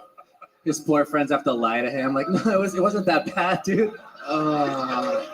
They have to sit back down. That is so funny. Pulled another name out of the bucket. Put your hands together for Maddie Moe. This is exciting. I have a good feeling about this. Maddie Moe's a good name. Here we go.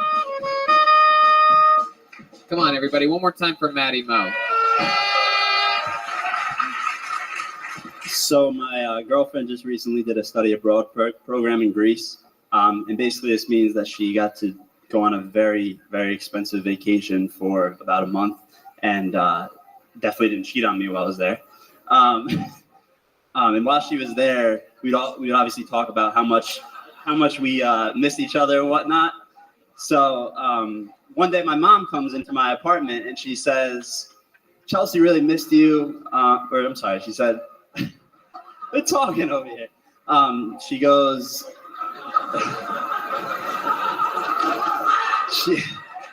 I'm getting heckled by. My mom comes into my apartment and she gives me a big hug and she says, Chelsea really miss you tonight. This is bad. I always wondered what it would look like if Edward Norton and Eli Manning had a baby together.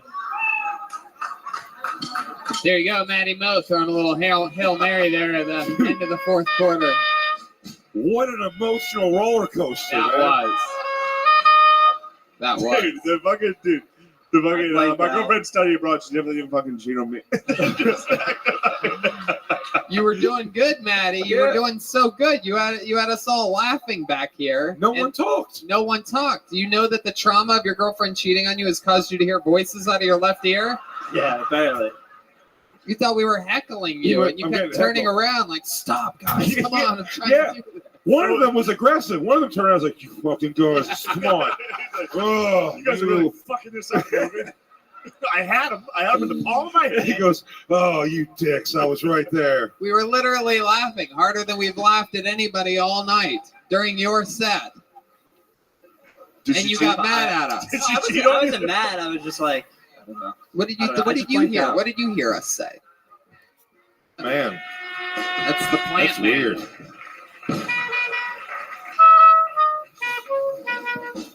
Oh, then they have to sit back down. Yeah. Excuse me. Yeah, pardon me. Yeah, it was the guy who just died up there. Sorry. Yeah, pardon me. Yeah. How you living, pimp?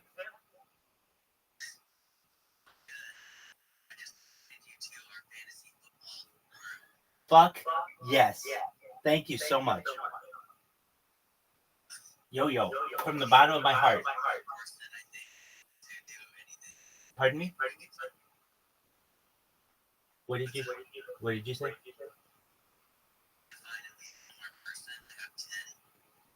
I can get you one more. No. I know you're hilarious, yo. No, I have a friend of mine who I could ask tonight, and I can know for you.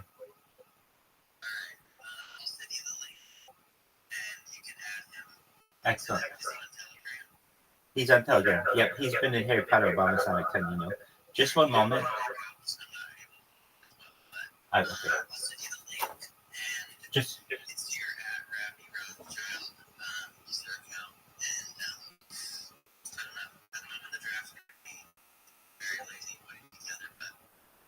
That's okay. I want you to know from the bottom of my heart how much I appreciate you remembering me. I really wanted to do this. And if you don't mind, I'm going to send you a message right now from a different account. Can you send a link to that one? Yeah. Excellent. Beautiful. I sent it to you.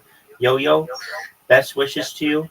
And in the Fantasy Football League this year, thank you again for keeping me in mind. And I will fill it out. And then also, if I'm able to get my friend to do it, which I think I'll be able to, depending. But it's up to him. He may be like, dude, I don't know anything about football or whatever. But I will let you know via the Telegram. Did you ask James Kaminsky? Okay, good. Excellent. I just need to make sure James Kaminsky's in it. Dude, kicking ass, taking it. Yo. Have you seen my robots? Dog, I'm taking over the world, and it's just fucking amazing. Do you have access to my Discord? Excellent. Go to the Discord right now, and I will give you a grand tour. Okay, then no. I've got 2 seconds to show you here. All right, here we go. What am I going to show you? I'm pulling it up on this phone. Just a moment. Okay, we got to flip the camera. Okay, here we go. So you're going to be seeing this pink pointer here. And what it's doing is, in an automated fashion, it is getting a two-factor authentication from the platform known as Kick. I'm very well known on Kick. Everybody knows me on Kick. All their biggest streamers, Action Man, Amaranth. I'm growing on them. Aiden Ross knows who I am. I'm in Aiden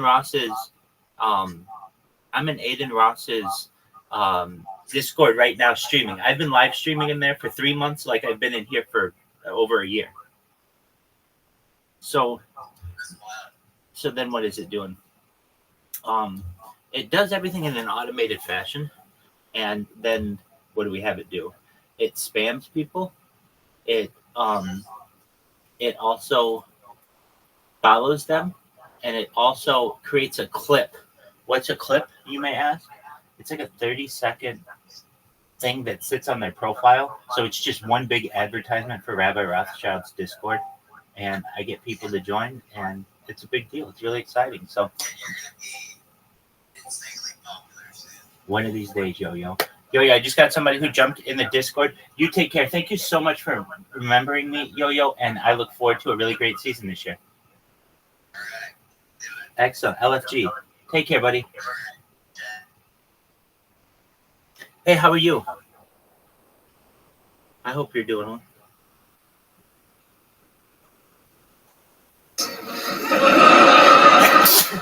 So where did you go to study abroad? I went to Greece. I bet you did. Yeah, I got greasy. I got and chills. They're multiplying.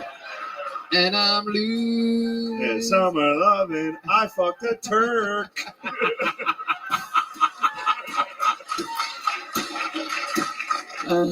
You didn't even look at an uncircumcised dick to see where the feta comes from? All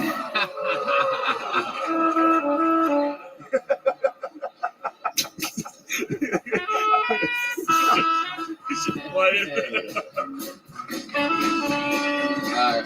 Going over it now. Grabbing up. All right. Very good. There you go. So, how long were you in Greece for? I was there for a month.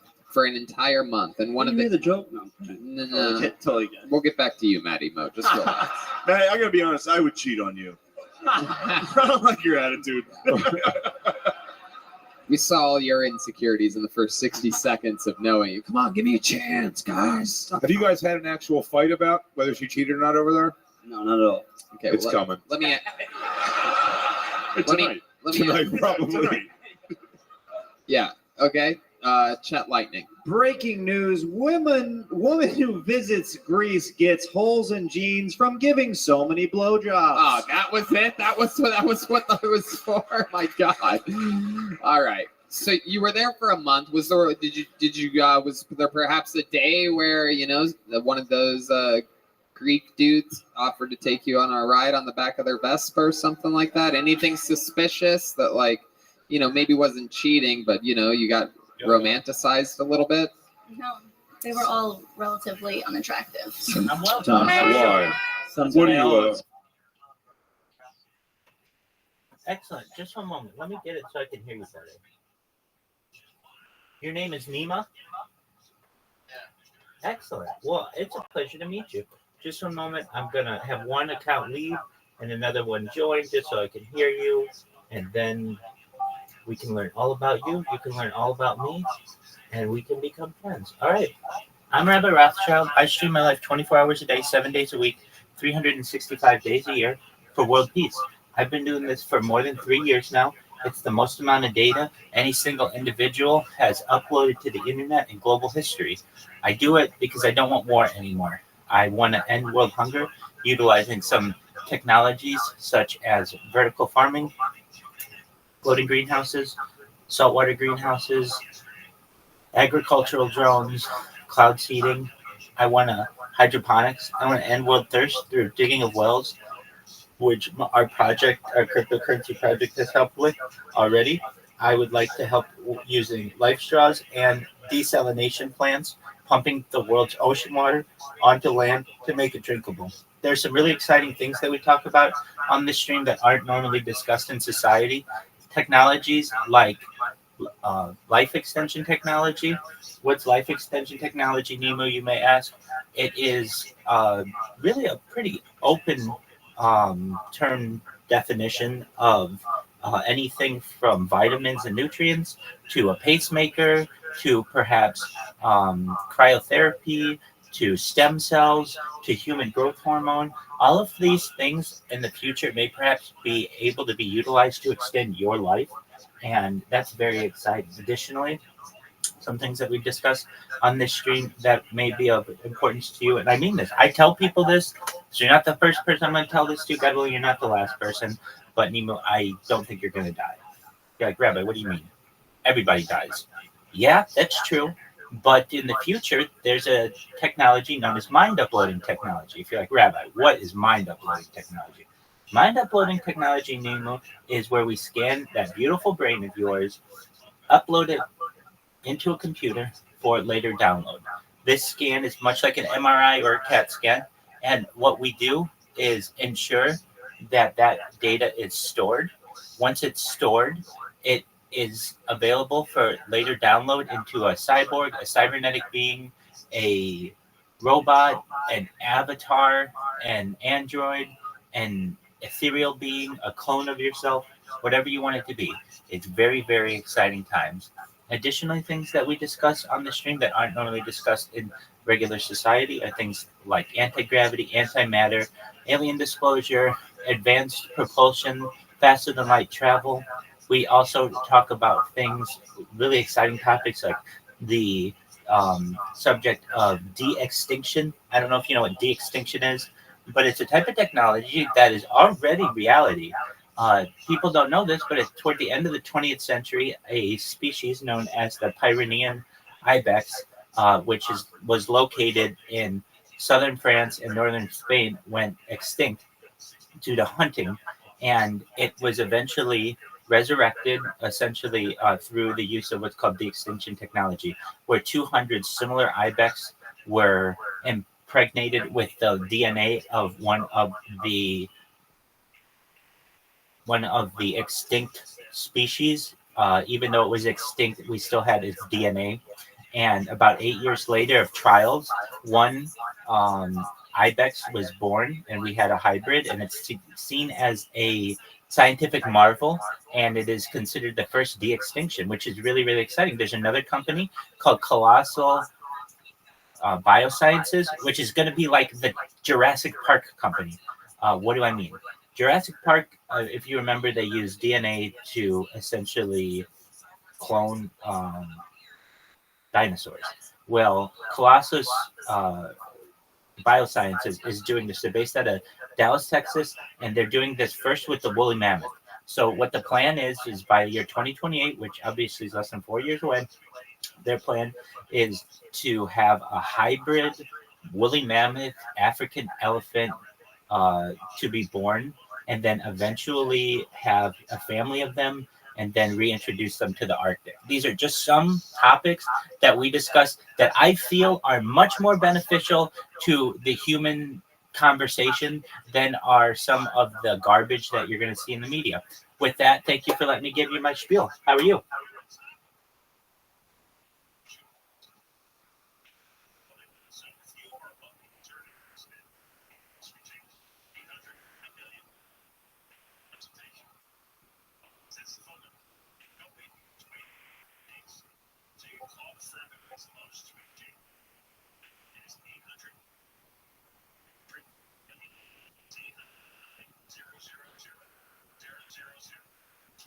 Well, that's what we do.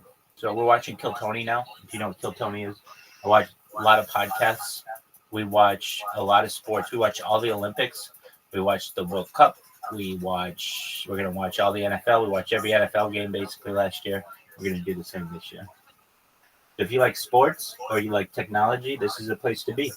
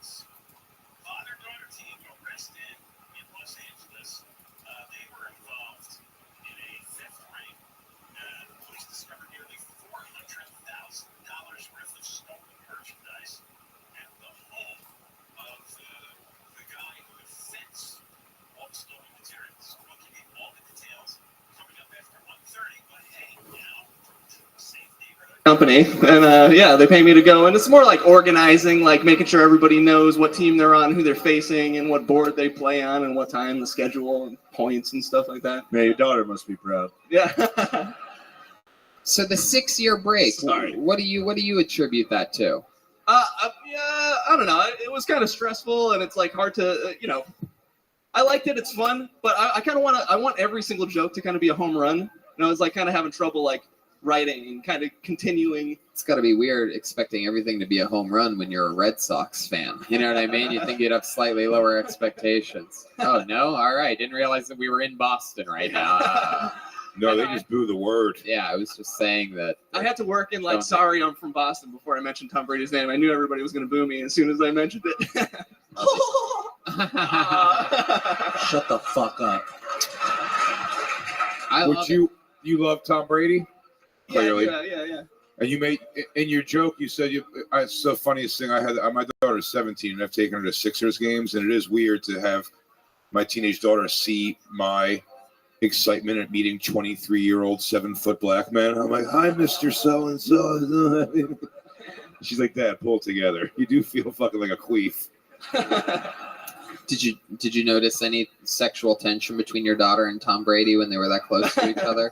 No, well, my daughter's not retarded, like I said, so it was her friend got to throw the football back and forth with him. But when she heard the story, did she get wet for you? I thought you went with your daughter to the Tom Brady thing. No, I meant on his behalf to his daughter get. If you got to explain it, dude.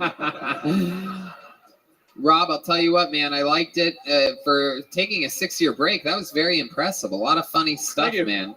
Keep doing it. Do it again. You're good at it. Not everything always has to be a home run. There'll be a home run the next time you do it. There he goes, Rob Callahan. He's on social media at Bora Allack. BORAHALLAC. It's an interesting one. Calla Rob. Oh, backwards. Okay, I get it. That's weird. Anyway, you guys having fun out there? Okay. Your next comedian goes by the name of Daniel Savage. Let's see what happens here. The band's killing it tonight. Oh, boy.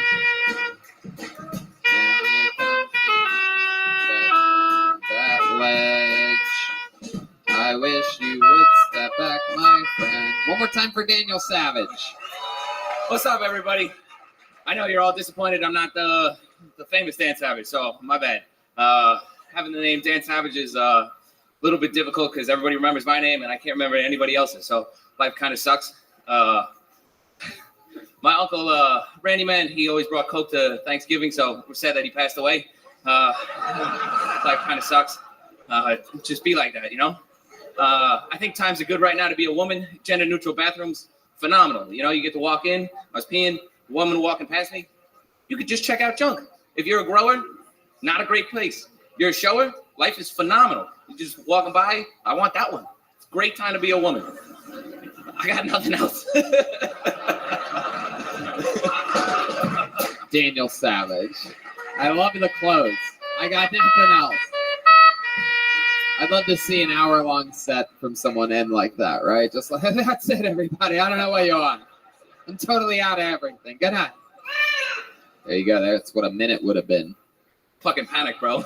Am I crazy or does Daniel have a fucking fat, juicy ass? Look at his ass, dude. Oh, yeah. He's got a little. Look at that bubble. Shane, it was right up. Yeah, dude. Yeah, I was eyeing that up, dude. I got lost in your ass. Yeah. He looks like they stretched out a little person. Yeah. He's got a midget ass. The little arms. Yeah. Yeah, you do. You look like a little roundy. One of those midgets that got like the really expensive operation where they break your bones in a bunch of places. You got a dead guys from calf to thighs. I had to get checked whether or not I was going to go through puberty. It happened late, so. You got your uncle's femurs. You know, because his uncle died. Daniel, how old are you? 28. 28 years old. How long? I mean, that's your first time doing stand-up, right? Nice. Right. Have you ever been on stage doing anything before? No comedy, no. Not comedy, but anything else? No, so I've done public speaking a couple times. Like what? Uncle's eulogy. Uncle's eulogy. Your Honor. What kind of public speaking have you done? So I did a couple presentations before, obviously with school and stuff, and then I did a eulogy actually for my cousin's grandfather, and then I've done 2 weddings. Do you remember any highlights of the cousin's grandfather? It seems like a hard writing gig. Do you remember any of the highlights of that speech that you gave the cousin's grandfather's eulogy? He was up there. He's like, he's a nice guy. I mean, what else? I'm done. That's it. I'm out. Time-wise, I'm done. What do you guys want? Seemed like a good guy. Was a snappy dresser. Always had a nice thing to say. But that's all I got. I don't know. I didn't write anything down. Any highlights of that eulogy? No, it was just a psalm from the Bible. Right. Little reading. Right. What do you do for a living? I'm garbage man. You're a real garbage man? A real New York City garbage man? Whoa, Dude, that's so cool. Growing up in Philly, we were told that's top of the heap, dude. Yeah, man. A New York City garbage man. It's fitting because your set was garbage, man. You ever find a body or any crazy stories? So over the summer, a homeless guy hopped into like the back and he started like writhing in like the back of one of the garbage trucks. Writhing? Just like he hopped in while garbage was writhing, just like squirming in the back of the garbage truck. Yeah, just full on, just having spasms. Right. And, being homeless. What do you listen to books on tape when you're picking up garbage? Writhing? My brother's What are you, here. Nora Roberts? know that what was word. that fucking? That was such an eloquent romance word. This just in, local garbage man teaches New York audience what writhing means. Yeah. You know, he was like sensually moving around in the garbage.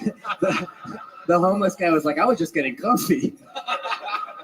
How long have you been a garbage man for? Did you start as a garbage boy and work your way up, or?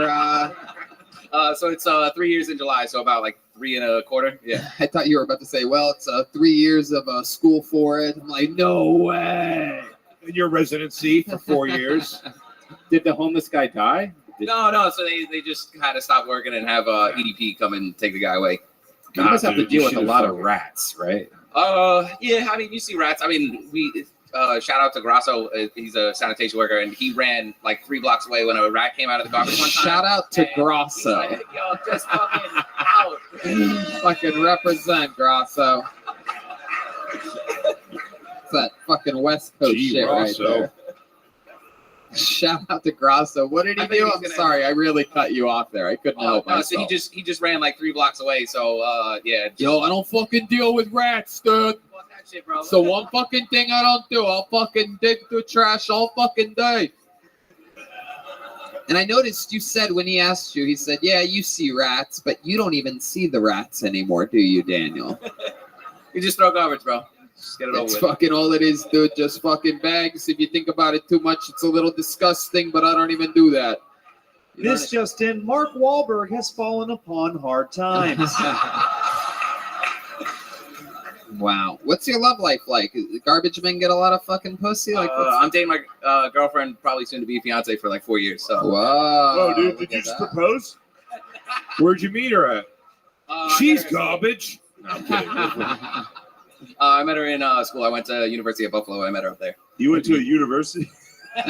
Yeah, what the fuck? God What? damn, dude. University of Buffalo with a master's in garbage. Daniel Savage. I majored in sanitation.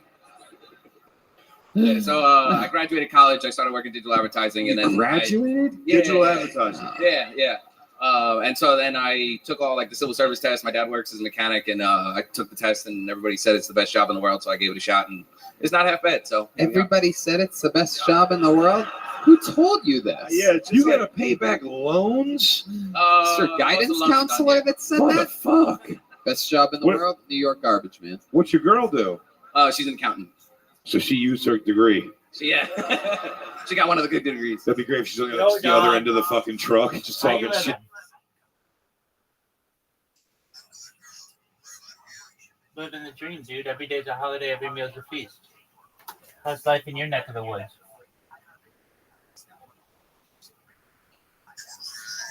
Arnold, come to the fucking Discord, dude.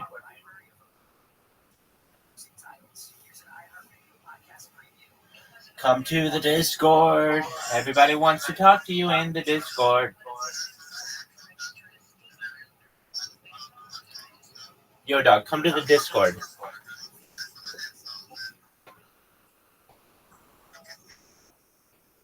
Well, you got to figure out how to get in the Discord, dog. Thank you.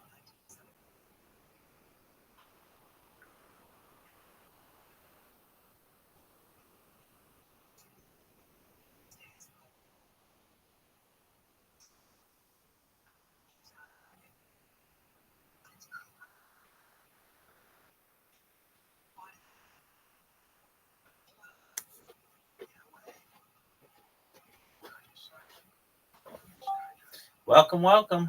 How you living, pimp? Yo, dog. Hey, Rabbi Rothschild, how are you? Kicking ass, taking names. How are you, Arnold? Kicking ass. Good, bro. Excellent. What's been good? Where you been? You're looking a bit thin. You're on a diet? Oh, hell no, baby. It's just my natural sexiness oozing out. Yeah, you're looking a bit slim today. There you go, baby. What's good with you? What's good with me? I'm just working on my project, actually. I'm just cleaning that shit up. All right. Well, why the fuck haven't you been shilling your project in here? How about I shoot my project there? So it's basically a pet project. All right, dog. Do you know what Kill Tony is? What? Kill Tony, it's the largest live podcast in the world. I don't want podcasts. Why? They bore me. Like, I just don't like watching them. I gotcha. Well, I'm more interested in the minute stars rather than what two guys argue with each other. you can a lot of times learn a lot from them, though. Yeah, you can, but I'm the man of my own word. That's what I. Leading the charge isn't always good. Don't forget that. Yeah, it is. No, it isn't. You didn't even lead the first charge in which you were supposed to do. Listen to me. When you were spermatozoa, when you were sperm, there were a bunch of other sperm that beat you to the egg because they had to create the hole for you to get to the egg. Word, dog. I go from the beginning, dude. So you didn't even win that race. Had you had won that race, you wouldn't be here because that sperm dies in the outer wall of the egg. It takes enough sperm to be able to create a hole in the egg for you to be able to fertilize it. Yeah, so I mean, that's why I'm the fucking boss and people look at me because, I'm that sperm. All right, I can live with that, but just know that first isn't always best. If you're first in the sperm war, you die. You want to be like number million. Yeah, but I'm like that for sure. I mean, I'm not the only one. Who's eating things. You were that day. You were that day, motherfucker, because you don't have any siblings right here, right now, who were born as twins. So on that day, you were number one. You were number fucking one. How does that make you feel?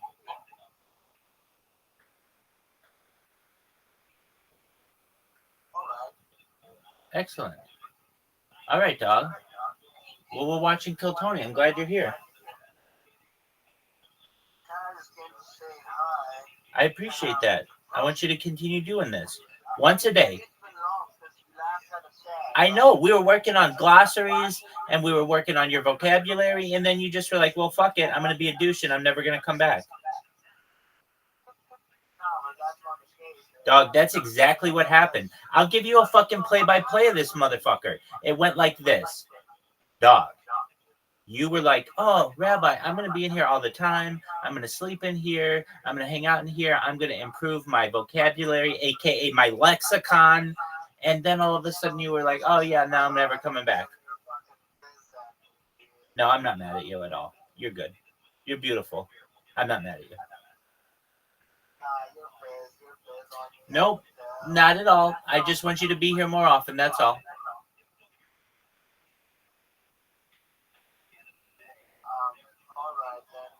Excelente. That's what I want. That's what I'm talking about. That will make me happy. Thank you. Thank you. Thank you. Beautiful. And also, I usually think,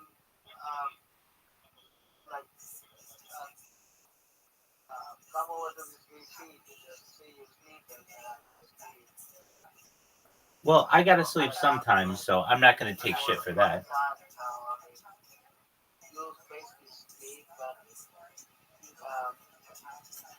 Dog.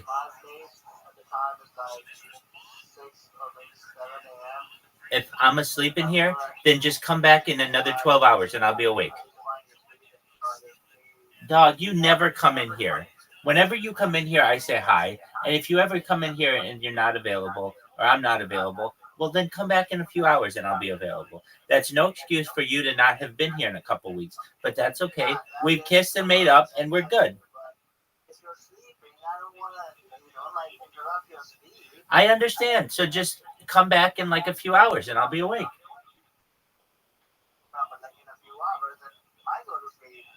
Okay. Well, before you go to bed, come in and say hi, and we'll both be awake at the same time, and we can say hi to each other, and it'll be amazing.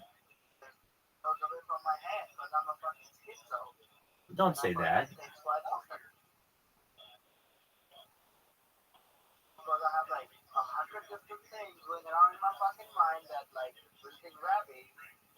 Yeah. Well, guess what, big dog?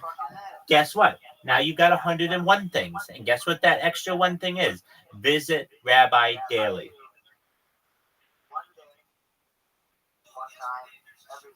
You got it. That's all I want. I'll be happy. Dude, do you know how good of friends we would be, truthfully, if you did that? I'm always here. So if you were like, you know what, Rabbi's right. I could have the best friend in the world if I wanted. Once a day, I could come in and say hi. Even if it's for 1 minute, even if it's for 30 seconds, just to say, hey, I'm busy. I just want you to know I'm saying hi, and I hope you have a good day. I'll be like, dude, I hope you have a good day too. And we'll keep the positivity going.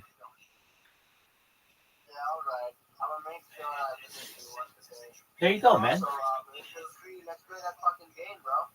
You want to play it right now? I thought it was always slow on your phone. Oh, yeah. That's true. You got anything else to play? Yep.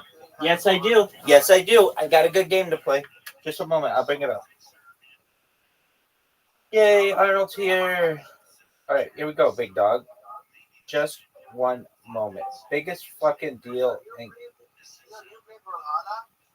What is that? It's a 2D fighting game. They have like these crazy fucking characters that fight each other. Bro, it's crazy. So you got all these fucking combos and shit. It's good. Do you know what miniature golf is? Do you know what miniature golf is?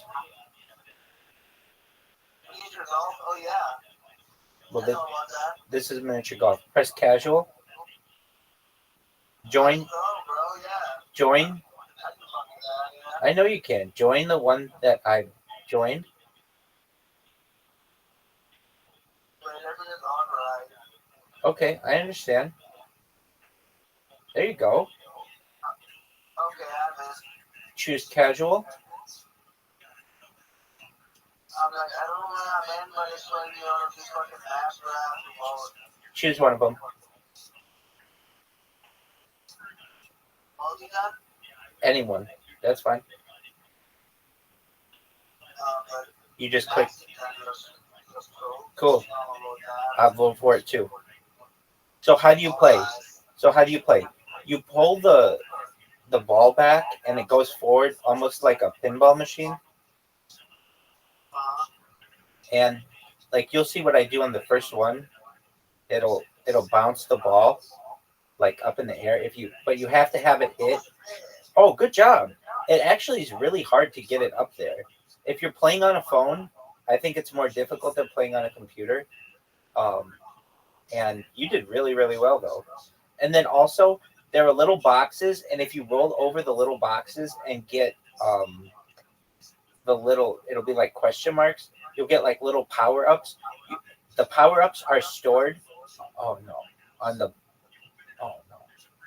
the bottom. Wow, you did really well. The power-ups are stored in the bottom right corner of your screen.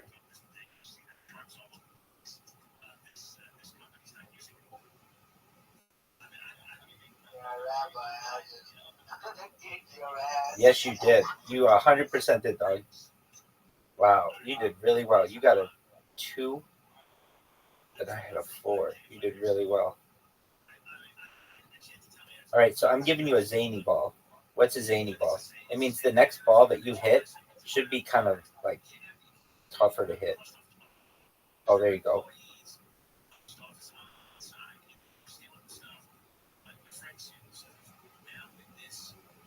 Oh my word, did you have a good one?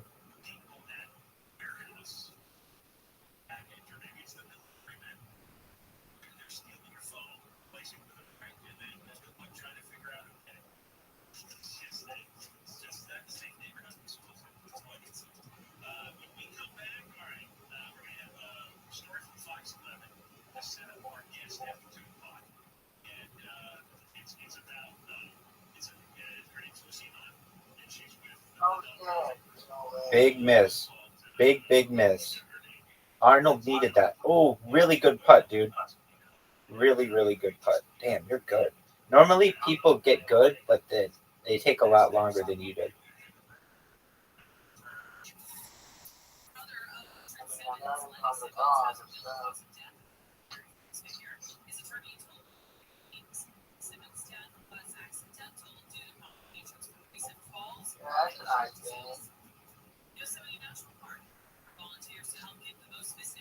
Ooh.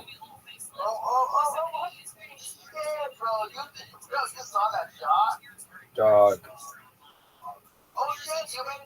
No, I didn't. Dog, you got me. Good job, Arnold. That won you the game. Damn, fuck you, man. Fuck you. Dude, you played so well. You played like you tied for the best score ever in your first try. Yeah, well, fuck you, man. You're not supposed to be this good. Pick another one. Now let's have to get it down. Okay, I'll play wherever you want. Tight, dog.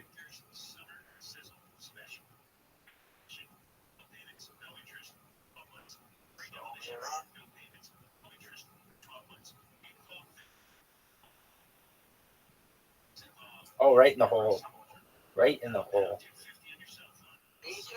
Oh, fuck you, man. Dude, you're not supposed... Dude. You are definitely not supposed to be this good. Oh, shit. I fucked up.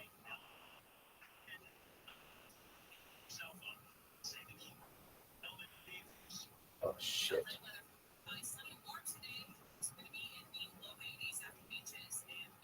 Oh shit. Dog.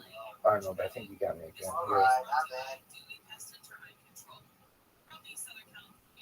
Here. Man. Yo, that's a nice pass. Oh man. Not for Rabbi, it's not. Get in the hole. Damn. You did really well.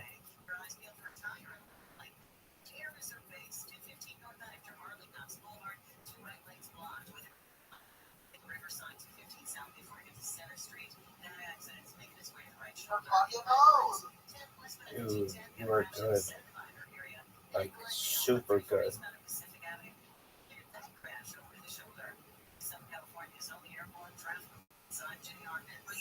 Are you playing on a phone or a computer? Oh my word, are you amazing. Dude, I'm doing so shittily.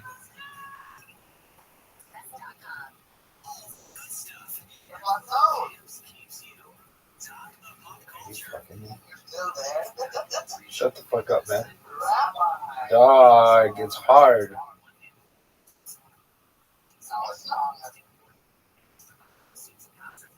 Get in the hole. Dude, you are really good. Oh my word, I'm doing badly.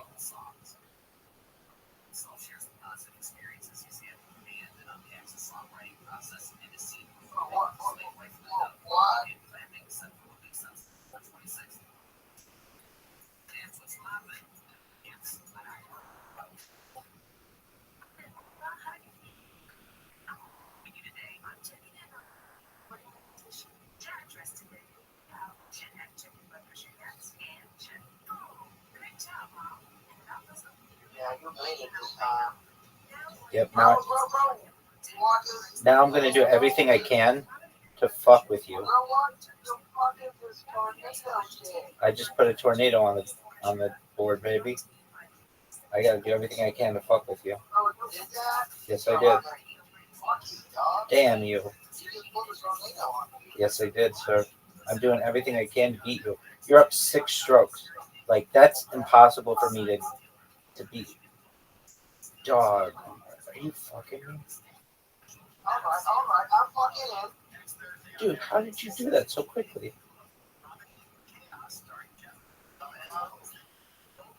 Oh, no way! Oh, Dude, it's still not that bad. how can I miss that? Dude, you won. Man, I gotta get you. I play this game all the time, and I beat. Dude, you're pretty fucking good at this game. You, my friend, are pretty fucking good at this game. You must have some kind of like angular. What? I don't know if that's gonna help you. Dog, do you know how India did in the Olympics? Dude, you destroyed. You didn't just win, you destroyed.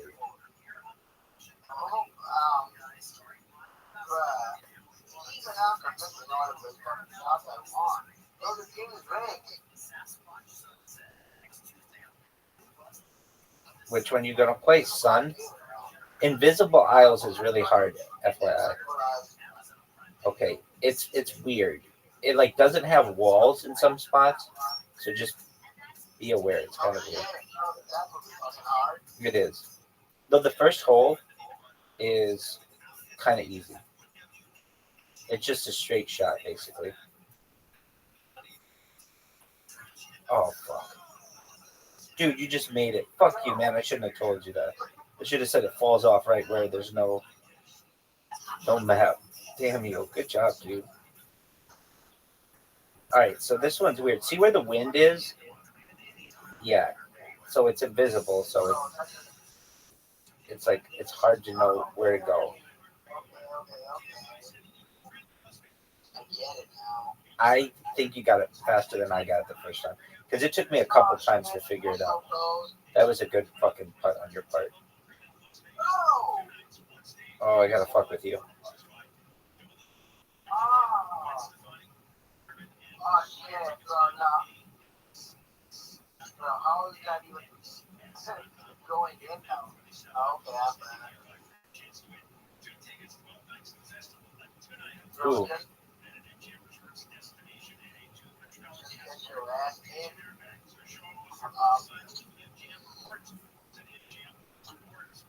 Yeah, dude, I can't be bothered anymore. Well, this is not your round. This is not your round. But still, you're not that bad.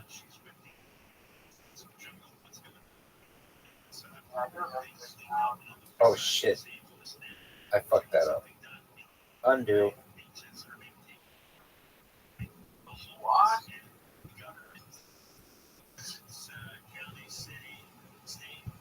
Bro, where did we have to go? Get in the hole.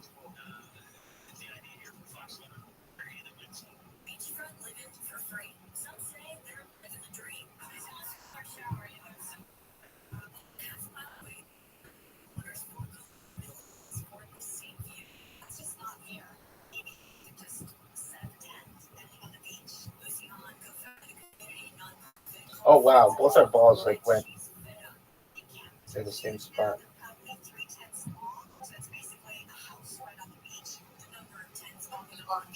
Super size. Super size.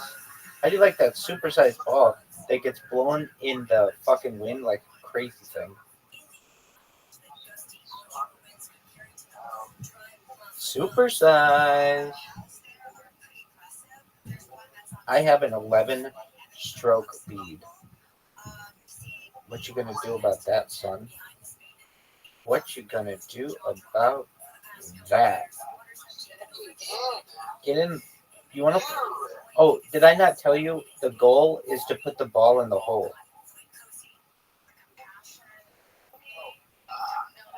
Oh, okay. I just was checking. I was just checking.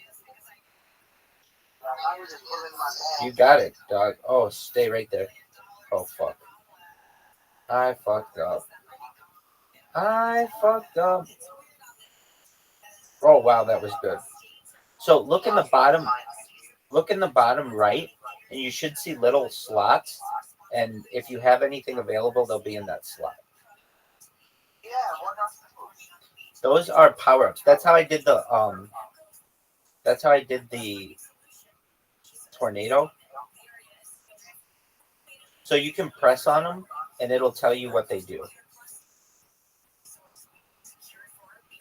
Ice rink made the boat ice over for the duration of the boat. Also, that's girls, if you were the one who was playing with my fucking ball and increasing the fucking size, huh? 110% down. 110%. That was the fucking game. Go.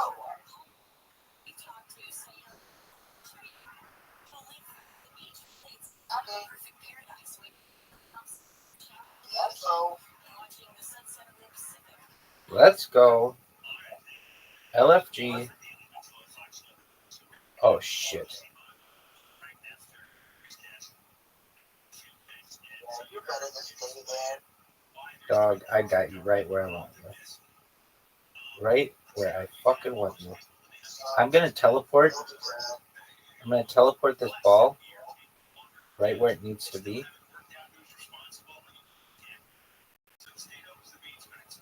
There we go. Oh, no. Oh, fuck you with the big ball. What the fuck is this shit? Oh, no, it knocked me off the board. Dude, there's no way you could win this. It is. There's no way you can beat me. Oh, fuck. No. Dude, did you ice me? You made it ice. I wondered why the ball kept sliding. All right. Perfect putt. Oh! Did you see that fucking miss?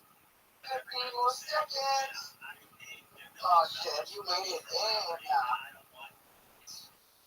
Champion. Greatest motherfucker of all time. Continue. Casual. Casual. I love it too. Casual. Casual. Okay, let's go tournament. Whatever you want. I don't know why it won't let me pick something. There you go. Now you can pick it. Okay, did you pick tournament or casual? What did we do? Okay. Fortune Falls. Okay, I'm down for it. Casual and tournament are exactly the same, except tournament is just 9 casual games. Tournament is just 9 casual games. Oh, this one's really...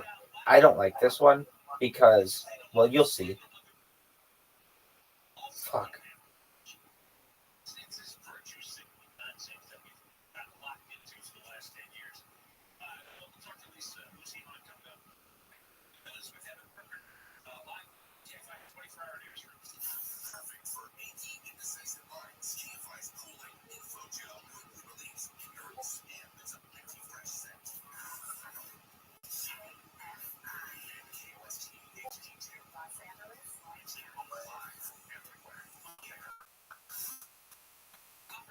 Fuck this.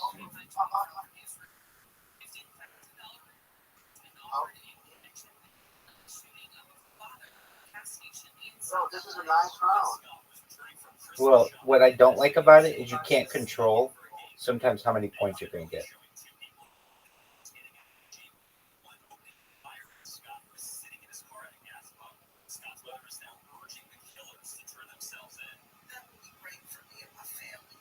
Ooh. Oh, you flew off the board, son. Looks like Arnold Z. Oh, that was a good one. That was a good one. All right. 6-1. This one, you want to just knock it. Oh, you fucked me. You fucked me.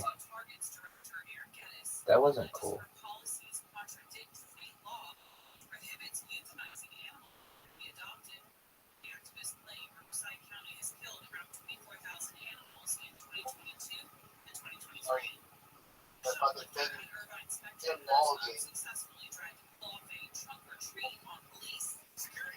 This unlocks some memories.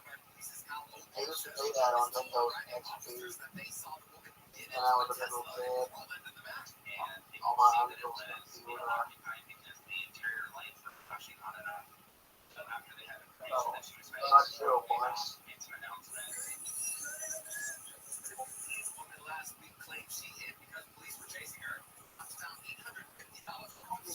Wow.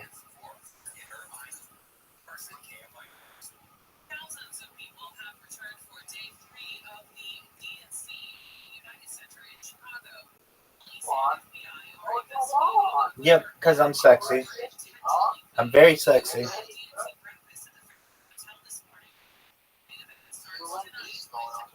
Word, dog. Get in that casual.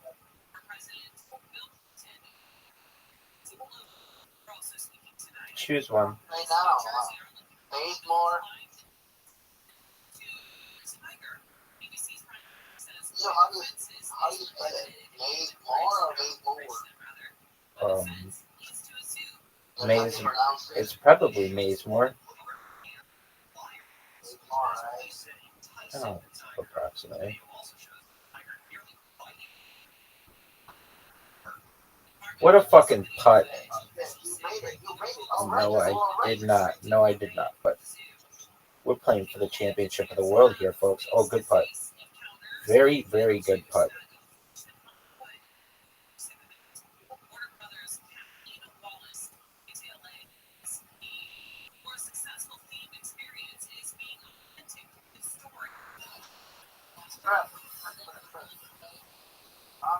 I'm down. A win.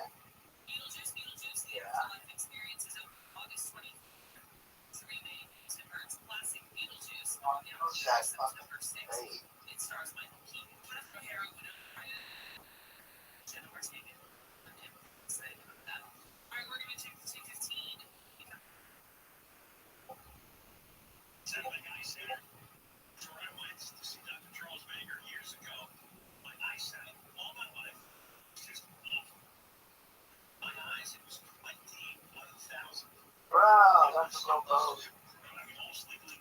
Okay, I'm in. What a good putt.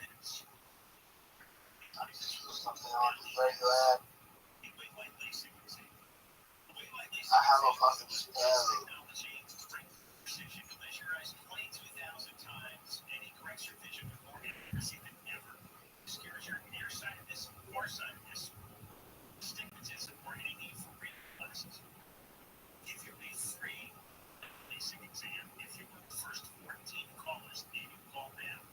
Get in.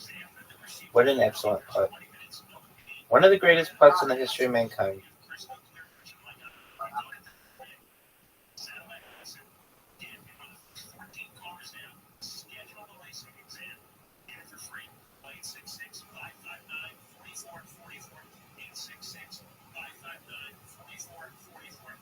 Again.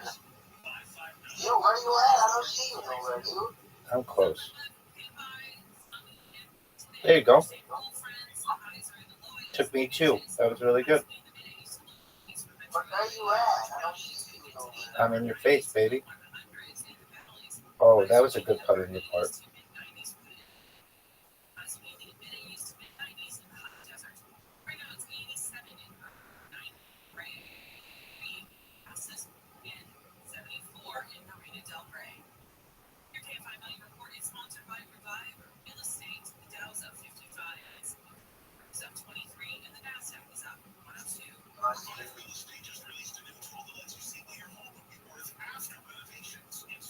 What a good putt. Little bastard.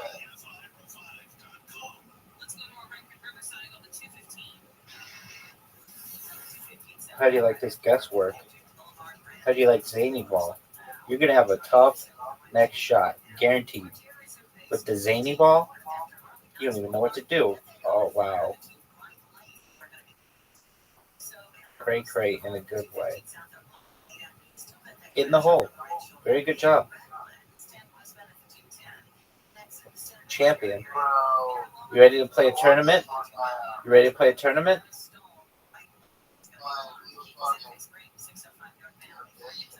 I'm pretty good, dog. Yes, you are, yeah. Tournament. Go to tournament. Go to tournament. The games that I won, but that was just my fucking favorite spot, I guess. Yeah, you've been pretty much destroyed. Or maybe I let you in to give you confidence. Now that you warmed up, you just fucking got it. Mortician. Multi-tone. This one, I like a lot. It's an easy first hole.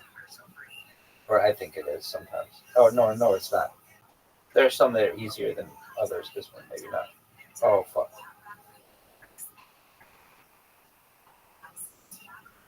Good job.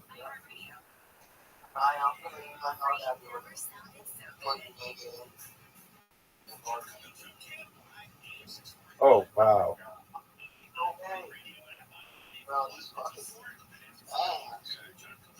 Get in that hole, baby. Hey, dog. How would you like a big ball? You have a case of big balls, and that wind fucks with you. When the ball is bigger, it's more difficult.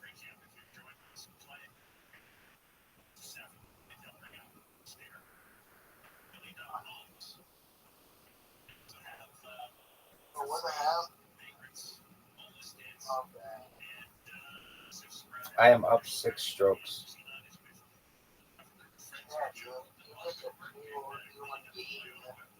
I'm pretty amazing. I'm not. Oh, I went off the board.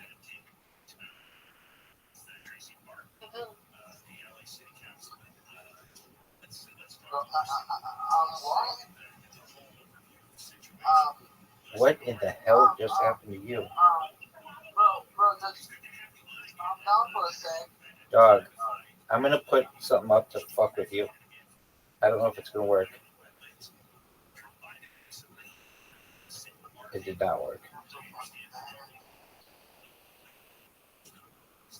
Oh, it did work. Maybe. No.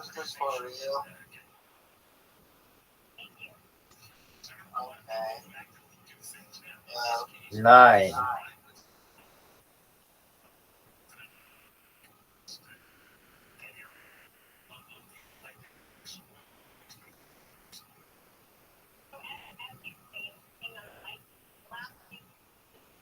I'm in my position at age pause. What do you say? Oh no, the ball's like stuck. If it got fixed. Rabbi, Yo, baby. I'm accumulating more age pause. What do you think? That's always a good move, man. I mean, age pause is getting more recognized every day. Right. People are fucking adopting this shit. Have you seen what people I see talk? people with age pause profile pictures like everywhere I fucking go. I'm just can't be a $1 billion project. Who knows? It's worth the 100 million now, so it just takes 10 times more. It's Yeah, not I that mean, much. it's already $100 million. Yeah, actually, the tenant company likely to happen. Agreed. You know what else is likely to happen? Me whooping your ass. Me whooping your ass. You're 100% right. You got that 100% right, dog. Oh, that was almost a really good putt for both of us. There's no for you. Dun, dun, dun. Rabbi. Dog. Press. Tournament. Tournament. There you go. It's every hole. Every course that they offer. 9 holes. 9 courses. 9 courses. Go to the right. Go to the right. Multiton. Multician. All right, here we go.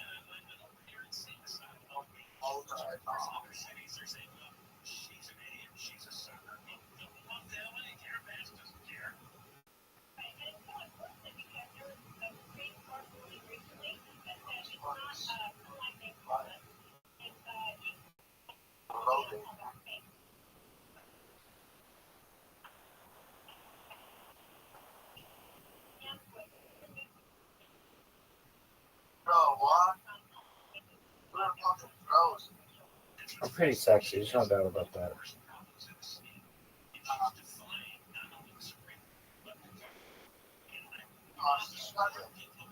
It's not my fault.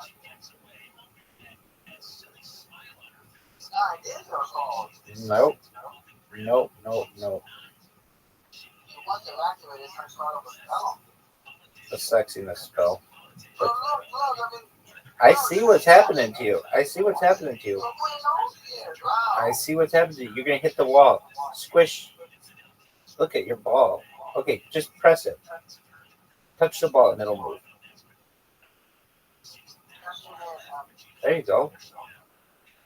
But you want to put it in the hole. You want the ball to go in the hole. Oh, you know this? You're aware of it? Oh, wow. Okay, so you want to put the ball in the hole.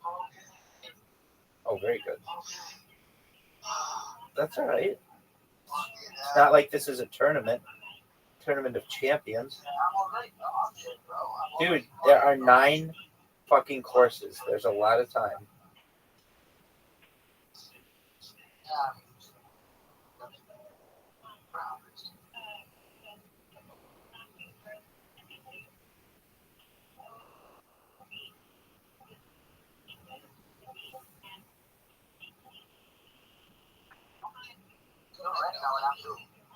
I'm pretty sexy. I know that. That's all I know. There's not a whole lot that I know, but I know I'm pretty sexy. Oh, that sucked. Oh, I saw what happened to you.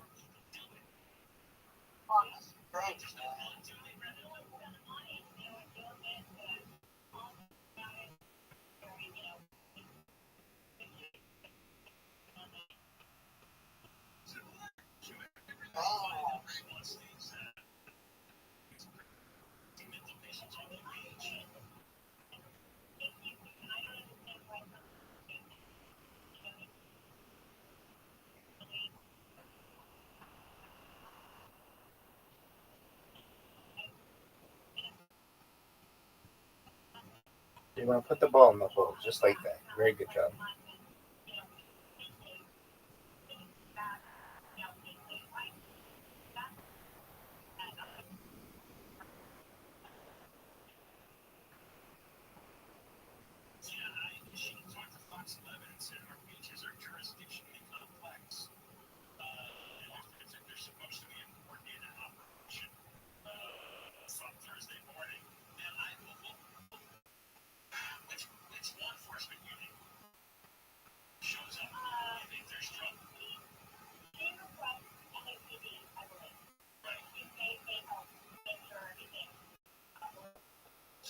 What a good cut.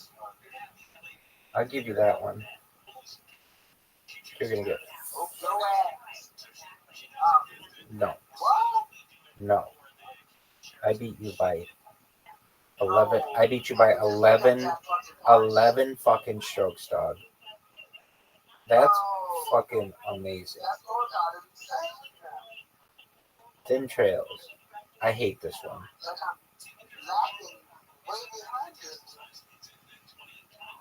Get in the hole, baby. 1 for 1. Hole in one. Fuck yeah. That's my first hole in one, I think, of the day.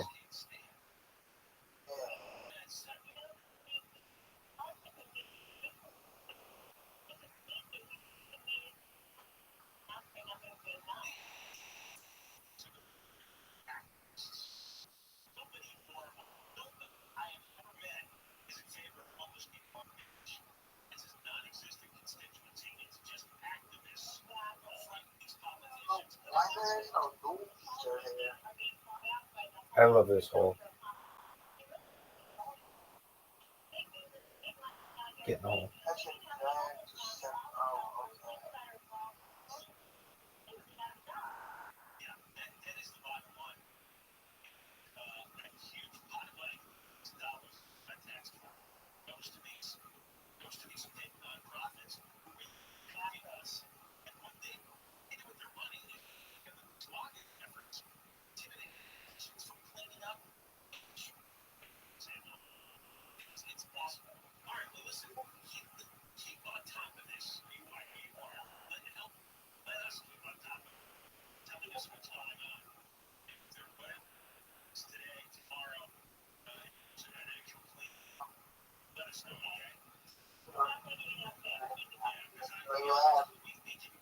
I'm here, baby.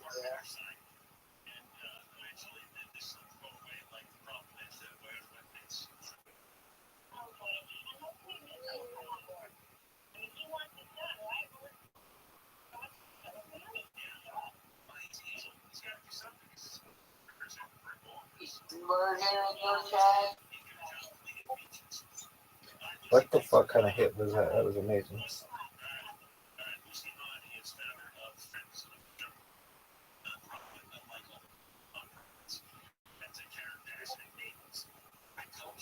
Oh, what a fucking shot. Can you see my ball? Oh, man, it just happened. It was going cray-cray in a good way.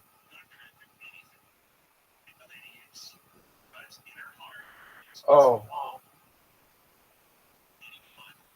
Get in the fucking hole. Champion, 2 for 2. 2 for 2, because I'm a pimp.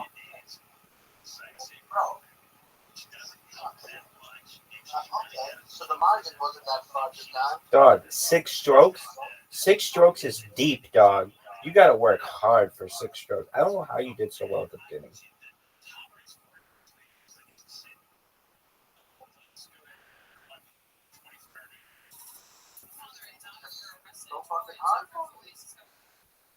Well, you're going to hate. Word, dog. Yes, I did. 100%. I know you are. You're going to retire from this game.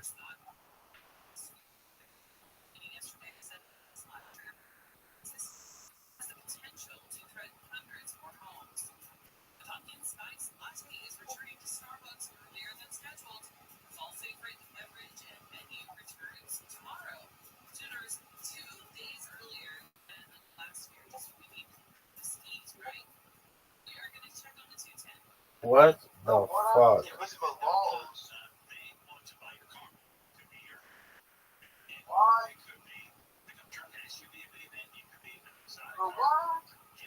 Dude, I just put that thing right there in the corner. And it just helped you. You're welcome.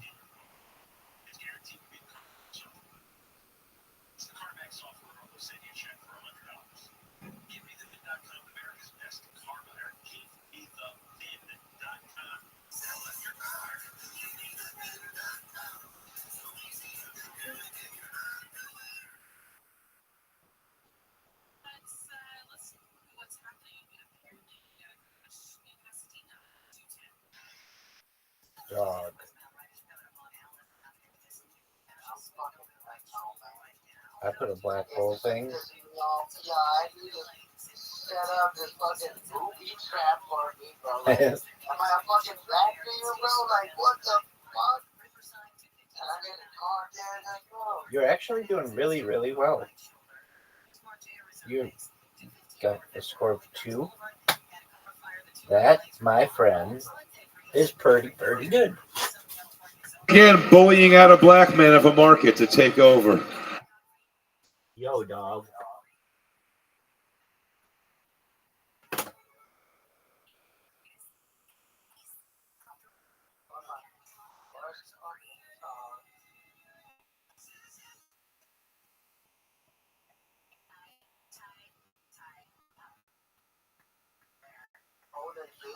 Get in the hole.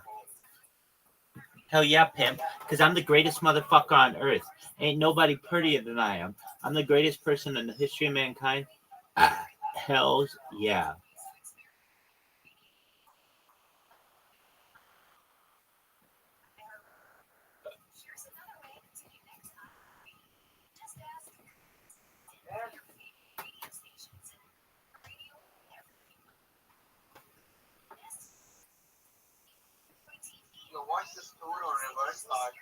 What the fuck is that?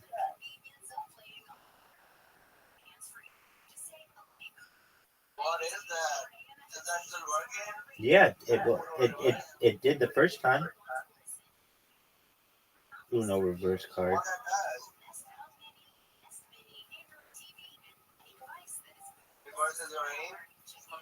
Yeah, it reverses it.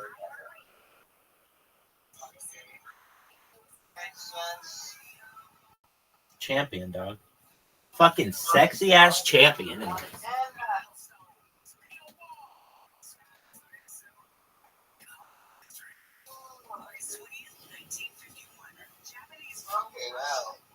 Here we go, big dog. Funnington. This game is so fucking fun. This level's so fucking fun that they called it Funnington. Just for you.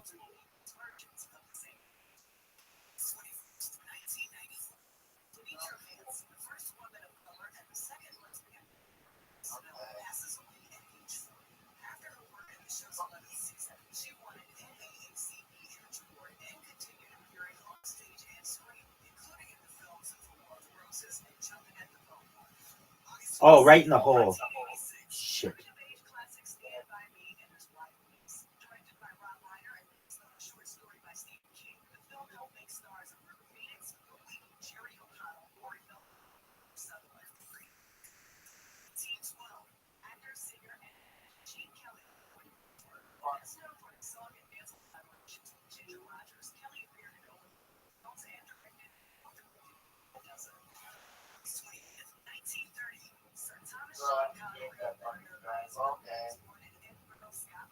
Oh, what a shot. Oh, wow, that was good.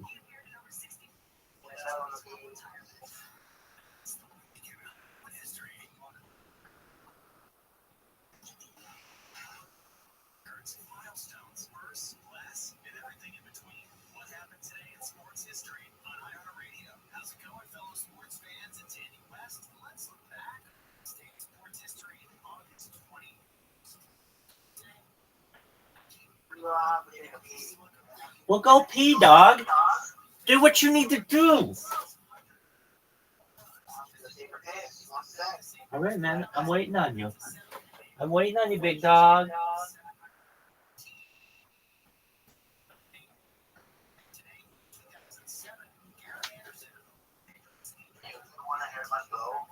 Oh, yeah, I want to hear your flow.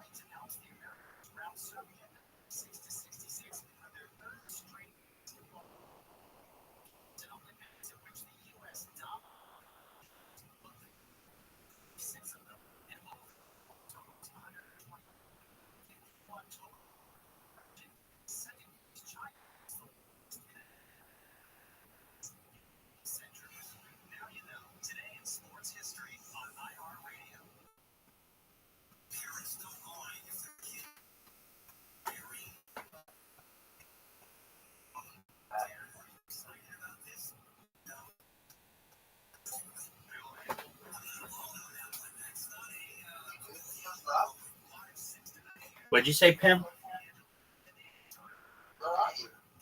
Oh shit, we're about to run out of time.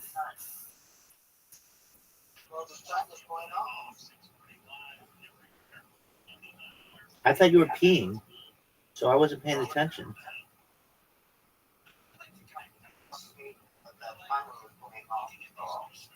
That's okay. I still did really, really well. Like almost so good that I can't contain how well I did.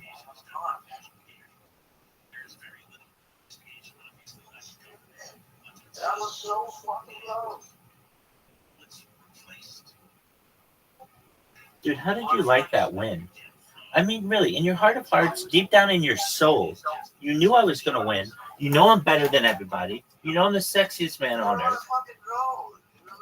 I'm amazing. What do you want me to do? All right, let's go. Rampington. You've never played Rampington, but Rampington is one of the most amazing courses in the history of mankind.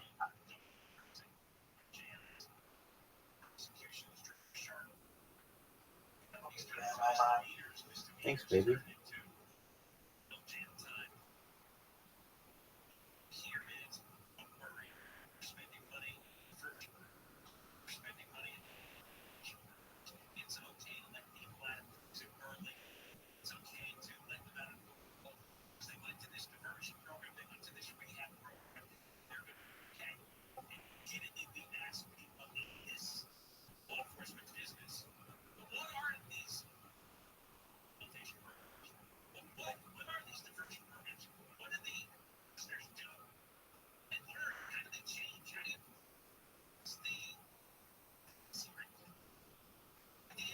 How do you like having such a... Oh, what the fuck did you do to me?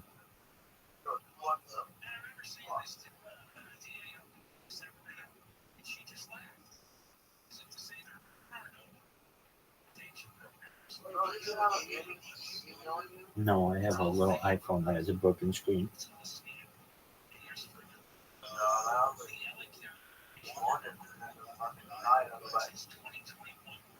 Remember that time you put the ball in the hole? Do you remember that time you put the ball in the hole?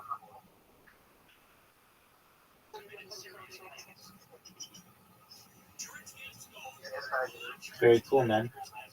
Pepper Ridge Farm remembers. Very, very cool.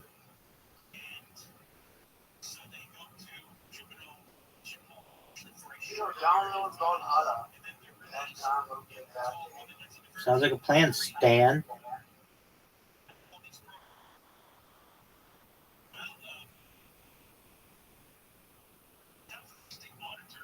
Do you know what sticky walls are? Well, you're going to learn.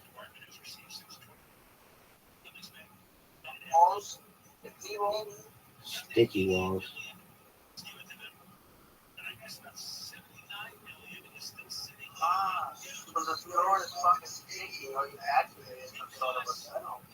Where, dog?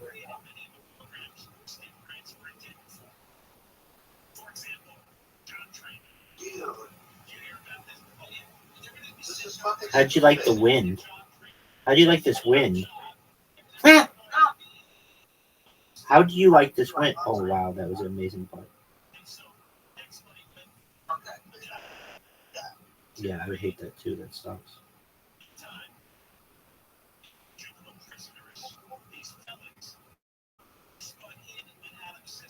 Oh, shit. Well, I used to like power up, but it fucked me.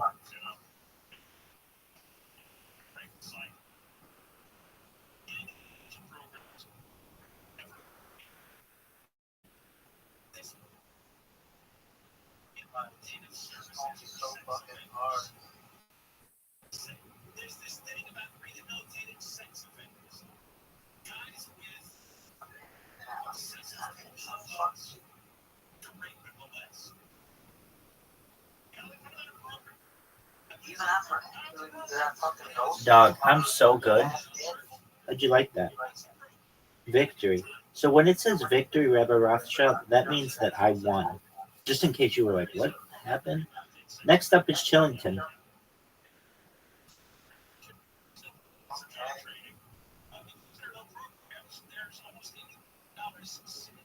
Yo, dog. Shit. I missed a really easy putt. How do you like this wind? This wind?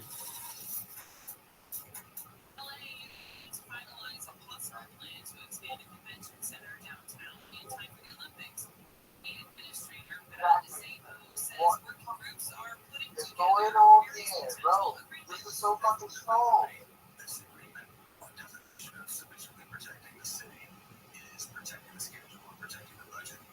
city council is expected to make a decision on whether to move forward with the $1.4 billion project later this year. The convention center is scheduled to host some of the 2028 Olympic events. Welcome, welcome. How you living, pimp? We're glad you're here.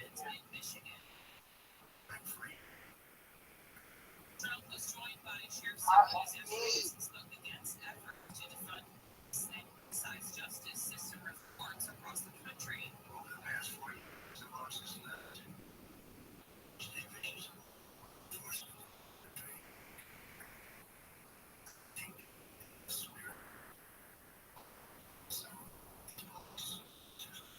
He says some prosecutors want to lock up police officers instead of criminals, and called Vice President Harris the quote ringleader of a quote Marxist attack on law enforcement.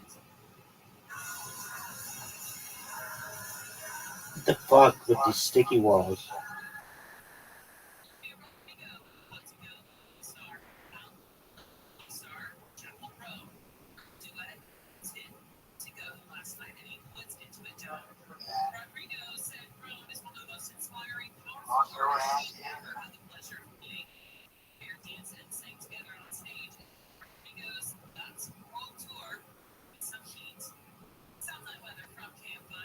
Oh.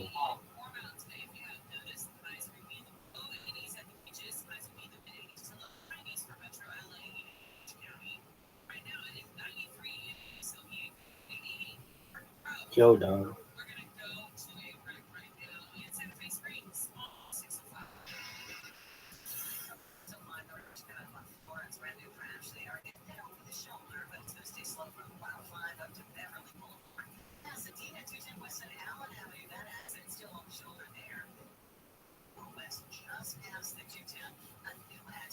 Yo.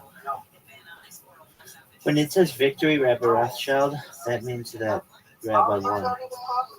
Because I'm sexy as fuck. Oh, wow, you almost beat me. But you didn't. Gustington. You ready for Gustington, big dog?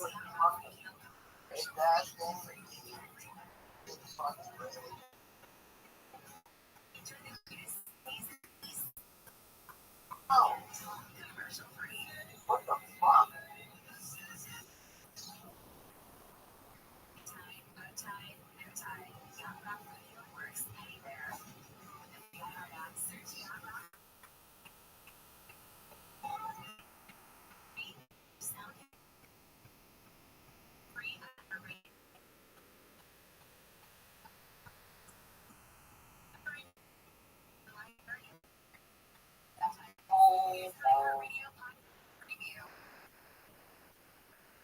No worries.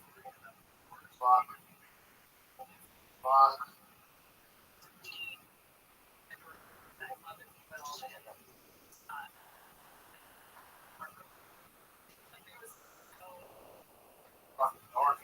How do you like that tornado, dog?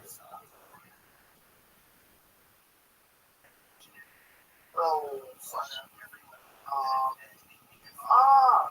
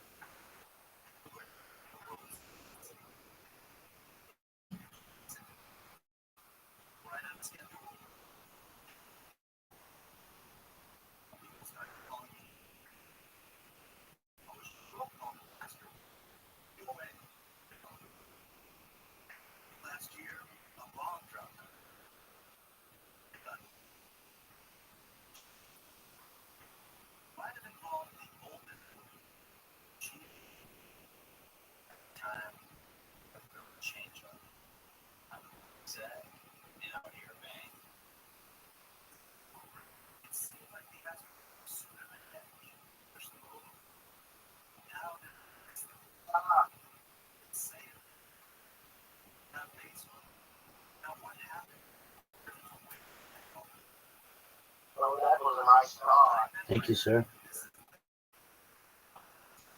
I know you meant for you.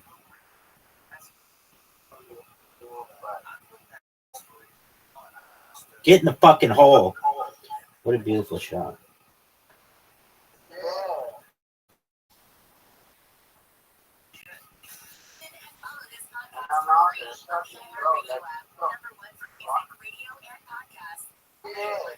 Well, you're gonna struggle some more, son, because I got that wind coming.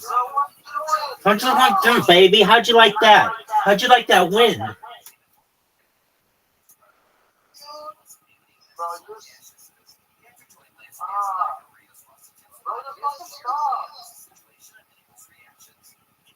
How'd you like that fucking wind?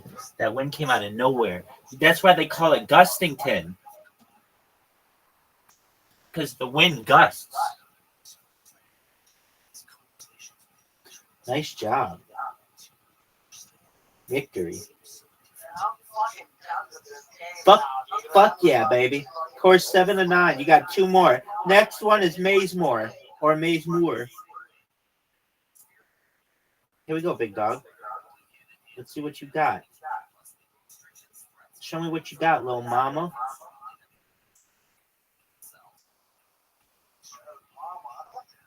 Yeah, those are lyrics from a Jay-Z song. Show me what you got, little mama.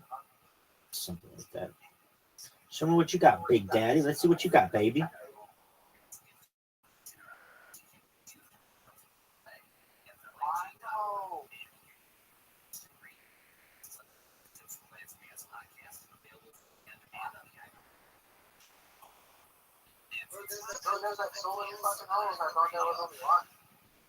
Yeah, that one has multiple.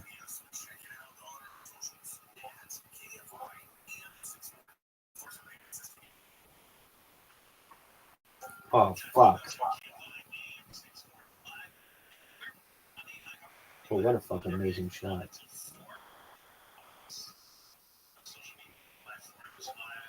Oh, shit.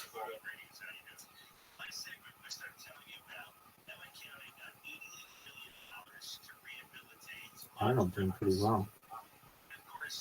Arnold has the lead, but he fucked it up. No pressure, dog. No fucking pressure.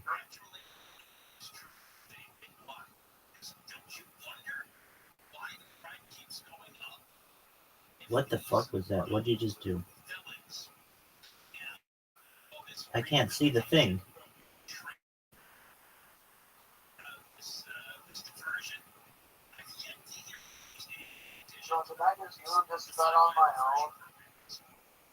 No, you got me. Oh, what a good putt.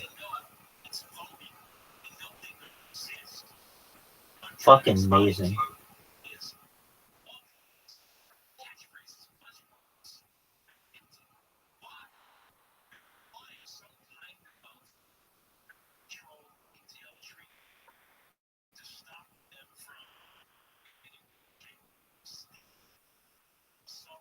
Oh, I just missed a really easy putt.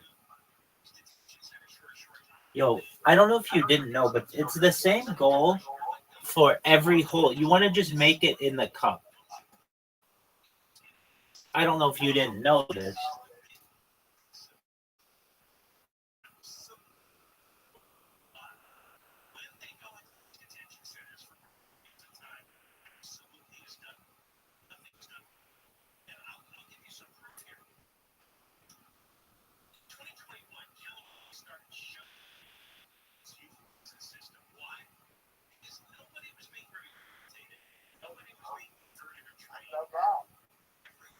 Dude, that sucked.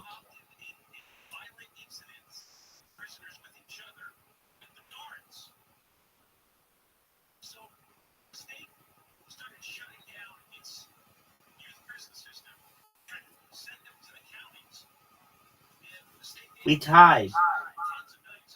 Good job. Damn, you did really well on the last hole. There you go, man. Excellent. I'm still undefeated, but that's good.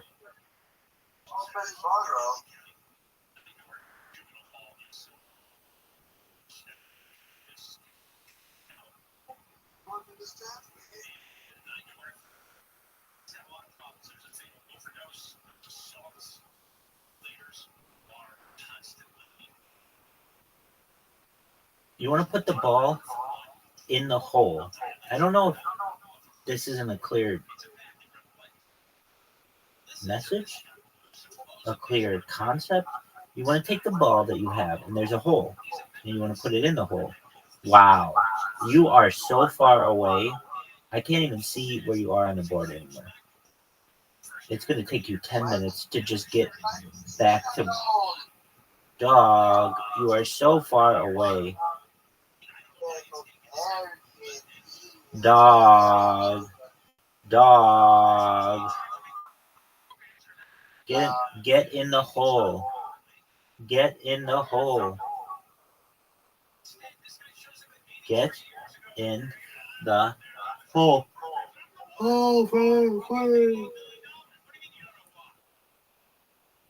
Wow.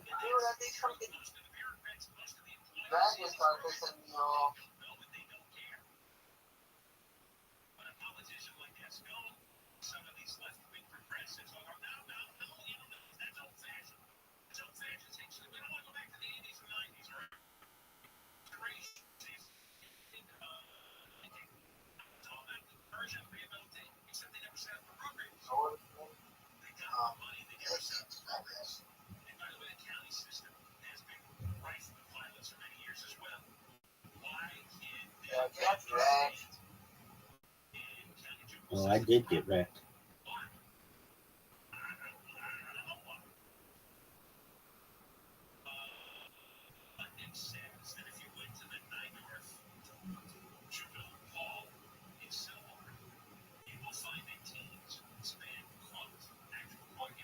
Nice little pop. Ching ching. Nice move.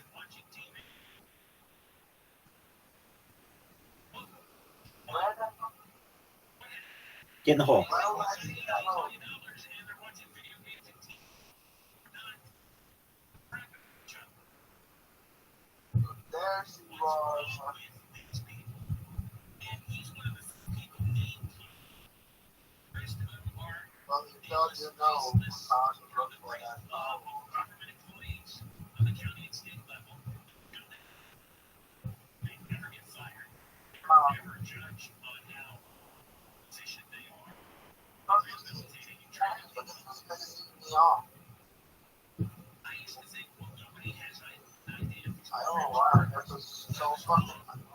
Yo, dog. No.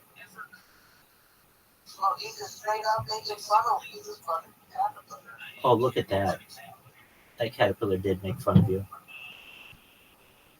Fucking hell. Bruh. Now, don't you dare activate any spell on me. Oh, I will not. Bruh. Put the ball in the hole.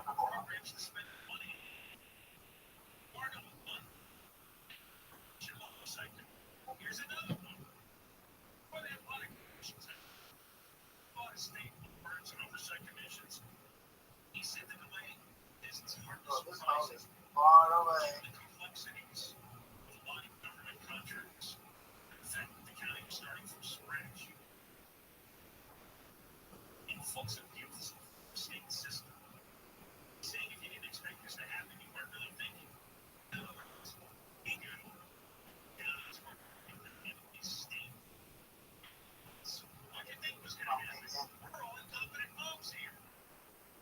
What a good putt.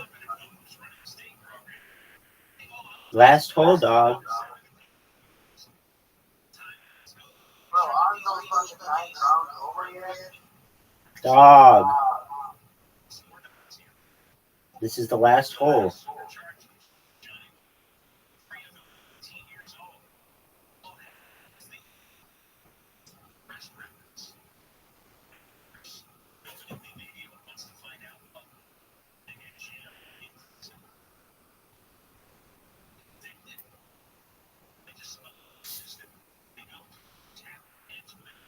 It was a pleasure to play with you.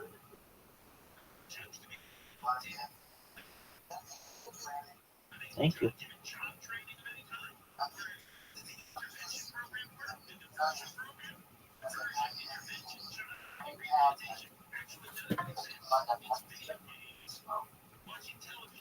Come back whenever you want to get your ass kicked again. This was amazing. I loved it. You know you fucking love that shit. You fucking love that shit.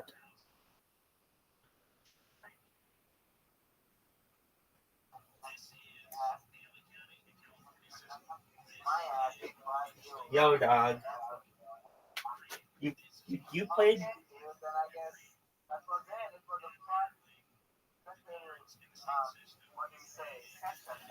Yes, it was.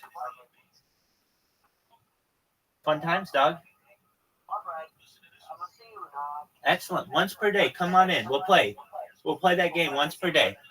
You take care, buddy. Take care, Arnold.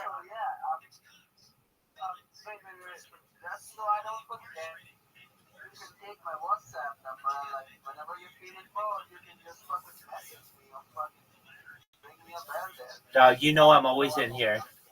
I don't do WhatsApp. I'm always here. Whenever you want to play, let's roll.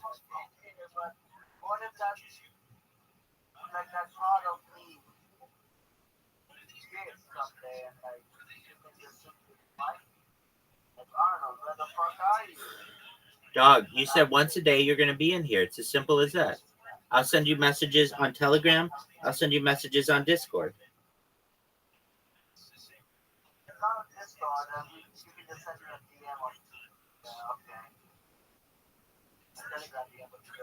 Word, dog. That's it, baby. Take care, baby. Pleasure to see you. It was fun. Take care, Arnold. Whoa. The one that he did on HBO with no audience at all, which is a very odd choice. But when I talked to him, he said he hadn't done stand-up in a year. And I was like, I don't know, that seems crazy to me. Like, for a guy who's that good. Yeah, wild. Yeah. He was one of the guys that pushed all of us, him and Angelo Bowers, who was killed in a car accident a couple.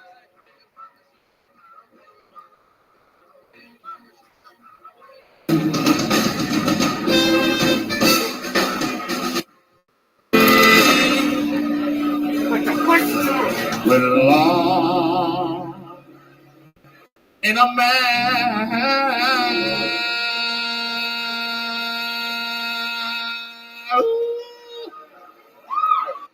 So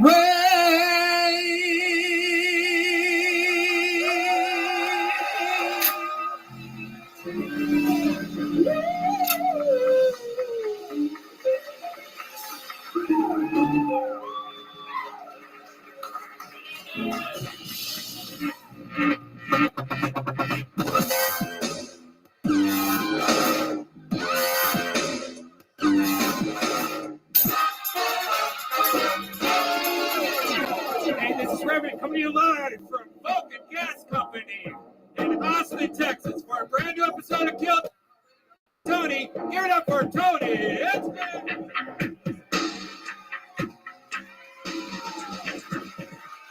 Austin, you gotta get louder than that, people. We have to let these people at home know. Fuck yeah, Red Band's here, everybody. Hey, Let's everybody. have some fucking fun. It's Monday night here in Austin, Texas. Woo! Oh, it feels good. But guys, how about a hand for the fucking band? Have you ever heard anything like that before?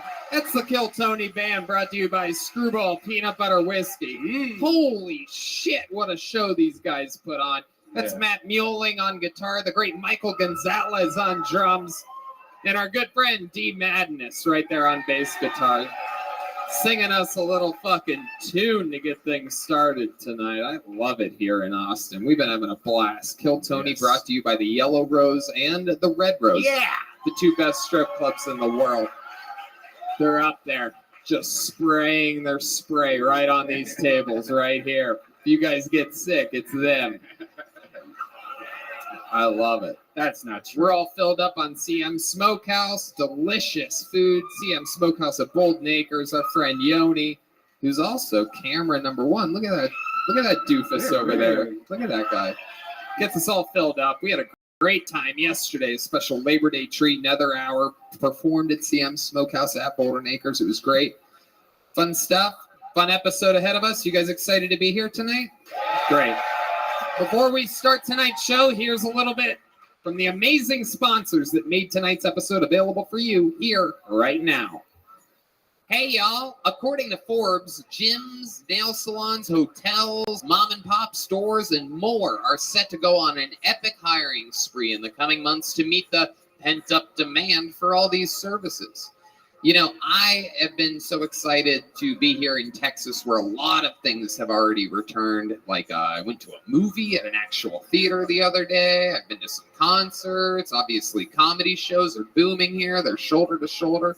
All of these businesses reopening means that millions of jobs will need to be filled. So where do businesses turn to fill these roles fast? ZipRecruiter. And right now you can try it for free at ZipRecruiter.com/KillTony. When you post a job on ZipRecruiter, they send your job to over 100 top job sites, giving you access to their network of millions of job seekers. ZipRecruiter's matching technology scans resumes to find qualified candidates for your open roles and proactively presents them to you. You can easily review recommended candidates and invite your top choices to apply for your job, which encourages them to apply faster. ZipRecruiter's technology is so effective that 4 out of 5 employers who post on ZipRecruiter get a quality candidate within the first day. Wow, ZipRecruiter's technology is so effective that 4 out of 5 employers who post on ZipRecruiter get a quality candidate within the first day. Amazing. And right now, you can try ZipRecruiter for free at this exclusive web address, ZipRecruiter.com/KillTony. That's ZipRecruiter.com/KillTony. Just go to ZipRecruiter.com/KillTony. ZipRecruiter, the smartest way to hire. One of our favorite sponsors in the world, the Ridge Wallet. It's a light, sleek, and industrial wallet. It doesn't fold awkwardly or budge in your back pocket, and it has seriously changed our entire podcast situation. Everybody has one. Everybody's happy. Everybody feels cool. They have confidence on stage. They have confidence off stage.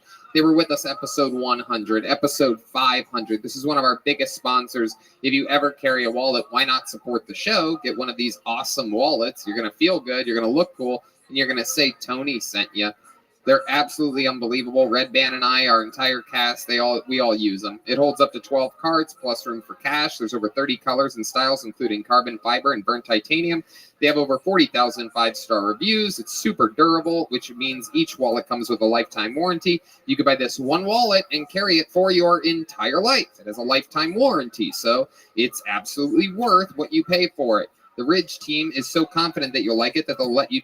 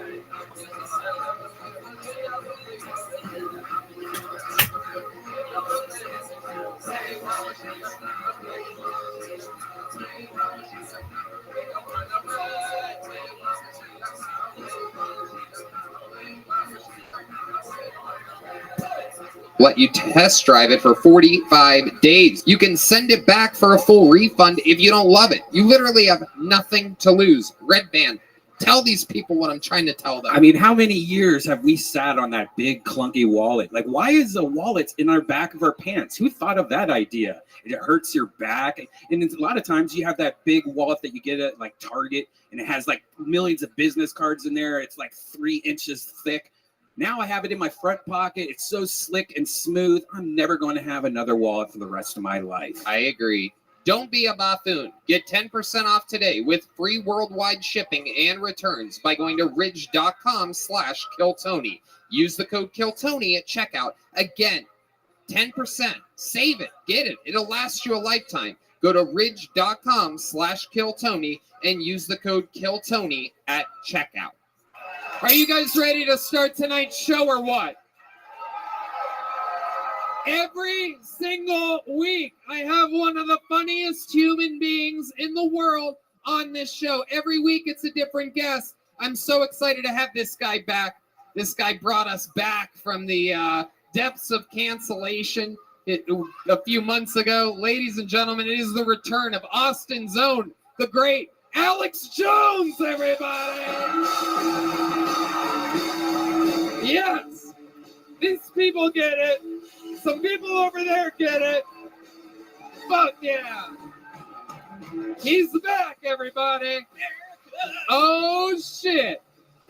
It's good to see America's own Alex Jones has arrived. It's good to see folks out there having fun and not living in fear. That's good. That's goddamn right. There's Best city in the country. Hell yeah, Austin, All Texas. right. Goddamn right. There's no fear in this room. It's gonna have there's some scared stand-up comedians, but no one's afraid of. We're out here. It's time to legalize comedy again, and you're doing it. Absolutely. These folks are doing it. I love it. We had such great feedback from your last episode, Alex. Just want you to know that people love you, man. It's fucking great. And Joe was here. That's always fun. Yeah, Joe popped in. That's Joe right. and Duncan at the same time. Anything can happen here in Austin. Probably not going to happen on this episode. I guess when you're on acid, these lights are a little bright. Oh, yeah. We're going to have fun. We're going to get it. 5 hits right now. No, I'm joking. We're going to get this thing started with a fucking bang, Alex. Ladies and gentlemen, you guys know how the show works. People get 60 seconds on this show. I pull their name out of the bucket. You know their 60 seconds uninterrupted is up when you hear the sound of a kitten. That means wrap it up then, or else we're going to bring out the Angry West Hollywood Bear. It sounds like that. There you go. And but let's start with a regular. You guys know the show? You like regulars? You like people that are being molded to be some of the best fucking comedians in the world? And they really already are. This first guy was made a regular here in Austin, Texas. He has been absolutely destroying every week. We love him. It's fun to watch him grow. This is a brand new minute by Kill Tony's own Hans Kim, everybody. All right.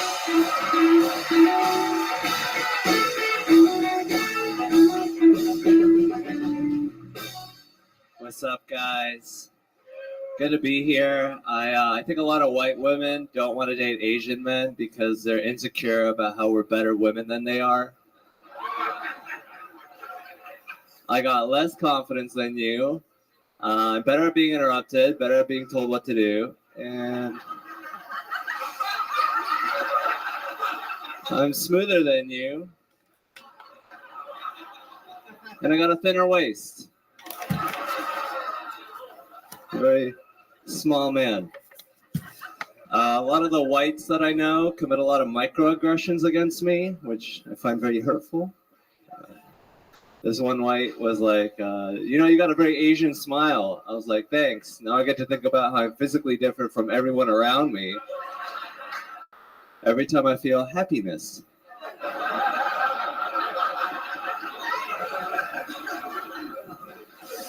My friend says a lot of dumb stuff. My friend was like, dude, America is so divided right now. And I was like, actually, we're very united. And if you say that again, I'll shoot you in the face. Thank you guys. A new minute by the great Hans Kim. Every single week, just out here doing it, making it look easy. Hard thing to do, a new minute every single week in front of the whole internet. Yeah, I'd like everyone to know that I'm very good at this. You really are. At one point, you mentioned that Asians are good at being told what to do. Is that true? Take one step back for me. One step back. Yeah, it is. Okay, perfect. Take a step forward. Awesome. I didn't know that was an Asian stereotype. I mean, how else do you have 1 billion Chinese people in China? We got to be organized, We got a headmaster tells us what to do. We're like little worker ants. We don't think for ourselves. He said it, not us. Yeah, I don't know what to say about that. I disagree. What about your theory of Vietnam? About 10 countries have tried to conquer them. I don't think they follow people's orders. Or the Japanese, they weren't too good at following orders. At least the rulers weren't. We only take orders from other Asians. Okay. Very obedient. Yes, master. Yes.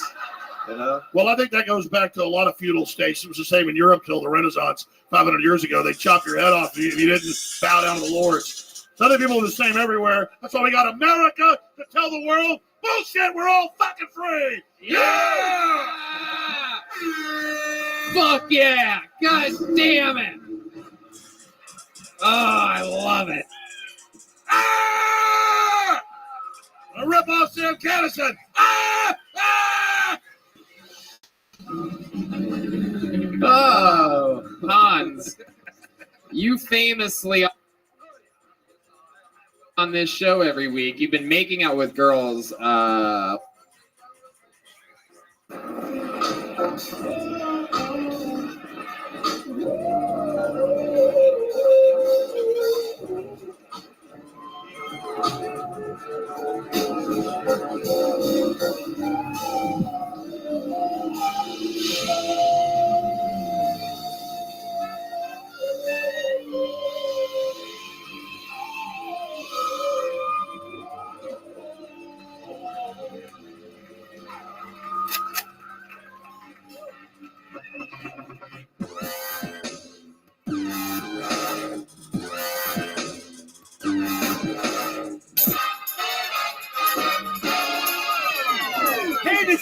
coming to you live from Boston Gas Company here in Austin, Texas, for a brand new episode of Kill Tony. Get up for Tony Hinchcliffe. You guys ready for the best goddamn night of your lives or what? Yippee! Make some noise for Brian Redband, everybody. That's this guy right here. You guys ready to have some fucking fun, huh? This is Kill Tony, brought to you by the Red Rose and the Yellow Rose, fixtures here in Austin, Texas, the two best strip clubs on planet Earth, and brought to you by the best vodka in the world, Deep Eddy Vodka, which also is a local company. How about a hand for Deep Eddy Vodka, huh? We love vodka here. Here's a little bit more from the amazing sponsors that made tonight's episode available for you here right now. Hey, y'all, you might not know this, but when I'm not being the host of the #1 live podcast in the world, what I've been doing for the last 16 years is being a professional stand-up comedian, and I'm excited to say that I'm back out on tour again. December 9th and 10th, I'll be performing in Arlington, Texas.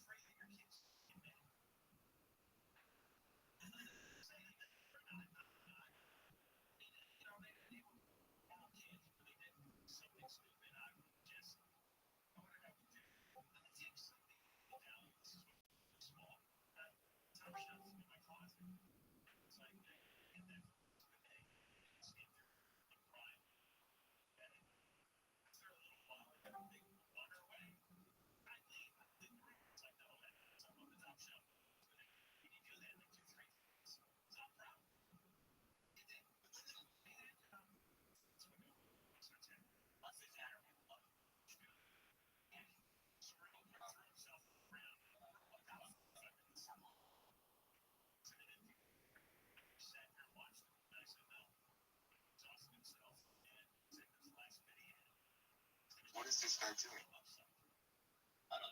doing? I just joined a beginner English room. I wanted to see what's going on. Hi, how are you? Do you guys want to learn how to speak English better? Do you want to learn to speak English better? Yeah, teach me. I will do so. Of course. I also want to learn. Excellent. Speak better. Wonderful. Okay, so one thing that I find is very beneficial. So let me explain who I am. I'm Rabbi Rothschild. Rabbi means teacher. I am certified teaching English as a foreign language type teacher. I'm also certified project management professional. I am someone who likes to increase people's vocabularies. So I use glossaries in particular. Would you mind if we reviewed some new words? Excellent. So the first word that I want to review, these are advanced words, and I would tell you this right now. Most English speakers don't know these words, but one is known as de-extinction.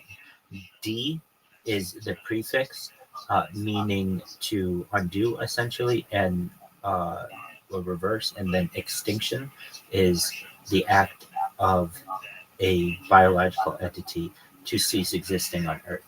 And so the idea of de-extinction is a type of science that is emerging and has already taken place in the late 20th century. The Pyrenean ibex. This was an ibex. An ibex is a type of deer. It went extinct, so that means it did not continue to live on Earth anymore.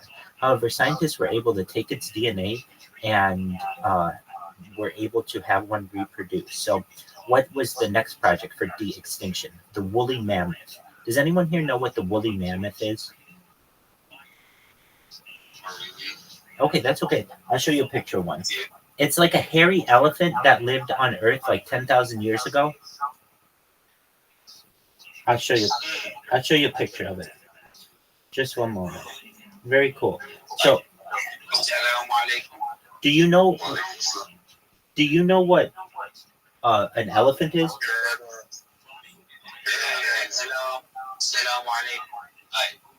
Excellent. So if you know what an I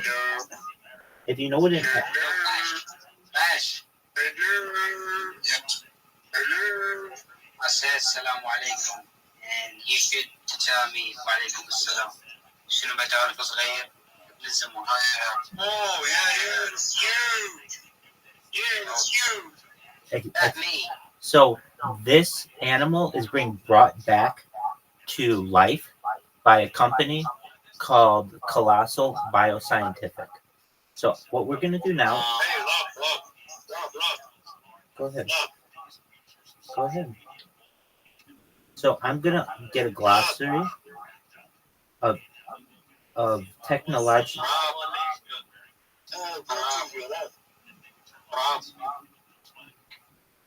Rabbi.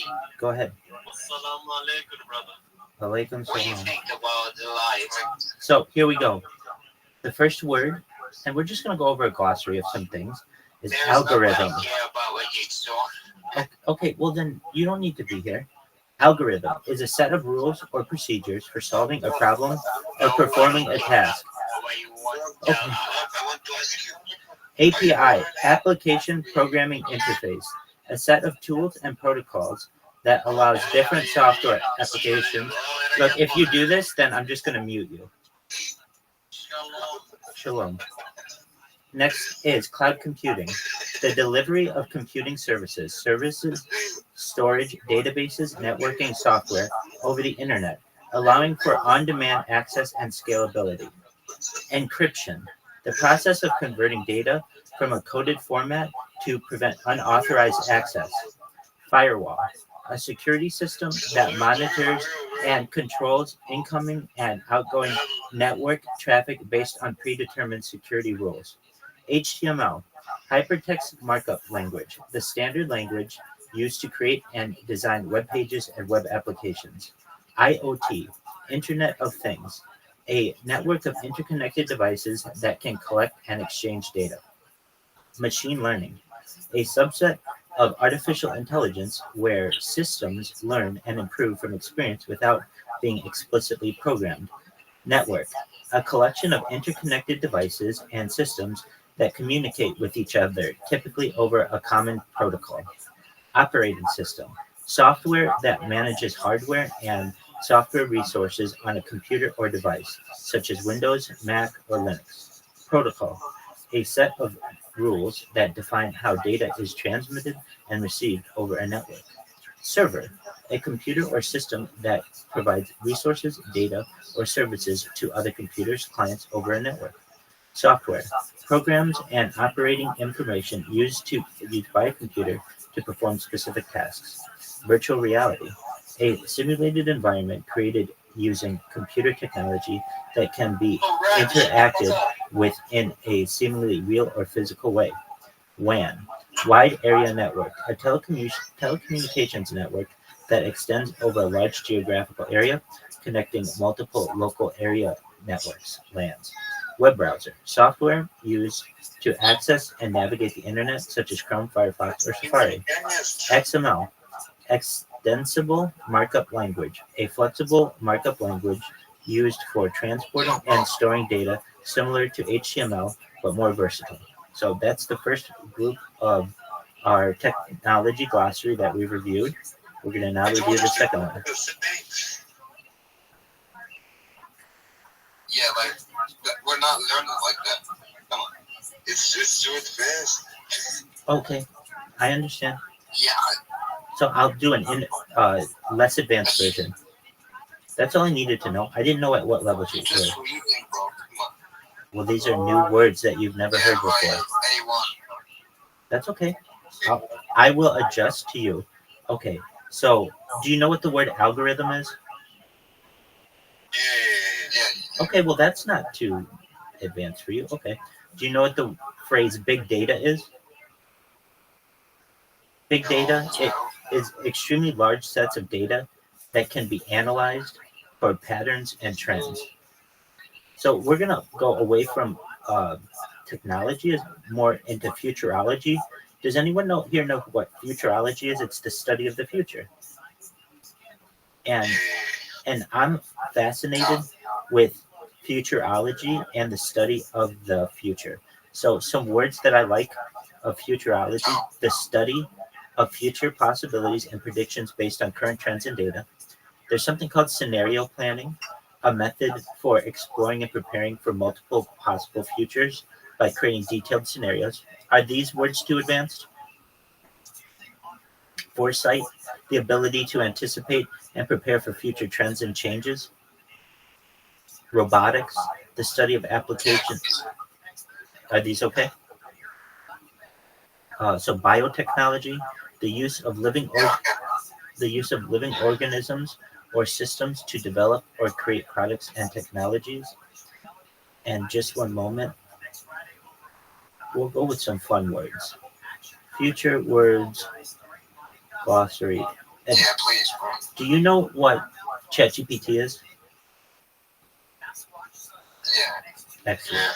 So it's really great for creating glossaries, and we want words like, how about, do you know what a force field is?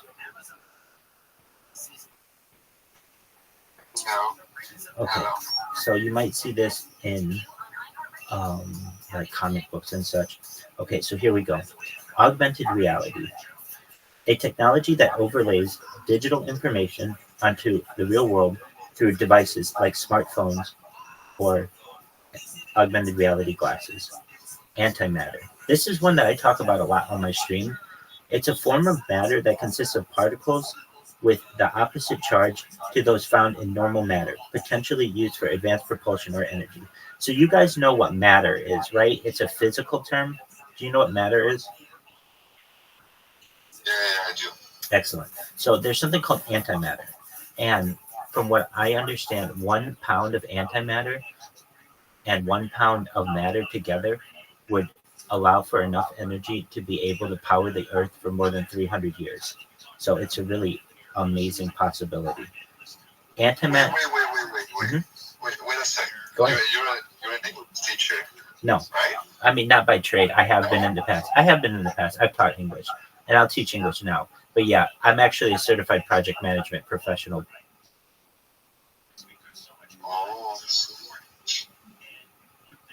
So 90% of everything in the universe is actually antimatter. Only 10% is actually physical matter. So it's really, really interesting. There's another one. It's called a force field.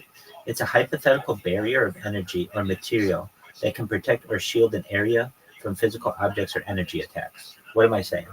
Like, you see these in like comic books, a force field, like an invisible force that you can't get through. Have you ever seen this in a comic book or something? It's okay. It's okay. That's okay. Invisibility cloak. So this is a really interesting one. What's an invisibility cloak? It is like a clothing that you can put on and become invisible. Do you know what invisible means? Yes. Excellent. So this is a theoretical or fictional garment that renders its wearer invisible to the naked eye by bending light around them. But this is starting to be developed. These exist. An invisibility cloak exists. And what it does is it basically has cameras that look in the front and can make it look like whatever it needs to look like from behind. So it renders everybody invisible. Next word is really a cool one. Teleportation. Teleportation is the theoretical ability to transport objects or people instantly from one location to another without physically moving through space. So what do we mean? This means that you can like walk in a door and be in one country and immediately be in another country through something called teleportation. So this is a really interesting thing, and you see it in science fiction a lot. The next word is a word that you'll see in science fiction called cyborg, cyborg. This is a being with both biological and artificial, mechanical or electronic components, often used to enhance physical or cognitive abilities. So what is this? Are you familiar? I don't expect you to be, but maybe. Elon Musk has a project called Neuralink, which takes a brain-computer interface. Excellent. So there's an argument to be made that people who have that are really early versions of a cyborg. The next week.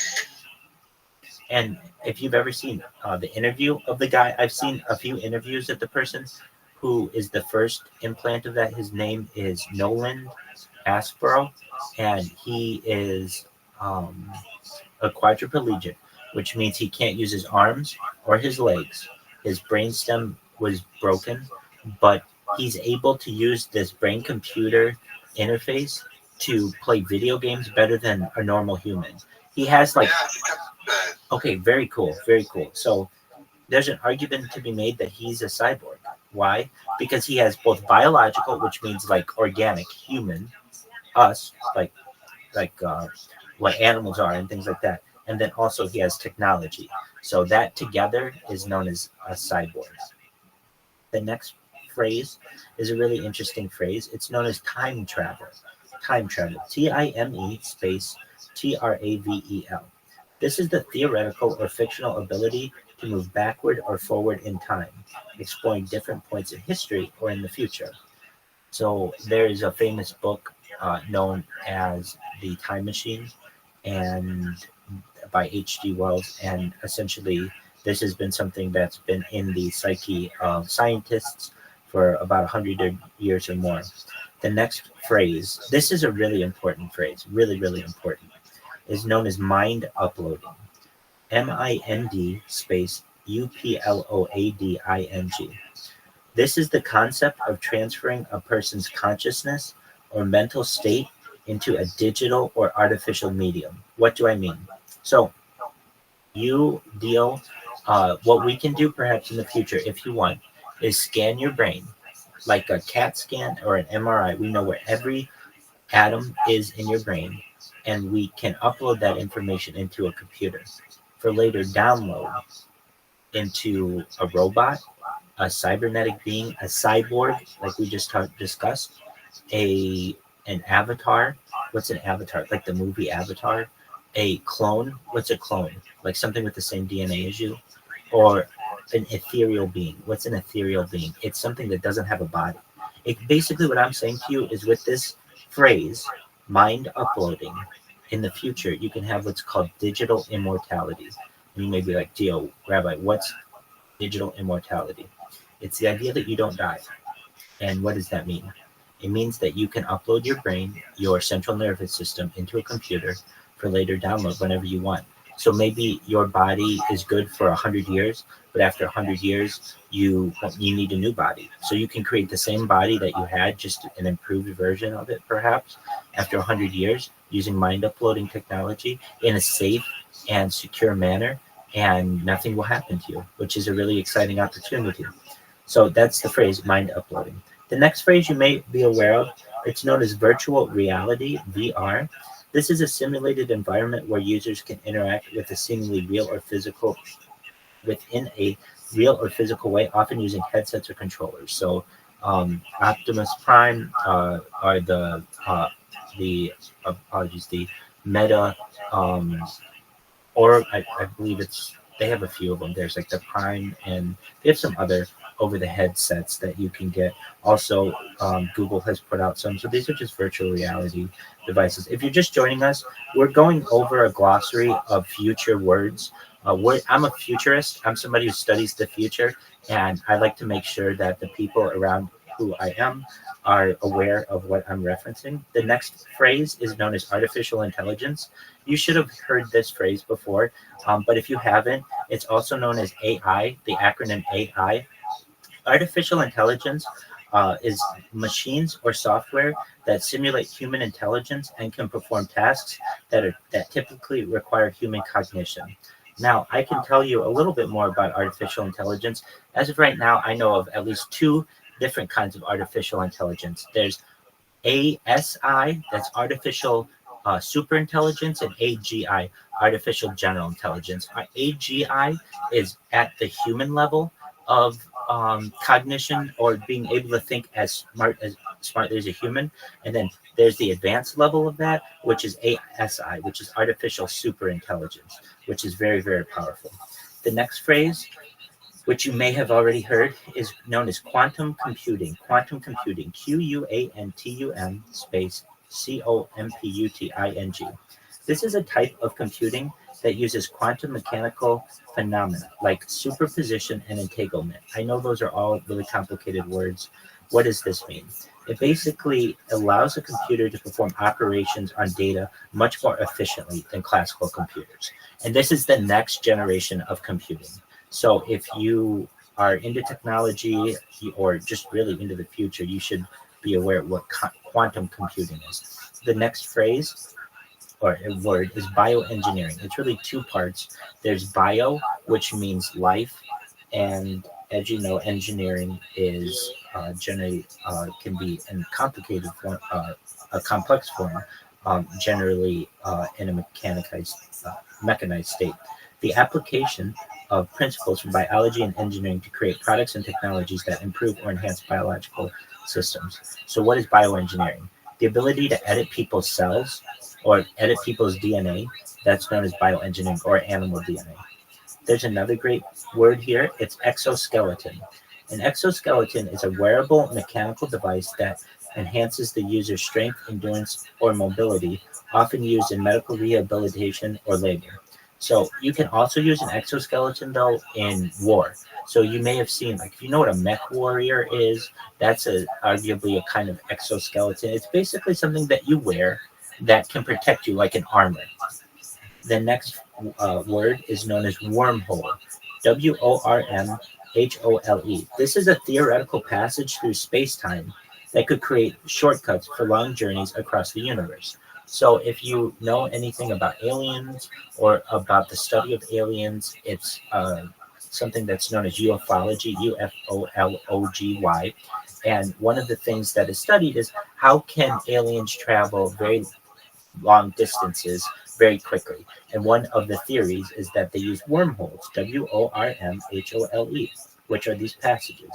So with that, I've gone through part of the list. Does anyone have any questions? Excellent.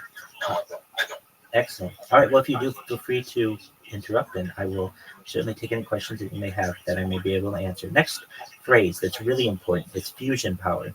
This is a form of energy generation that mimics the sun's process by fusing atomic nuclei together. There's some complicated words in there, don't worry, to release energy, potentially offering a nearly limitless and clean power source. What are we saying here? So we have little things that make up all matter that are known as atoms. And if you can take two atoms and fuse them together, slam them together at a very high speed, you can create a great amount of energy. And what that does is allows you to turn a turbine to create electricity. So fusion power is a very important type of this power. There's another kind of power that's very important as well, that's known as fission power. So there's fusion, FUSION, and then there's fission, FISSION. Fusion power is when you take two atoms and slam them together. Fission power is when you take one atom and pull it apart. Both of them are ways to produce huge amounts of energy. And that's how a nuclear reactor works. So if you've ever been confused with, like, how does a nuclear reactor work? It's really about taking atoms, slamming them together at a very high speed to create a lot of energy, or you can pull them apart to do the same. All right, the next word is known. Yeah, it's really cool. It's really cool. And that's the future of power for the world. Welcome, welcome. We're reviewing some futurism words. If you don't know what futurism is, it's the study of the future. The next word is known as nanobots, NANOBOTS. These are tiny robots that are built at the nanoscale. If you don't know what the nanoscale is, it's very, very small. They can perform precise tasks such as medical procedures or environmental monitoring at a microscopic level. So this is basically robots that are so small you can't see them, and they can do whatever you need at a microscopic level. The next word is a hovercraft, HOVERCRAFT. The next word is hovercraft, HOVERCRAFT. This is a vehicle capable of hovering above the ground using air or other means, potentially allowing for smooth, frictionless movement over various surfaces. So what do I mean? If the ground's here, you can use fans to essentially use the downward pressure to be able to not touch the ground, which is very important. The next phrase is smart dust, SMART space DUST. These are minuscule sensors and computing devices dispersed in an environment to collect data and communicate with other devices, often used in environmental monitoring or surveillance. So smart dust could be anywhere. It's minuscule, it's very small. Biohacking. What's biohacking? This is the practice of using biological and technological methods to enhance human biology and capabilities, often including genetic modifications or implanting technology. Now, the next phrase that we're going to review, we already talked about a little bit. It's known as artificial general intelligence. This is AGI. This is a form of artificial intelligence that possesses the ability to understand, learn, and apply knowledge across a wide range of tasks akin to human cognitive abilities. So, what does this mean? Artificial general intelligence is very advanced general intelligence, artificial intelligence that allows it to have the intelligence of a human being. There's another kind that's even smarter than artificial general intelligence. That's artificial superintelligence, which is many times smarter than a human being. Okay, the next phrase is known as mind-controlled interfaces. This is a big phrase. What is it? Mind, M-I-N-D, that's up here, that's your head, your brain, hyphen, controlled, C-O-N-T-R-O-L-L-E-D. What does that mean? The ability to maneuver something or manipulate something. And then interfaces. What's an interface? Interface is spelled I-N-T-E-R-F-A-C-E-S. Well, let's break up interface. It's two words. Inter is the prefix, and then faces. Essentially, the face is usually, and we think of it as our human face, but it can be the face of a phone. It can be the face of a screen. And an interface is something that works within that. So mind-controlled interfaces means it's the ability for the mind to control, to manipulate something on a screen. So this is technologies that allow users to control devices or systems directly with their thoughts through brain-computer interfaces. And the thing that we were discussing with that Neuralink, that's a brain-computer interface. So Neuralink is a brain-computer interface. The next word is known as holography. H-O-L-O-G-R-A-F-Y. Holography is the technique of creating three-dimensional images or projections using light interference patterns, often used for advanced displays or simulations. Have you ever seen on like a credit card? There's like a little, it's known as a hologram that is like rainbow colored, and like when you move a credit card in the light, it looks differently. Do you know what I'm referencing? No. That's okay. Nevertheless, that's a type of technology known as holography. The next phrase is really important. It's known as a self-replicating machine. So let's break it down. Self is S-E-L-F and then hyphen. When I say hyphen, that's that little dash. Replicating, R-E-P-L-I-C-A-T-I-N-G. What does that mean? So replicating means to reproduce or to multiply, and self means like on its own.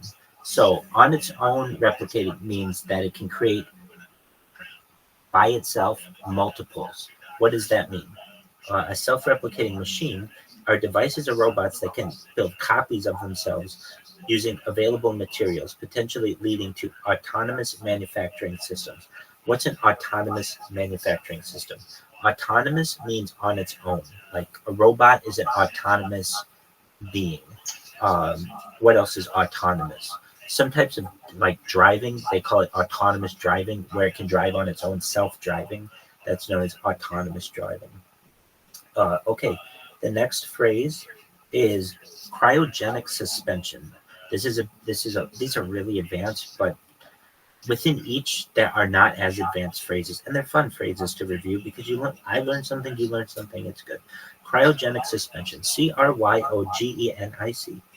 Cryo means cold. It's Greek for cold, and then space suspension. S-U-S-P-E-N-S-I-O-N. So what is suspension? You might hear the word suspension if you're in school. It means like a pause. It means if you get suspended in school, it means you can't go to school anymore for some amount of time. If you're suspended from something, it means that there's a period of time you can't do something. So cryogenic suspension is the idea that you use cold to freeze yourself, essentially. The process of cooling and preserving biological organisms at very low temperatures to halt metabolic processes with the aim of future revival. So what does this mean?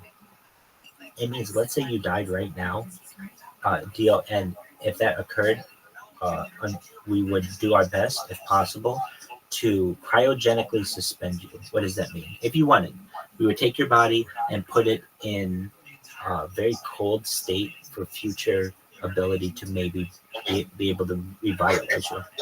Like Captain America. Exactly, 100% right. So that's cryogenic suspension. The next phrase is one of my favorites. It's something I talk about a lot on this. It's known as anti-gravity technology. So let's break this down. Anti means against.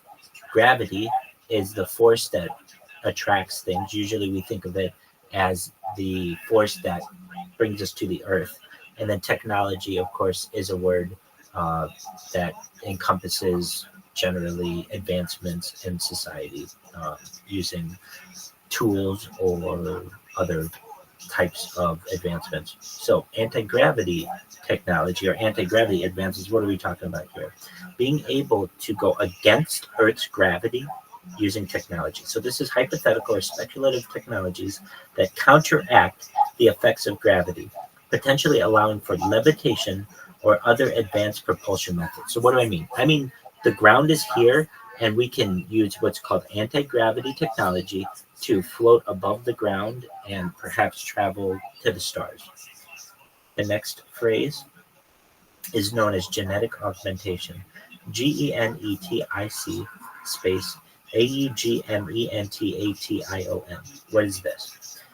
So the word genetic has to do with genes, GENE, and genes have to do with like your DNA, your RNA, what makes you you. And then augmentation, that means to change something. To augment something means to change something. So genetic augmentation means to change your genes. This is the modification of human genes to enhance physical or mental abilities, potential leading to improved health, intelligence, or lifespan. So what are we talking about here? It means that maybe if you wanted someday, if you wanted to have children or maybe grandchildren or something, that the technology would be available for you to modify your human genes to enhance your physical or mental abilities. So you might be able to have super strength, or your children may be able to have super strength or super intelligence. Potentially, they can. It's known as CRISPR, CRISPR, and it's a gene altering program. And this leads to improved health, intelligence, or lifespan. So you're exactly right. The next phrase is known as synthetic biology, SYNTHETIC space biology, BIOLOGY. So synthetic usually means like artificial or not organic. And then biology is bio is Greek for life, and OG, the ology is the logi is Greek for study of. So biology, it's study of life, is biology. And then synthetic is artificial. So what does that mean? The design and construction of new biological parts, devices, and systems, or the redesign of existing natural biological systems for useful purposes. So what does this mean? Essentially, we are able to use artificial processes to be able to improve life. The next phrase is a big one, but it's a cool one. So it's augmented reality. We already talked about what augmented reality is. And let's talk about this for a second, just a clarification. Rabbi, what's augmented reality and what's virtual reality? Augmented reality would be if there weren't, usually, it's like if there's an overlay on this screen. Virtual reality is if I put something over my face and it's all, it's completely encompasses or encapsulates the experience. So there's what's known as AR, which is usually on a screen. Doesn't have to be though, because we're going to read about a kind that isn't on a screen. But I just want you to know, so augmented reality though, it usually has some kind of screen involved or something with the screen, when virtual reality usually means it's going over your eyes. However, there's a little bit of a difference here when it comes to augmented reality contact lenses. Contact lens. So I have glasses, but I also have contact lenses where you can put in a little disc into your eye and it improves your vision. So other people may be able to in the future to use contact lenses embedded with technology to display digital information directly in the user's field of vision. So what does this mean? You might be able to use this kind of technology to be able to read a temperature, to be able to have x-ray vision, to be able to have infrared vision, to be able to have supervision where you can like zoom in, whatever you want, basically with these types of augmented reality contact lenses. The next phrase is even a big phrase for me, so I'm gonna work on it with you, okay? So it's the phrase quantum entanglement.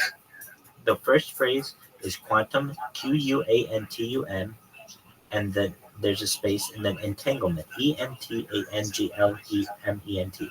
Quantum usually deals with that type of technology with computers that are better than today's computers, and entanglement usually means it's wrapped up in something or somewhat complex. So quantum entanglement is a phenomenon, meaning like a scenario or something that happens where particles become interconnected in such a way that the state of one particle instantly influences the state of another, regardless of distance, potentially used for advanced communication systems. So what does this mean? It's quite a complicated scenario, but basically you can touch one or like influence one particle and it can influence another particle someplace very distant even, regardless of distance. So it could be really close or really far away. The next phrase is really, really cool. It is known as a space elevator. SPAC space ELEVATORS. So you know what space is, I think it's the stuff above the earth. And then there's elevator. So I think you know what an elevator is. It's how you get up in a building, and it's sometimes called a lift. Okay, so what's a space elevator, Rabbi? These are structures that extend from the Earth's surface into space, allowing for easier and more cost-effective transportation of materials and people to orbit. So what does this mean?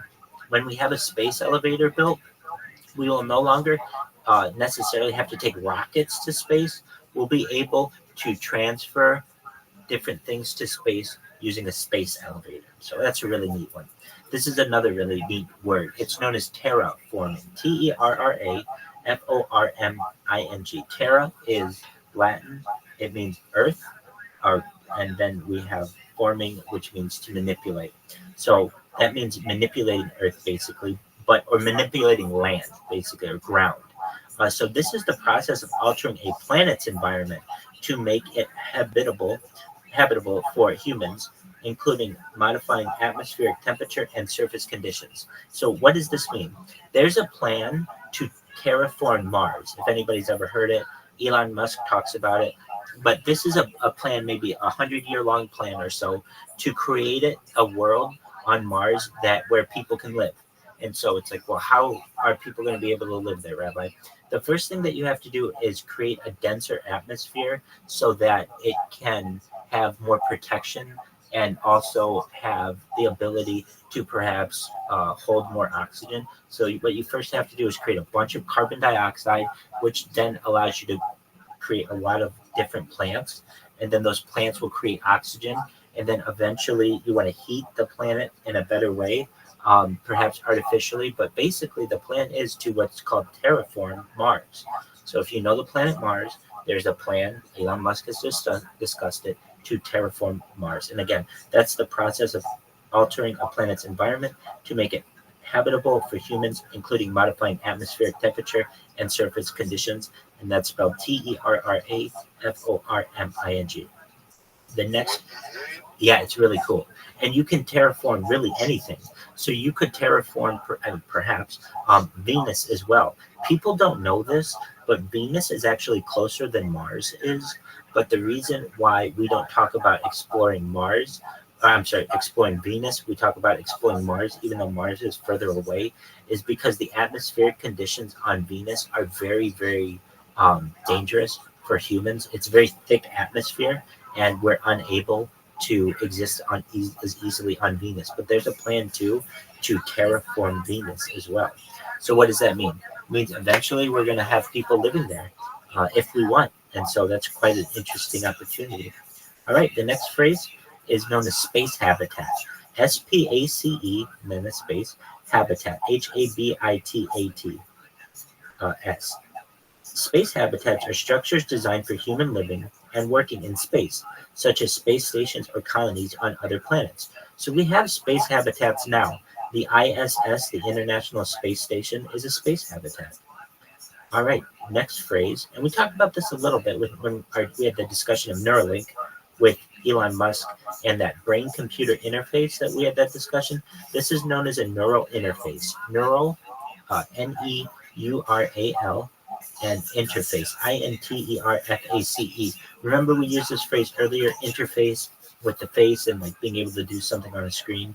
A neural interface are devices that connect directly with the nervous system, allowing for interaction between the brain and external devices or systems. So if you're just joining us, we had a discussion earlier about a company that Elon Musk owns known as Neuralink that has a little implant that currently, I think they just had their second human trial, and it's been successful. I've seen interviews with the first human trial.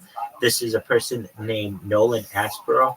He is able to communicate using Neuralink. He's able to play video games very well using Neuralink. And what he has in his head is known as Neuralink, which is known as a neural interface, and it's also known as a brain-computer interface. The next phrase that we are going to review is known as a matter replicator. Now, this is an advanced one for me as well. Okay, so matter is essentially that which exists physically in the universe, and a replicator means to multiply. So a matter replicator is a device that can be used to create objects by assembling matter from raw materials or the atomic or molecular level, similar to the concept of a replicator in science fiction. I've also heard of this being known as what's called a Santa Claus machine. Now, what are we talking about here, Rabbi?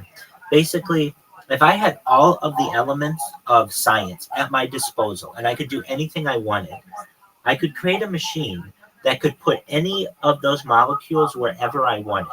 So hypothetically, I could be able to create a dog or a car or a space station or a piece of wood or a tree, whatever I want, using something called a matter replicator. This is also known as a Santa Claus machine, and it's something that we perhaps may have in the future. Think of it, if you know what a 3D printer is, or even just a regular printer, but more like a 3D printer. But instead of doing like it in plastic, it can 3D print in anything. That's what a matter replicator is. I think that's a good analogy of it. So, and a matter replicator is like a 3D printer with any element. And then we have mind-machine interfaces. Again, this phrase interface, or this word interface, mind-machine. What are we talking about? Okay, mind, we know what a mind is, that's our brain, and machine is like, a car or a device.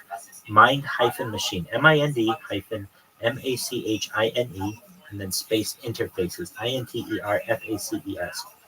These are technologies that enable direct communication between the human brain and machines, often aimed at enhancing cognitive capabilities or controlling devices with thought. So what are we talking about here?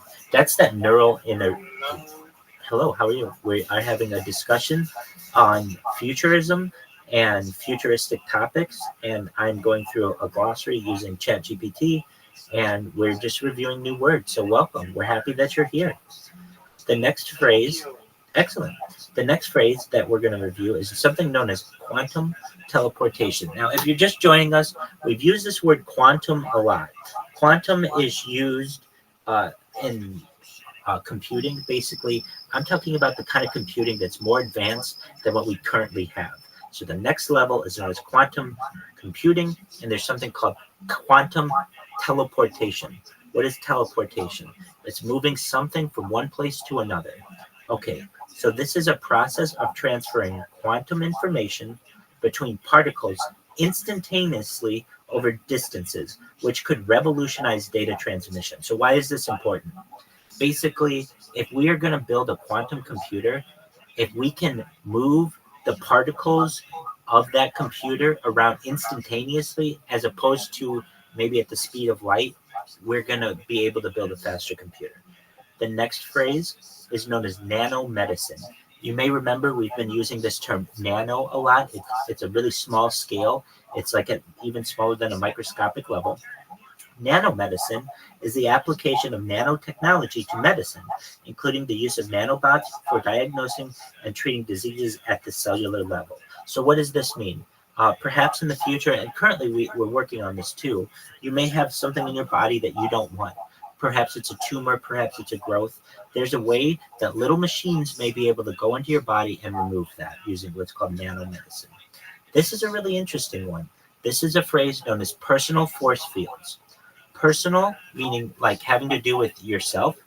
Force field is what we discussed earlier, basically something that prevents you from going somewhere else. So this is a hypothetical protective barrier that could shield individuals from physical harm or energy attacks, often featured in science fiction. So what am I talking about here? In the future, there may be some kind of technology that you can press a button or just think it even, and it creates a force field around you. Something that somebody cannot penetrate with a knife, a gun, or anything for a certain amount of time to be able to protect yourself. The next word is known as biochips, B-I-O-C-H-I-P-S. Bio, again, means life, and chips many times have to do, in this case, with silicon robotics, exactly, silicon chips. Small devices integrated with biological components used for tasks such as medical diagnostics or environmental monitoring. The next phrase is genetic programming. Genetic, remember the word gene is in genetic. That has to do with DNA and RNA and such. And then programming certainly has to do with computing.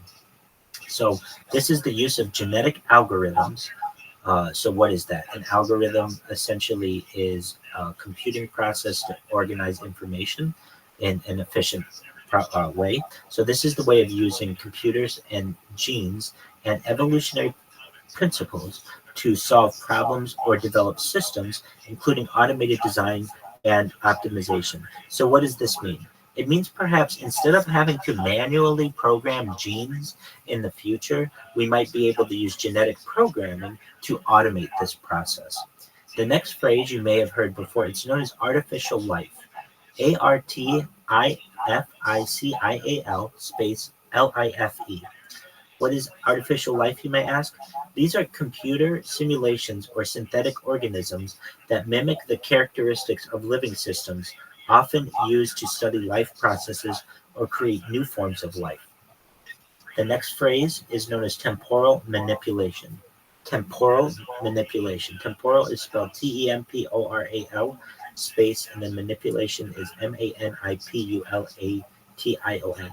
Temporal many times has to do with the use of time.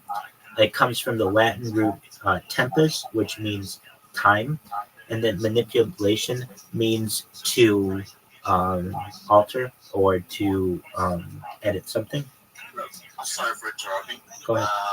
What exactly are we talking about? I just entered the account. That's okay. We're just reviewing a glossary of futurism terms, just words that you're not normally going to hear, but they're important when studying the future in computing. Maybe it's how to travel to the future one day, right? That's time travel. Yeah, we just reviewed that. Yeah. Okay, go ahead. Excellent. So, hey, what's going on? Sorry, I have somebody in my other Discord. The next phrase that we'll review is temporal manipulation. This is theoretical ability to alter or control the flow of time, including speeding it up, slowing it down, or reversing it. So what does this mean? You've seen this in maybe science fiction in the movies, but the ability to speed up time, to fast forward through an event, or to slow it down. If you've ever seen the movie The Matrix where the bullets are coming at Neo like very slowly, that's temporal manipulation. So in the... Pardon me? Have you ever seen JoJo? What's JoJo? It's an anime. There's a guy called Dio, and he can stop the time. Perfect. So that ability is known as temporal manipulation. The next phrase is robotic exosuits. ROBOTIC space EXOSUITS. Robotic is comes from the word robot, and then exosuits is exo is the prefix on suit, which means on the outside of. This is wearable robotic systems that enhance human strength and endurance, often used for military, medical, or industrial applications. So this is like a mech warrior suit. This is like this is an exoskeleton basically. What am I talking about? It means like if you ever saw what RoboCop would wear, that's like an exosuit. There might be the argument to say that that might be a robotic exosuit, but they're just ways to protect the human body using robotics and can make it super strong. The next phrase is known as self-healing materials. SELF-HEALING space MATERIALS. What are self-healing materials? This is really cool. These are materials that are engineered to automatically repair damage or restore their original properties after being compromised. So what am I talking about? In the same way that your skin heals, hopefully after like an injury, we're talking about materials that can do the same thing. So perhaps on a car or on a tank or on a plane or a boat, you might be able to have it so that if it gets damaged, it can heal itself. Very interesting. All right, the next phrase is known as augmented cognition. This is a big one. Okay, so augmented is AUGMENTED space COGNITION. These are technologies designed to enhance human cognitive abilities, including memory, learning, and problem solving. So in the future, there may be the opportunity perhaps to be able to enhance your current abilities, particularly the way that you think and the way that you can remember things. And some of the types of technologies that may be used for that are known as augmented cognition technologies. The next phrase is really great, and I think can really help the world. It's known as space mining, SPACE space MINING. This is the extraction of valuable materials such as minerals and resources from asteroids, moons, or other celestial bodies, potentially supporting future space colonization. It means that we don't have to necessarily pollute the earth as much as we once did with mining. There's the ability to use space mining to be able to get some of those materials. The next phrase is known as bioprinting. Again, bio means life, and printing usually means to replicate something. So what is bioprinting? BIO-PRINTING. This is the use of 3D printing technologies to create biological tissues or organs, potentially leading to advancements in regenerative medicine. So what does this mean? It means essentially you can use a 3D printer to be able to create a human-like tissue or organ. So what does that mean? Well, currently there are people who need organs out there. In the future and currently, we may be able to print new organs for people so that we don't need people to have to donate them, which is a really interesting opportunity. The next word is Hyperloop, HYPERLOOP. This is a proposed high-speed transportation system that uses vacuum-sealed tubes to transport pods at very high speeds. So what are we talking about here? Basically, the thing that stops us from moving at very fast speeds from one location to another many times is what's known as air resistance, or the molecules in the air that are preventing an object from traveling faster than we need. So what we do is we create a tube and suck out all of the air, so there's no air in the tube. And then you can send things at what's known as a frictionless or near frictionless rate, so that there isn't any air resistance anymore. So what does this mean? It means that you may be able to send something from one place to another at a very fast speed, or even travel at a very fast speed. The next phrase is known as smart fabrics.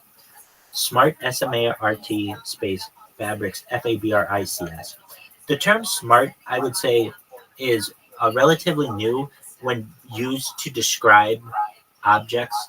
Generally, this phrase wasn't used in a mainstream fashion until the use of it in the smartphone. And with the smartphone, previously you had the phone, you had the cellular phone, and then the smartphone, with really the launch of the iPhone. And from there, you get this word smart that's being used all the time. Smartphones, smart watches, smart devices, smart home electronics, and smart fabrics is one of these. So these are textiles embedded with sensors and electronics to provide functionality such as temperature control, health monitoring, or interactive displays. So when would these be important? Perhaps when in something like if we were to be in space or in space tourism, it is the idea that our fabric of our clothes could actually be transmitting information for us. The next phrase is known as artificial sentience. Artificial meaning not, it means manufactured or not organic. And then sentience, which usually means like consciousness or the ability to know that one is alive, which is a really deep topic. So it's artificial, ARTIFICIAL space SENTIENCE. This is the development of machines or AI with the capacity to experience consciousness or self-awareness similar to human emotions and thought processes. So what does this mean? This means that eventually AI is going to get super, super smart to the point where it is indistinguishable from humans. And that gets to a point that's known as artificial sentience, basically where it artificially is alive. The next phrase we used earlier, but it's really exciting, is known as digital immortality. DIGITAL space IMMORTALITY.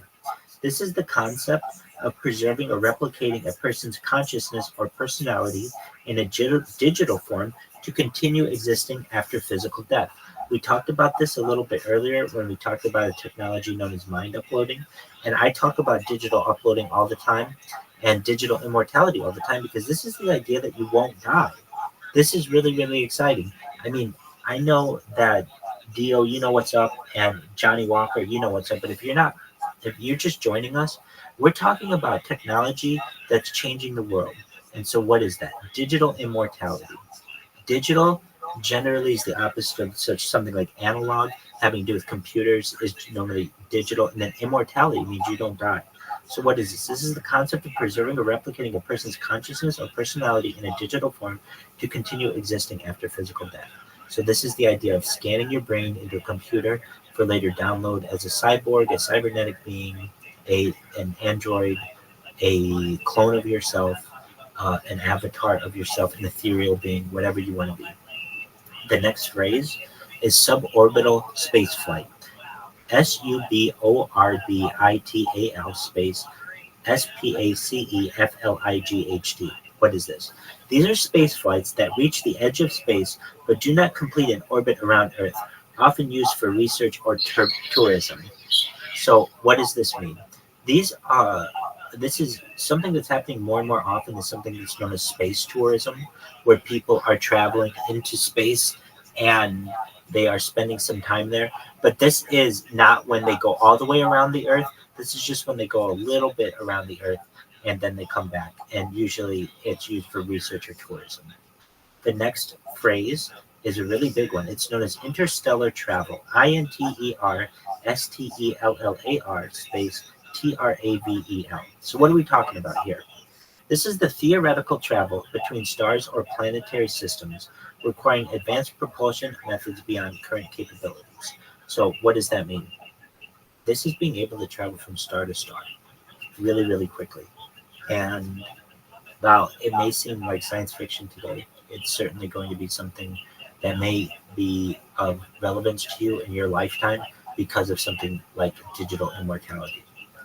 The next phrase or next word is known as holodeck. HOLODECK. This is a type of technology from science that creates immersive, interactive, holographic environments for recreation or training. So what does this mean? It's basically, it allows you to create a world where you think that you're in another environment, but you haven't actually changed environments. It does this using holographic environments. The next phrase is known as ethical AI, ETHICAL space AI. Ethical, we usually think of being moral or being good. And then AI is artificial intelligence. So what is this? This is the development and implementation of artificial intelligence systems that adhere to ethical principles and ensure fair and responsible use. The next phrase is autonomous vehicles. AUTONOMOUS space VEHICLES. These are vehicles that can operate and navigate without human intervention using sensors, AI, and some other technologies to drive safely.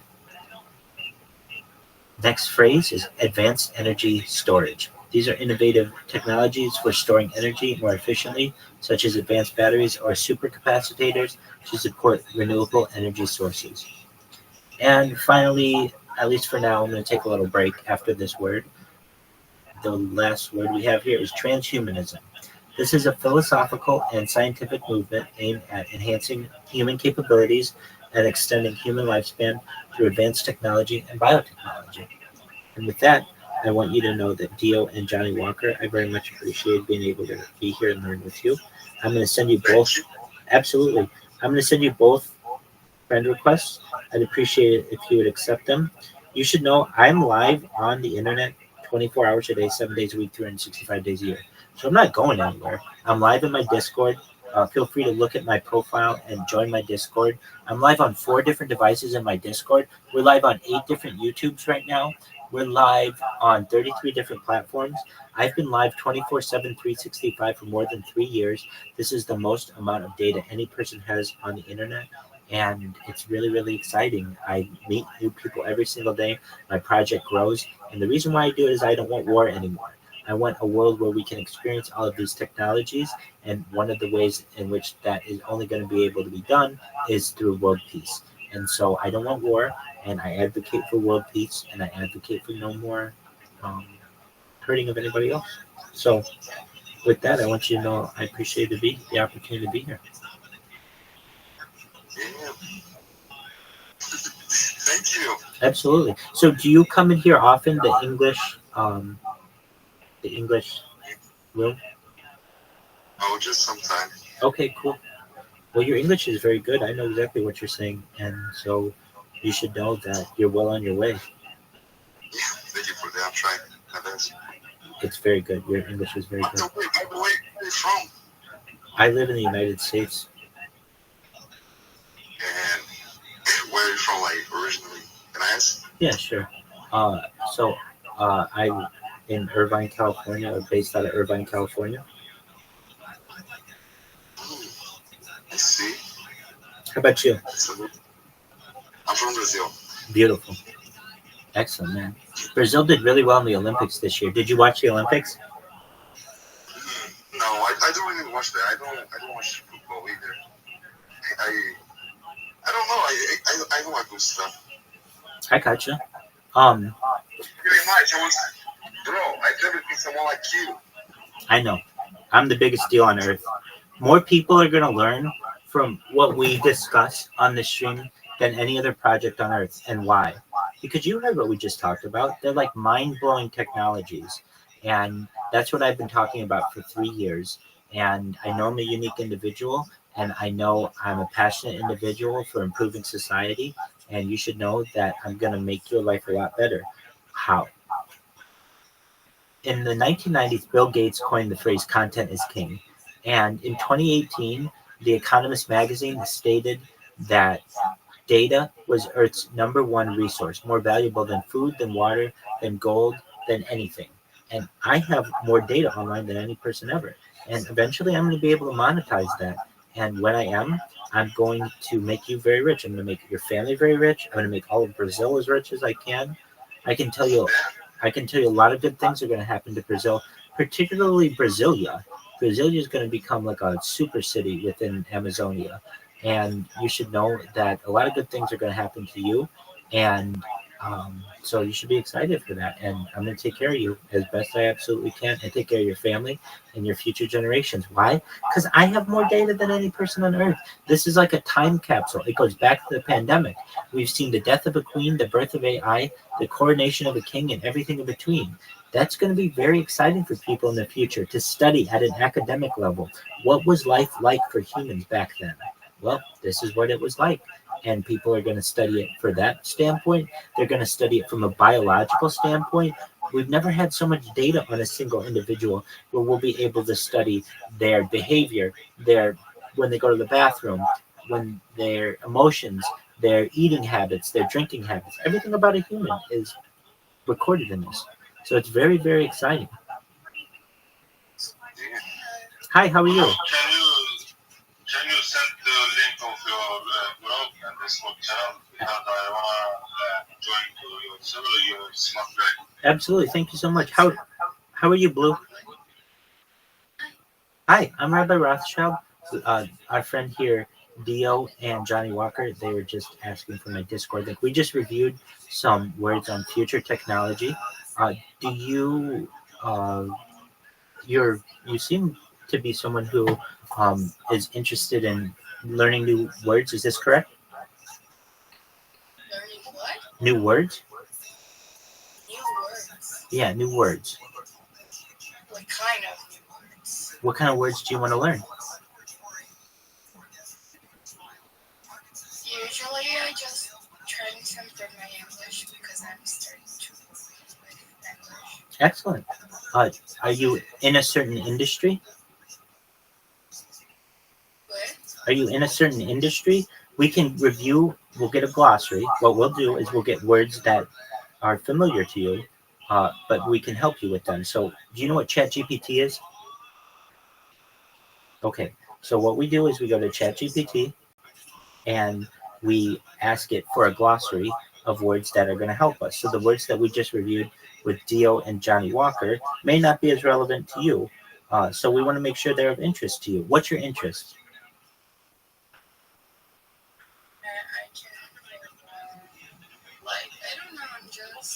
Do you like music? Yeah. Okay, so we're going to look up some music glossary.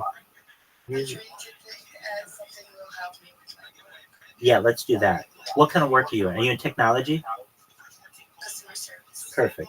All right, customer. I gotta go now, but it was nice. Hey, excellent. Hey, Dio, always you can check me out in my Discord. I'm going to send you a link right now. Blue, just one moment, and we'll get those words for you. Just one moment. Let me get you that information, and you will be able to join me whenever you want. Blue, for your knowledge, I'm always online 24/7. I teach English. I'm teaching English as a foreign language certified. I'm a certified project management professional. I'm a rabbi. I have quite a few different certifications in big data. So that's why some of the discussions that we have are more technologically based, but that doesn't mean that they have to be. They're going to be customer service based now, and we're going to adjust to your needs. Dio, I just sent you that link, and to my man Johnny Walker, you're getting that link now as well, and you guys now have it. And to my friend Blue, we're going to look up a customer service glossary right now, and it's going to help you in your job. So just one moment, and let me get back to this call. And just one moment. Get back to the call. Can you still hear me? Can you still hear me? Yes. Okay, great. Apologies. Just one moment. Let me get back into the call. All right, here we go. All right. Oh, wow. These are really good. All right. First word is agent. An agent is a representative of a company who handles customer service, inquiries, and issues. Blue, are you familiar with, is that what you are, an agent? Excellent. The next word is, oh, excellent. The next word, excellent. The next word is escalation. This is the process of transferring a customer issue to a higher level of support for resolution. Do you ever have to do this?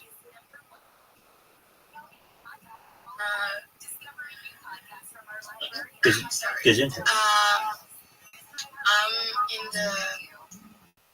being trained okay. to go to actually support people, but I know these words. Okay, good. So if somebody said, I want to talk to your boss or I want to talk to your manager, then you would have to give them the call. That's known as escalation. when you give the call to your boss. Excellent. Okay. The next phrase is first contact resolution, FCR.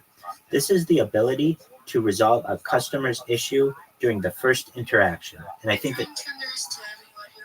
Sure. So What are you trying to do? I don't get it. build your vocabulary. I was thinking you have a server. Will you do that? No, they were just asking me another question separately from this. Okay, I understand. No, you're okay.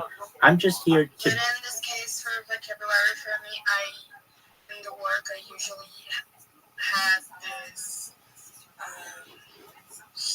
How can I explain?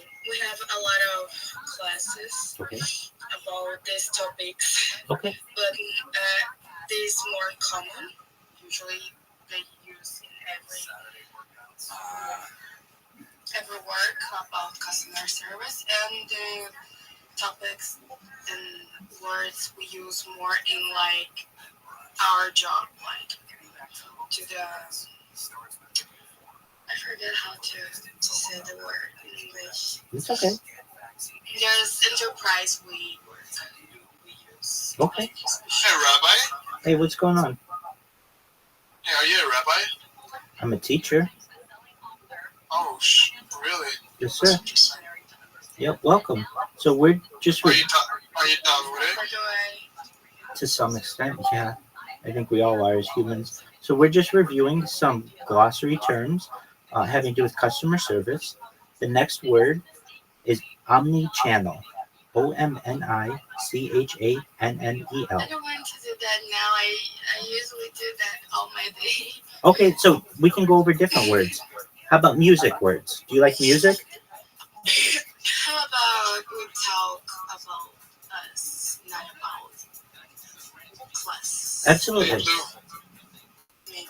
Certainly. Blue, can you stand up real quick? What? Can you do an outfit check? What do you mean? You don't know what's an outfit check? I'm not sure. Wait, where are you from, Blue? Brazil. Oh, okay. So an outfit check is like actually when you show what you're wearing.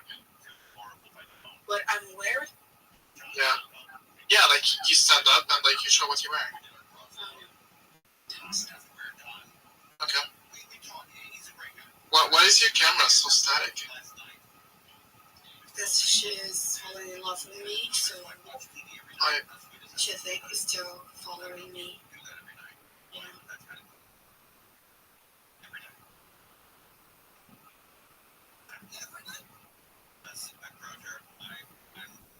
Why do you want to do this? I can check that. Yeah, first, we're here to learn English, not to hook up with girls.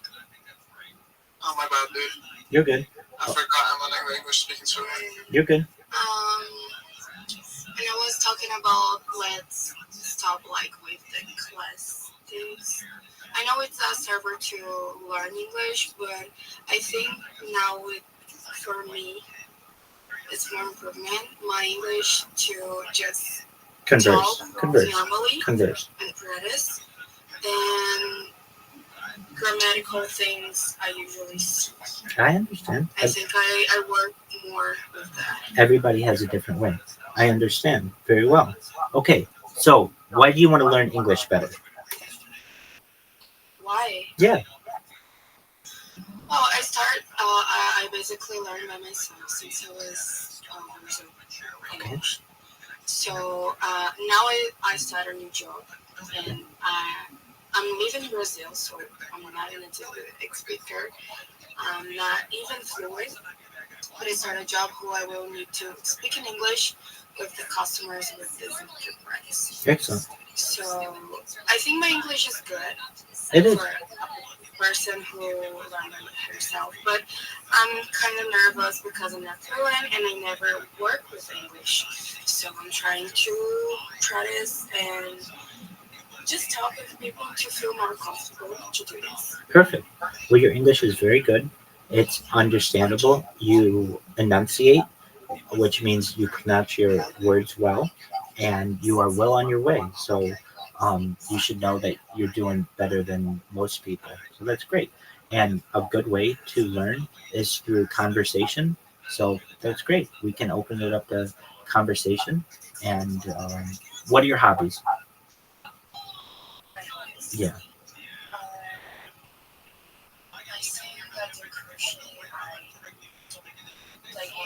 What do you like to sing? What do you like to sing? Because my camera is falling out. So it's too fun. Oh, that's weird. Yeah, I know. Stop saying the same thing. Be creative.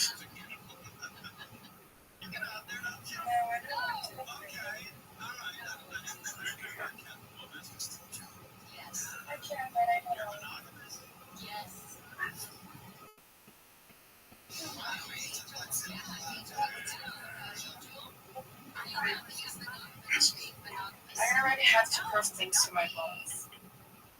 For random people. Do you like your boss?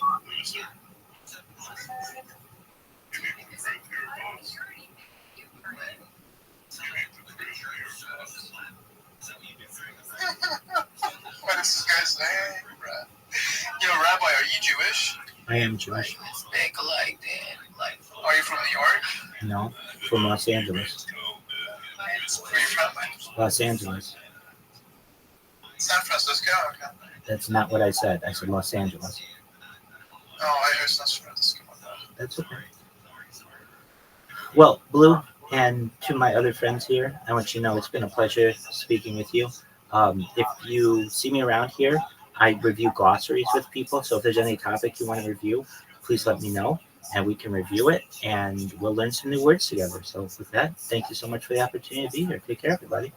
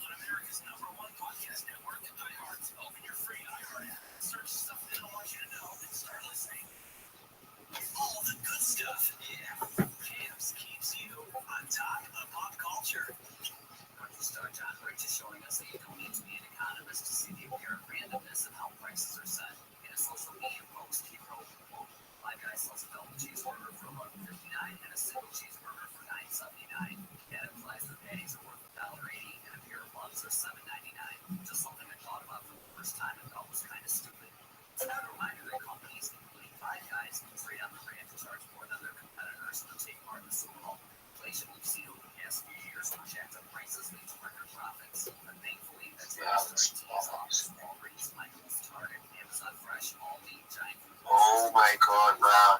Does your dad eat like this? Is this your dad's painting? It's like, yeah, this is my dad and it's also.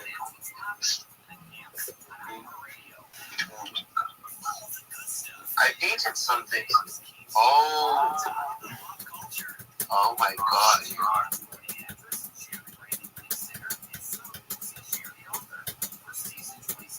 Hindi na Shaggy. Oh man. Hello my friend. Hey.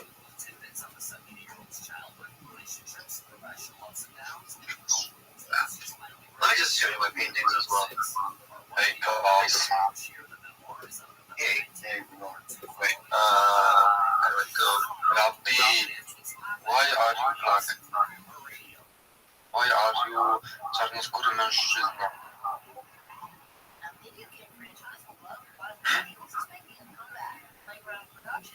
Nice, bro. I saying to you, man.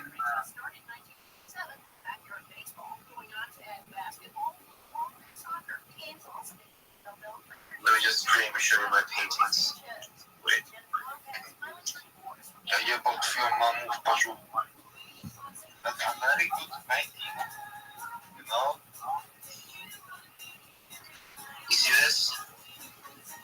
Yo, I see. Yeah, Rabbi, where are you, church predator? What are you doing? So small as well. I think he's jumping up. What's the last one? Is your picture? Something. It's just hello. Hello. Who is that one's actually love? Yeah. I love him. Luck. Man. Who is she? I don't know, man. I just found it on Instagram.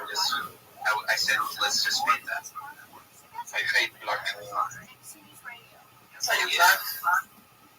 Well, how old are you, son? Sorry? How old are you? I'm nice to look. 18? Visa Yig. Oh, okay. Yeah. Thanks, man. to meet you, bro. Me too, me too. How old are you?